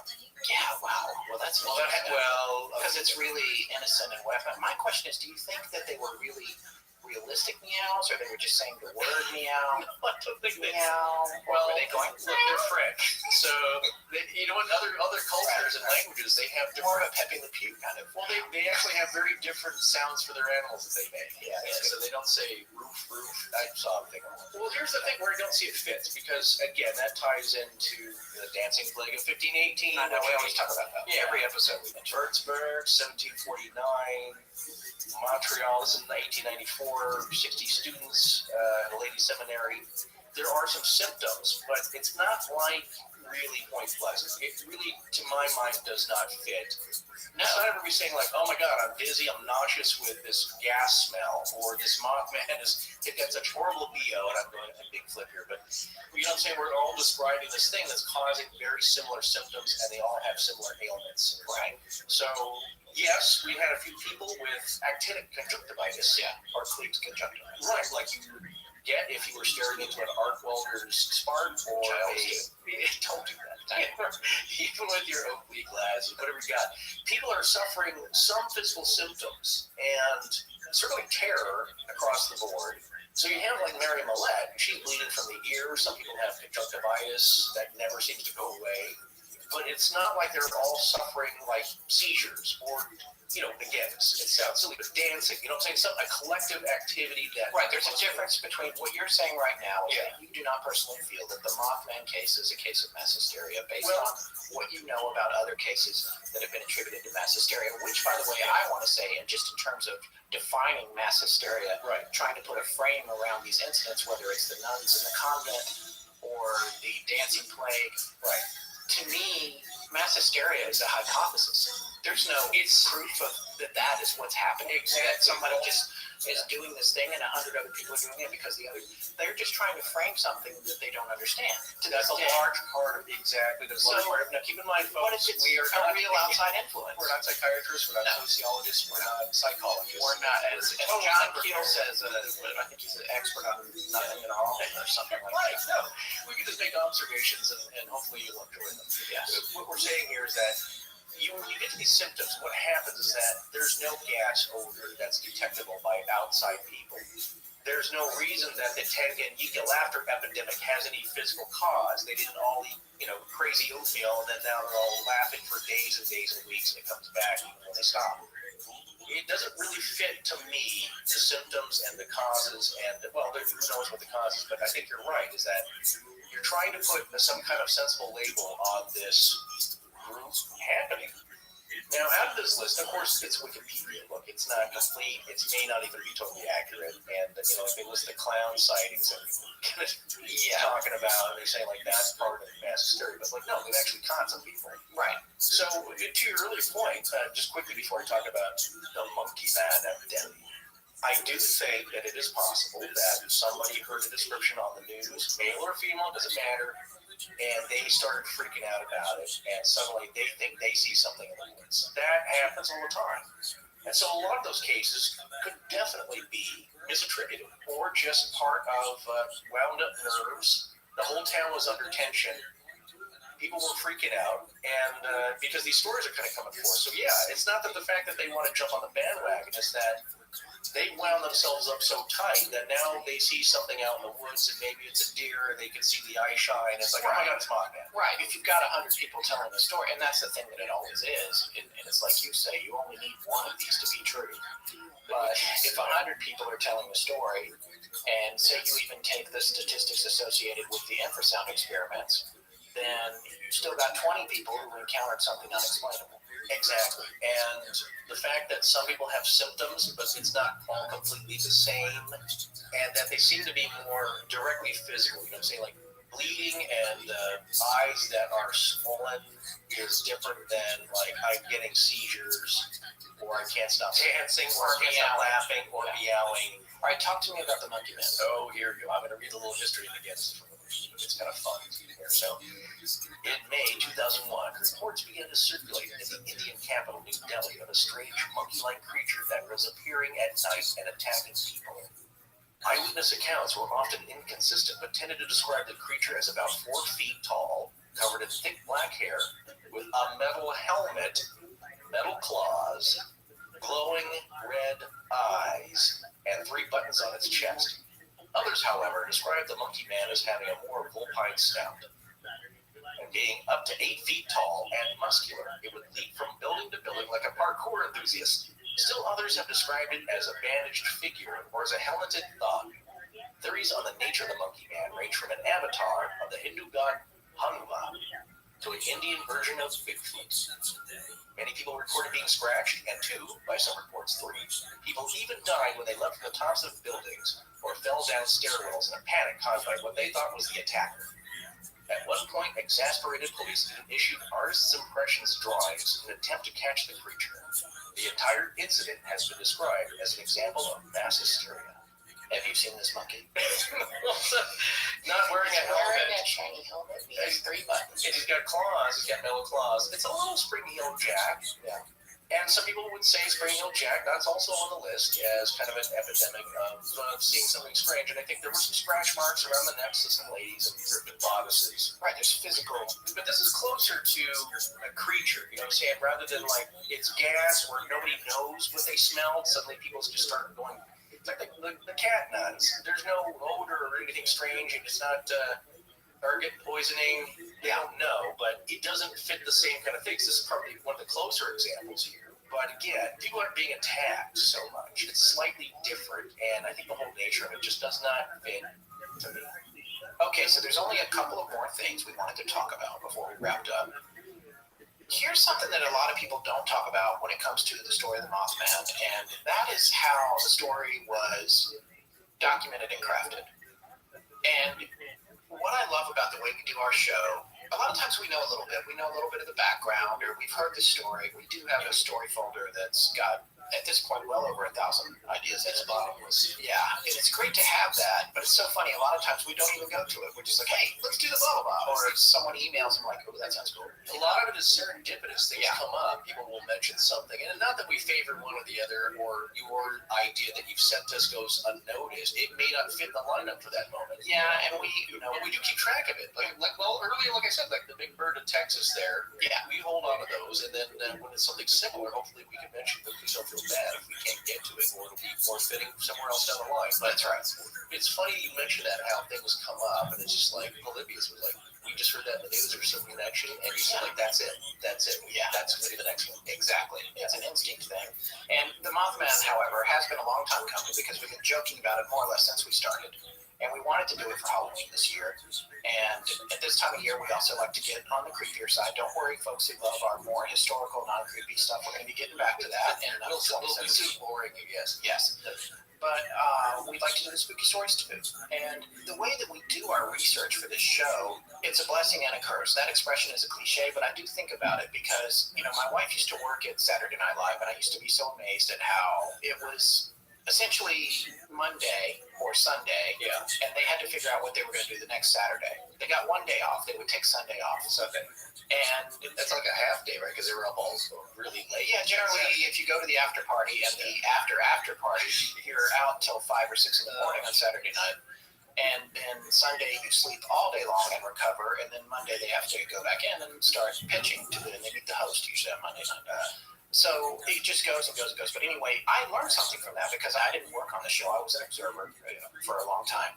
But what I learned was that you can put something together pretty quickly. The problem is our show involves intense research, and this is why the ARC is so great. I really want to give a shout out to the Astonishing Research Corps, and I'm hesitant to mention names because I'm so afraid I'll leave somebody out, but everybody in there has just been amazing, especially in these past couple of weeks with this Mothman series, and they're chomping at the bit for the next thing, and here's exactly what I'm talking about. We're not sure what we're doing next.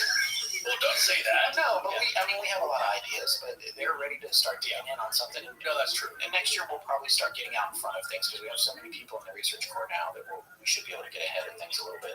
But the point is that we try to get the show together pretty quickly, and so our research winds up being immersion research. It's kind of like when you're trying to learn a new language, and the best thing to do is just go try to survive in that country for a month. But the difference for us is we only have 3 or 4 days. A weird parallel dimension. Right. To that end, the reason I'm pontificating about all this is because you get, again, that 10,000-foot view. What happens is you're inhaling all this information. You've read all these books, you've read all these web pages, and now we have all these researchers helping us, and you're taking it all in. And after you spew out all the things you have to share with the people, you get all that stuff out, and then you step back for a minute, and you see the bigger picture. Yeah. And you also see, if you're doing the show like we are, or if you're one of those people that just found us and binge listened to, God help you, to 52 episodes in a row, there's an evolution not only of the show, but there's an evolution of perspective.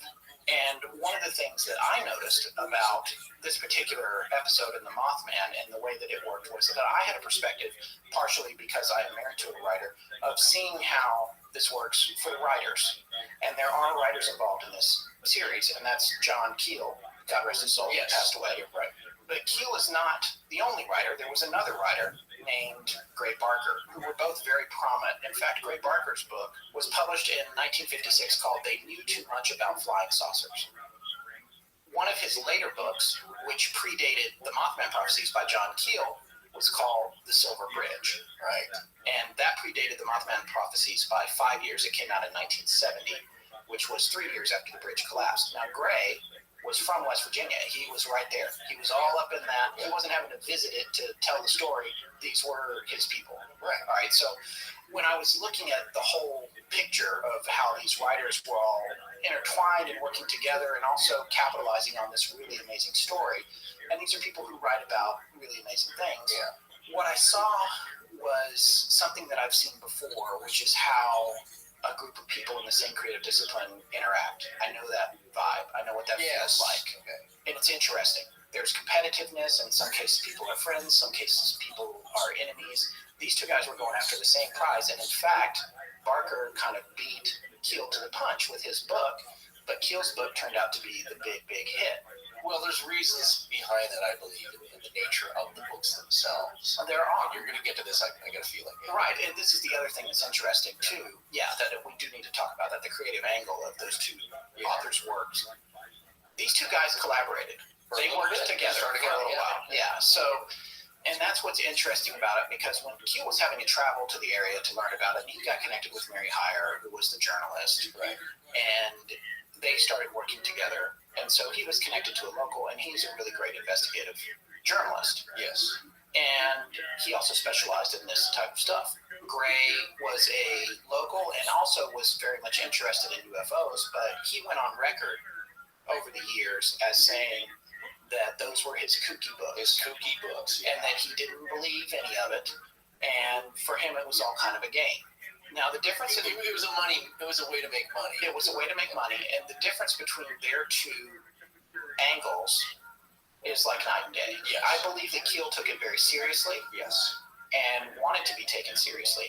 And I think that Barker thought it was all a joke, but if you read any of Barker's books, and I have to confess, I haven't read one from start to finish, but I have read considerable excerpts from his writing style is radically different from John Keel's. It is more of a flowery story that lots of exposition that's seemingly completely unrelated.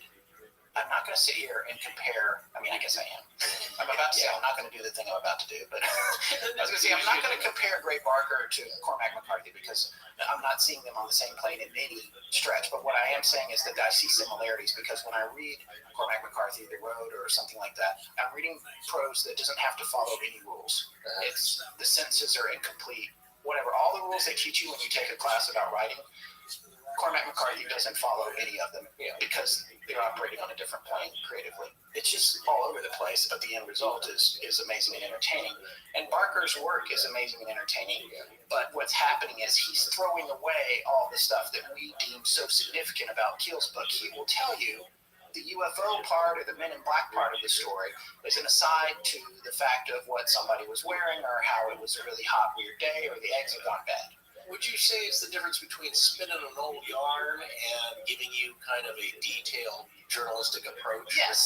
Yeah, I would say it's very different. And Barker took pride in his work, sure, but he enjoyed the color that went in around the stories and probably exaggerating that color. And I think there's probably no question that Keel maybe made some exaggerations here and there too, but I think that Keel believed in the message that he was sending. I don't think he was necessarily just trying to sell books. However, as a writer, you're trying to sell books. You got to make a living. Sure. You got to do whatever you can. No, that's not different for either of them. But let me ask you this, because I know in the case of John Keel that he experienced something strange that shook him to the core. But I don't believe Gray Barker ever did. Barker did not. From what I can tell, and I'm not casting aspersions on his character, these guys have all since passed away. Barker appropriated something that a publisher that he worked with and wound up being friends with. Right, and collaborating with happened. And here's the interesting thing, because Keel and Barker, if you're a reader of Stephen King, I'm a fan of Stephen King as a person and a writer. I don't love all his books just because I don't buy into those kinds of books a lot, although I did enjoy Tommyknockers and I enjoyed some of them, and Eyes of the Dragon. But one of my favorite books that anyone has ever written was the one that Stephen King wrote called On Writing.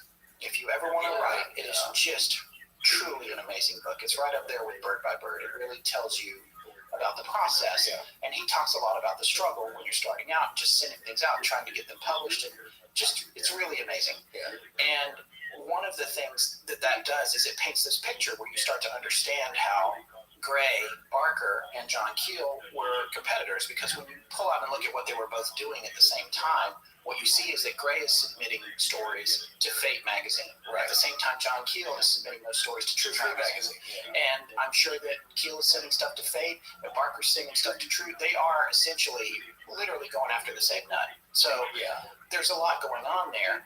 When Keel comes to town, there has to be a part of him that's thinking, this guy's an interloper. He's muscling in on my territory. He's coming in on my territory here. I have this story that made world headlines when it happened. And now Mr. Big Shot's coming in from New York. So I haven't read that any of this took place. I'm just channeling what I think my possible scenario. Right. No, there's a little bit of correspondence, at least from Keel to Barker. Yes. There is a note, right? I don't know if you were going to get to this in a little. No. Go ahead. Saying that you've got to watch out, Gray, because you don't know what you're dealing with here. Exactly. People play for keeps, I believe, is actually part of the quote. And that was my point earlier. If you didn't experience any of this, you can go on writing your cookie books and thinking like, well, you know what, this is all good fun, and people might believe it. He was also a prankster and a hoaxer. Yeah, and that's the next thing I wanted to get to. Barker was, not Keel. Yes. But I believe John's note to him was like, hey, dude, you've been in so many words. I know you're having fun with this, but you don't realize there's a serious aspect to this, because John Keel experienced that serious aspect of it. Well, why don't we talk about that for a second? You had told me that you were listening to Jim's show. Do you remember which show it was? Jim Harold. Jim Harold is Jim's the man. He's kind of the reigning king of the paranormal podcast. He's been doing it a very long time, and he was one of the guys that inspired us to get into it. Since 2005. Yeah. Jim has interviewed everybody, pretty much all the big names in the genre. And one of them is Brad Steiger. And Brad Steiger was a friend and contemporary of John Keel. And there's a little story that he tells. What episode is this from? This is from Jim Harold's Paranormal Podcast. It's from October 26th, 2010. So it's been archived. So the way Jim operates his revenue stream is that you will have to sign up for his Plus Club, which if you love this stuff, to get to the older shows. Yeah, it's $5 a month. It's definitely Forrest is a member. Yeah, I think it's around $9 or $10 a month. My favorite show of his is the Campfire show with real people calling in with their ghost stories. And some of the best ghost stories I've ever heard have been on that show. Chilling stuff, but it kind of paints a bigger picture of what's going on out there. Right. But this one is Brad Steiger was promoting his book, Real Monsters, Gruesome Critters, and Beasts from the Dark Side. And so Jim was interviewing him on the show. And I found this interesting because I remember this vaguely. I remember Brad talking about John Keel and a very disturbing encounter that John had in his own apartment in New York. And so Brad had gone out to meet with John because I think he was working on a book about Valentino, the old silent film star. And he was, I just mentioned this when I was talking to Scott here, that Brad went out there to talk to Ivan T. Sanderson and John Keel, and it's Brad Steiger, who's so prolific and such a big name in this field himself. I know he's got 80 books or something crazy. Yeah, different publications and books. And imagine that dinner going on and talking with those guys and the stories they must have. Yeah, well, Brad and John and Ivan T. Sanderson. He's basically like he's like the father of cryptozoology, right? Well, they would call him probably. I think it's accurate, a cross between Indiana Jones and Jack Hanna. Yeah, for animals. Yeah, so he's all right. Now I'm going to have to send a little message out for the youngsters. Yeah. Jack Hanna was the wildlife guy. I mean, he was a lot of things. He's still around. I'm just sorry. Yeah, Jack. Don't mean to be right. Oh, I think maybe Marvin. Was the guy Mutual of Omaha? Now Marlon Perkins. There you go. Now no one's gonna know that. Jack Hanna was the guy who used to come on the Johnny Carson show, and he would bring all kinds of animals that would attack Johnny. Yeah, or pee on him. Yeah, you're right. Exactly. One of the two is they're both funny. But anytime you see him on Saturday, he has his wildlife rescue shows, and he's got that same old leather hat he wears, but he's still around. If you've ever seen an animal wrangler on any late night talk show, they don't exist without Jack Hanna. Exactly. Yeah. So any researchers that have come after these giants in the field, Brad Steiger, John Keel, Ivan T. Sanderson, they owe a great amount of debt to them. But anyway, now Brad tells a story about he went out to dinner with John, and he never had Chinese food, I guess. So John Keel took him to Chinese food in New York, which I imagine was awesome. And as the evening goes on, he's telling him these stories. He had one about being visited by 3 Men in Black. And a little background here is that Brad at the time was, the man in his 30s, very fit, was into weightlifting. He's a big dude. He's like, you let these guys, let them show up and try and scare me. Yeah, nobody's going to scare me. I can handle myself. And he was shaking in his boots after this. after this evening of stories, not just this story, but a bunch of them, a bunch of other ones. He was convinced. And one little preface here is that John Kill told Brad this story, and Brad wasn't sure if John wanted this out because it's a little odd, but he said, well, he's passed away, so I'm going to tell him. Hopefully he's okay with it, wherever he is now. So what had happened is that John Kill told Brad the story that one evening, 3 men just appeared in his apartment. I don't think he didn't describe them as seeing them materialize. They were just in his apartment. The door was locked. Somehow they're in there. And the same old story, 3 men, as even Ray Barker's book describes, the number 3 showing up and saying, you got to quit what you're doing. Stop going down this path of investigation. At the time, weren't they specifically referring to the Mothman? Yes, this is around that same time. So that's what they were referring to. Because Keel was going back and forth from where he lived in Manhattan to Point Pleasant. Just so you know. Right, he was traveling a lot. He'd stay at that hotel there, and then he blew Fountain. That's right, which was his interviews. I think was a little homage to the Fountain Bleu, which is a 5-star hotel. But the Blue Fountain was not. Blue Fountain. In Ohio. Gallipolis. Yeah, Gallipolis. I do know one thing. In Ohio, it's called Belle Fountain, not Bellefontaine. Oh, right. Yeah. Well, there you go. I've been there. These 3 men wanted to impress upon John that they were not kidding around and they were not normal, not human. So they asked him, well, what do you have under your sink? He says, well, why don't you go take a look? Being a little incredulous. So one of the guys goes under the sink, grabs a bottle of Clorox, brings it back, and each of these 3 men take giant swallows of this bleach to show them that it had no effect on them. But basically it was like, dude, back off. I'm paraphrasing. But in their weird, stilted manner, they told him to stop investigating this thing. You don't know what you're getting into. I love that story. And so just let it sink in for a minute. Yeah. These 3 guys showed up in the apartment, in John Keel's apartment, and they drank bleach in front of him. Yeah. He never published the story or he told his friends at dinner that this happened. Well, Brad doesn't think that this has been in print anywhere. So, and that's why he was like, well, I don't know if he really wants me to tell the story. He told to me kind of in confidence because it is strange. If you tell people this kind of thing, yeah, they're going to think you're nuts. Right. But Brad's position is, well, he's passed on, and certainly he has books where he's told about encounters similar to this. All right, so let me bring it back around. Yeah, okay. So what I want to say is, this is what we're talking about. These are the kinds of things that are happening to John Keel when he is calling Gray Barker and saying, look, I know you think this is all fun and games, and you're playing jokes, and you're being silly about this, but there is some very real danger, which Barker probably didn't believe in. We see this when people, they write to us and like, oh, that story you covered and interviewed that person, that's baloney. That can't happen.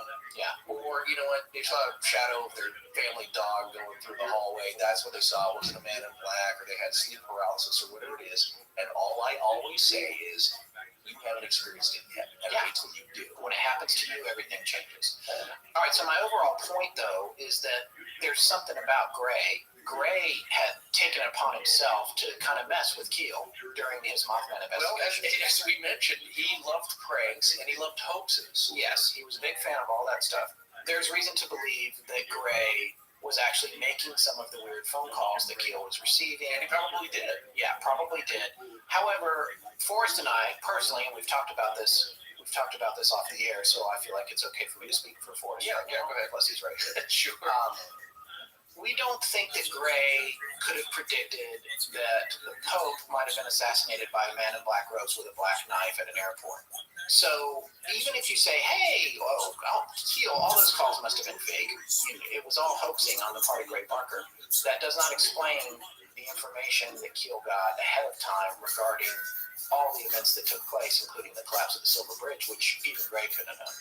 So there's a whole lot at play here, and when you look at the bigger picture, it's so much more complex than you can possibly convey in even a book or a movie. And we're taking you outside of just Keel's book. We're talking about multiple authors here coming at these things from different angles with different goals, and then trying to get down at the root of what really happened. Yeah, you pointed out 2 very distinct and significant angles, and that you have John Keel very serious about this, thinking that there is something going on, being personally affected by all this. And then you have Gray Barker, he's documenting it, and in a way that's important. and he's writing it up in a book, but his attitude about it is like, oh, this is just a bunch of hokum, and it pays okay, pays the bills, and I'll do it, but it's tongue-in-cheek. He's giving you a wink. So, and that's the thing. We talk about hoaxers and stuff, and people doing it for a laugh, but, like, at some point, it's kind of cruel. Yeah. Especially when it's directed at somebody personally, and you're trying to mislead them or make them look like a fool. That's the thing about practical jokes. It's fun if the person themselves, I still have regret about some practical jokes. Wait, you've done a hoax, and no, I just, a long time ago when I worked in post-production in Los Angeles, this was some time ago, a friend of ours that was the head of IT and all this stuff at this big company, we pretended to be Adobe, and was calling and telling me about all the pirated software he had. Oh, God, that company. Yeah, but the fair got it. It wasn't my idea. It was another person that I worked with idea, but I did participate in it. We called back 5 minutes later to tell him it was all a joke, and he was in the office with his boss confessing. Oh, God. Yes. Well, he did not lose his job. No. But it was a sobering experience for them about pirated software. Well, that's a different thing. In this realm, my attitude about people who do that, it's like, I think there's really something that's worth investigating. Look, I can't personally tell you if all this stuff is real or part of it, and I certainly haven't yet experienced it myself, and maybe that's a good thing, but I'm for the position of getting down to the truth of what is really happening here. And with that, you need verifiable facts and interviews, and you need real good data.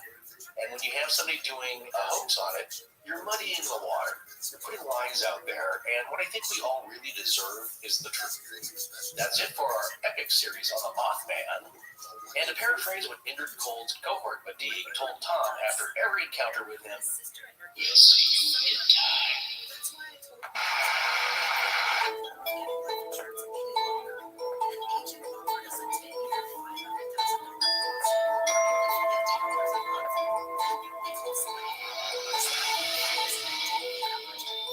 That's going to wrap it up for tonight. Thank you so much for joining us. We'll be back on November 30th with a new show. If you're in the States, enjoy your Thanksgiving. Our show is edited by Sarah Voorhees, and the theme is by Judson Crane. Sound design is by Ryan McCullough. Special thanks to the ARC and its lead researcher, Tess Feifel. But most importantly, we want to thank our listeners. You can find us online at astonishinglegends.com, as well as Facebook, Patreon, Twitter, Tumblr, Google+, and Instagram. Copyright Scott Philbrook and Forrest Burgess. Good night.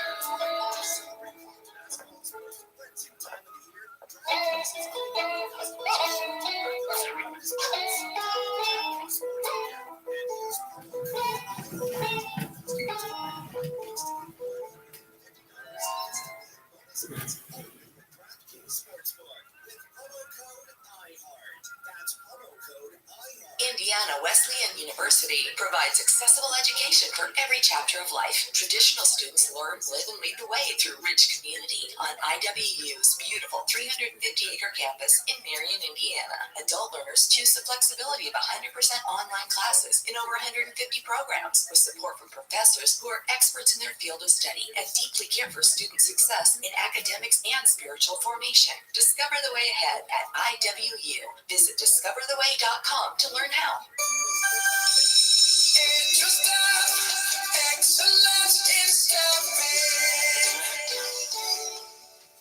Your local school districts constantly face a shortage of substitute teachers and support staff. EduStaff is America's #1 choice for substitute staffing, and we're hiring people like you to help our school districts. Apply to be an EduStaff substitute today at edustaff.org.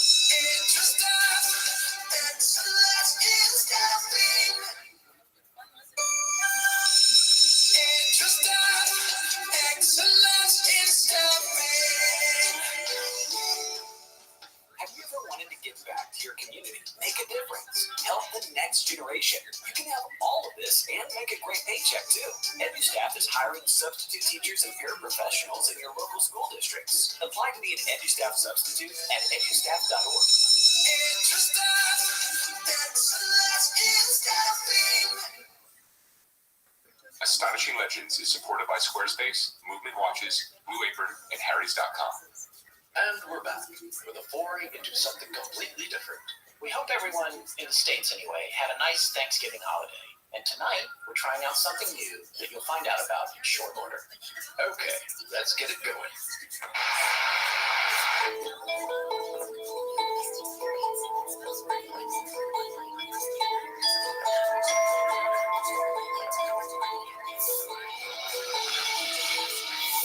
Welcome back to Astonishing Legends.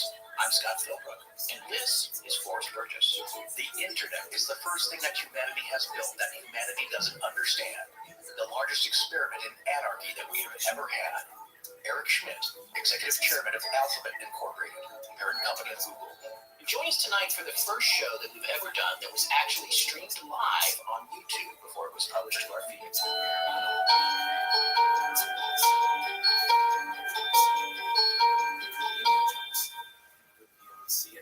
This is an experiment.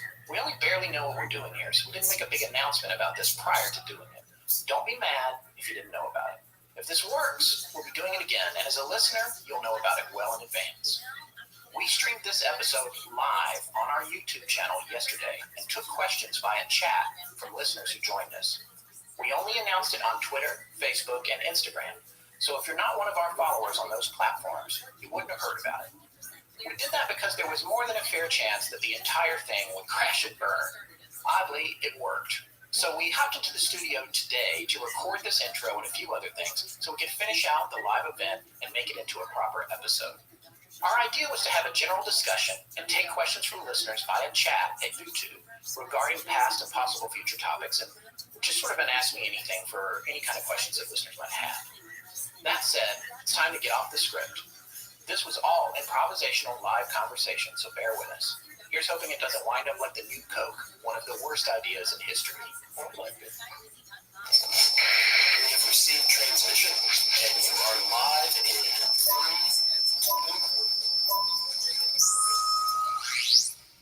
All right, we're a little late. Just gonna stream now here. And we're coming back. We're not exactly sure when this starts, so I'm talking. Did you press record? Yes, press record. I guess we're back. I think it's streaming right now. So the question is if anyone's going to watch. And how many thumbs down we'll get? We've had 8 people say that they've seen it, right? Yeah. And 8 thumbs down. We've had 8 thumbs up. So thank you very much. If you've already clicked on us, it's a grand start.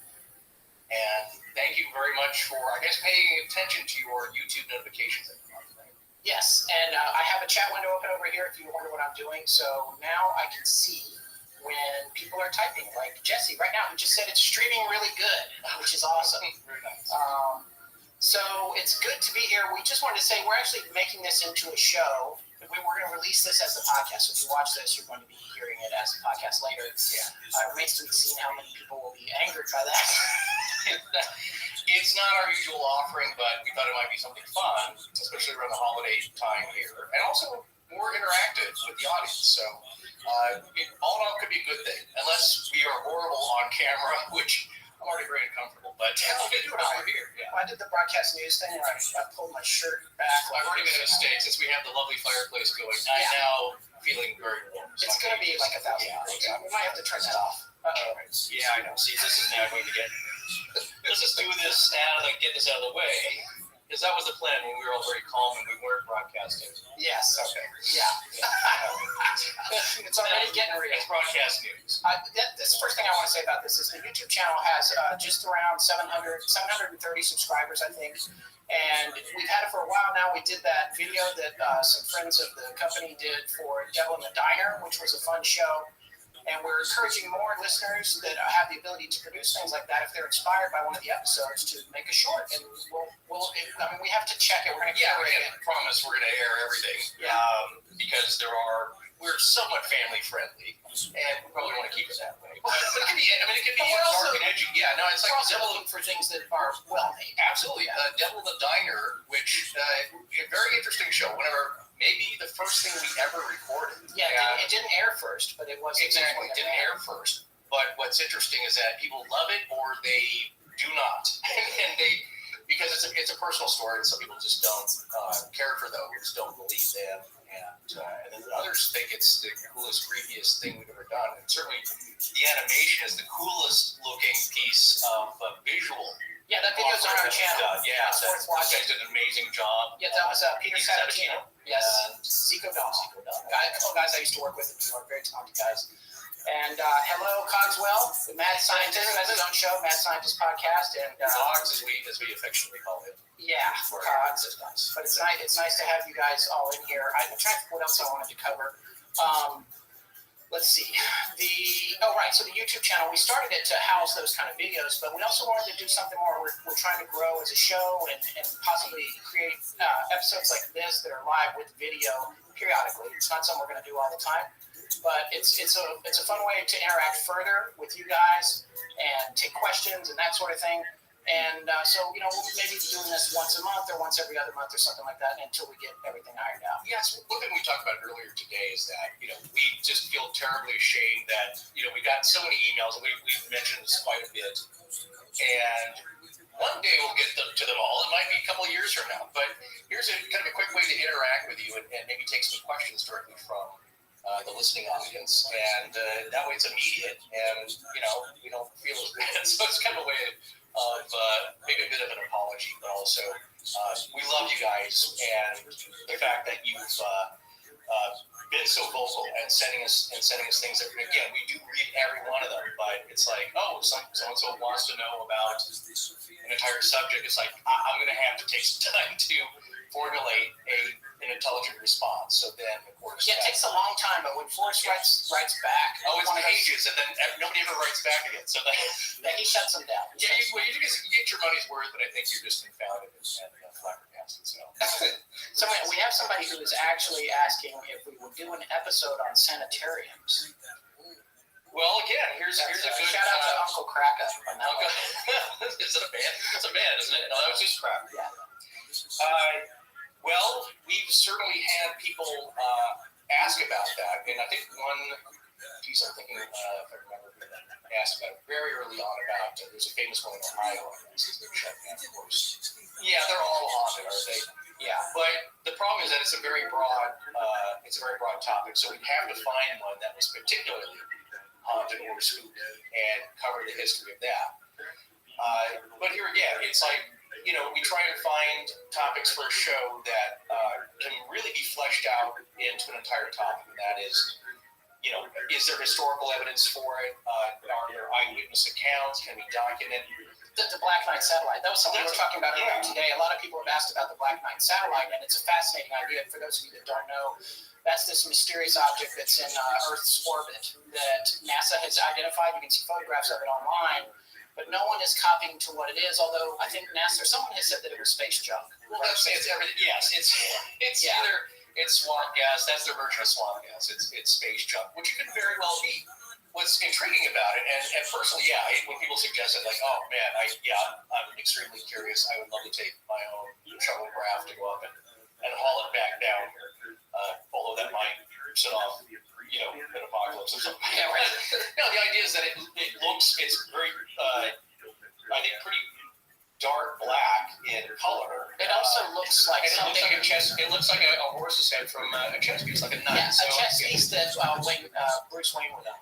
Yeah, it's very modern and angular, Picasso-like, you could say, modernist, cubist, and so it doesn't exactly look like a horse head, but that's probably the closest thing, approximation to something we have here. But the problem with doing a whole story on this is that there's not a lot of data. There's not enough data yet for us to build that into a full episode. As you guys all know, anyone who's watching this, we're very long-winded. So we need a lot of information to choke through on something like that. So we're still waiting for that phone call from somebody who knows what the again, so here's something to consider. It's like, not for you. Please suggest anything that comes to mind. We still just love hearing about it.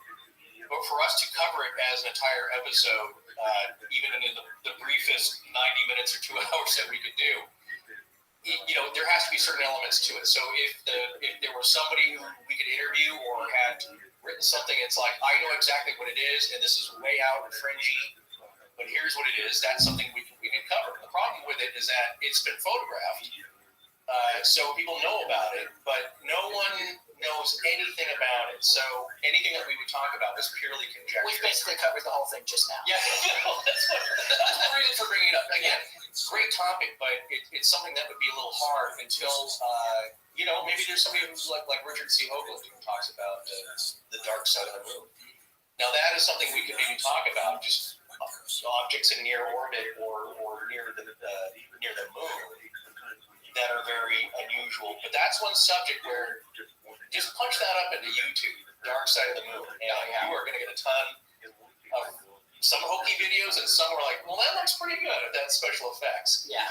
But there's a lot to talk about. And surely there's ex-NASA, astronaut Edgar Mitchell. Yes. Talks about just what might be there.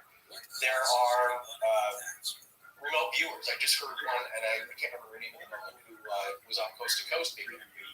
Just a few weeks ago, right? About a month ago, yeah. I was driving home after a very late night. We were doing our session, and there was a driveway moment where I had to hear the conclusions, which they say for last. And this person is a very high-level former government, I believe, runs her own organization for remote viewing, and they're training people. But her conclusions of what's on the moon and what's on Mars, mind-blowing. So right, it's right up there. It's right up there with a little bit with what we were talking about with the Mothman and Woody Derenberger's stories. It's like they start to get so fantastical that they either way have to be possibly true, or these people are completely out of their minds. Well, here's the other thing. It's for those of you that put stock into somebody's title. Here's somebody that has worked on government levels and in military capacities.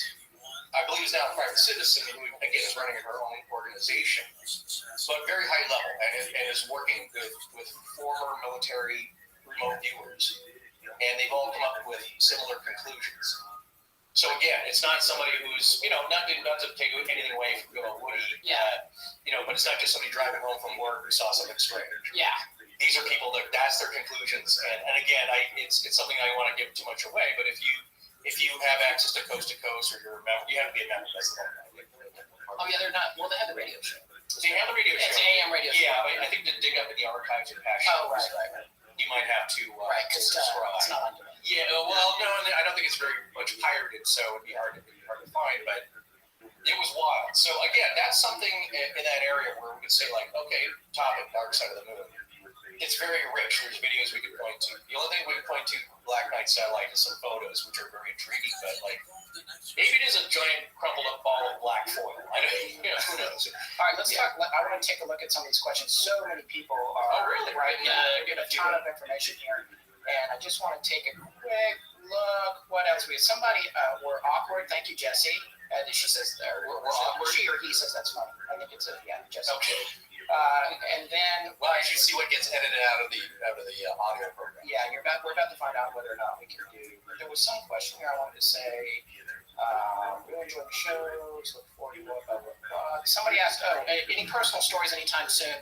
It's funny with the personal stories. It's odd. We get more pushback on those. We don't get a lot of complaints, and I feel very fortunate about that because considering how easy it is to be a troll these days, especially if you have social media presence. We're not getting a ton of negative feedback, although there are some reviews that I want to read before we go off the air. There's a few gems. Yeah, but some people don't seem to care for them. It's just these guys talking to their friends. I personally try to pick ones that I think are intriguing. And obviously, after a while, you do run through your friends you've gone through, but there's some people that we haven't approached yet. Right. There are some stories of people that we know personally that we haven't tapped. And again, because it has to be more than just kind of a one-off incident. There has to be something more to it that we believe, again, it flushes it out as a story. Now, some of our earliest complaints, I think, were these guys just tell weird stories of their friends. Well, when we started out, there was a lot more of that. And there was more of that. Yeah. And so, again, everything's even. Everybody's got an opinion on what they like or don't like, and they're very willing to share that with you. So what we've seen is that, people who just love personal stories because it's a personal connection. It's somebody, it's not just a story we found on the internet and there's articles about it and we've pulled a bunch of information together. People make a real human connection to these types of personal stories. And I would say out of most of, or what takes place mostly are people telling us their own personal stories that they did not want to share before because they thought that they were the only ones and they thought that it would be seen as crazy. And as we found, sometimes relatives, your closest relatives, if you go around telling them these kinds of things, don't seem to call as often after that. So it's a very personal thing, and some people really love those. And then again, as Scott said, there are people who are like, who cares? This is just somebody's weird story. It sounds like they made it up and they want the attention. So it depends on where you're coming from. Ray Vega asks, is there anything too frightening for you guys to cover?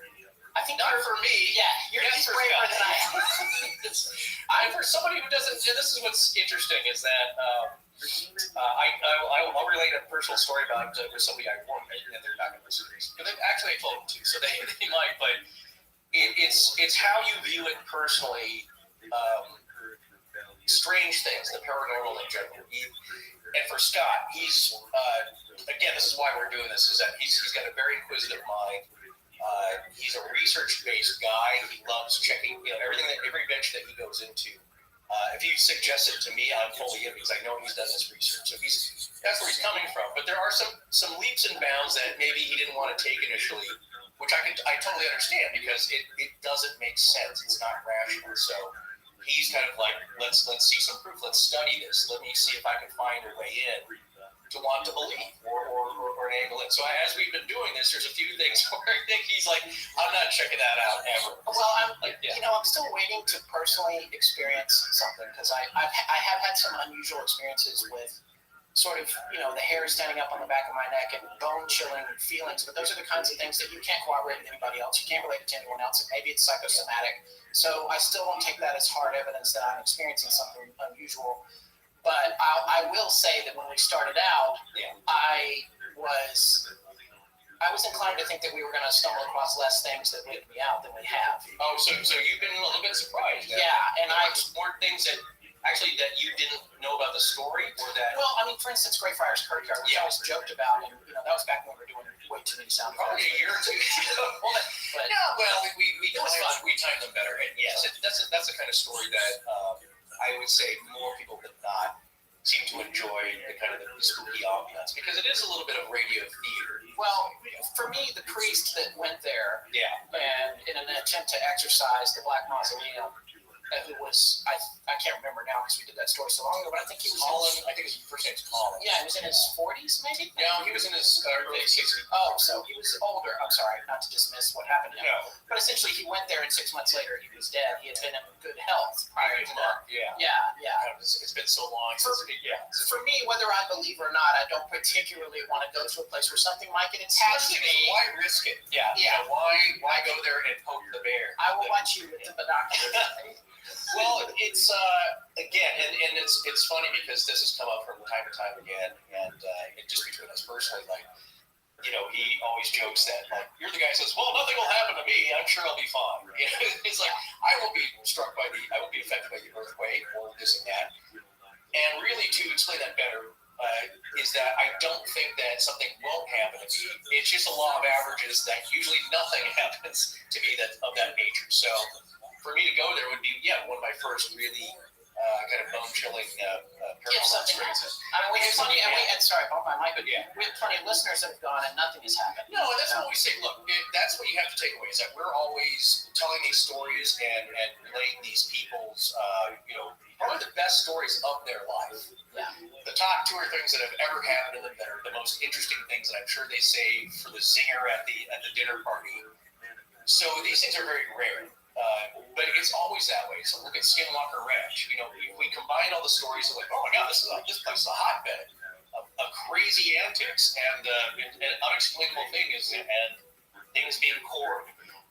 But when you put but that's what Bigelow said. If you were to go there, or George Knapp, it's like probably nothing's going to happen. It'll be hot and dusty, and there's cows, and it'll smell like cow dung, and then that's it. It's a desert ranch. Yeah, it's a desert ranch, and so. These things that happen at supernatural places or in people's lives are still pretty few and far between. Now, the difference is that if you go to Greyfriars, it's just more likely that something strange is going to happen there because it has a history of that. There is another story that I am a little trepidatious about covering. Which the gateway to hell. no, that's easy. Dulce is a little disconcerting. Well, because of the possible connections to the military and that. Okay, that's another thing, and that's something we always tell people is like, look, this endeavor is very generally called legend tripping. Oh, by the way, we should tell people, for the ones that don't know what Dulce is. Dulce base. Yeah, Dulce base. Which just means sweet in Spanish. Yeah. It's not all that sweet, I think. Yeah, it's not far from Skinwalker. No, again, it's that whole, let me see, it would be northeastern or just off of center axis to the east in New Mexico. So you have White Sands not too far away. It is a land of enchantment, I'll tell you that. It's, again, that whole southwest is got a lot of very interesting and cool things going on and some possibly dangerous things. Now, Scott just mentioned something that I was getting to is that when you go to, if you ever do decide to visit these places, you have to take extreme caution. We certainly don't recommend going on private property. You have to get permission from the owners. If it's government property, there's a sign at Area 41 that there is an Area 41. There's different areas. Yes. That just happens to be Area 51. Yeah. That lethal force is authorized. Lethal force is authorized, which they're going to escort you off, and they're going to take your name and your license plate number, and probably nothing's going to happen. Except I know a friend of mine, he had a mid visit after Men in Black. He had some Men in Black showed at his door, asked him questions after he visited Area 51. So that's a whole other story. But that's the whole story.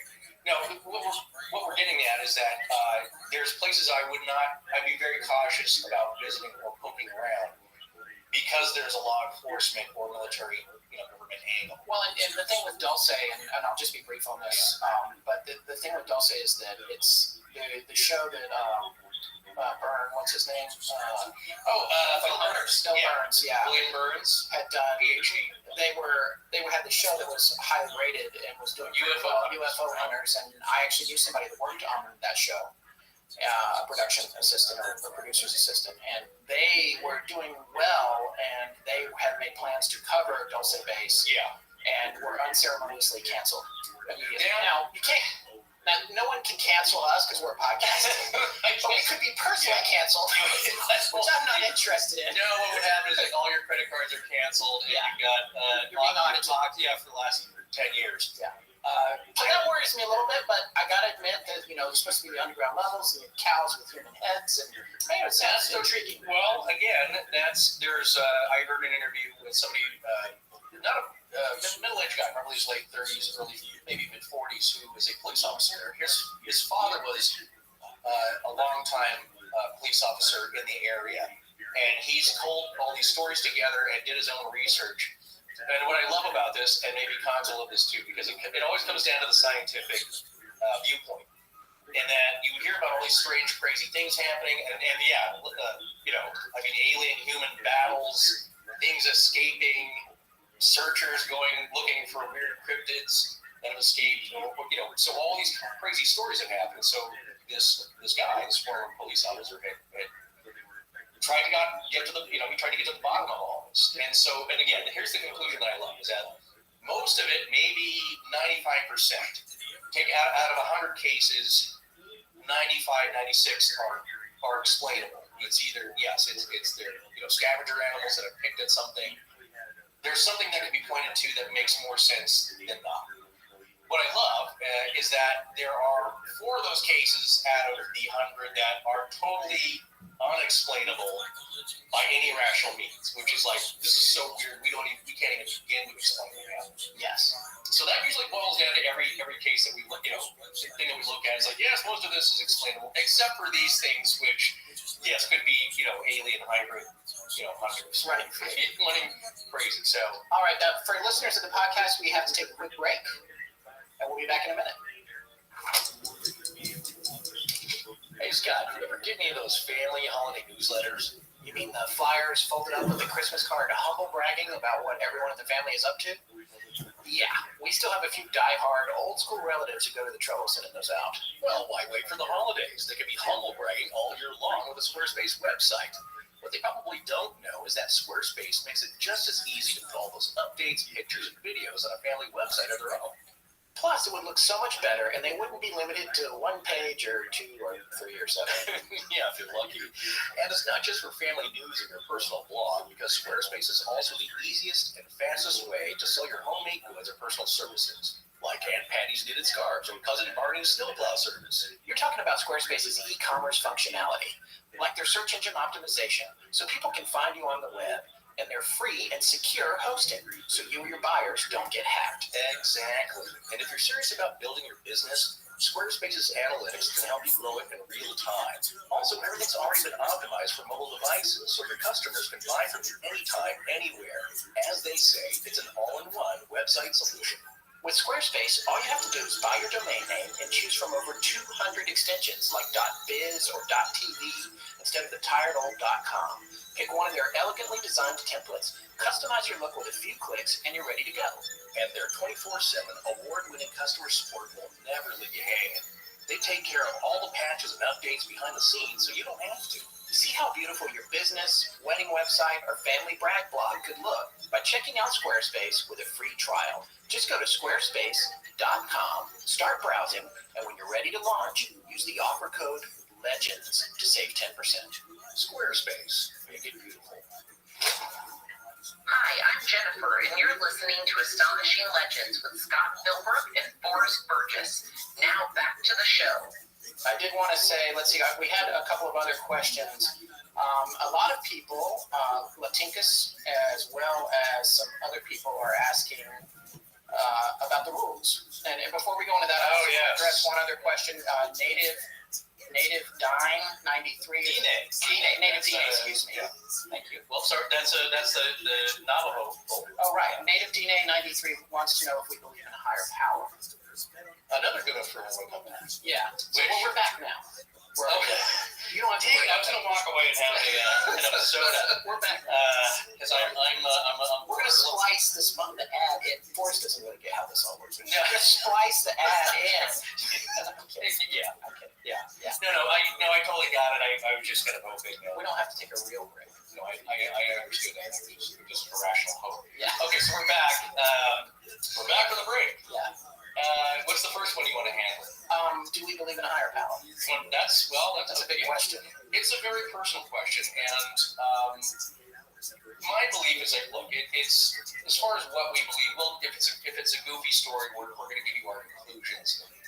If it's something very personal, I don't mind sharing that. But I believe that and this was my prediction before we started this, that Scott's viewpoint on everything would change slightly because I knew the path that we're going to head down, and I knew the questions that would be coming up, and because again, it makes you question your own beliefs, and that's the one thing that makes people the angriest, but also the most inspired, the most interactive with us, because when it comes down to personal belief, that's everything. People do get mad. They get real mad. If we cover something that they don't personally believe, that's when we can get some vitriolic feedback. Yeah, and look, some of it is that I don't think. Yes, they're directing it towards us or our subject that we've interviewed, or the person telling their story. But what I believe deep down is part of it is that. The other part is that they are now questioning their own beliefs subconsciously. Because, again, it all depends. Like, what would you, they always say this, what would you do if your best friend that you've known since childhood told you a crazy story, like some of the ones that we've heard, whether it's Dr. Ferber's story, Are We Ever Alone, or it's, and again, the one that hits close to home for me is the Slug Enemy series. And somebody tells you this, like, what do you say? Like, well, I know this guy's not crazy. I've known him since childhood, but he didn't know what he was seeing. Okay, that's one way to handle that. What if you believe that he did see something strange? Then what does that say? Are these things possible? What do you now believe? And because the people that these things happen to, we'll tell you one thing. It's like with the devil in the diary. We've had a couple of comments like, well, that's a stupid story. She just saw somebody weird at night or in New York, in the middle of the night. You're going to see somebody strange. That doesn't make, that's not a story. Well, you weren't there experiencing that. And the fact that two separate people. Well, yeah, and again, you're talking about knowing somebody personally. I've known Paula Pell for, I guess, going on 12 years now. Yeah. She is street savvy. You don't live in New York City for dozens of years and not get to know when somebody is dangerous or not dangerous or different. Your instinct just gets really at a higher level when you're living with people like that. In other cities in the United States anyway, you spend all your time in the car or out in the country by yourself or whatever. But in New York, you are down in it all the time, and you do develop a heightened sense of awareness. And I trusted her judgment in that story. Absolutely, and it's also her job to study character and write about it. So she's paying a lot more attention than the average person, and in the legal sense, they would call it a trained observer. Yeah. So anyway, getting back to that, it's like the way that she described it, and I do believe her every word of it, and also what her friend experiences, that it's such a soul-shaking experience that you can't properly relay that to somebody. You can't make them feel that. And you can say, like, well, that's just your nervous system reacting, but for two people to do it at the same time, again, that opens up a very interesting question. Now, getting back to the main point is that we say this all the time, you don't know really, I believe, what you believe until you experience something like that. That makes you question. It changes your whole, atheists and foxholes thing. And that's the thing. I will say, I know that we have a lot of atheists that listen to the show, and I know that we have people of faith, all different faiths that listen to the show. Yeah. I don't think it's upon us to necessarily share our personal views, so I'm not putting you on the spot to do that. But I will just say that I am not an atheist. I have described myself in the past as agnostic.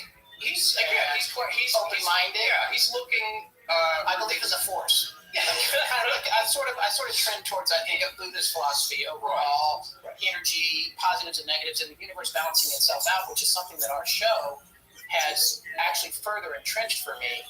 Regardless of the wrapper that you put on it as a belief system, I do feel like there is a scale that is self-correcting. So there you go, kind of a universal force. Yeah. And so he's heading that way, and he's saying, like. By the way, my sister, I'm sorry, I have to interrupt because that's what I do.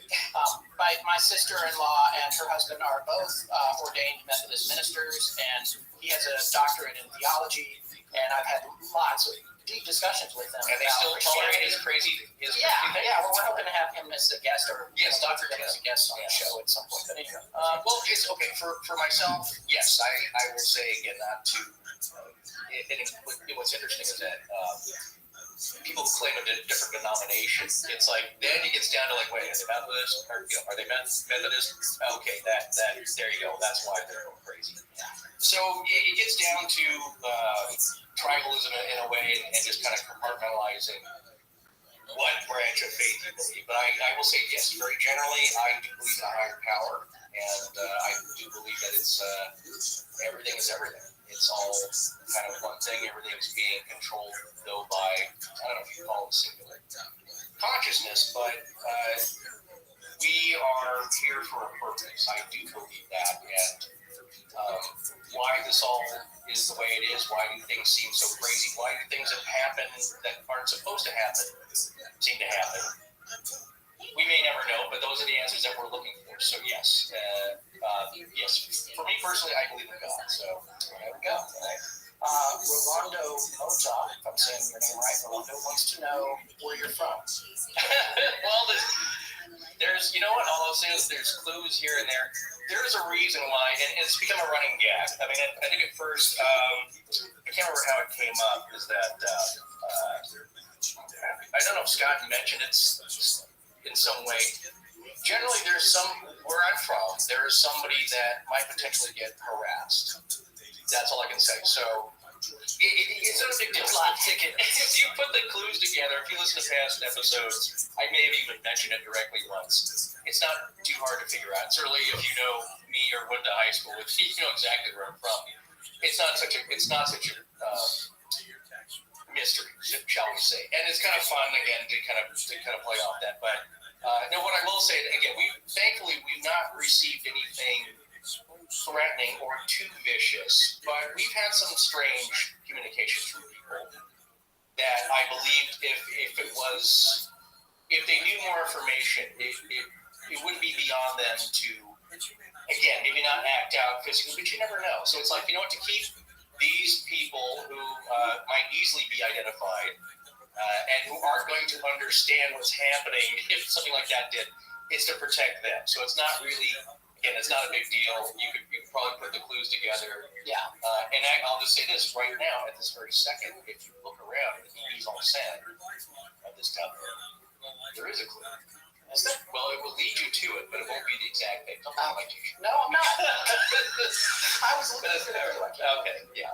Anyway, that's it. We like it. It's kind of fun. No, I will say very generally, I was born and raised and grew up, and I've been here in the Southern California area much longer than where I grew up now, just because I moved down here for school and for work.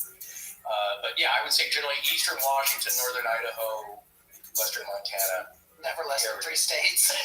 No, but actually, when you're from there, you kind of, and it's interesting, you kind of, that's where you kind of claim your stomping ground is, because we're always taking trips. People have vacation properties in another state, so that's all very similar, and it's all very close together. So, like, if we would hop in the car, I-90 runs through, I think, all the way, I don't know how far east it goes, but it goes to Seattle. So, if you get on I-90, you can be in 3 states in an hour. Yeah, that's true. So, where you're from, central-ish North Carolina? Yeah, I was actually born near Death Valley because my dad was a civil servant at the China Lake Naval Base. And then when I was 2, I moved to Denver, and until I was 9, I lived in Denver, and then I moved to Raleigh, North Carolina, which is where I consider myself as being from. I grew up more in North Carolina, although Denver has a special place in my heart. Death Valley, not so much. Yeah. I love Death Valley. No, it's cool. I don't know that I want to live there. Yeah. Unless you're in an underground secure bunker. It's a cool place. It's a very awesome. No, there are some very interesting things to check out. Latin Panamint City, which is something that we talk about, which is a lost gold mine. There's a, if you ever look at the landscape in the desert Southwest, you see with the cliffs and the valleys, there are these slopes at the base of them that's called an alluvial fan, which is where the erosion creates. If you famously seen any of the westerns with John Wayne, or even the, I can't remember, those might have been shot in India. A lot of the ones that have been shot in Monument Valley, where you see the mitten and the skirt at the bottom of it, that's an alluvial fan. And in Death Valley, I believe it's in Death Valley proper, there is an alluvial fan that came down there was a river, and there was a mining town called Panamint. And it used to be you could go off-roading there, but you had to have a very sophisticated vehicle. It's very rugged, yeah. I mean, to get into, but there is a little general store. There's one guy that lives there with his dog, I think, and it's got like a little provision shop. Yeah, and I feel like we have a listener that works in that area, actually, now that I think about it. But, that manages a hotel or something near there. But Panamint had all their payroll in a safe for the miners when a flash flood flooded the town and just wiped it out down the fan into the valley. And the safe was supposedly filled with just hundreds of thousands of dollars. The Wells Fargo payroll had just come in. Right. So here's the story: is that it was a flash flood. The other great background is, I think, like Bodie, it was a very wild town because you got a lot of miners with money and a lot of booze, and it's a boom town, and so a lot of things are going on.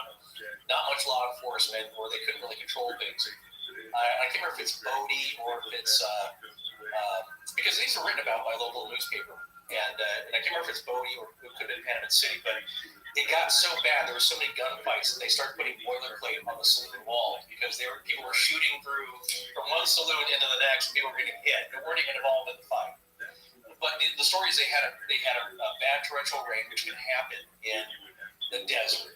Quick note here. I don't know why, but if you are a European listener and you're interested in coming out to the American West, the southwestern desert, it happens a lot. It's a very treacherous place. You just had people that got lost and passed away. Yeah.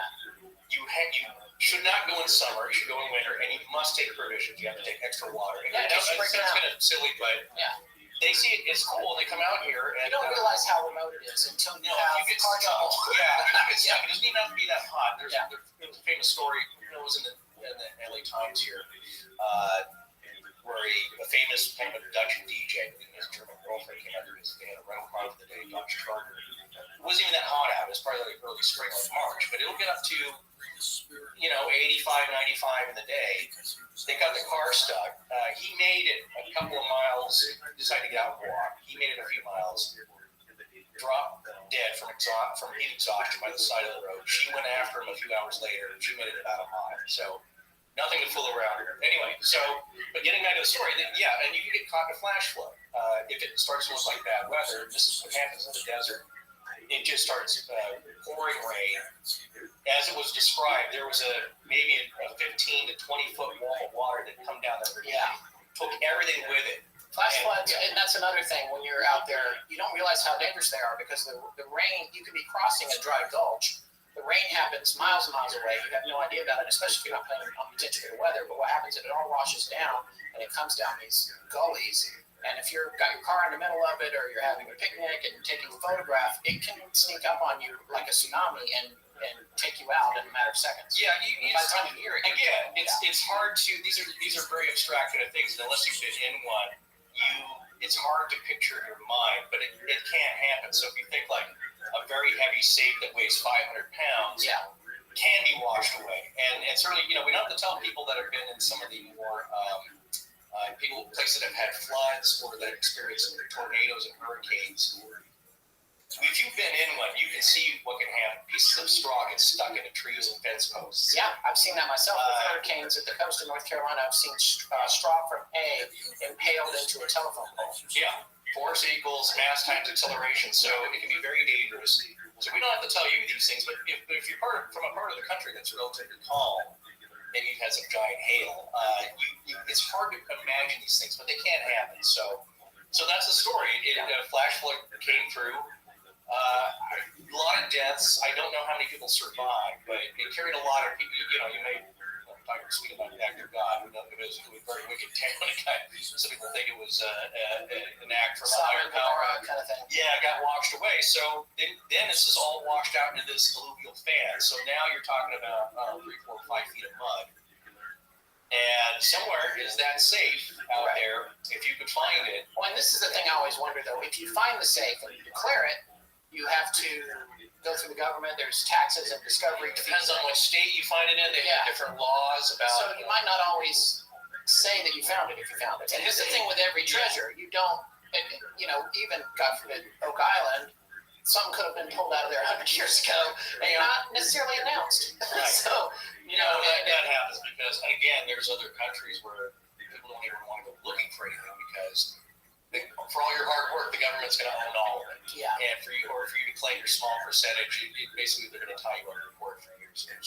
So, here though, if you were to find that, I believe, again, if it's on BLM land or if that's the Bureau of Land Management. Right. They manage all the property that is not privately owned. Yeah. And especially in the Southwest. And in fact, they're the ones that the guys who had the sit-in.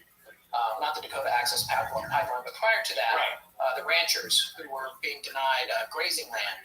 That we took that office. That was a BLM office, I think, that they took. Yeah, it's a national refuge, I believe. Yeah. Refuge. Yeah. That's the other thing is that there are different rules. If it's a national monument, if it's a national park, you're not really supposed to be digging around, taking anything out of there, I believe. But the rules vary, so check your local listings. You have to really check your local laws. That's why I say don't go trespassing and poking around for stuff unless you fully checked it out and you're sure you're allowed to do that. And what are the rules if you do find something? Yeah. All right, so it's time for another quick break. We'll be right back. So, Forrest, have you finished all your holiday shopping? Haven't even started. What about you?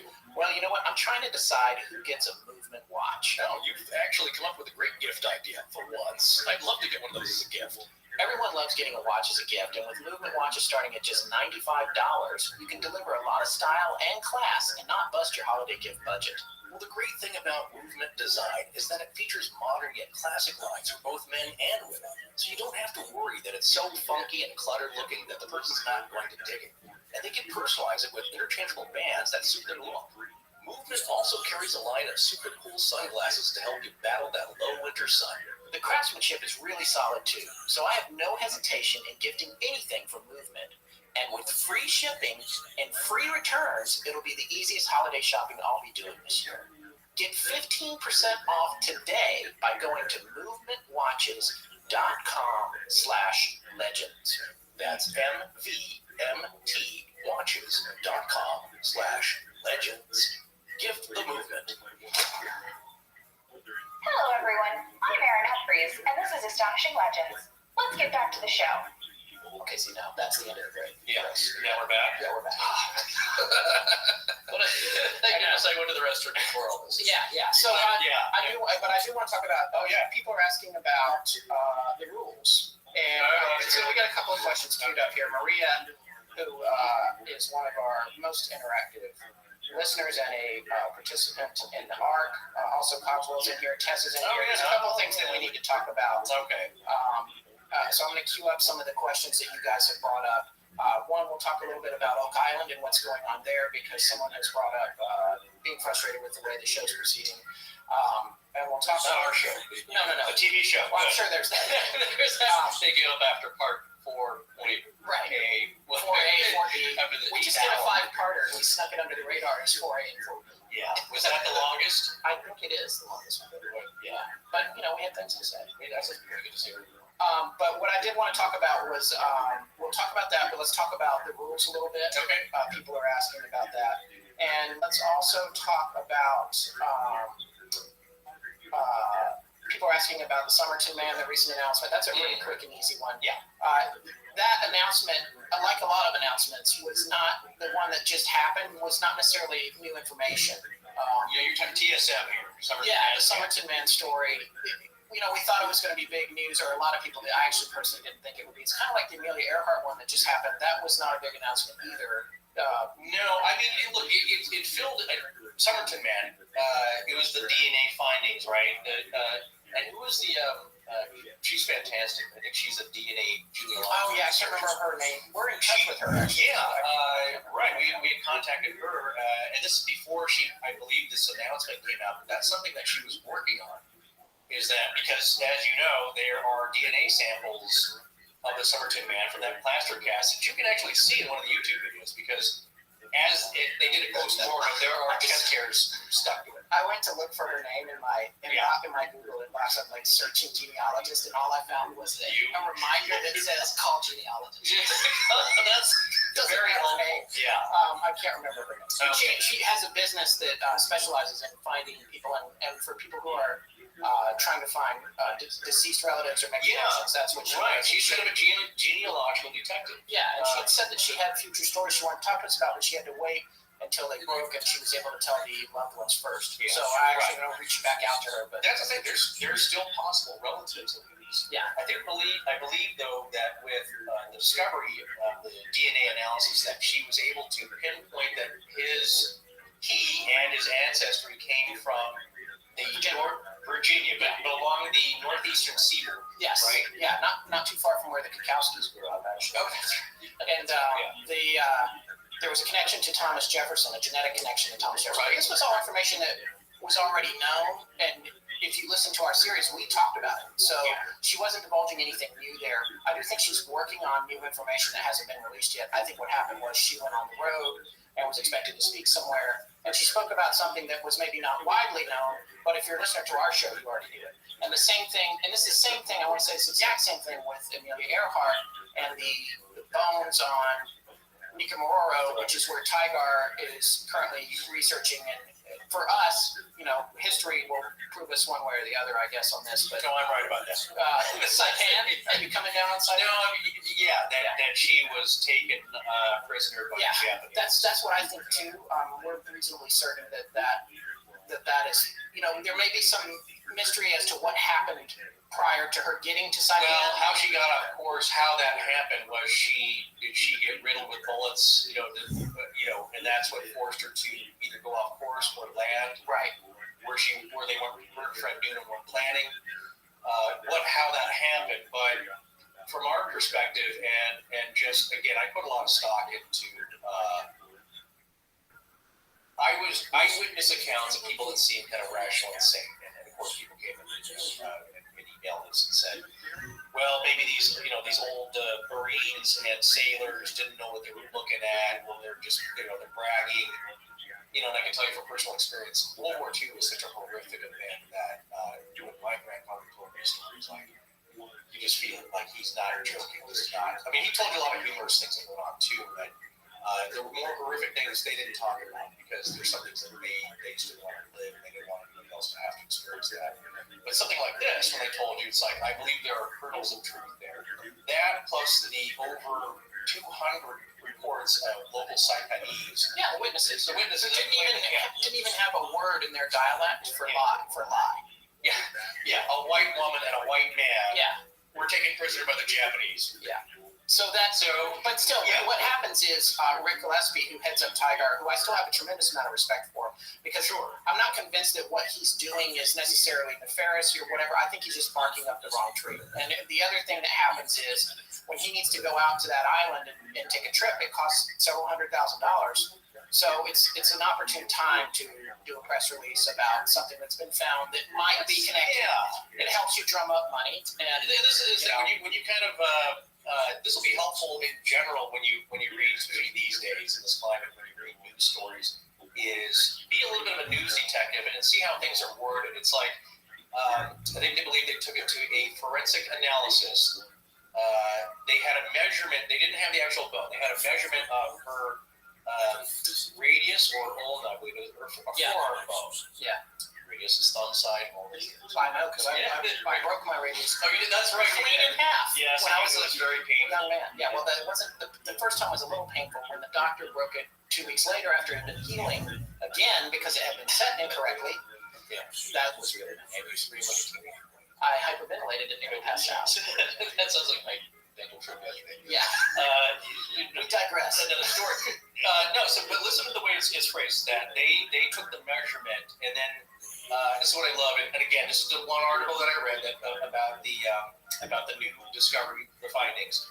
So they took it to the measurement and a forensic analysis.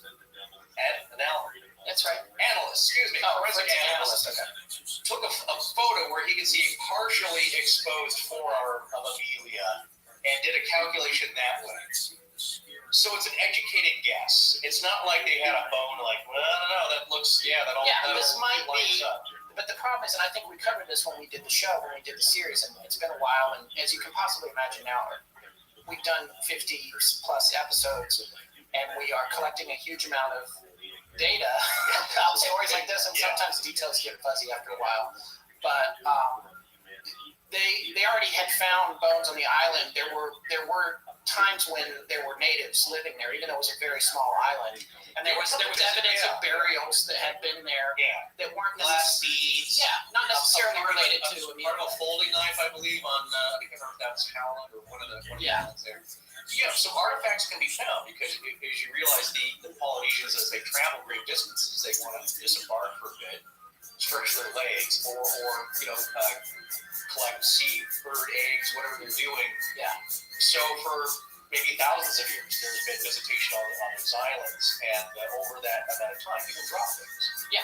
Yeah. So again, or hang out for a minute and leave their stuff there. Whatever. Their freckle cream. Yeah. The freckle cream jar. Their high-build beige low-rise pump. Yeah. So the fact that you found something that's maybe a woman's article of that time period is like, well, that's intriguing. It should be investigated. It doesn't really point to Amelia. I don't know. Yeah. And this is pure speculation, so I probably shouldn't say it, but I'm not convinced on that trip that she would have taken freckle cream with her. I don't know how important that is. I don't know. She was a tough gal. Yeah. I just thought I have to get my freckle cream. I don't know. You know what? She's got to worry about staying alive. She had a sinus drainage tube, I think, coming out of her head or sinuses. The bathroom is not much of a bathroom at all. No, they had to crawl over gas tanks. To get to the back. On the electrotiny. I don't think she was really worried about all that. Like, no. Fred's going to see me not very well made up today. I get it. She's a tough pioneer woman. So she is not.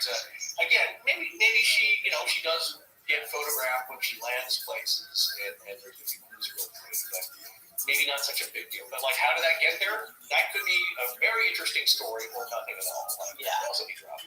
Yeah. You know, like, but it's not hardcore proof, and that's the thing to remember. But and here's the other thing: Saipan, we may never find anything because the story is that when the government did conclude that she had been held prisoner there and possibly executed there, they sent a Mabo team, and theoretically she and Fred both may have been dug up and moved and disappeared. Yeah, well, you don't know that. And the plane was supposedly burned, or strafed, and there was a director. Yeah, the director was looking for the one documentary director was looking for, and I don't think he found anything on his first incursion into the field looking for remains. But it may be that this is one of those things we'll never know unless some.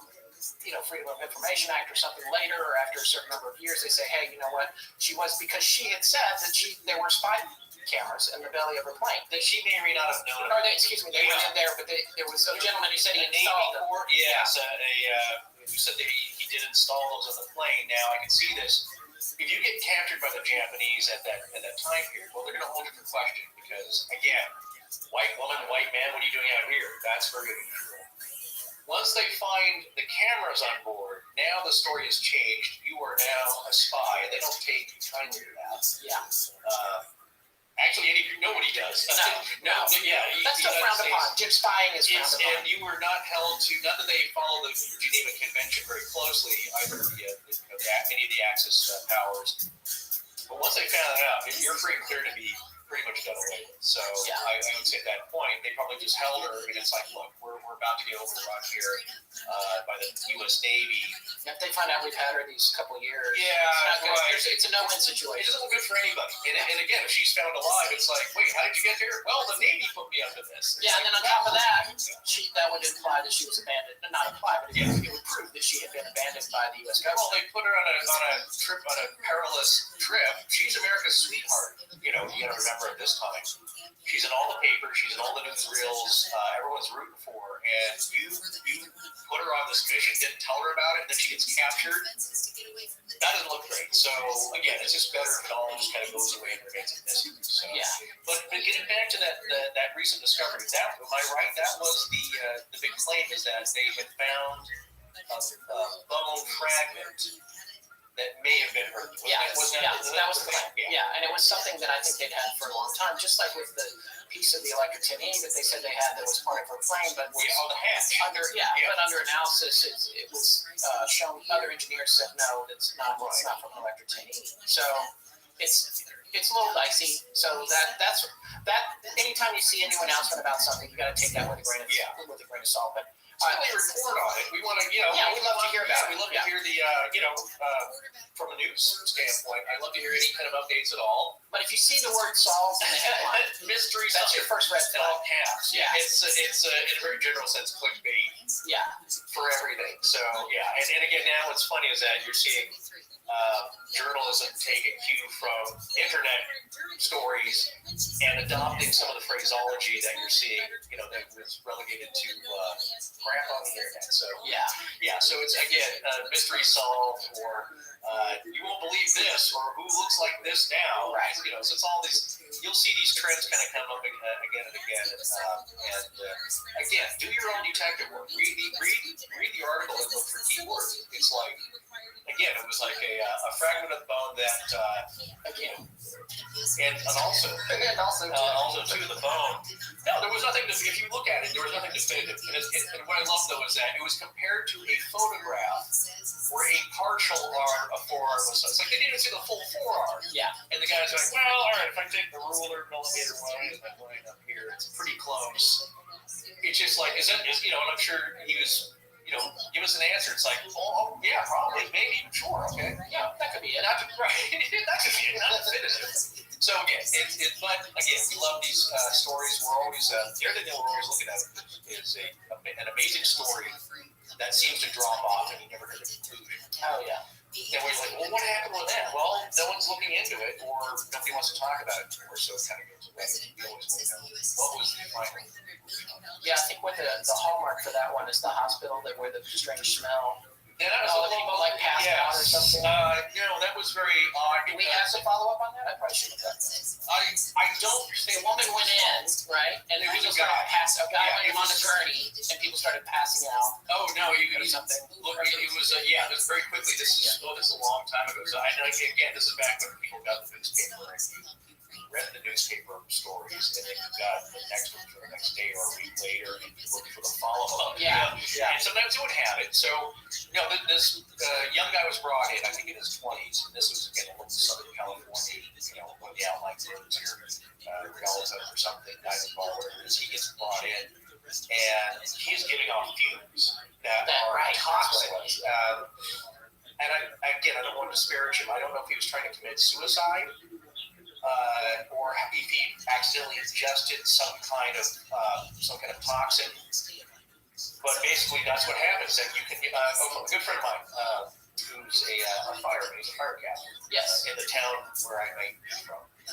We were talking about this, and he said, yeah, sometimes people who try to commit suicide with arsenic or something, when first responders show up and they get brought to the hospital, that can make first responders sick or hospital staff sick because it's now coming out of your pores. You're basically now a sock that doused with this stuff that's giving off fumes.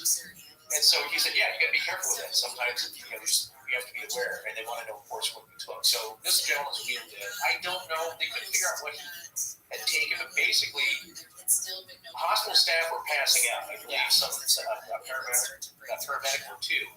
Now, the most compelling thing is sure, you can say it's mass hysteria because that is a lineup, or mass hysteria, that kind of thing, where somebody starts, I don't feel well. I don't feel well either. Like the fourth and the fifth person, we all don't feel well. We're all dizzy. We're all nauseous, and we have to sit down. That's kind of the breeding ground there for that type of mass hysteria. What the deal is with this one is that it was so noxious. I believe there's a woman who was an emergency room doctor. She passed out and suffered some kind of paralysis. She was out for a while, and I don't believe it's ever recovered. And I believe she had to get she could practice medicine. And we don't know what happened with that. Yes, that's happened when people take ant poison. And I think they tested for all those things. And so what was mysterious is that it was, and generally, it'll make you sick and maybe make you nauseous, but it was so strong that, he was like a bomb. He was just, people were just passing out and suffered permanent damage. So that was the interesting aspect of that. Yeah. What's the follow-up? Again, this may be pre-internet. I was looking, I was checking the paper, and every once in a while, just listening to the news, see if I've never heard anything. And sometimes that's the thing, you never heard anything because there is no follow-up answer. Yeah.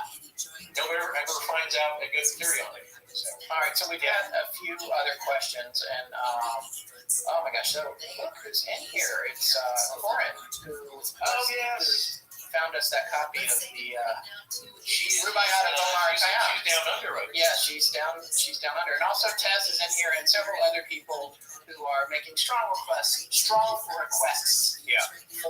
witch stories. I'm sure those are not all Tess. Tess, we love you, and we are going to do what I promised. Yeah. And she's had some great suggestions because I don't know if it's like a pet topic of hers or she's kind of studied it or read books on the side, but she's very knowledgeable. Yes. So she's trying to get us, or I believe maybe tempt us to with a really good one. So, and that's the problem when it's a very broad one. She was saying well, how about the Scottish witch trials? Those were much more sensational and crazy than Salem. Our local ones here in New England. And there's plenty of them. We don't want to. The thing is that she knows this. Is that we try to spread out these topics here and there, so it's not like 5 witch episodes in a row, and it's like, I love those, but I'm getting a little fatigued on those. We have an internal term that we call topic fatigue, which we suffer from. We usually get first. Oh my God, there's more part of this. You guys get it too. So we do try to space things out, and just so you know, we're actually actively we're going to be down for 3 weeks, the last 2 weeks of December and the first week of January, which is the longest break we take annually. Yes. And during that time, which we will it's a gift to both you and us. Yeah, exactly. Yeah. But we are going to be planning out, we're trying to plan the whole next year in advance. because we have a Stop painting us into a corner. no, we can do it. We've already got a list. We have a folder with thousands of ideas, and if people are sending ideas in, someone else just asked if we've ever thought about doing a mailbag episode. Well, it's a little bit like this. Yeah, which we totally are going to be doing that because we get some really great emails.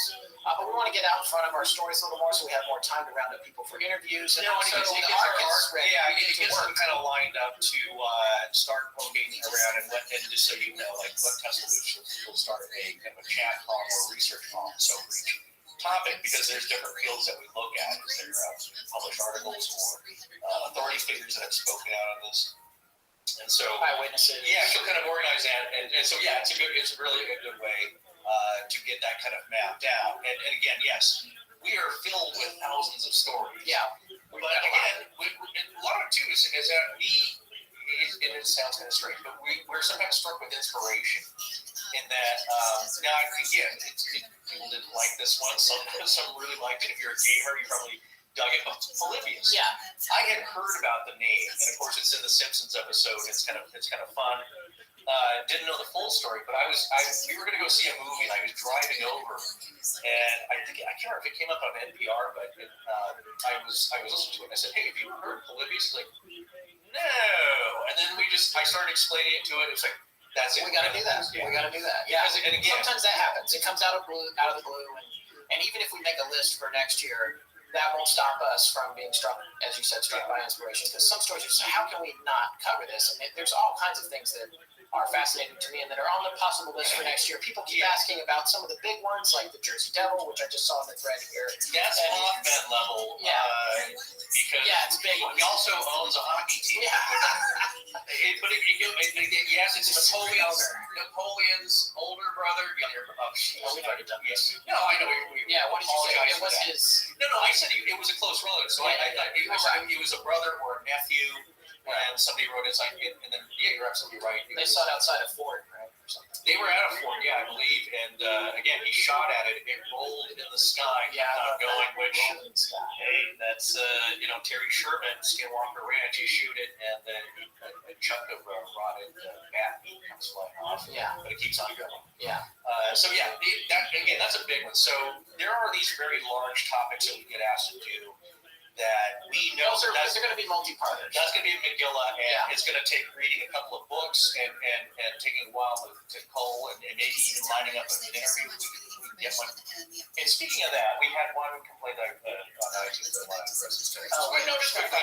Just quickly, not that one. I want to read one that we're going to. That is perhaps the best comment we've ever gotten from my standpoint. The one here I'm about to. No, it's like, look, we did. Somebody was saying like, hey, you know what? And again, people are complaining about the ads, and I get that. You're not used to that in the sport aggregated at workouts. Like, it helps keep us going. Keeps the lights on. It's a fact of life. Just like this one thing, right? Which if it burns out, we have to pay out of our own pocket for low expenses. So anyway, hopefully there are things you can use. But yes, it's going to happen if you listen to all the other podcasts I listen to that are kind of at this level.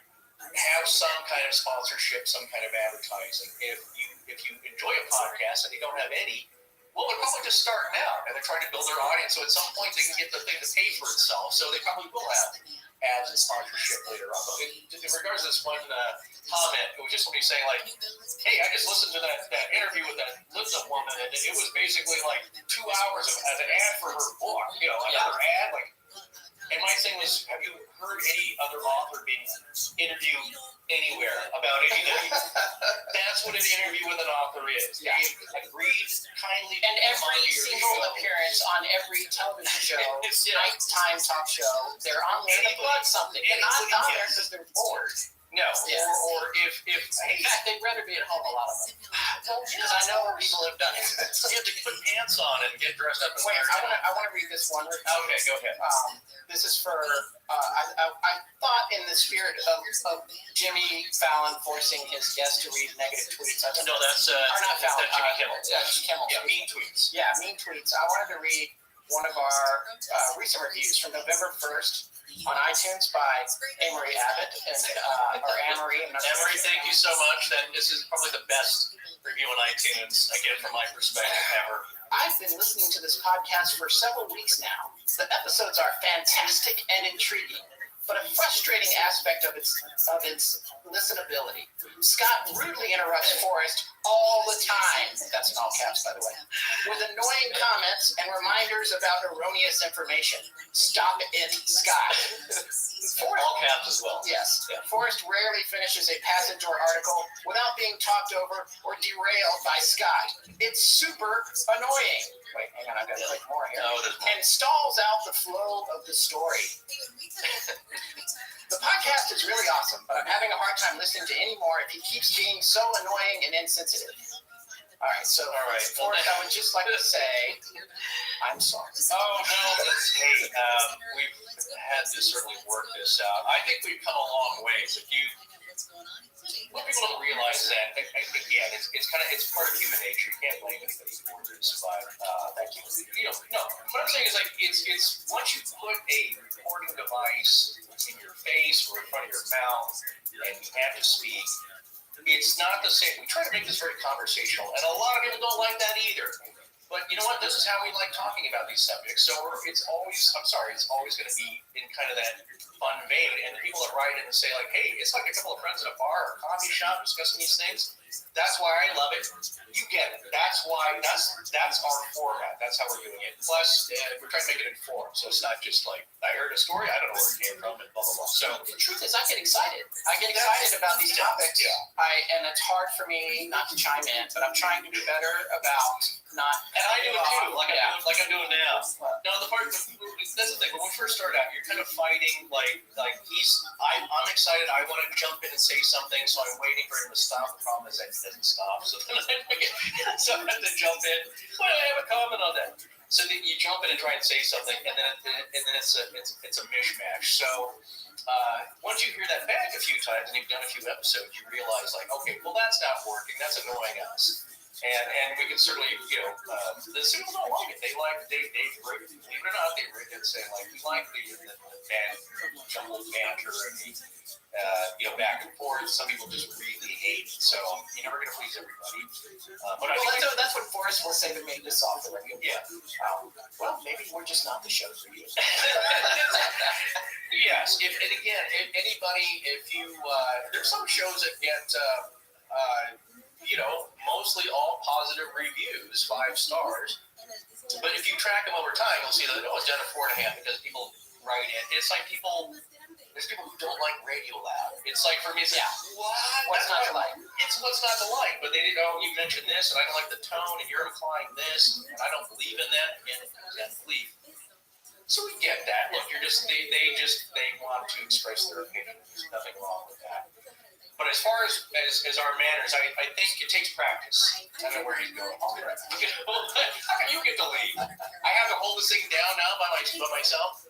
All right, I'm just going to do this ramble, which is what I usually do. Point being is that it takes practice. So as we've done now 55 shows, we think we're getting better at it. We still get excited and we'll step over each other, but we're aware of it. So, and we're working to fix the problem. And now he's back. All right. Here's the broadcast news thing. I don't know if you've seen that movie, but you got to pull your shirt back and sit. I'm already sweating like Alvin Brooks. So we're trying to fire. Thank goodness, yeah. I'm going to try and stop begging the chair. To see, it's all these little things that are. It's a bit of craftsmanship, and it's funny. It's like, I'm sure Chris Cogswell, one of our star members of the art there, will realize that, like, once you get on there, and you may have written out notes and know exactly what you're going to say. But it's a little bit of showmanship to present it correctly, and he does a great job. He's got a lot of facts to go through, and the good thing in his camp, in his column, is that he actually knows what he's talking about. So that's, but yeah, and I'm sure he will tell you as he's doing more shows now that you get more comfortable with it. You might, from feedback, kind of know what to leave in, what to leave out. That's another big thing too, is that we get 10 episodes, probably of each topic, depending on what it is. We just can't talk about everything. Now, there's some that we've discussed that if we were more like Serial, for instance, we can make a whole year out of Edgar Casey easily. Oh yeah. I mean, not I don't know, 36 episodes if you wanted to, but you could definitely do what Serial does. or did, with 12 or 13 episodes, which is what we like to call 3 months of work. Yeah, it's like the Summerton Man. That's when you could have had 13 episodes on that. It starts branching out into each area. Oh, to wrap that up, I don't know if we had a conclusion. Other than that, we this is the thing. Mystery not solved. We still don't know who he is. Right. But he was probably an American. That was a big question. Yeah. Aluminum coal. Which we said. The gum, all the stitching, the tie, all that. He probably pointed to him being an American. So we do know that now. Yes. Or that's more likely. Yeah. Well, it's not necessarily more likely by the recent information. Right. But we already knew he had a DNA that traced back to the East Coast of North America. Right. And Thomas Jefferson specifically. Yeah, there you go. Well, he's to blame. So that one, though, is a subject, though. That's one where, there's a lot of meat on the bone, for an expression, that you could have made a whole season out of that. And ended with a kind of a cliffhanger kind of thing. We often watch a lot of 48 Hours and Dateline and those kind of shows, and you see how that kind of format can be stretched out. So that was the popular appeal of Serial. Right. Now, some things we try and I think just like it's so hard. I also want you to realize too, fabulous listeners, that when we do a single topic, if we wrap it up in one episode, we immediately then, like the next morning, have to start on another one, and with our schedules, it's really hard. So if we could take one topic and at least break it into two pieces. Yeah, in my case, there's a 7-year-old in the mix. So he's not helping out. He's in about 30 minutes. That's right. So it'll be me for another hour. No, we'll be done. Just quickly, go ahead. Before we go any further, we gotta say we're gonna take one more break here, and we'll be right back. Forrest, what time is it? Are you injured cold? It's almost 5. Why? I gotta go pick up the kid, and the wife's gonna be home soon. You didn't go grocery shopping for dinner, did you? No, but you know what? I don't have to. Blue Apron already did the shopping for me. Oh, right. It's your Blue Apron day. So what are you making? Brown butter and chestnut gnocchi with Brussels sprouts and pea shoot salad. Fancy. Yeah, most of the time it's stuff that'd be hard to find at my local grocery store. Plus, I can feel good about feeding it to my family because the beef, chicken, and pork are raised responsibly. The seafood is sourced sustainably. I'm gonna get you for this. No, the seafood is perfect. The seafood is sourced sustainably, and the produce is grown using regenerative farming. Not only that, all the packaging is recyclable or biodegradable, and Blue Apron only ships you what you need, so there's no food waste. Wow, you're a hero to the planet as well as your family. You know it. I'm also a hero to our budget because the meals are under $10 per person. Yeah, it's hard to find even a fast food meal for that amount these days, and none of it's very good for you. But when you start up with high quality ingredients, you end up with a high quality meal. Exactly, and Blue Apron is customizable. We can either choose from a variety of recipes each week based on what we feel like having, or let the Blue Apron culinary team surprise us. There's several delivery options to choose from, and since there's no weekly commitment, we only get deliveries when we want them. Well, I can't think of any reason not to try it out. And Blue Apron also makes a great holiday gift. Check out this week's menu and get your first 3 meals free with free shipping by going to blueapron.com/astonishing. You'll love how good it feels and tastes to create incredible home-cooked meals with Blue Apron, so don't wait. That's blueapron.com/astonishing. Blue Apron, a better way to cook. What are you doing? Are you on your phone under the table? Okay, go ahead, I'm listening. And you say that all the time. Clearly you haven't been listening to my witty rant. Sorry, I'm having trouble finding the right gift for a hard-to-shop-for person. Well, here's an idea. How about a Harry's limited edition gift set? Oh, okay, now I'm actually listening to you. Well, check this out then. This holiday, Harry's is offering their limited edition shaving set, which comes with a midnight blue chrome razor handle, which you can get engraved with a person's initials, free of Harry's German-engineered fine blade cartridges, a foaming shave gel that really works and smells terrific, and it all comes in a really classy-looking gift box. Now, you can get all of this for $30 on Harry's.com. You're going to pay almost that much for just a pack of 8 blades at the store, and a super smooth close shave is something everyone can use, men and women. Well, I do know that if you want to try them out yourself, Harry's offers starter sets with blades and handles starting at just $10, or treat yourself with a gift set this holiday season. Right. But you better act fast because free shipping ends December 9th, so don't wait.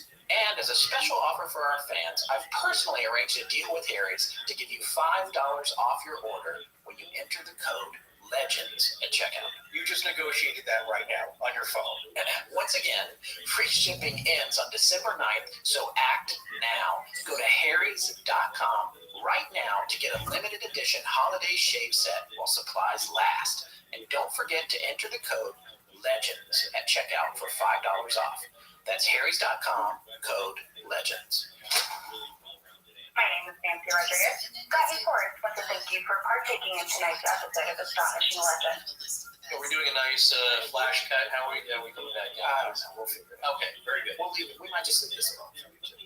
Yeah, I'm sure that's fine. There is something else I wanted to talk about. Again, Yeah, we have a couple of big questions coming. Yeah, I wanted to come back to the rules again. Oh, and also I want to say hey to Tim Cunahan, who's in the chat room right now. TJ.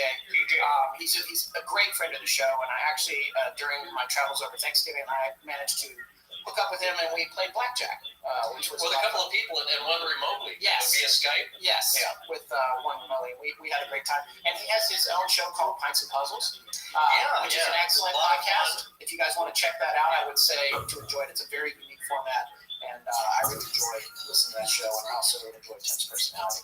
Yeah. But so let's come back to the rules again. People have asked somebody, I would get a PDF of that. Truth is, we are thinking about trying to figure out how to maybe put that into a book, but it's got to be An animated VR experience is a 3D. good idea. If you could do that, that'd be very scary. We don't have a whole lot of time at the moment. What do people want to know? Well, they say that they want to see it written out, and they would buy a PDF. You want me to tell you what the actual? How does it work? What are the rules? What are the rules? Yeah, I mean, you've got so many of them, I guess, but there we go. a lot of them. Sorry, we just had our logo here in the back went out for a second. Okay, that's a little bit. Okay. Maybe it's because we're talking about the It's also getting dark outside, so I think your exposure is adjusting. Oh, I see. Okay, so adjusting for that. Here's the deal on the rules. It's not really formal. It's I think what people are talking about is that after you've seen hundreds and thousands of stories, not hundreds of thousands, but hundreds of stories, that maybe thousands of accounts, and you've kind of read up on them or heard them from different people, the biggest thing I can say is that you will start to see patterns. If I'm good at anything, it's probably being observant and seeing patterns in things, which humans are innately, trained to do. Because it's a survival thing. If you want to go back to caveman times, it's like, hey, I'll go out, tiger track, dead. That's the pattern. Like tiger track, don't go there. So when you start to hear these stories and you start to hear things being repeated, ways of things happening, that's really kind of what it is. Why do certain things seem to happen, and why do other things seem not to happen? If you believe this, and you believe that this is, item A is possible, why does item B always seem to follow? Or why does item C never seem to happen? Case in point, it's like, look, if you believe that, the deceased go on to become spirits and some are trapped in a different plane and they're able to visit us, some go on with a white light into the light and this house is clean. Go to the light, this house is clean. If you believe any of that and at all, or that some people are kind of like don't know where they are. They were again, they are, as they always say, if you die very tragically quickly, you weren't prepared, you were murdered in an accident, something happened, something tripped up your trip to the other side, where you're supposed to go. If you were in that realm, and some people are good, some people are bad. Some people interact with you. They try and help. It's a little girl in the Sixth Sense who wants to solve her own murder by Munchausen's proxy from her own mom. There's something that they want to happen. I don't know how he remembers details like that. I've seen subplots. I don't know how he does that. And then all the people and the names he knows. that was why when I was like, because someone else asked what inspired us. It's the single malt scotch he got me right before the show. or it really hinders. It's one or the other. I did. Well, it's your birthday. So, thank you very much. Yes, happy birthday to Forrest, or Uncle Forrest, as all our friends call him. Seriously, and that's why I got the single malt. But thank you so much. Very, very much appreciate it. That's not what this is. Diet E&W beer, which is all he had in the fridge. Yeah, we found out the hard way that more than a few drinks is not good for an episode. There's a very fine line where it's just comedy genius. Yeah. And then it's just mumbling and rambling. I don't more so. I'm not sure. It's mixed with a lot more slurring from me. So I'm not sure it's ever genius, but I do want to say that. Well, I lost my train of thought. Well, you were amazed that I remember. Oh yeah, the stuff that somebody had asked how were we? Lots of people are saying happy birthday. Everyone is saying happy birthday. Thank you so much. Look at all these nice people. Kelly Park, Terry Favor, whose name I said wrong on the show. I'm correcting it right now. Yeah, I said Favre. I thought that Brett Favre, but he doesn't have an I. No, it's Favre. Yeah, so Terry, I said your name. Favre. He just goes like Favre. Yeah. Okay. But thank you so much. Thank you to all of you. You really are the ones that make this possible. Keep us going, because we would have done half the amount of shows if no one was ever listening. So finally realizing like 25 shows, we should stop it. Yeah. It's fun to get together and talk about this stuff, which is why we started the first one. Which is what we were already doing, and when we were sort of germinating the idea of starting the show, to whomever asked earlier about what motivated us, well, we found that a lot of people seemed to be interested in the topics that we were constantly talking about. We both had exposures to different areas of it. Forced information is a lot more detail-oriented than mine. I have a large collection of broad strokes of stories. He's heard about so many things. And I saved that part of it. I saved the title of the story, and I saved the first paragraph of the story. Forrest saves the middle names of the characters. Not always. It's about something that grabs me. It makes, again, it could be subconscious. It makes a connection, but it's like when we talk about the rules, and I talk about being observant. And sometimes I'll tell Scott it's the button of a story that's the little hook that this was weird, that happened, and then this happened, and that puts a whole different spin on it. It's like with The Sixth Sense. I went to film school, so I've always been interested in filming stories and cinematic stories and getting turning a real life event or something, and how does that make it good? And what we talked about earlier, how does an event or an idea become a good show? It's different. A great idea may not make a great movie. I had a great Edward Dimitri was a great old time film director. Worked with every big name in film. Marlon Brando, Montgomery Clift, all the names that you younger folks are not even going to know who they are, but you older folks will. But he told me sometimes you have a great springboard idea, but it never turns into a great story. Quickly, and then we get to divulge here, or digress and depart, because this is all new frontier for us. There was a great idea they kicked around Hollywood in the late 40s, early 50s. About a Pony Express mailbag being found in current era, so it'd be like the late 50s or the 60s at this time. And they open the bag, and it's all these undelivered letters. So the post office, they deliver letters, and how does this? So the story follows. How do you follow all these people and change all these lives? Right, getting this new information like. Grandpa Joe murdered 4 people. What the hell? What? Or I hid a stash of gold coins up in Bandit Mountain, and if you can go find them.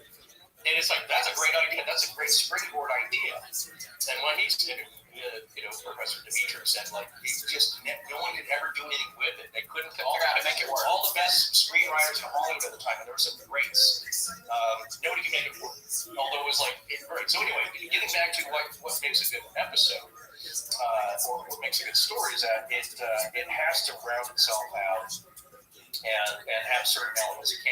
It's generally hard to talk about something, as we said earlier, which is one item. So if it's getting back to the rules, or I'm sorry, The Sixth Sense, that's what it was. Something, an emotional connection, and how do I remember this stuff?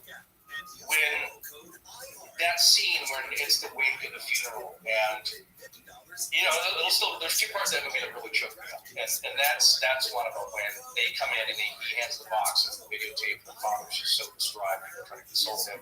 Oh, yeah. And he puts the tape in, and even I remember that. I'm going to start crying here. Yeah. He puts the tape in, and he's so happy he sees his daughter again. Yeah. And then he sees the mom put the Lysol, whatever. It's like, don't eat the soup. Don't tell me it tastes funny. Yeah. The next shot where it's just the mom and she looks up, and this is great. Spoiler alert, by the way. It's been out for 15 years now. You should have seen it by now. No, and again, this is a good direction. It's shocking the way you see the mother's expression when she looks up. And then the next shot is just everybody standing, just looking like, how could you do that? And then it cuts back to her, and she's like, I don't know what you're talking about. Just the emotion there. You don't have to come out and say it. You just know what they're feeling. And then, of course, the other one is at the end when, and the way it's again, this writing where he phrases it. It's he's talking to Toni Collette, because that's the mom, and Amy Joel says, I need to tell you my secret, blah blah, and I have an answer from Grandma. And again, this is how you work the button. Is that and he says the answer is every day. Toni Collette and his mom starts crying, and he goes, why are you crying? What was the question? And he was like, do I make you cry? So anyway, yeah. So getting back to the rules and the way things happen is, okay. So my earlier thing is like, if you die and you believe that people are trapped, well, you got to believe that some people are good. Some people are serial killers. If they could go around randomly from the spirit world and keep on murdering people, don't you think they'd be doing that? If they'd be like, look, I got free reign, no one can see me, I can sneak in and I can fling knives at people, or what I've noticed is that I've never, and this may have happened, and I just don't know about it, but I've never heard of something. I've certainly heard of poltergeist activity where fires are started, knives are flung into the wall, and just was inches above my head. No, I've never heard of one like it stuck in my eye and killed somebody. Or a gun mysteriously went off, no one holding it, and shot somebody. There seems to be a reason that direct murder, killing of somebody, does not happen, or maybe is not allowed to happen.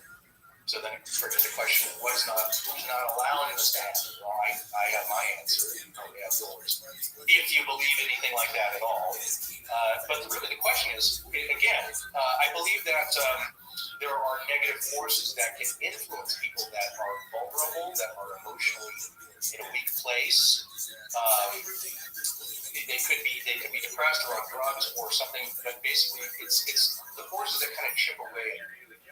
And that can lead to, like, again, as we saw in the sludge entity, it can drain you down. And so it wasn't like a magic scarf wrapped around some member of the family choked to death. That does not seem to happen, but the slow whittling away of your life force, your energy, or good health does seem to happen in certain cases. So again, so the rules really are things that seem to take place. And again, look, there's Michelle Belanger, could be Belanger, but she's been on Jim's show, Jim Harold, the Paranormal Podcast, where he does his interviews with authors that are plugging their books.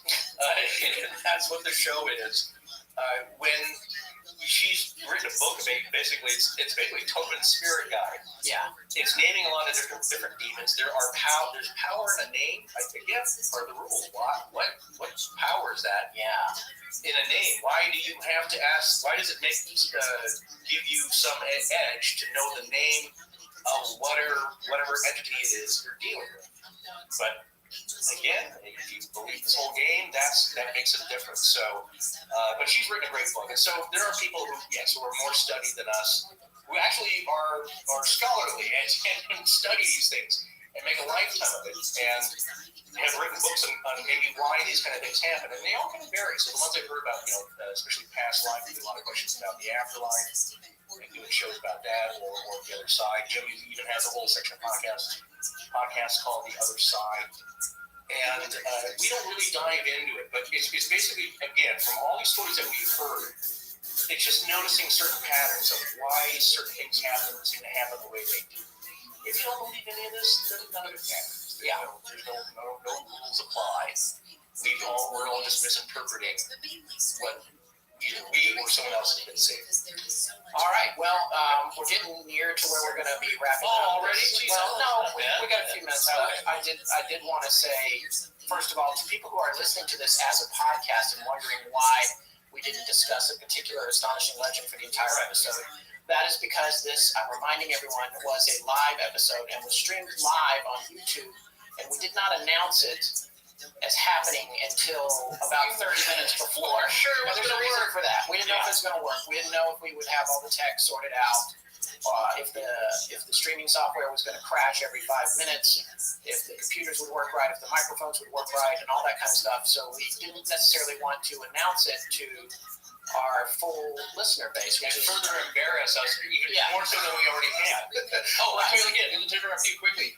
I don't know. Again, this is what happens if you were sitting in a restaurant or a bar or a coffee shop with us, and then it's like an hour later, like, you didn't answer my question. Because we just love to ramble on about different topics and be very circuitous. But as far as the rules, one day we might kind of start to put this all together. But coffee table book from total, just boneheads who are not officials. It could also be a coffee table. It's good. Have a different idea. Yes, it could also be a different idea. For those of you, because we have had a lot of people that have asked, it's like as we go along, we'll try and put down things that happen, and hopefully, we would get the collaboration with somebody who actually knows what they're talking about. So in this realm, and kind of formalize this, and you'll see different aspects of it.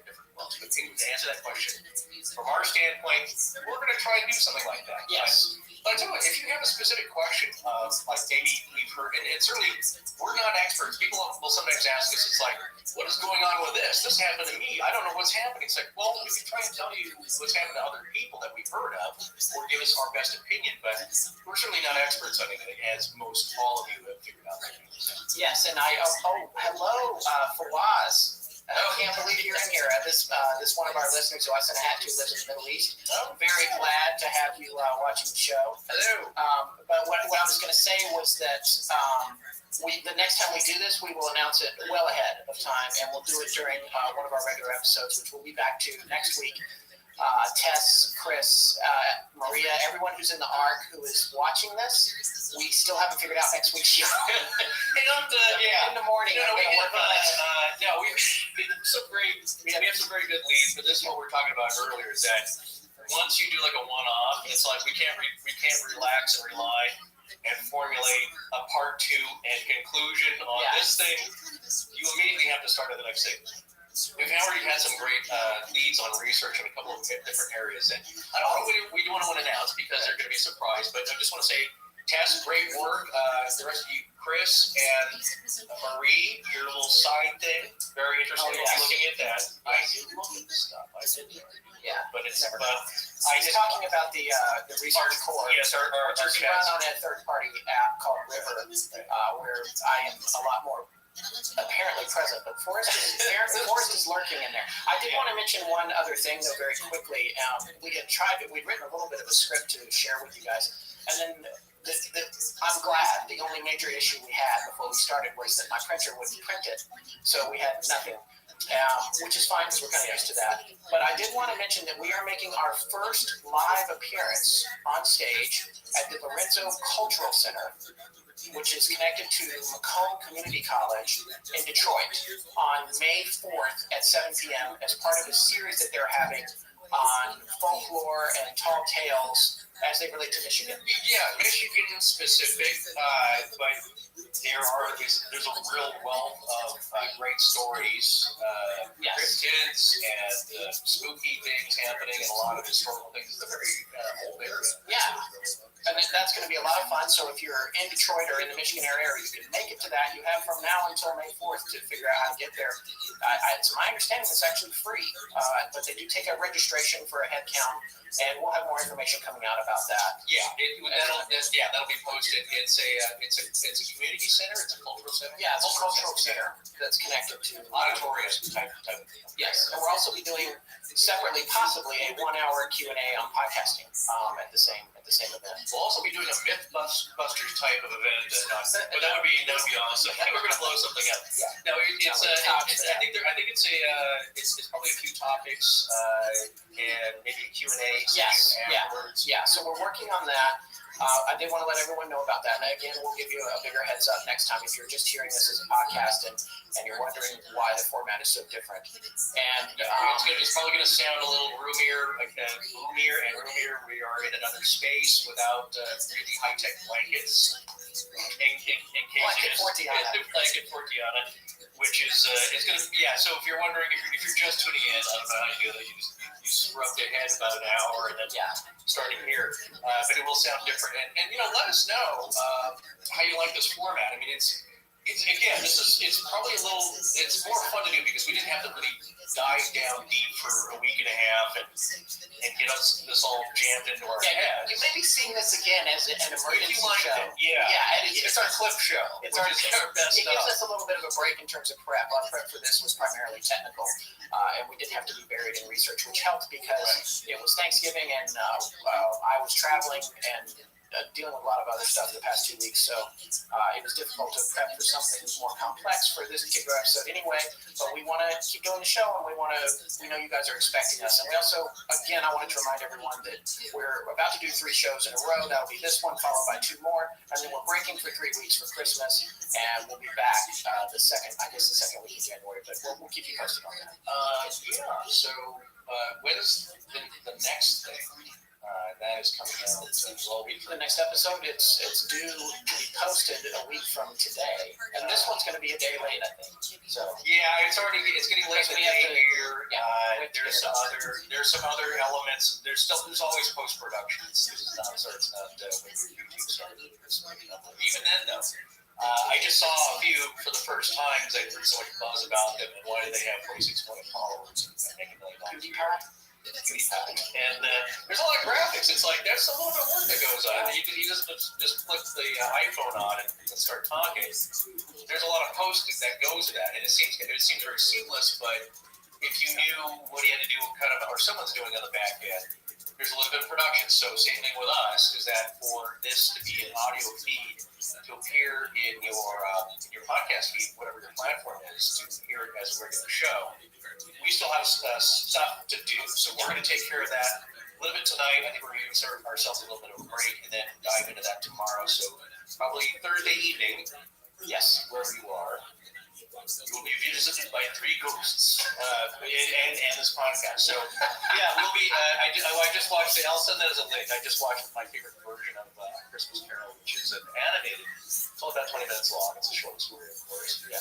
Richard Williams produced, and Chuck Jones, executive producer from the General Region. Startup. I sent it to you. It creeped me out as a kid in a very good way. But it looks nothing else like any other version of a Christmas Carol you've seen, because the idea was really, it's one of the first and greatest ghost stories about Christmas, and it's meant to scare you into being good. So, like every good ghost story, there's usually an element there that is a cautionary tale, and to do better as you do. So. Well, there you go. Well, on that note, we're going to sign off for today. We'd like to thank you for joining us for our very first live streaming broadcast, and hopefully not the last. Well, unless you really all hate it, and then let us know, and we promise never to do this again. We'll get back behind the mics, behind the camera. We'll have 90 minutes of Lou, the astonishing dog, who's taking it out currently. Speech further antics. So, but seriously, let us know what you liked about it, what you didn't like, if you want to see this again. And all I can tell you from experience is that we're going to get all of that. It's announced. All right. Thanks a lot. Thanks very much. See you guys next time. This broadcast is now terminated.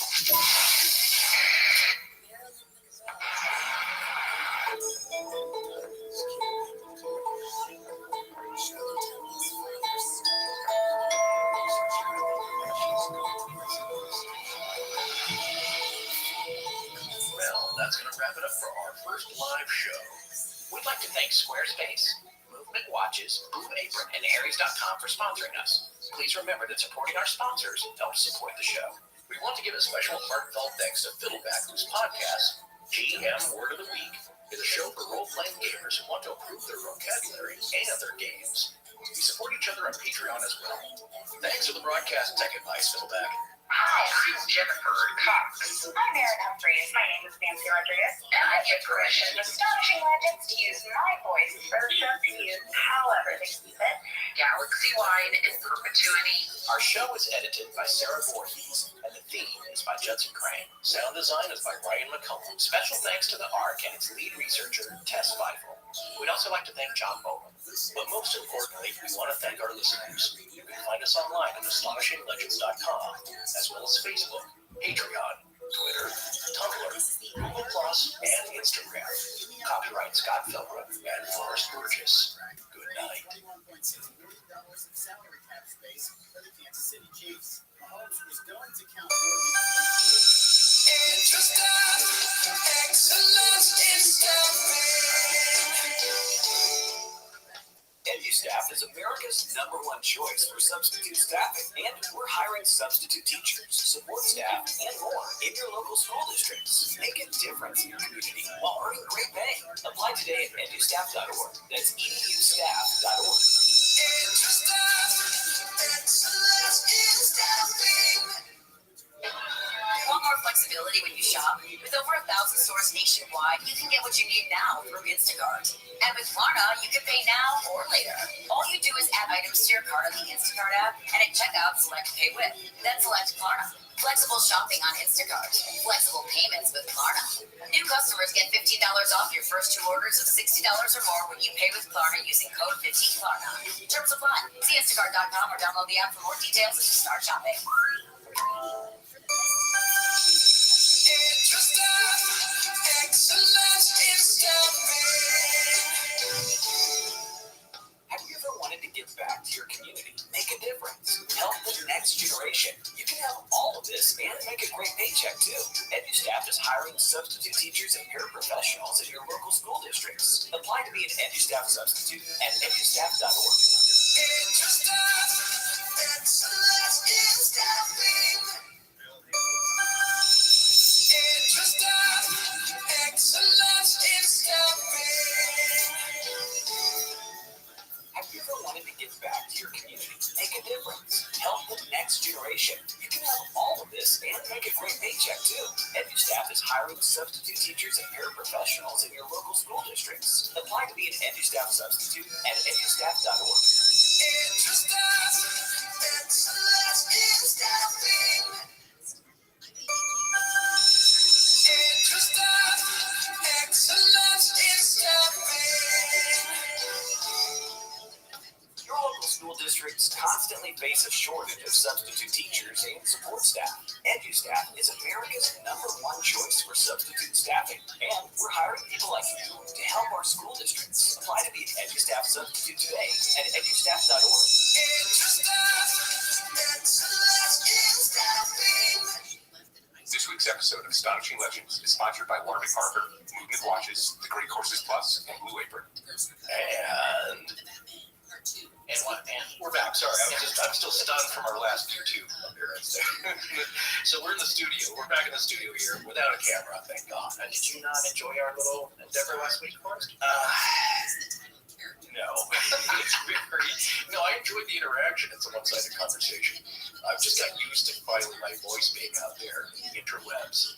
The problem is that once you see yourself, you're forced to watch, which I do not enjoy.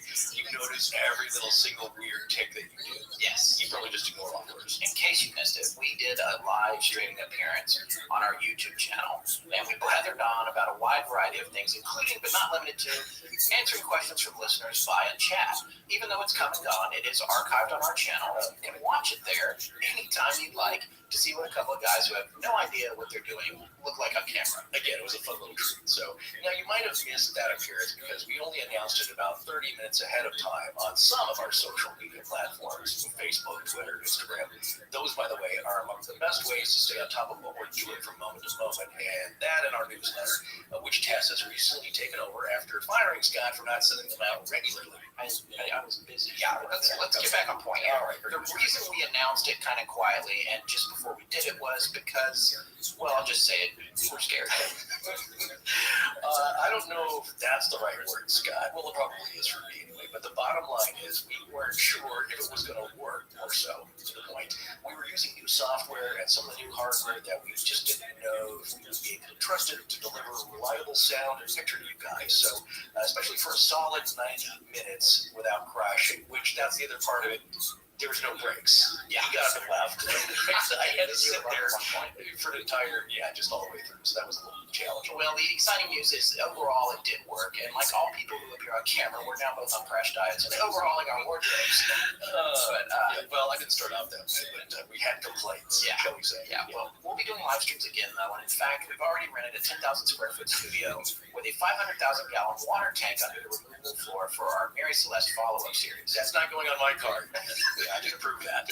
Yeah. In 2017, we'll be announcing them well in advance and also trying to choose times that work as well as can be managed for listeners across the globe. And speaking of live shows, another quick reminder that we'll be in Detroit at the Lorenzo Cultural Center, connected with Macomb Community College on May 4th, 2017 at 7 p.m. as part of their special series, Tall Tales of Folklore, exploring Michigan's traditional stories. If you thought we seemed a little unpolished on the live YouTube stream, you're not going to want to miss the opportunity to see us live on stage where the scores can really change.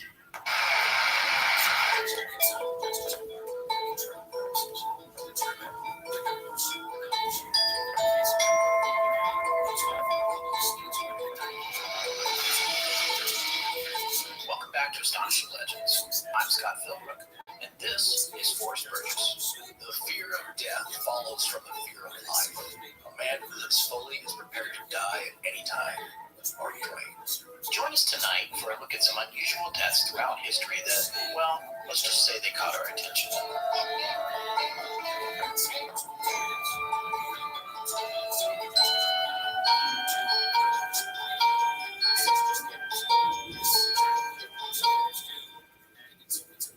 Okay, so the last two shows of 2016 are upon us, and we spent some time trying to figure out what we should discuss at this unique time of year.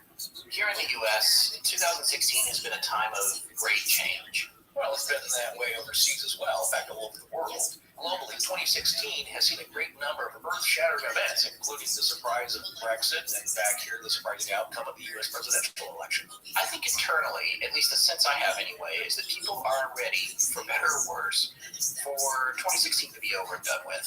It was a rough year for mass killings, both at the hands of our fellow man and in tragic disasters. 2016 saw the Pulse nightclub attack in Florida in June, and the horrific terror attack the very next month of July on the streets of Nice, France. And just the other day, we had this horrible warehouse fire in a building known as the Ghost Ship in downtown Oakland, California, where over 30 people perished.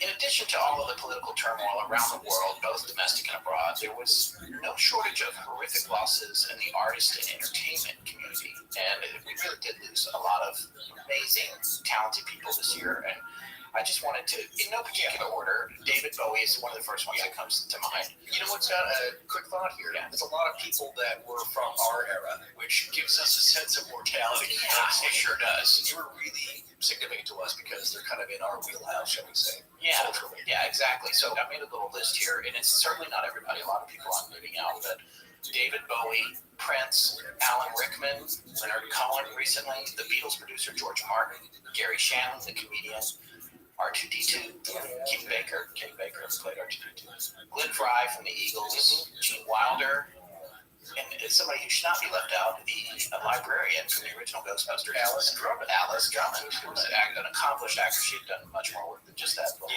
cameo. But we also lost Abe Vigoda and Ron Glass. Both were on one of my favorite shows when I was a kid, Barney Miller. The thing with Abe Vigoda, right, is that for years people were, an article mistakenly got published that said he had passed away. People were like, he looked old in The Godfather. Yeah. Well, so it's like, oh my gosh, that's too bad. He was so great. He's like, he took out an ad, I think, where appeared in an article, sitting up in a coffin saying, not dead yet. No, yeah, because it kept happening, and then you made it into a joke. Conan would bring him out. Conan latched onto it. They actually reenacted that scene from The Godfather with Robert Duvall. It was Tessio. Yeah, Tessio. And we also lost Muhammad Ali. Yeah, Pat Harrington. I didn't say him yet. If you don't know who that was, that's Schneider from One Day at a Time. Yes, he always wore the tool belt and the denim vest. Yeah, and had a bag of cigarettes rolled up in his sleeve, very 50s. which I thought was super cool when I was a kid. The Fonz did that. Yeah. Actually, a lot of all of the so-called motorheads and greasers, most of my guys there, I think they did that. Yeah. And we lost Florence Henderson. I know. That house, the Brady Bunch house, is less than a mile from where we sit right now, actually. That's true. And she was all of our moms anyway.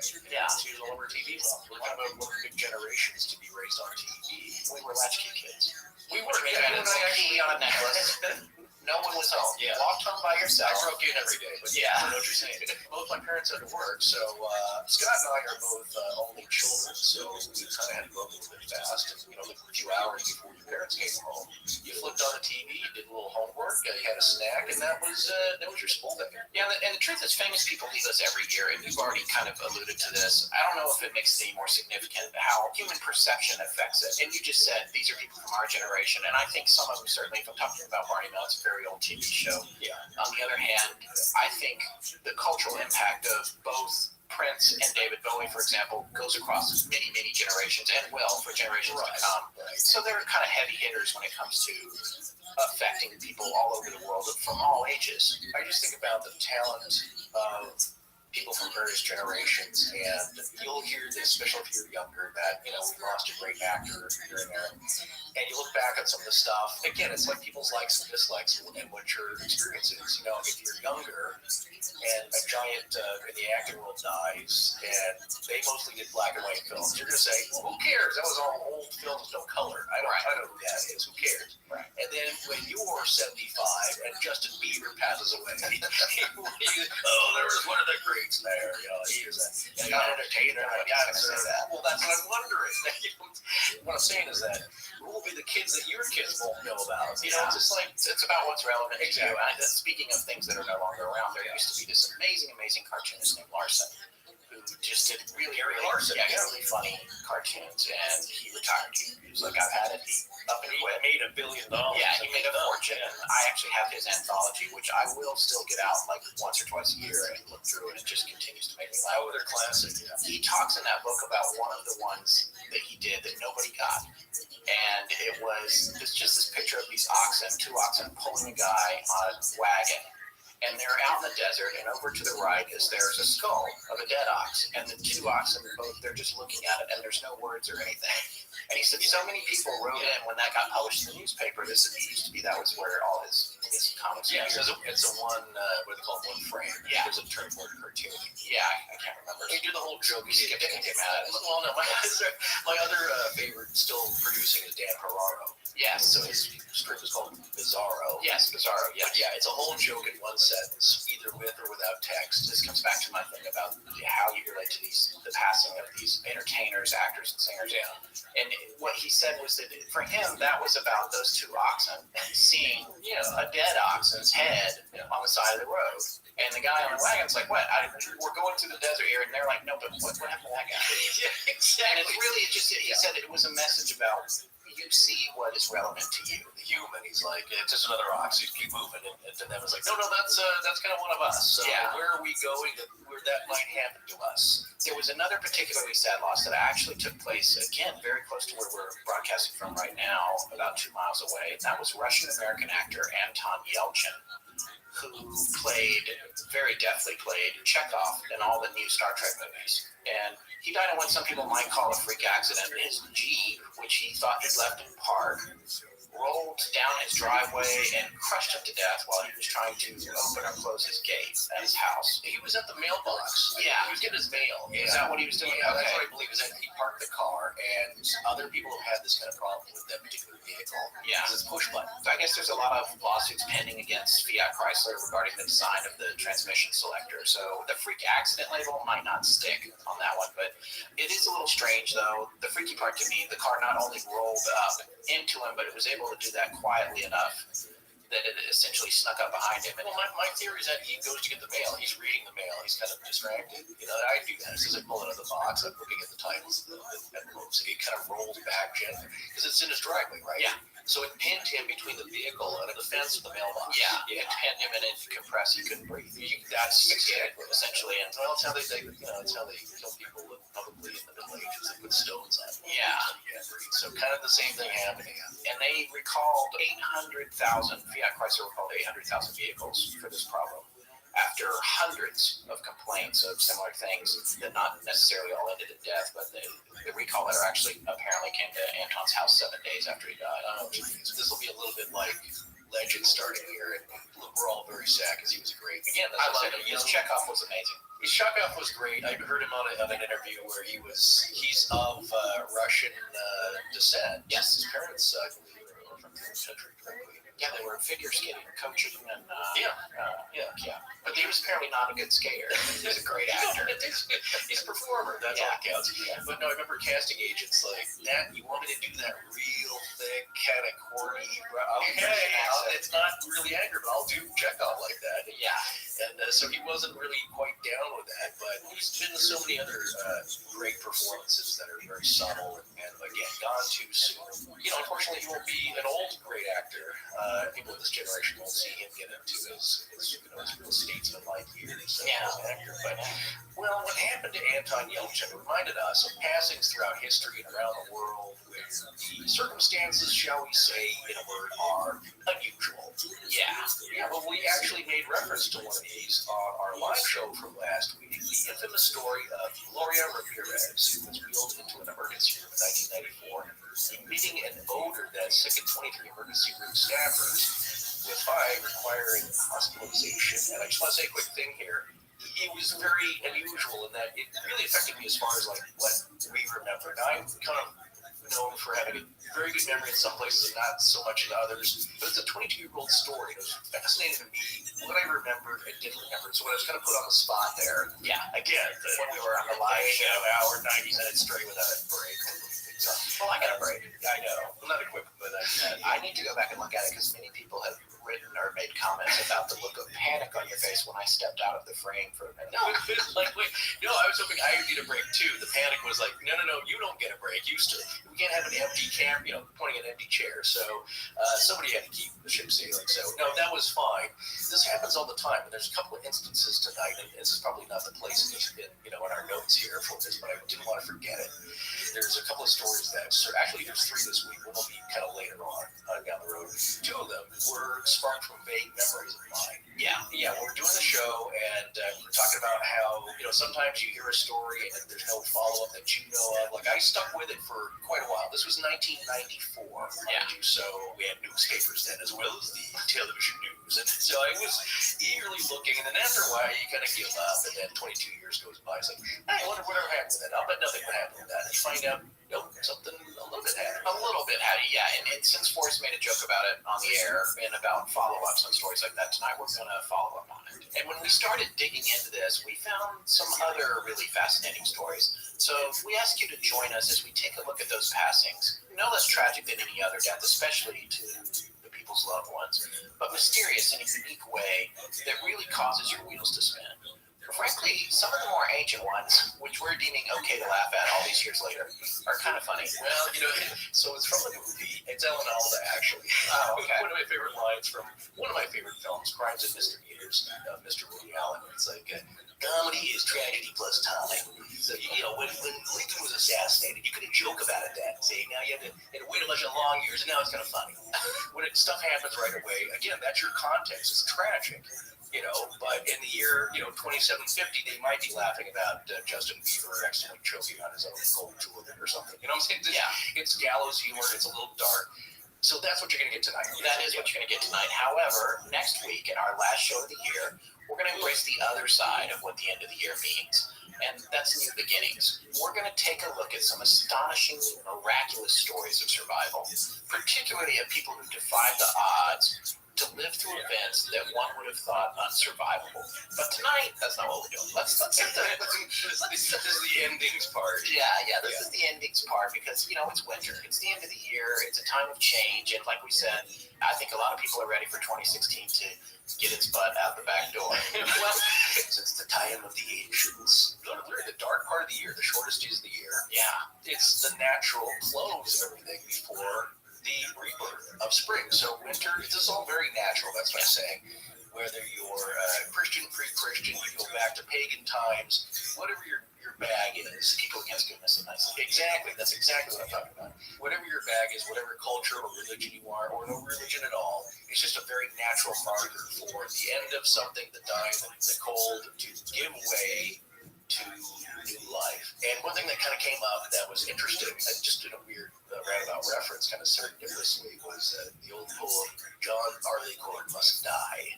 The idea is that it's a metaphor, and that John Barleycorn, the actual corn, the grain, must perish, be transmogrified, transmuted into something else, which is beer and spirits that I can drink. So it's the going away, it's the shedding, it's the departing of something so that something new can arrive. Right. And that's the way of the world. That is the way of the world. All right, well, this list of unusual passings is sort of chronological. So we're going to start with the oldest one, one of the most interesting older ones that I found, which was 2,700 years ago in the year 690 BC. Still not that old to me, but now. I mean, as you get older, you do start learning actually more about history. This is something that was hard in college to kind of wrap your head around, is that my sense of time, of what's actually ancient, has greatly expanded. So now it's Sumerian, it's even before that. So, if you get real fridge, it might be at the Atlanteans 50,000 years ago in some belief. So it's a long, long time ago, but really in the span of things, it's just a few manageable. Yes. Right. So you, of course, have heard the expression draconian. Absolutely. And can you tell our listeners what draconian means? He was a legislator in ancient Athens, Greece, and I think some of the laws were a little bit strict, shall we say. Yes, they were. He was the first recorded legislator in the history of Athens, actually. Yeah. And he did write up a series of laws that were real strict. Yes. People did not like them. They involved a lot of death, didn't it? Yeah, there was kind of like if you try to run out of the 7-Eleven with milk, you die. Yeah. If you park facing the wrong way on the street, you die. Yeah, so it's not a silly old death. They don't just smother you with a pillow. It's usually back then in those times, it's not great. It's really something theatrical and the most horrid things they can think of. Right. Okay, so let's talk a little bit about his strange passing. Yes. And this is pretty interesting, and then we'll come back to what he did. But he had left Athens to go to the island of Aegina, which at the time was a rival city of Athens and a great sea power. Supposedly he had gone over there to work on some legislation for Aegina. Yeah. He was apparently very well liked, and he was invited to the theater on the island by the adoring people so he could bask in their adulation for him. As he entered this theater, supporters showered him with their cloaks and hats, in much the same way people throw flowers at bullfighters or stage performers at the end of a great performance or a run. Unfortunately, there were so many people that the garments piled up and kept piling up, and he was an older man at the time. He completely suffocated underneath the hats and cloaks and died. Well, I would put that under ironic death. Yeah, and it was ultimately laid to rest right there in that theater. If they got the space and there's some dirt they want to move them. This probably has happened to Tom Jones with panties. Well, not that many. I mean, I would hope not. But no, those are meant for Tom and Mr. Jones to keep. If you're throwing your hat and your cloak in ancient Greece, don't you want it back? I mean, it wasn't all that easy back then to make clothing. I mean, this is a crazy story. I mean, being smothered by your adoring fans' clothing. Let's go back to the laws. He drew the laws up during the 39th Olympiad. Yeah, so you have an early Olympics here. Right, and the laws, what they had done was they replaced or abolished the prior way of settling scores, which was done by a system called oral law, which was really just a code of conduct. and also blood feuds. Yeah, which is the other way that things got settled. So they were in need of some kind of regulation. His laws are, almost all people agree that in general, if you did something bad, you got killed. Yeah. So I wanted more detail on this, so I read up on it a bit, and this tale of him dying under all these clothes, it might be a bit of revisionist history, and this is something that's really interesting. Good point. It's something we should state at the top of this, and again, it ties to these other stories that we're looking at. The memory and the telephone game, and faulty memories, and what makes the better legend. If you do a few little literary tweaks here and there to the story, it makes a much better story. Right, and it also helps you frame this narrative going forward, especially if you're trying to manage masses of people, which when you're talking about a lawmaker, it's important that the perception of that person is managed for the greater good of the people, regardless of the fictionality of what he did. You mean what really happened or what didn't happen, right? Like, yeah. This was so long ago, it's hard to know what really went down. And I got most of this info that I'm about to share from a book, about chapter 9 of this book called, this is very hard for me to say, I'm not an expert in Greek, I think it's Nomodiktes. Yeah, I think I'm Nomodiktes. N-O-M-O. Deiktes, D-E-I-K-T-E-S, Greek Studies of Martin Oswald. Now, this is a collection of studies edited by Joseph P. Farrell and Ralph Mark Rosen. I got this stuff from chapter 9 of that book entitled The Strange Death of Draco on Aegina. And that chapter was written by Thomas J. Figuera. The great bulk of this chapter in this book was over my head. Much of it was actually written in Greek, so I could say it was Greek to me. That's where that expression comes from. Yeah, so good luck with my interpretation here. There was lots of triangles and things, but I think that the veracity of the story of his death has to take some things into account. Not much info about him really survives. He became more of a prominent figure about 200 years after he died, when he was really lifted up as the guy who preceded Solon, who was a statesman who, in an effort to reverse the decline of Athens, came up with a legislative framework that is considered by many to be the very foundation of democracy. So that guy Solon was Draco's replacement. He abolished all of Draco's draconian laws, except for the homicide one, apparently. Death deserves another death. Right, so in a revisionist way, when the Greeks looked back on Draco, he was less a man and more a symbol of something that didn't really work for the long haul and was ultimately replaced by something better. So if you take all that into account, and then Draco having gone to this rival city where he was supposedly killed by a giant pile of clothes, you might want to consider that the story evolved later as it suited history. This chapter also pointed out that there's evidence that Draco's tomb was, in fact, in that theater. So, who knows? Maybe he was killed by. What do you think they just left him there? Like, hey, look, he's already buried. He just throws some dirt on top of the clothes. Well, it's like everything that we have ever talked about on the show. There's a seed of truth in there somehow. Who knows what happened to him for real? Another good point, which will also come up in these other two partially, adult memory kind of stories that are going to come up, is that oftentimes it does lead to a kernel of truth, and things twist here and there. But I don't know what the percentage is, but I think rarely something is made up out of whole cloth, as they say, and it's just a total figment of someone's imagination. Usually there's a little something in there that kind of got twisted over the years. Yeah. Why are you looking at me kind of funny? Well, I just realized I don't usually ever see you wearing glasses. Are those your new Warby Parker frames? Why, yes, they are. And the reason you usually don't see me wearing glasses is that I never really found a pair I liked. But with the way I chose my frames at Warby Parker, I was able to take my time and narrow it down to frames I actually think look good on me. And you just picked out your own pair too, didn't you? That's right, I did. You just go to their website, look through their assortment of frames for men or women, then choose up to 5 frames you'd like to try on at home for up to 5 days. They ship you your selections for free. You see which ones you like, then you mail the samples back to them in the same box, again for free. Once you've decided on a pair, you place your order on their website, where you can enter your prescription yourself, scan it, take a picture of it, which is what I did, or you can fax it in, or even give them your eye doctor's info, and they'll contact them for you. And Forrest will explain later what a fax is. Having your choices at home makes the selection process so much better, especially if you're having trouble deciding, because you can show them to your friends or your family or even Warby Parker. Just use the hashtag WarbyHomeTryOn on social media, and they'll get back to you with comments and suggestions. Just make sure your accounts aren't private. And if you'd still rather go to a store, Warby Parker has almost 50 retail locations across the country for you to visit in person. And Scott didn't like his first round of choices, so he picked another round of 5 to have sent to him, right?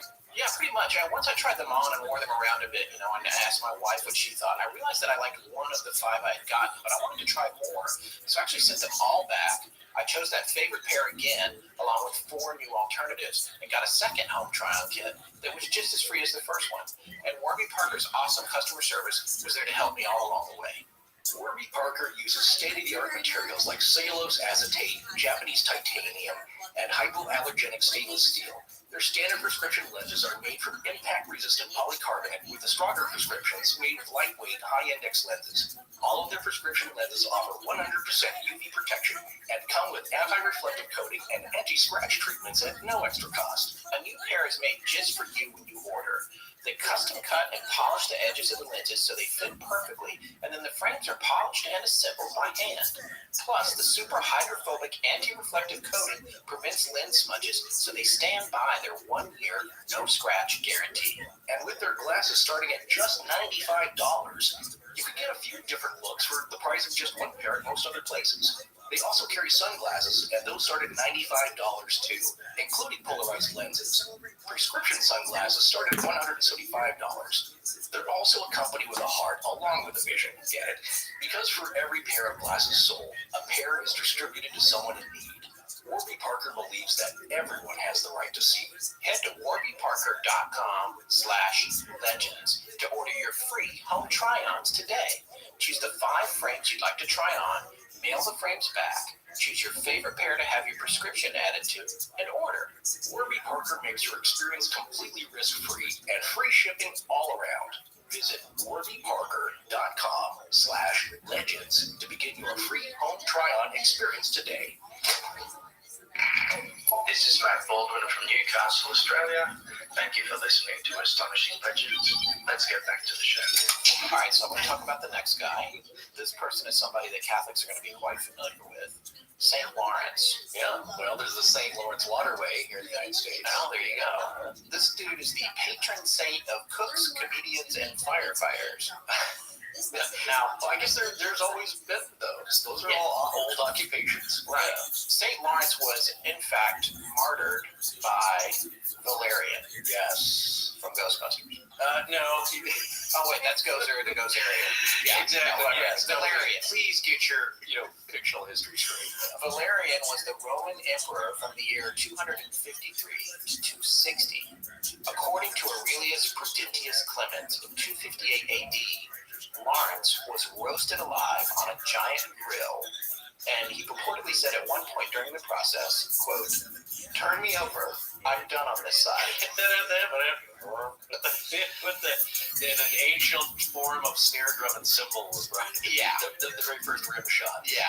If he did say that, hey, more power to you, buddy. That's a good way to go out. Yeah. It's just a little bit defiant and a little bit funny. So. While in never-ending pain from being burned by a fire. Well, yes, as I said earlier, maybe an hour ago, that they found the very worst ways to dispatch him. You remember I was talking about the story of St. Eustace, who converted to Christianity. I kept blanking on the name of the emperor that did it, where he wasn't really standing, and then he gave up paganism, and they said, you gotta give him this Christianity thing. I said, no, I'm sticking with it. They roasted him and his whole family in a giant, I think, kettle. Think about it. You'd rather go immolated in flame because the fire is going to help suck the air. You're going to suffocate as well. Yes, you're blistering horribly. Yeah. Which is awful.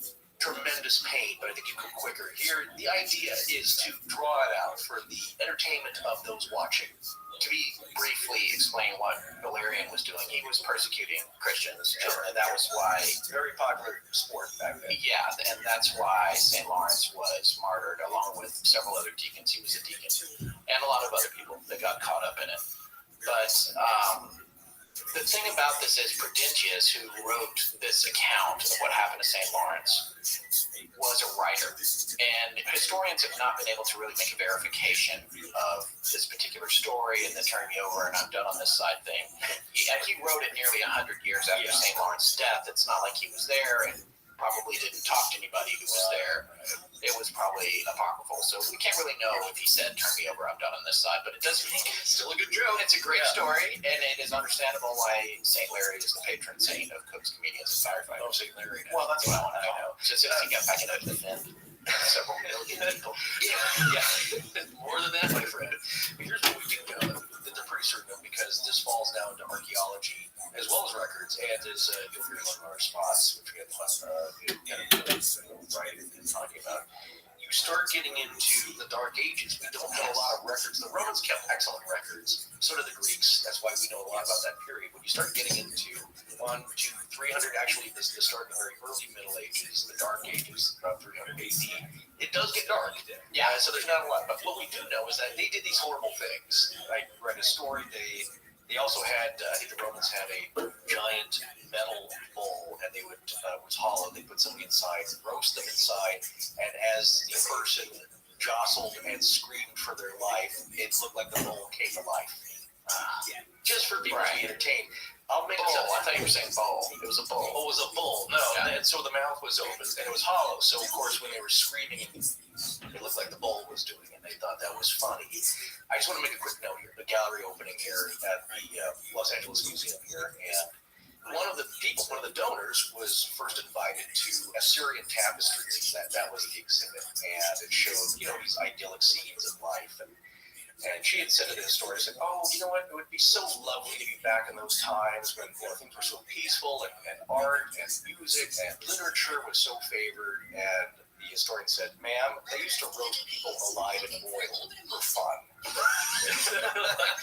You don't want to get in a time machine." Yeah. And this is a big point. People get upset about this, but I always told this to Scott. You may think that things are horrible now. They were much, much worse all throughout the rest of history. Yeah. Things are awful in different places in the world. We can see that. War is always terrible, but globally, it's not quite as bad as it could be. Yeah. So be thankful for that. Yeah. Anyway, sorry, get off my soapbox here. No, that's okay. That's all right. Well, let's move on. I want to talk about Sigurd the Mighty of Orkney. Oh, that's a great area. I love that they're working on it. I want to go there so bad. Our good friend of the show, David Graham, he's actually from that area. Oh, he is? Yeah, he did a lot of the voices on Great Briar's Kirkyard for us. That's right. You have to snack and throw the bar. Yeah. He's awesome. I thought he was just plain old Scottish. Yeah, he is. That's a unique area. It is. Off by kind of its own self, has really kind of its own flavor of culture, too. Yeah, it's a beautiful area, and I really want to get out there today. Check out this story. This one kind of takes the cake. I think I already said once that some other story was my favorite, but this is my favorite, too. It's not Canute the Great. No, not Canute, but Sigurd the Mighty, yes, I'm saying it right. It was the first Earl of Orkney, which, as we just pointed out, is a series of northern islands in Scotland.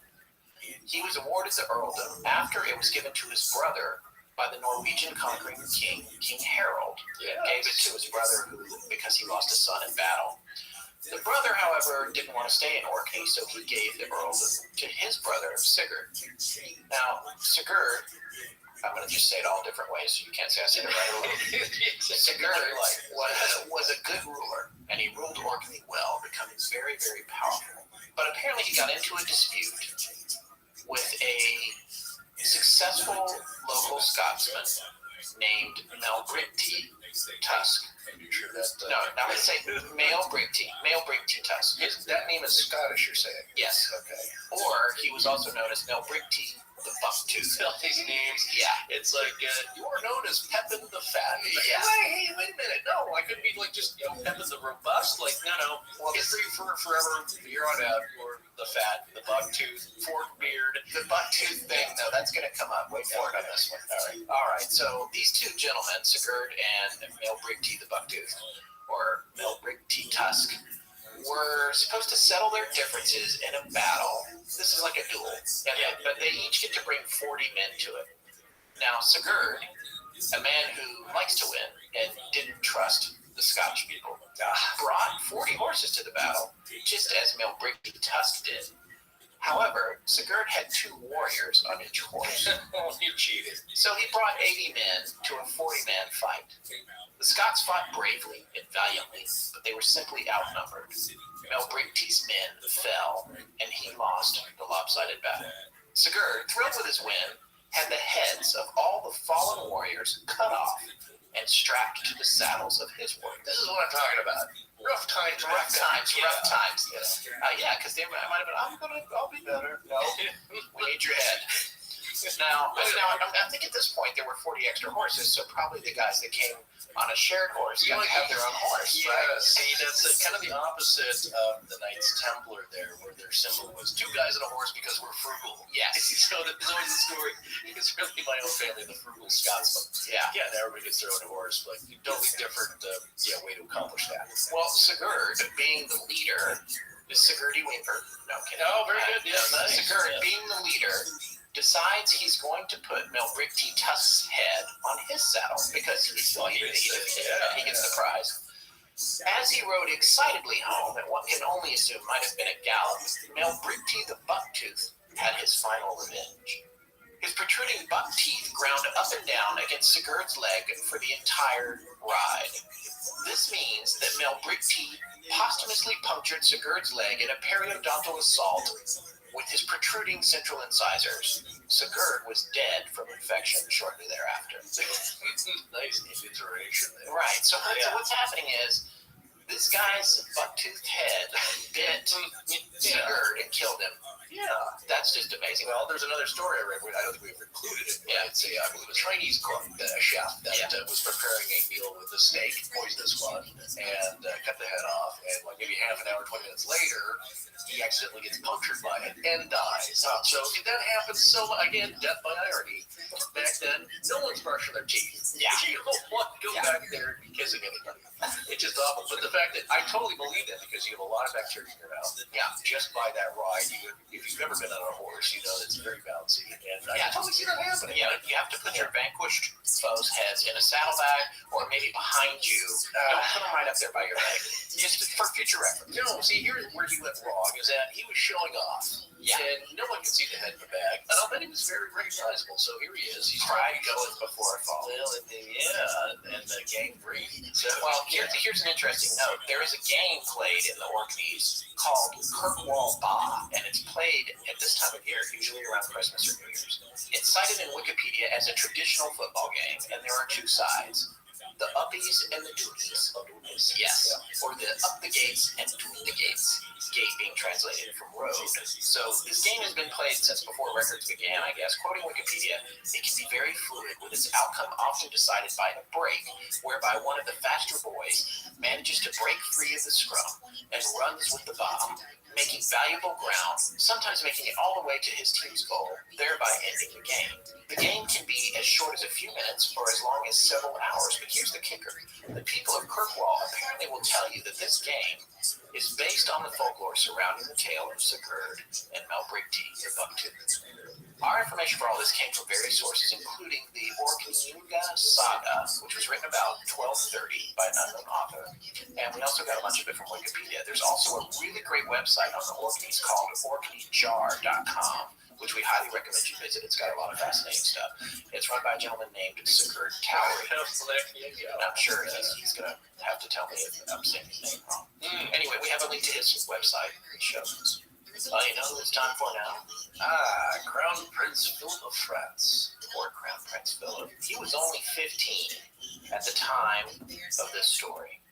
He was son of Louis VI and actually a co-king going on 2 years. I didn't know that was a thing, by the way. Oh, I mean, he had another heir, a possible line to the throne. Well, Louis was the king, and he wanted his son. He was his favorite son, so he made him as king simultaneously. Right. So they were co-kings. That's usually not protocol because only one can sit on the throne. So usually when there's a child, they're trained. And so if say that the father dies, and now you can't really have a 6-year-old king, right? Because it's every day we're going to march to Candy Island. Yeah. So this is what you have is that. Really like that one. Yeah. We're attacking. My favorite joke you've ever said on the show. Very nice. Yes, we're attacking the gingerbread fortress every day, and we're staying out all day. If you're son, we're staying out till 3 every day. Yeah. And sleeping in. So you have a people that watch over him, and actually, there's a regent and a chancellor, so at least they actually do the ruling for him until he's of age. But he's trained. Well studied, taught everything that they can teach him, and that's what happens. But anyway, back to your story there. That's unusual. Yes, he was co-king, and he had been for about 2 years. He was riding his horse through the Parisian market called the Greve when a black boar ran out from a pile of dung on the bank of the Seine in front of his horse, startling it, causing him to be catapulted over the front of the horse, at which point he sustained, I guess, either horrific head injuries or multiple limb fractures that were so bad he never regained consciousness. That's it. You get injured back then, you're done for. One story said that his companions were so afraid of the outcome actually left him there in the street, where some poor townsfolk carried him away for help, but he did not survive. Now, this is a pretty horrible way to go out, and the poor kid was only 15 years old. He busted himself up on the pavement. Is that what you're saying? Yeah, no, but however, as with a lot of these stories, some of these details may be apocryphal. We're actually referencing the darkest account of the story, which was from a book written by a man known as Walter Map. He was a Welsh medieval writer who lived from 1140 to 1209. His retelling of what happened to Philip is pretty stark. We're going to refer to an excerpt of the one book attributed to him, which is called De Nudis Curialium. Oh, sounds Latin to me. Not sure if it's close. This actual passage was cited in the book that I was reading to get brushed up on this, called The Death of Kings, Royal Deaths in Medieval England by Michael Evans. It was intensely interesting, by the way. I sure recommend it. Why don't you read this excerpt for us? Oh, okay. Yeah. He degenerated from his father, Louis VI's ways, and strayed away from his father's orders, and with proud brow and tyrannical pride was injurious to all. But it befell, at the Lord's command, that one day when, in company with many knights, he had put his horse to the gallop in that part of Paris called Le Grave, a black pig rushed out of a dunghill on the bank of the Seine, and ran in among the feet of the galloping horse. The horse stumbled and fell, and the rider broke his neck and died, but the pig suddenly plunged into the Seine. Therefore, his father Louis the Fat, or rather the Lord, who had delivered France from out of the mouth of a lion, set in his place the kind and merciful Louis, later Louis VII, as he put Daniel in place of Saul. Right. So this book, The Death of Kings, is really fascinating. One of the things that Evans, the author, talks about in the book is how these deaths of royalty need to be painted a certain way. Is each diabolical divine intervention or whatever? Because the thing about this kid, God rest his soul, 15 years old, is even though he was Louis VI's favorite son, apparently he was kind of a jerk. So, oh, really? Like somebody raised with a lot of luxury and pampers? Yeah. So that doesn't always happen. No, it doesn't. It's personality, temperament, the natural temperament of the person.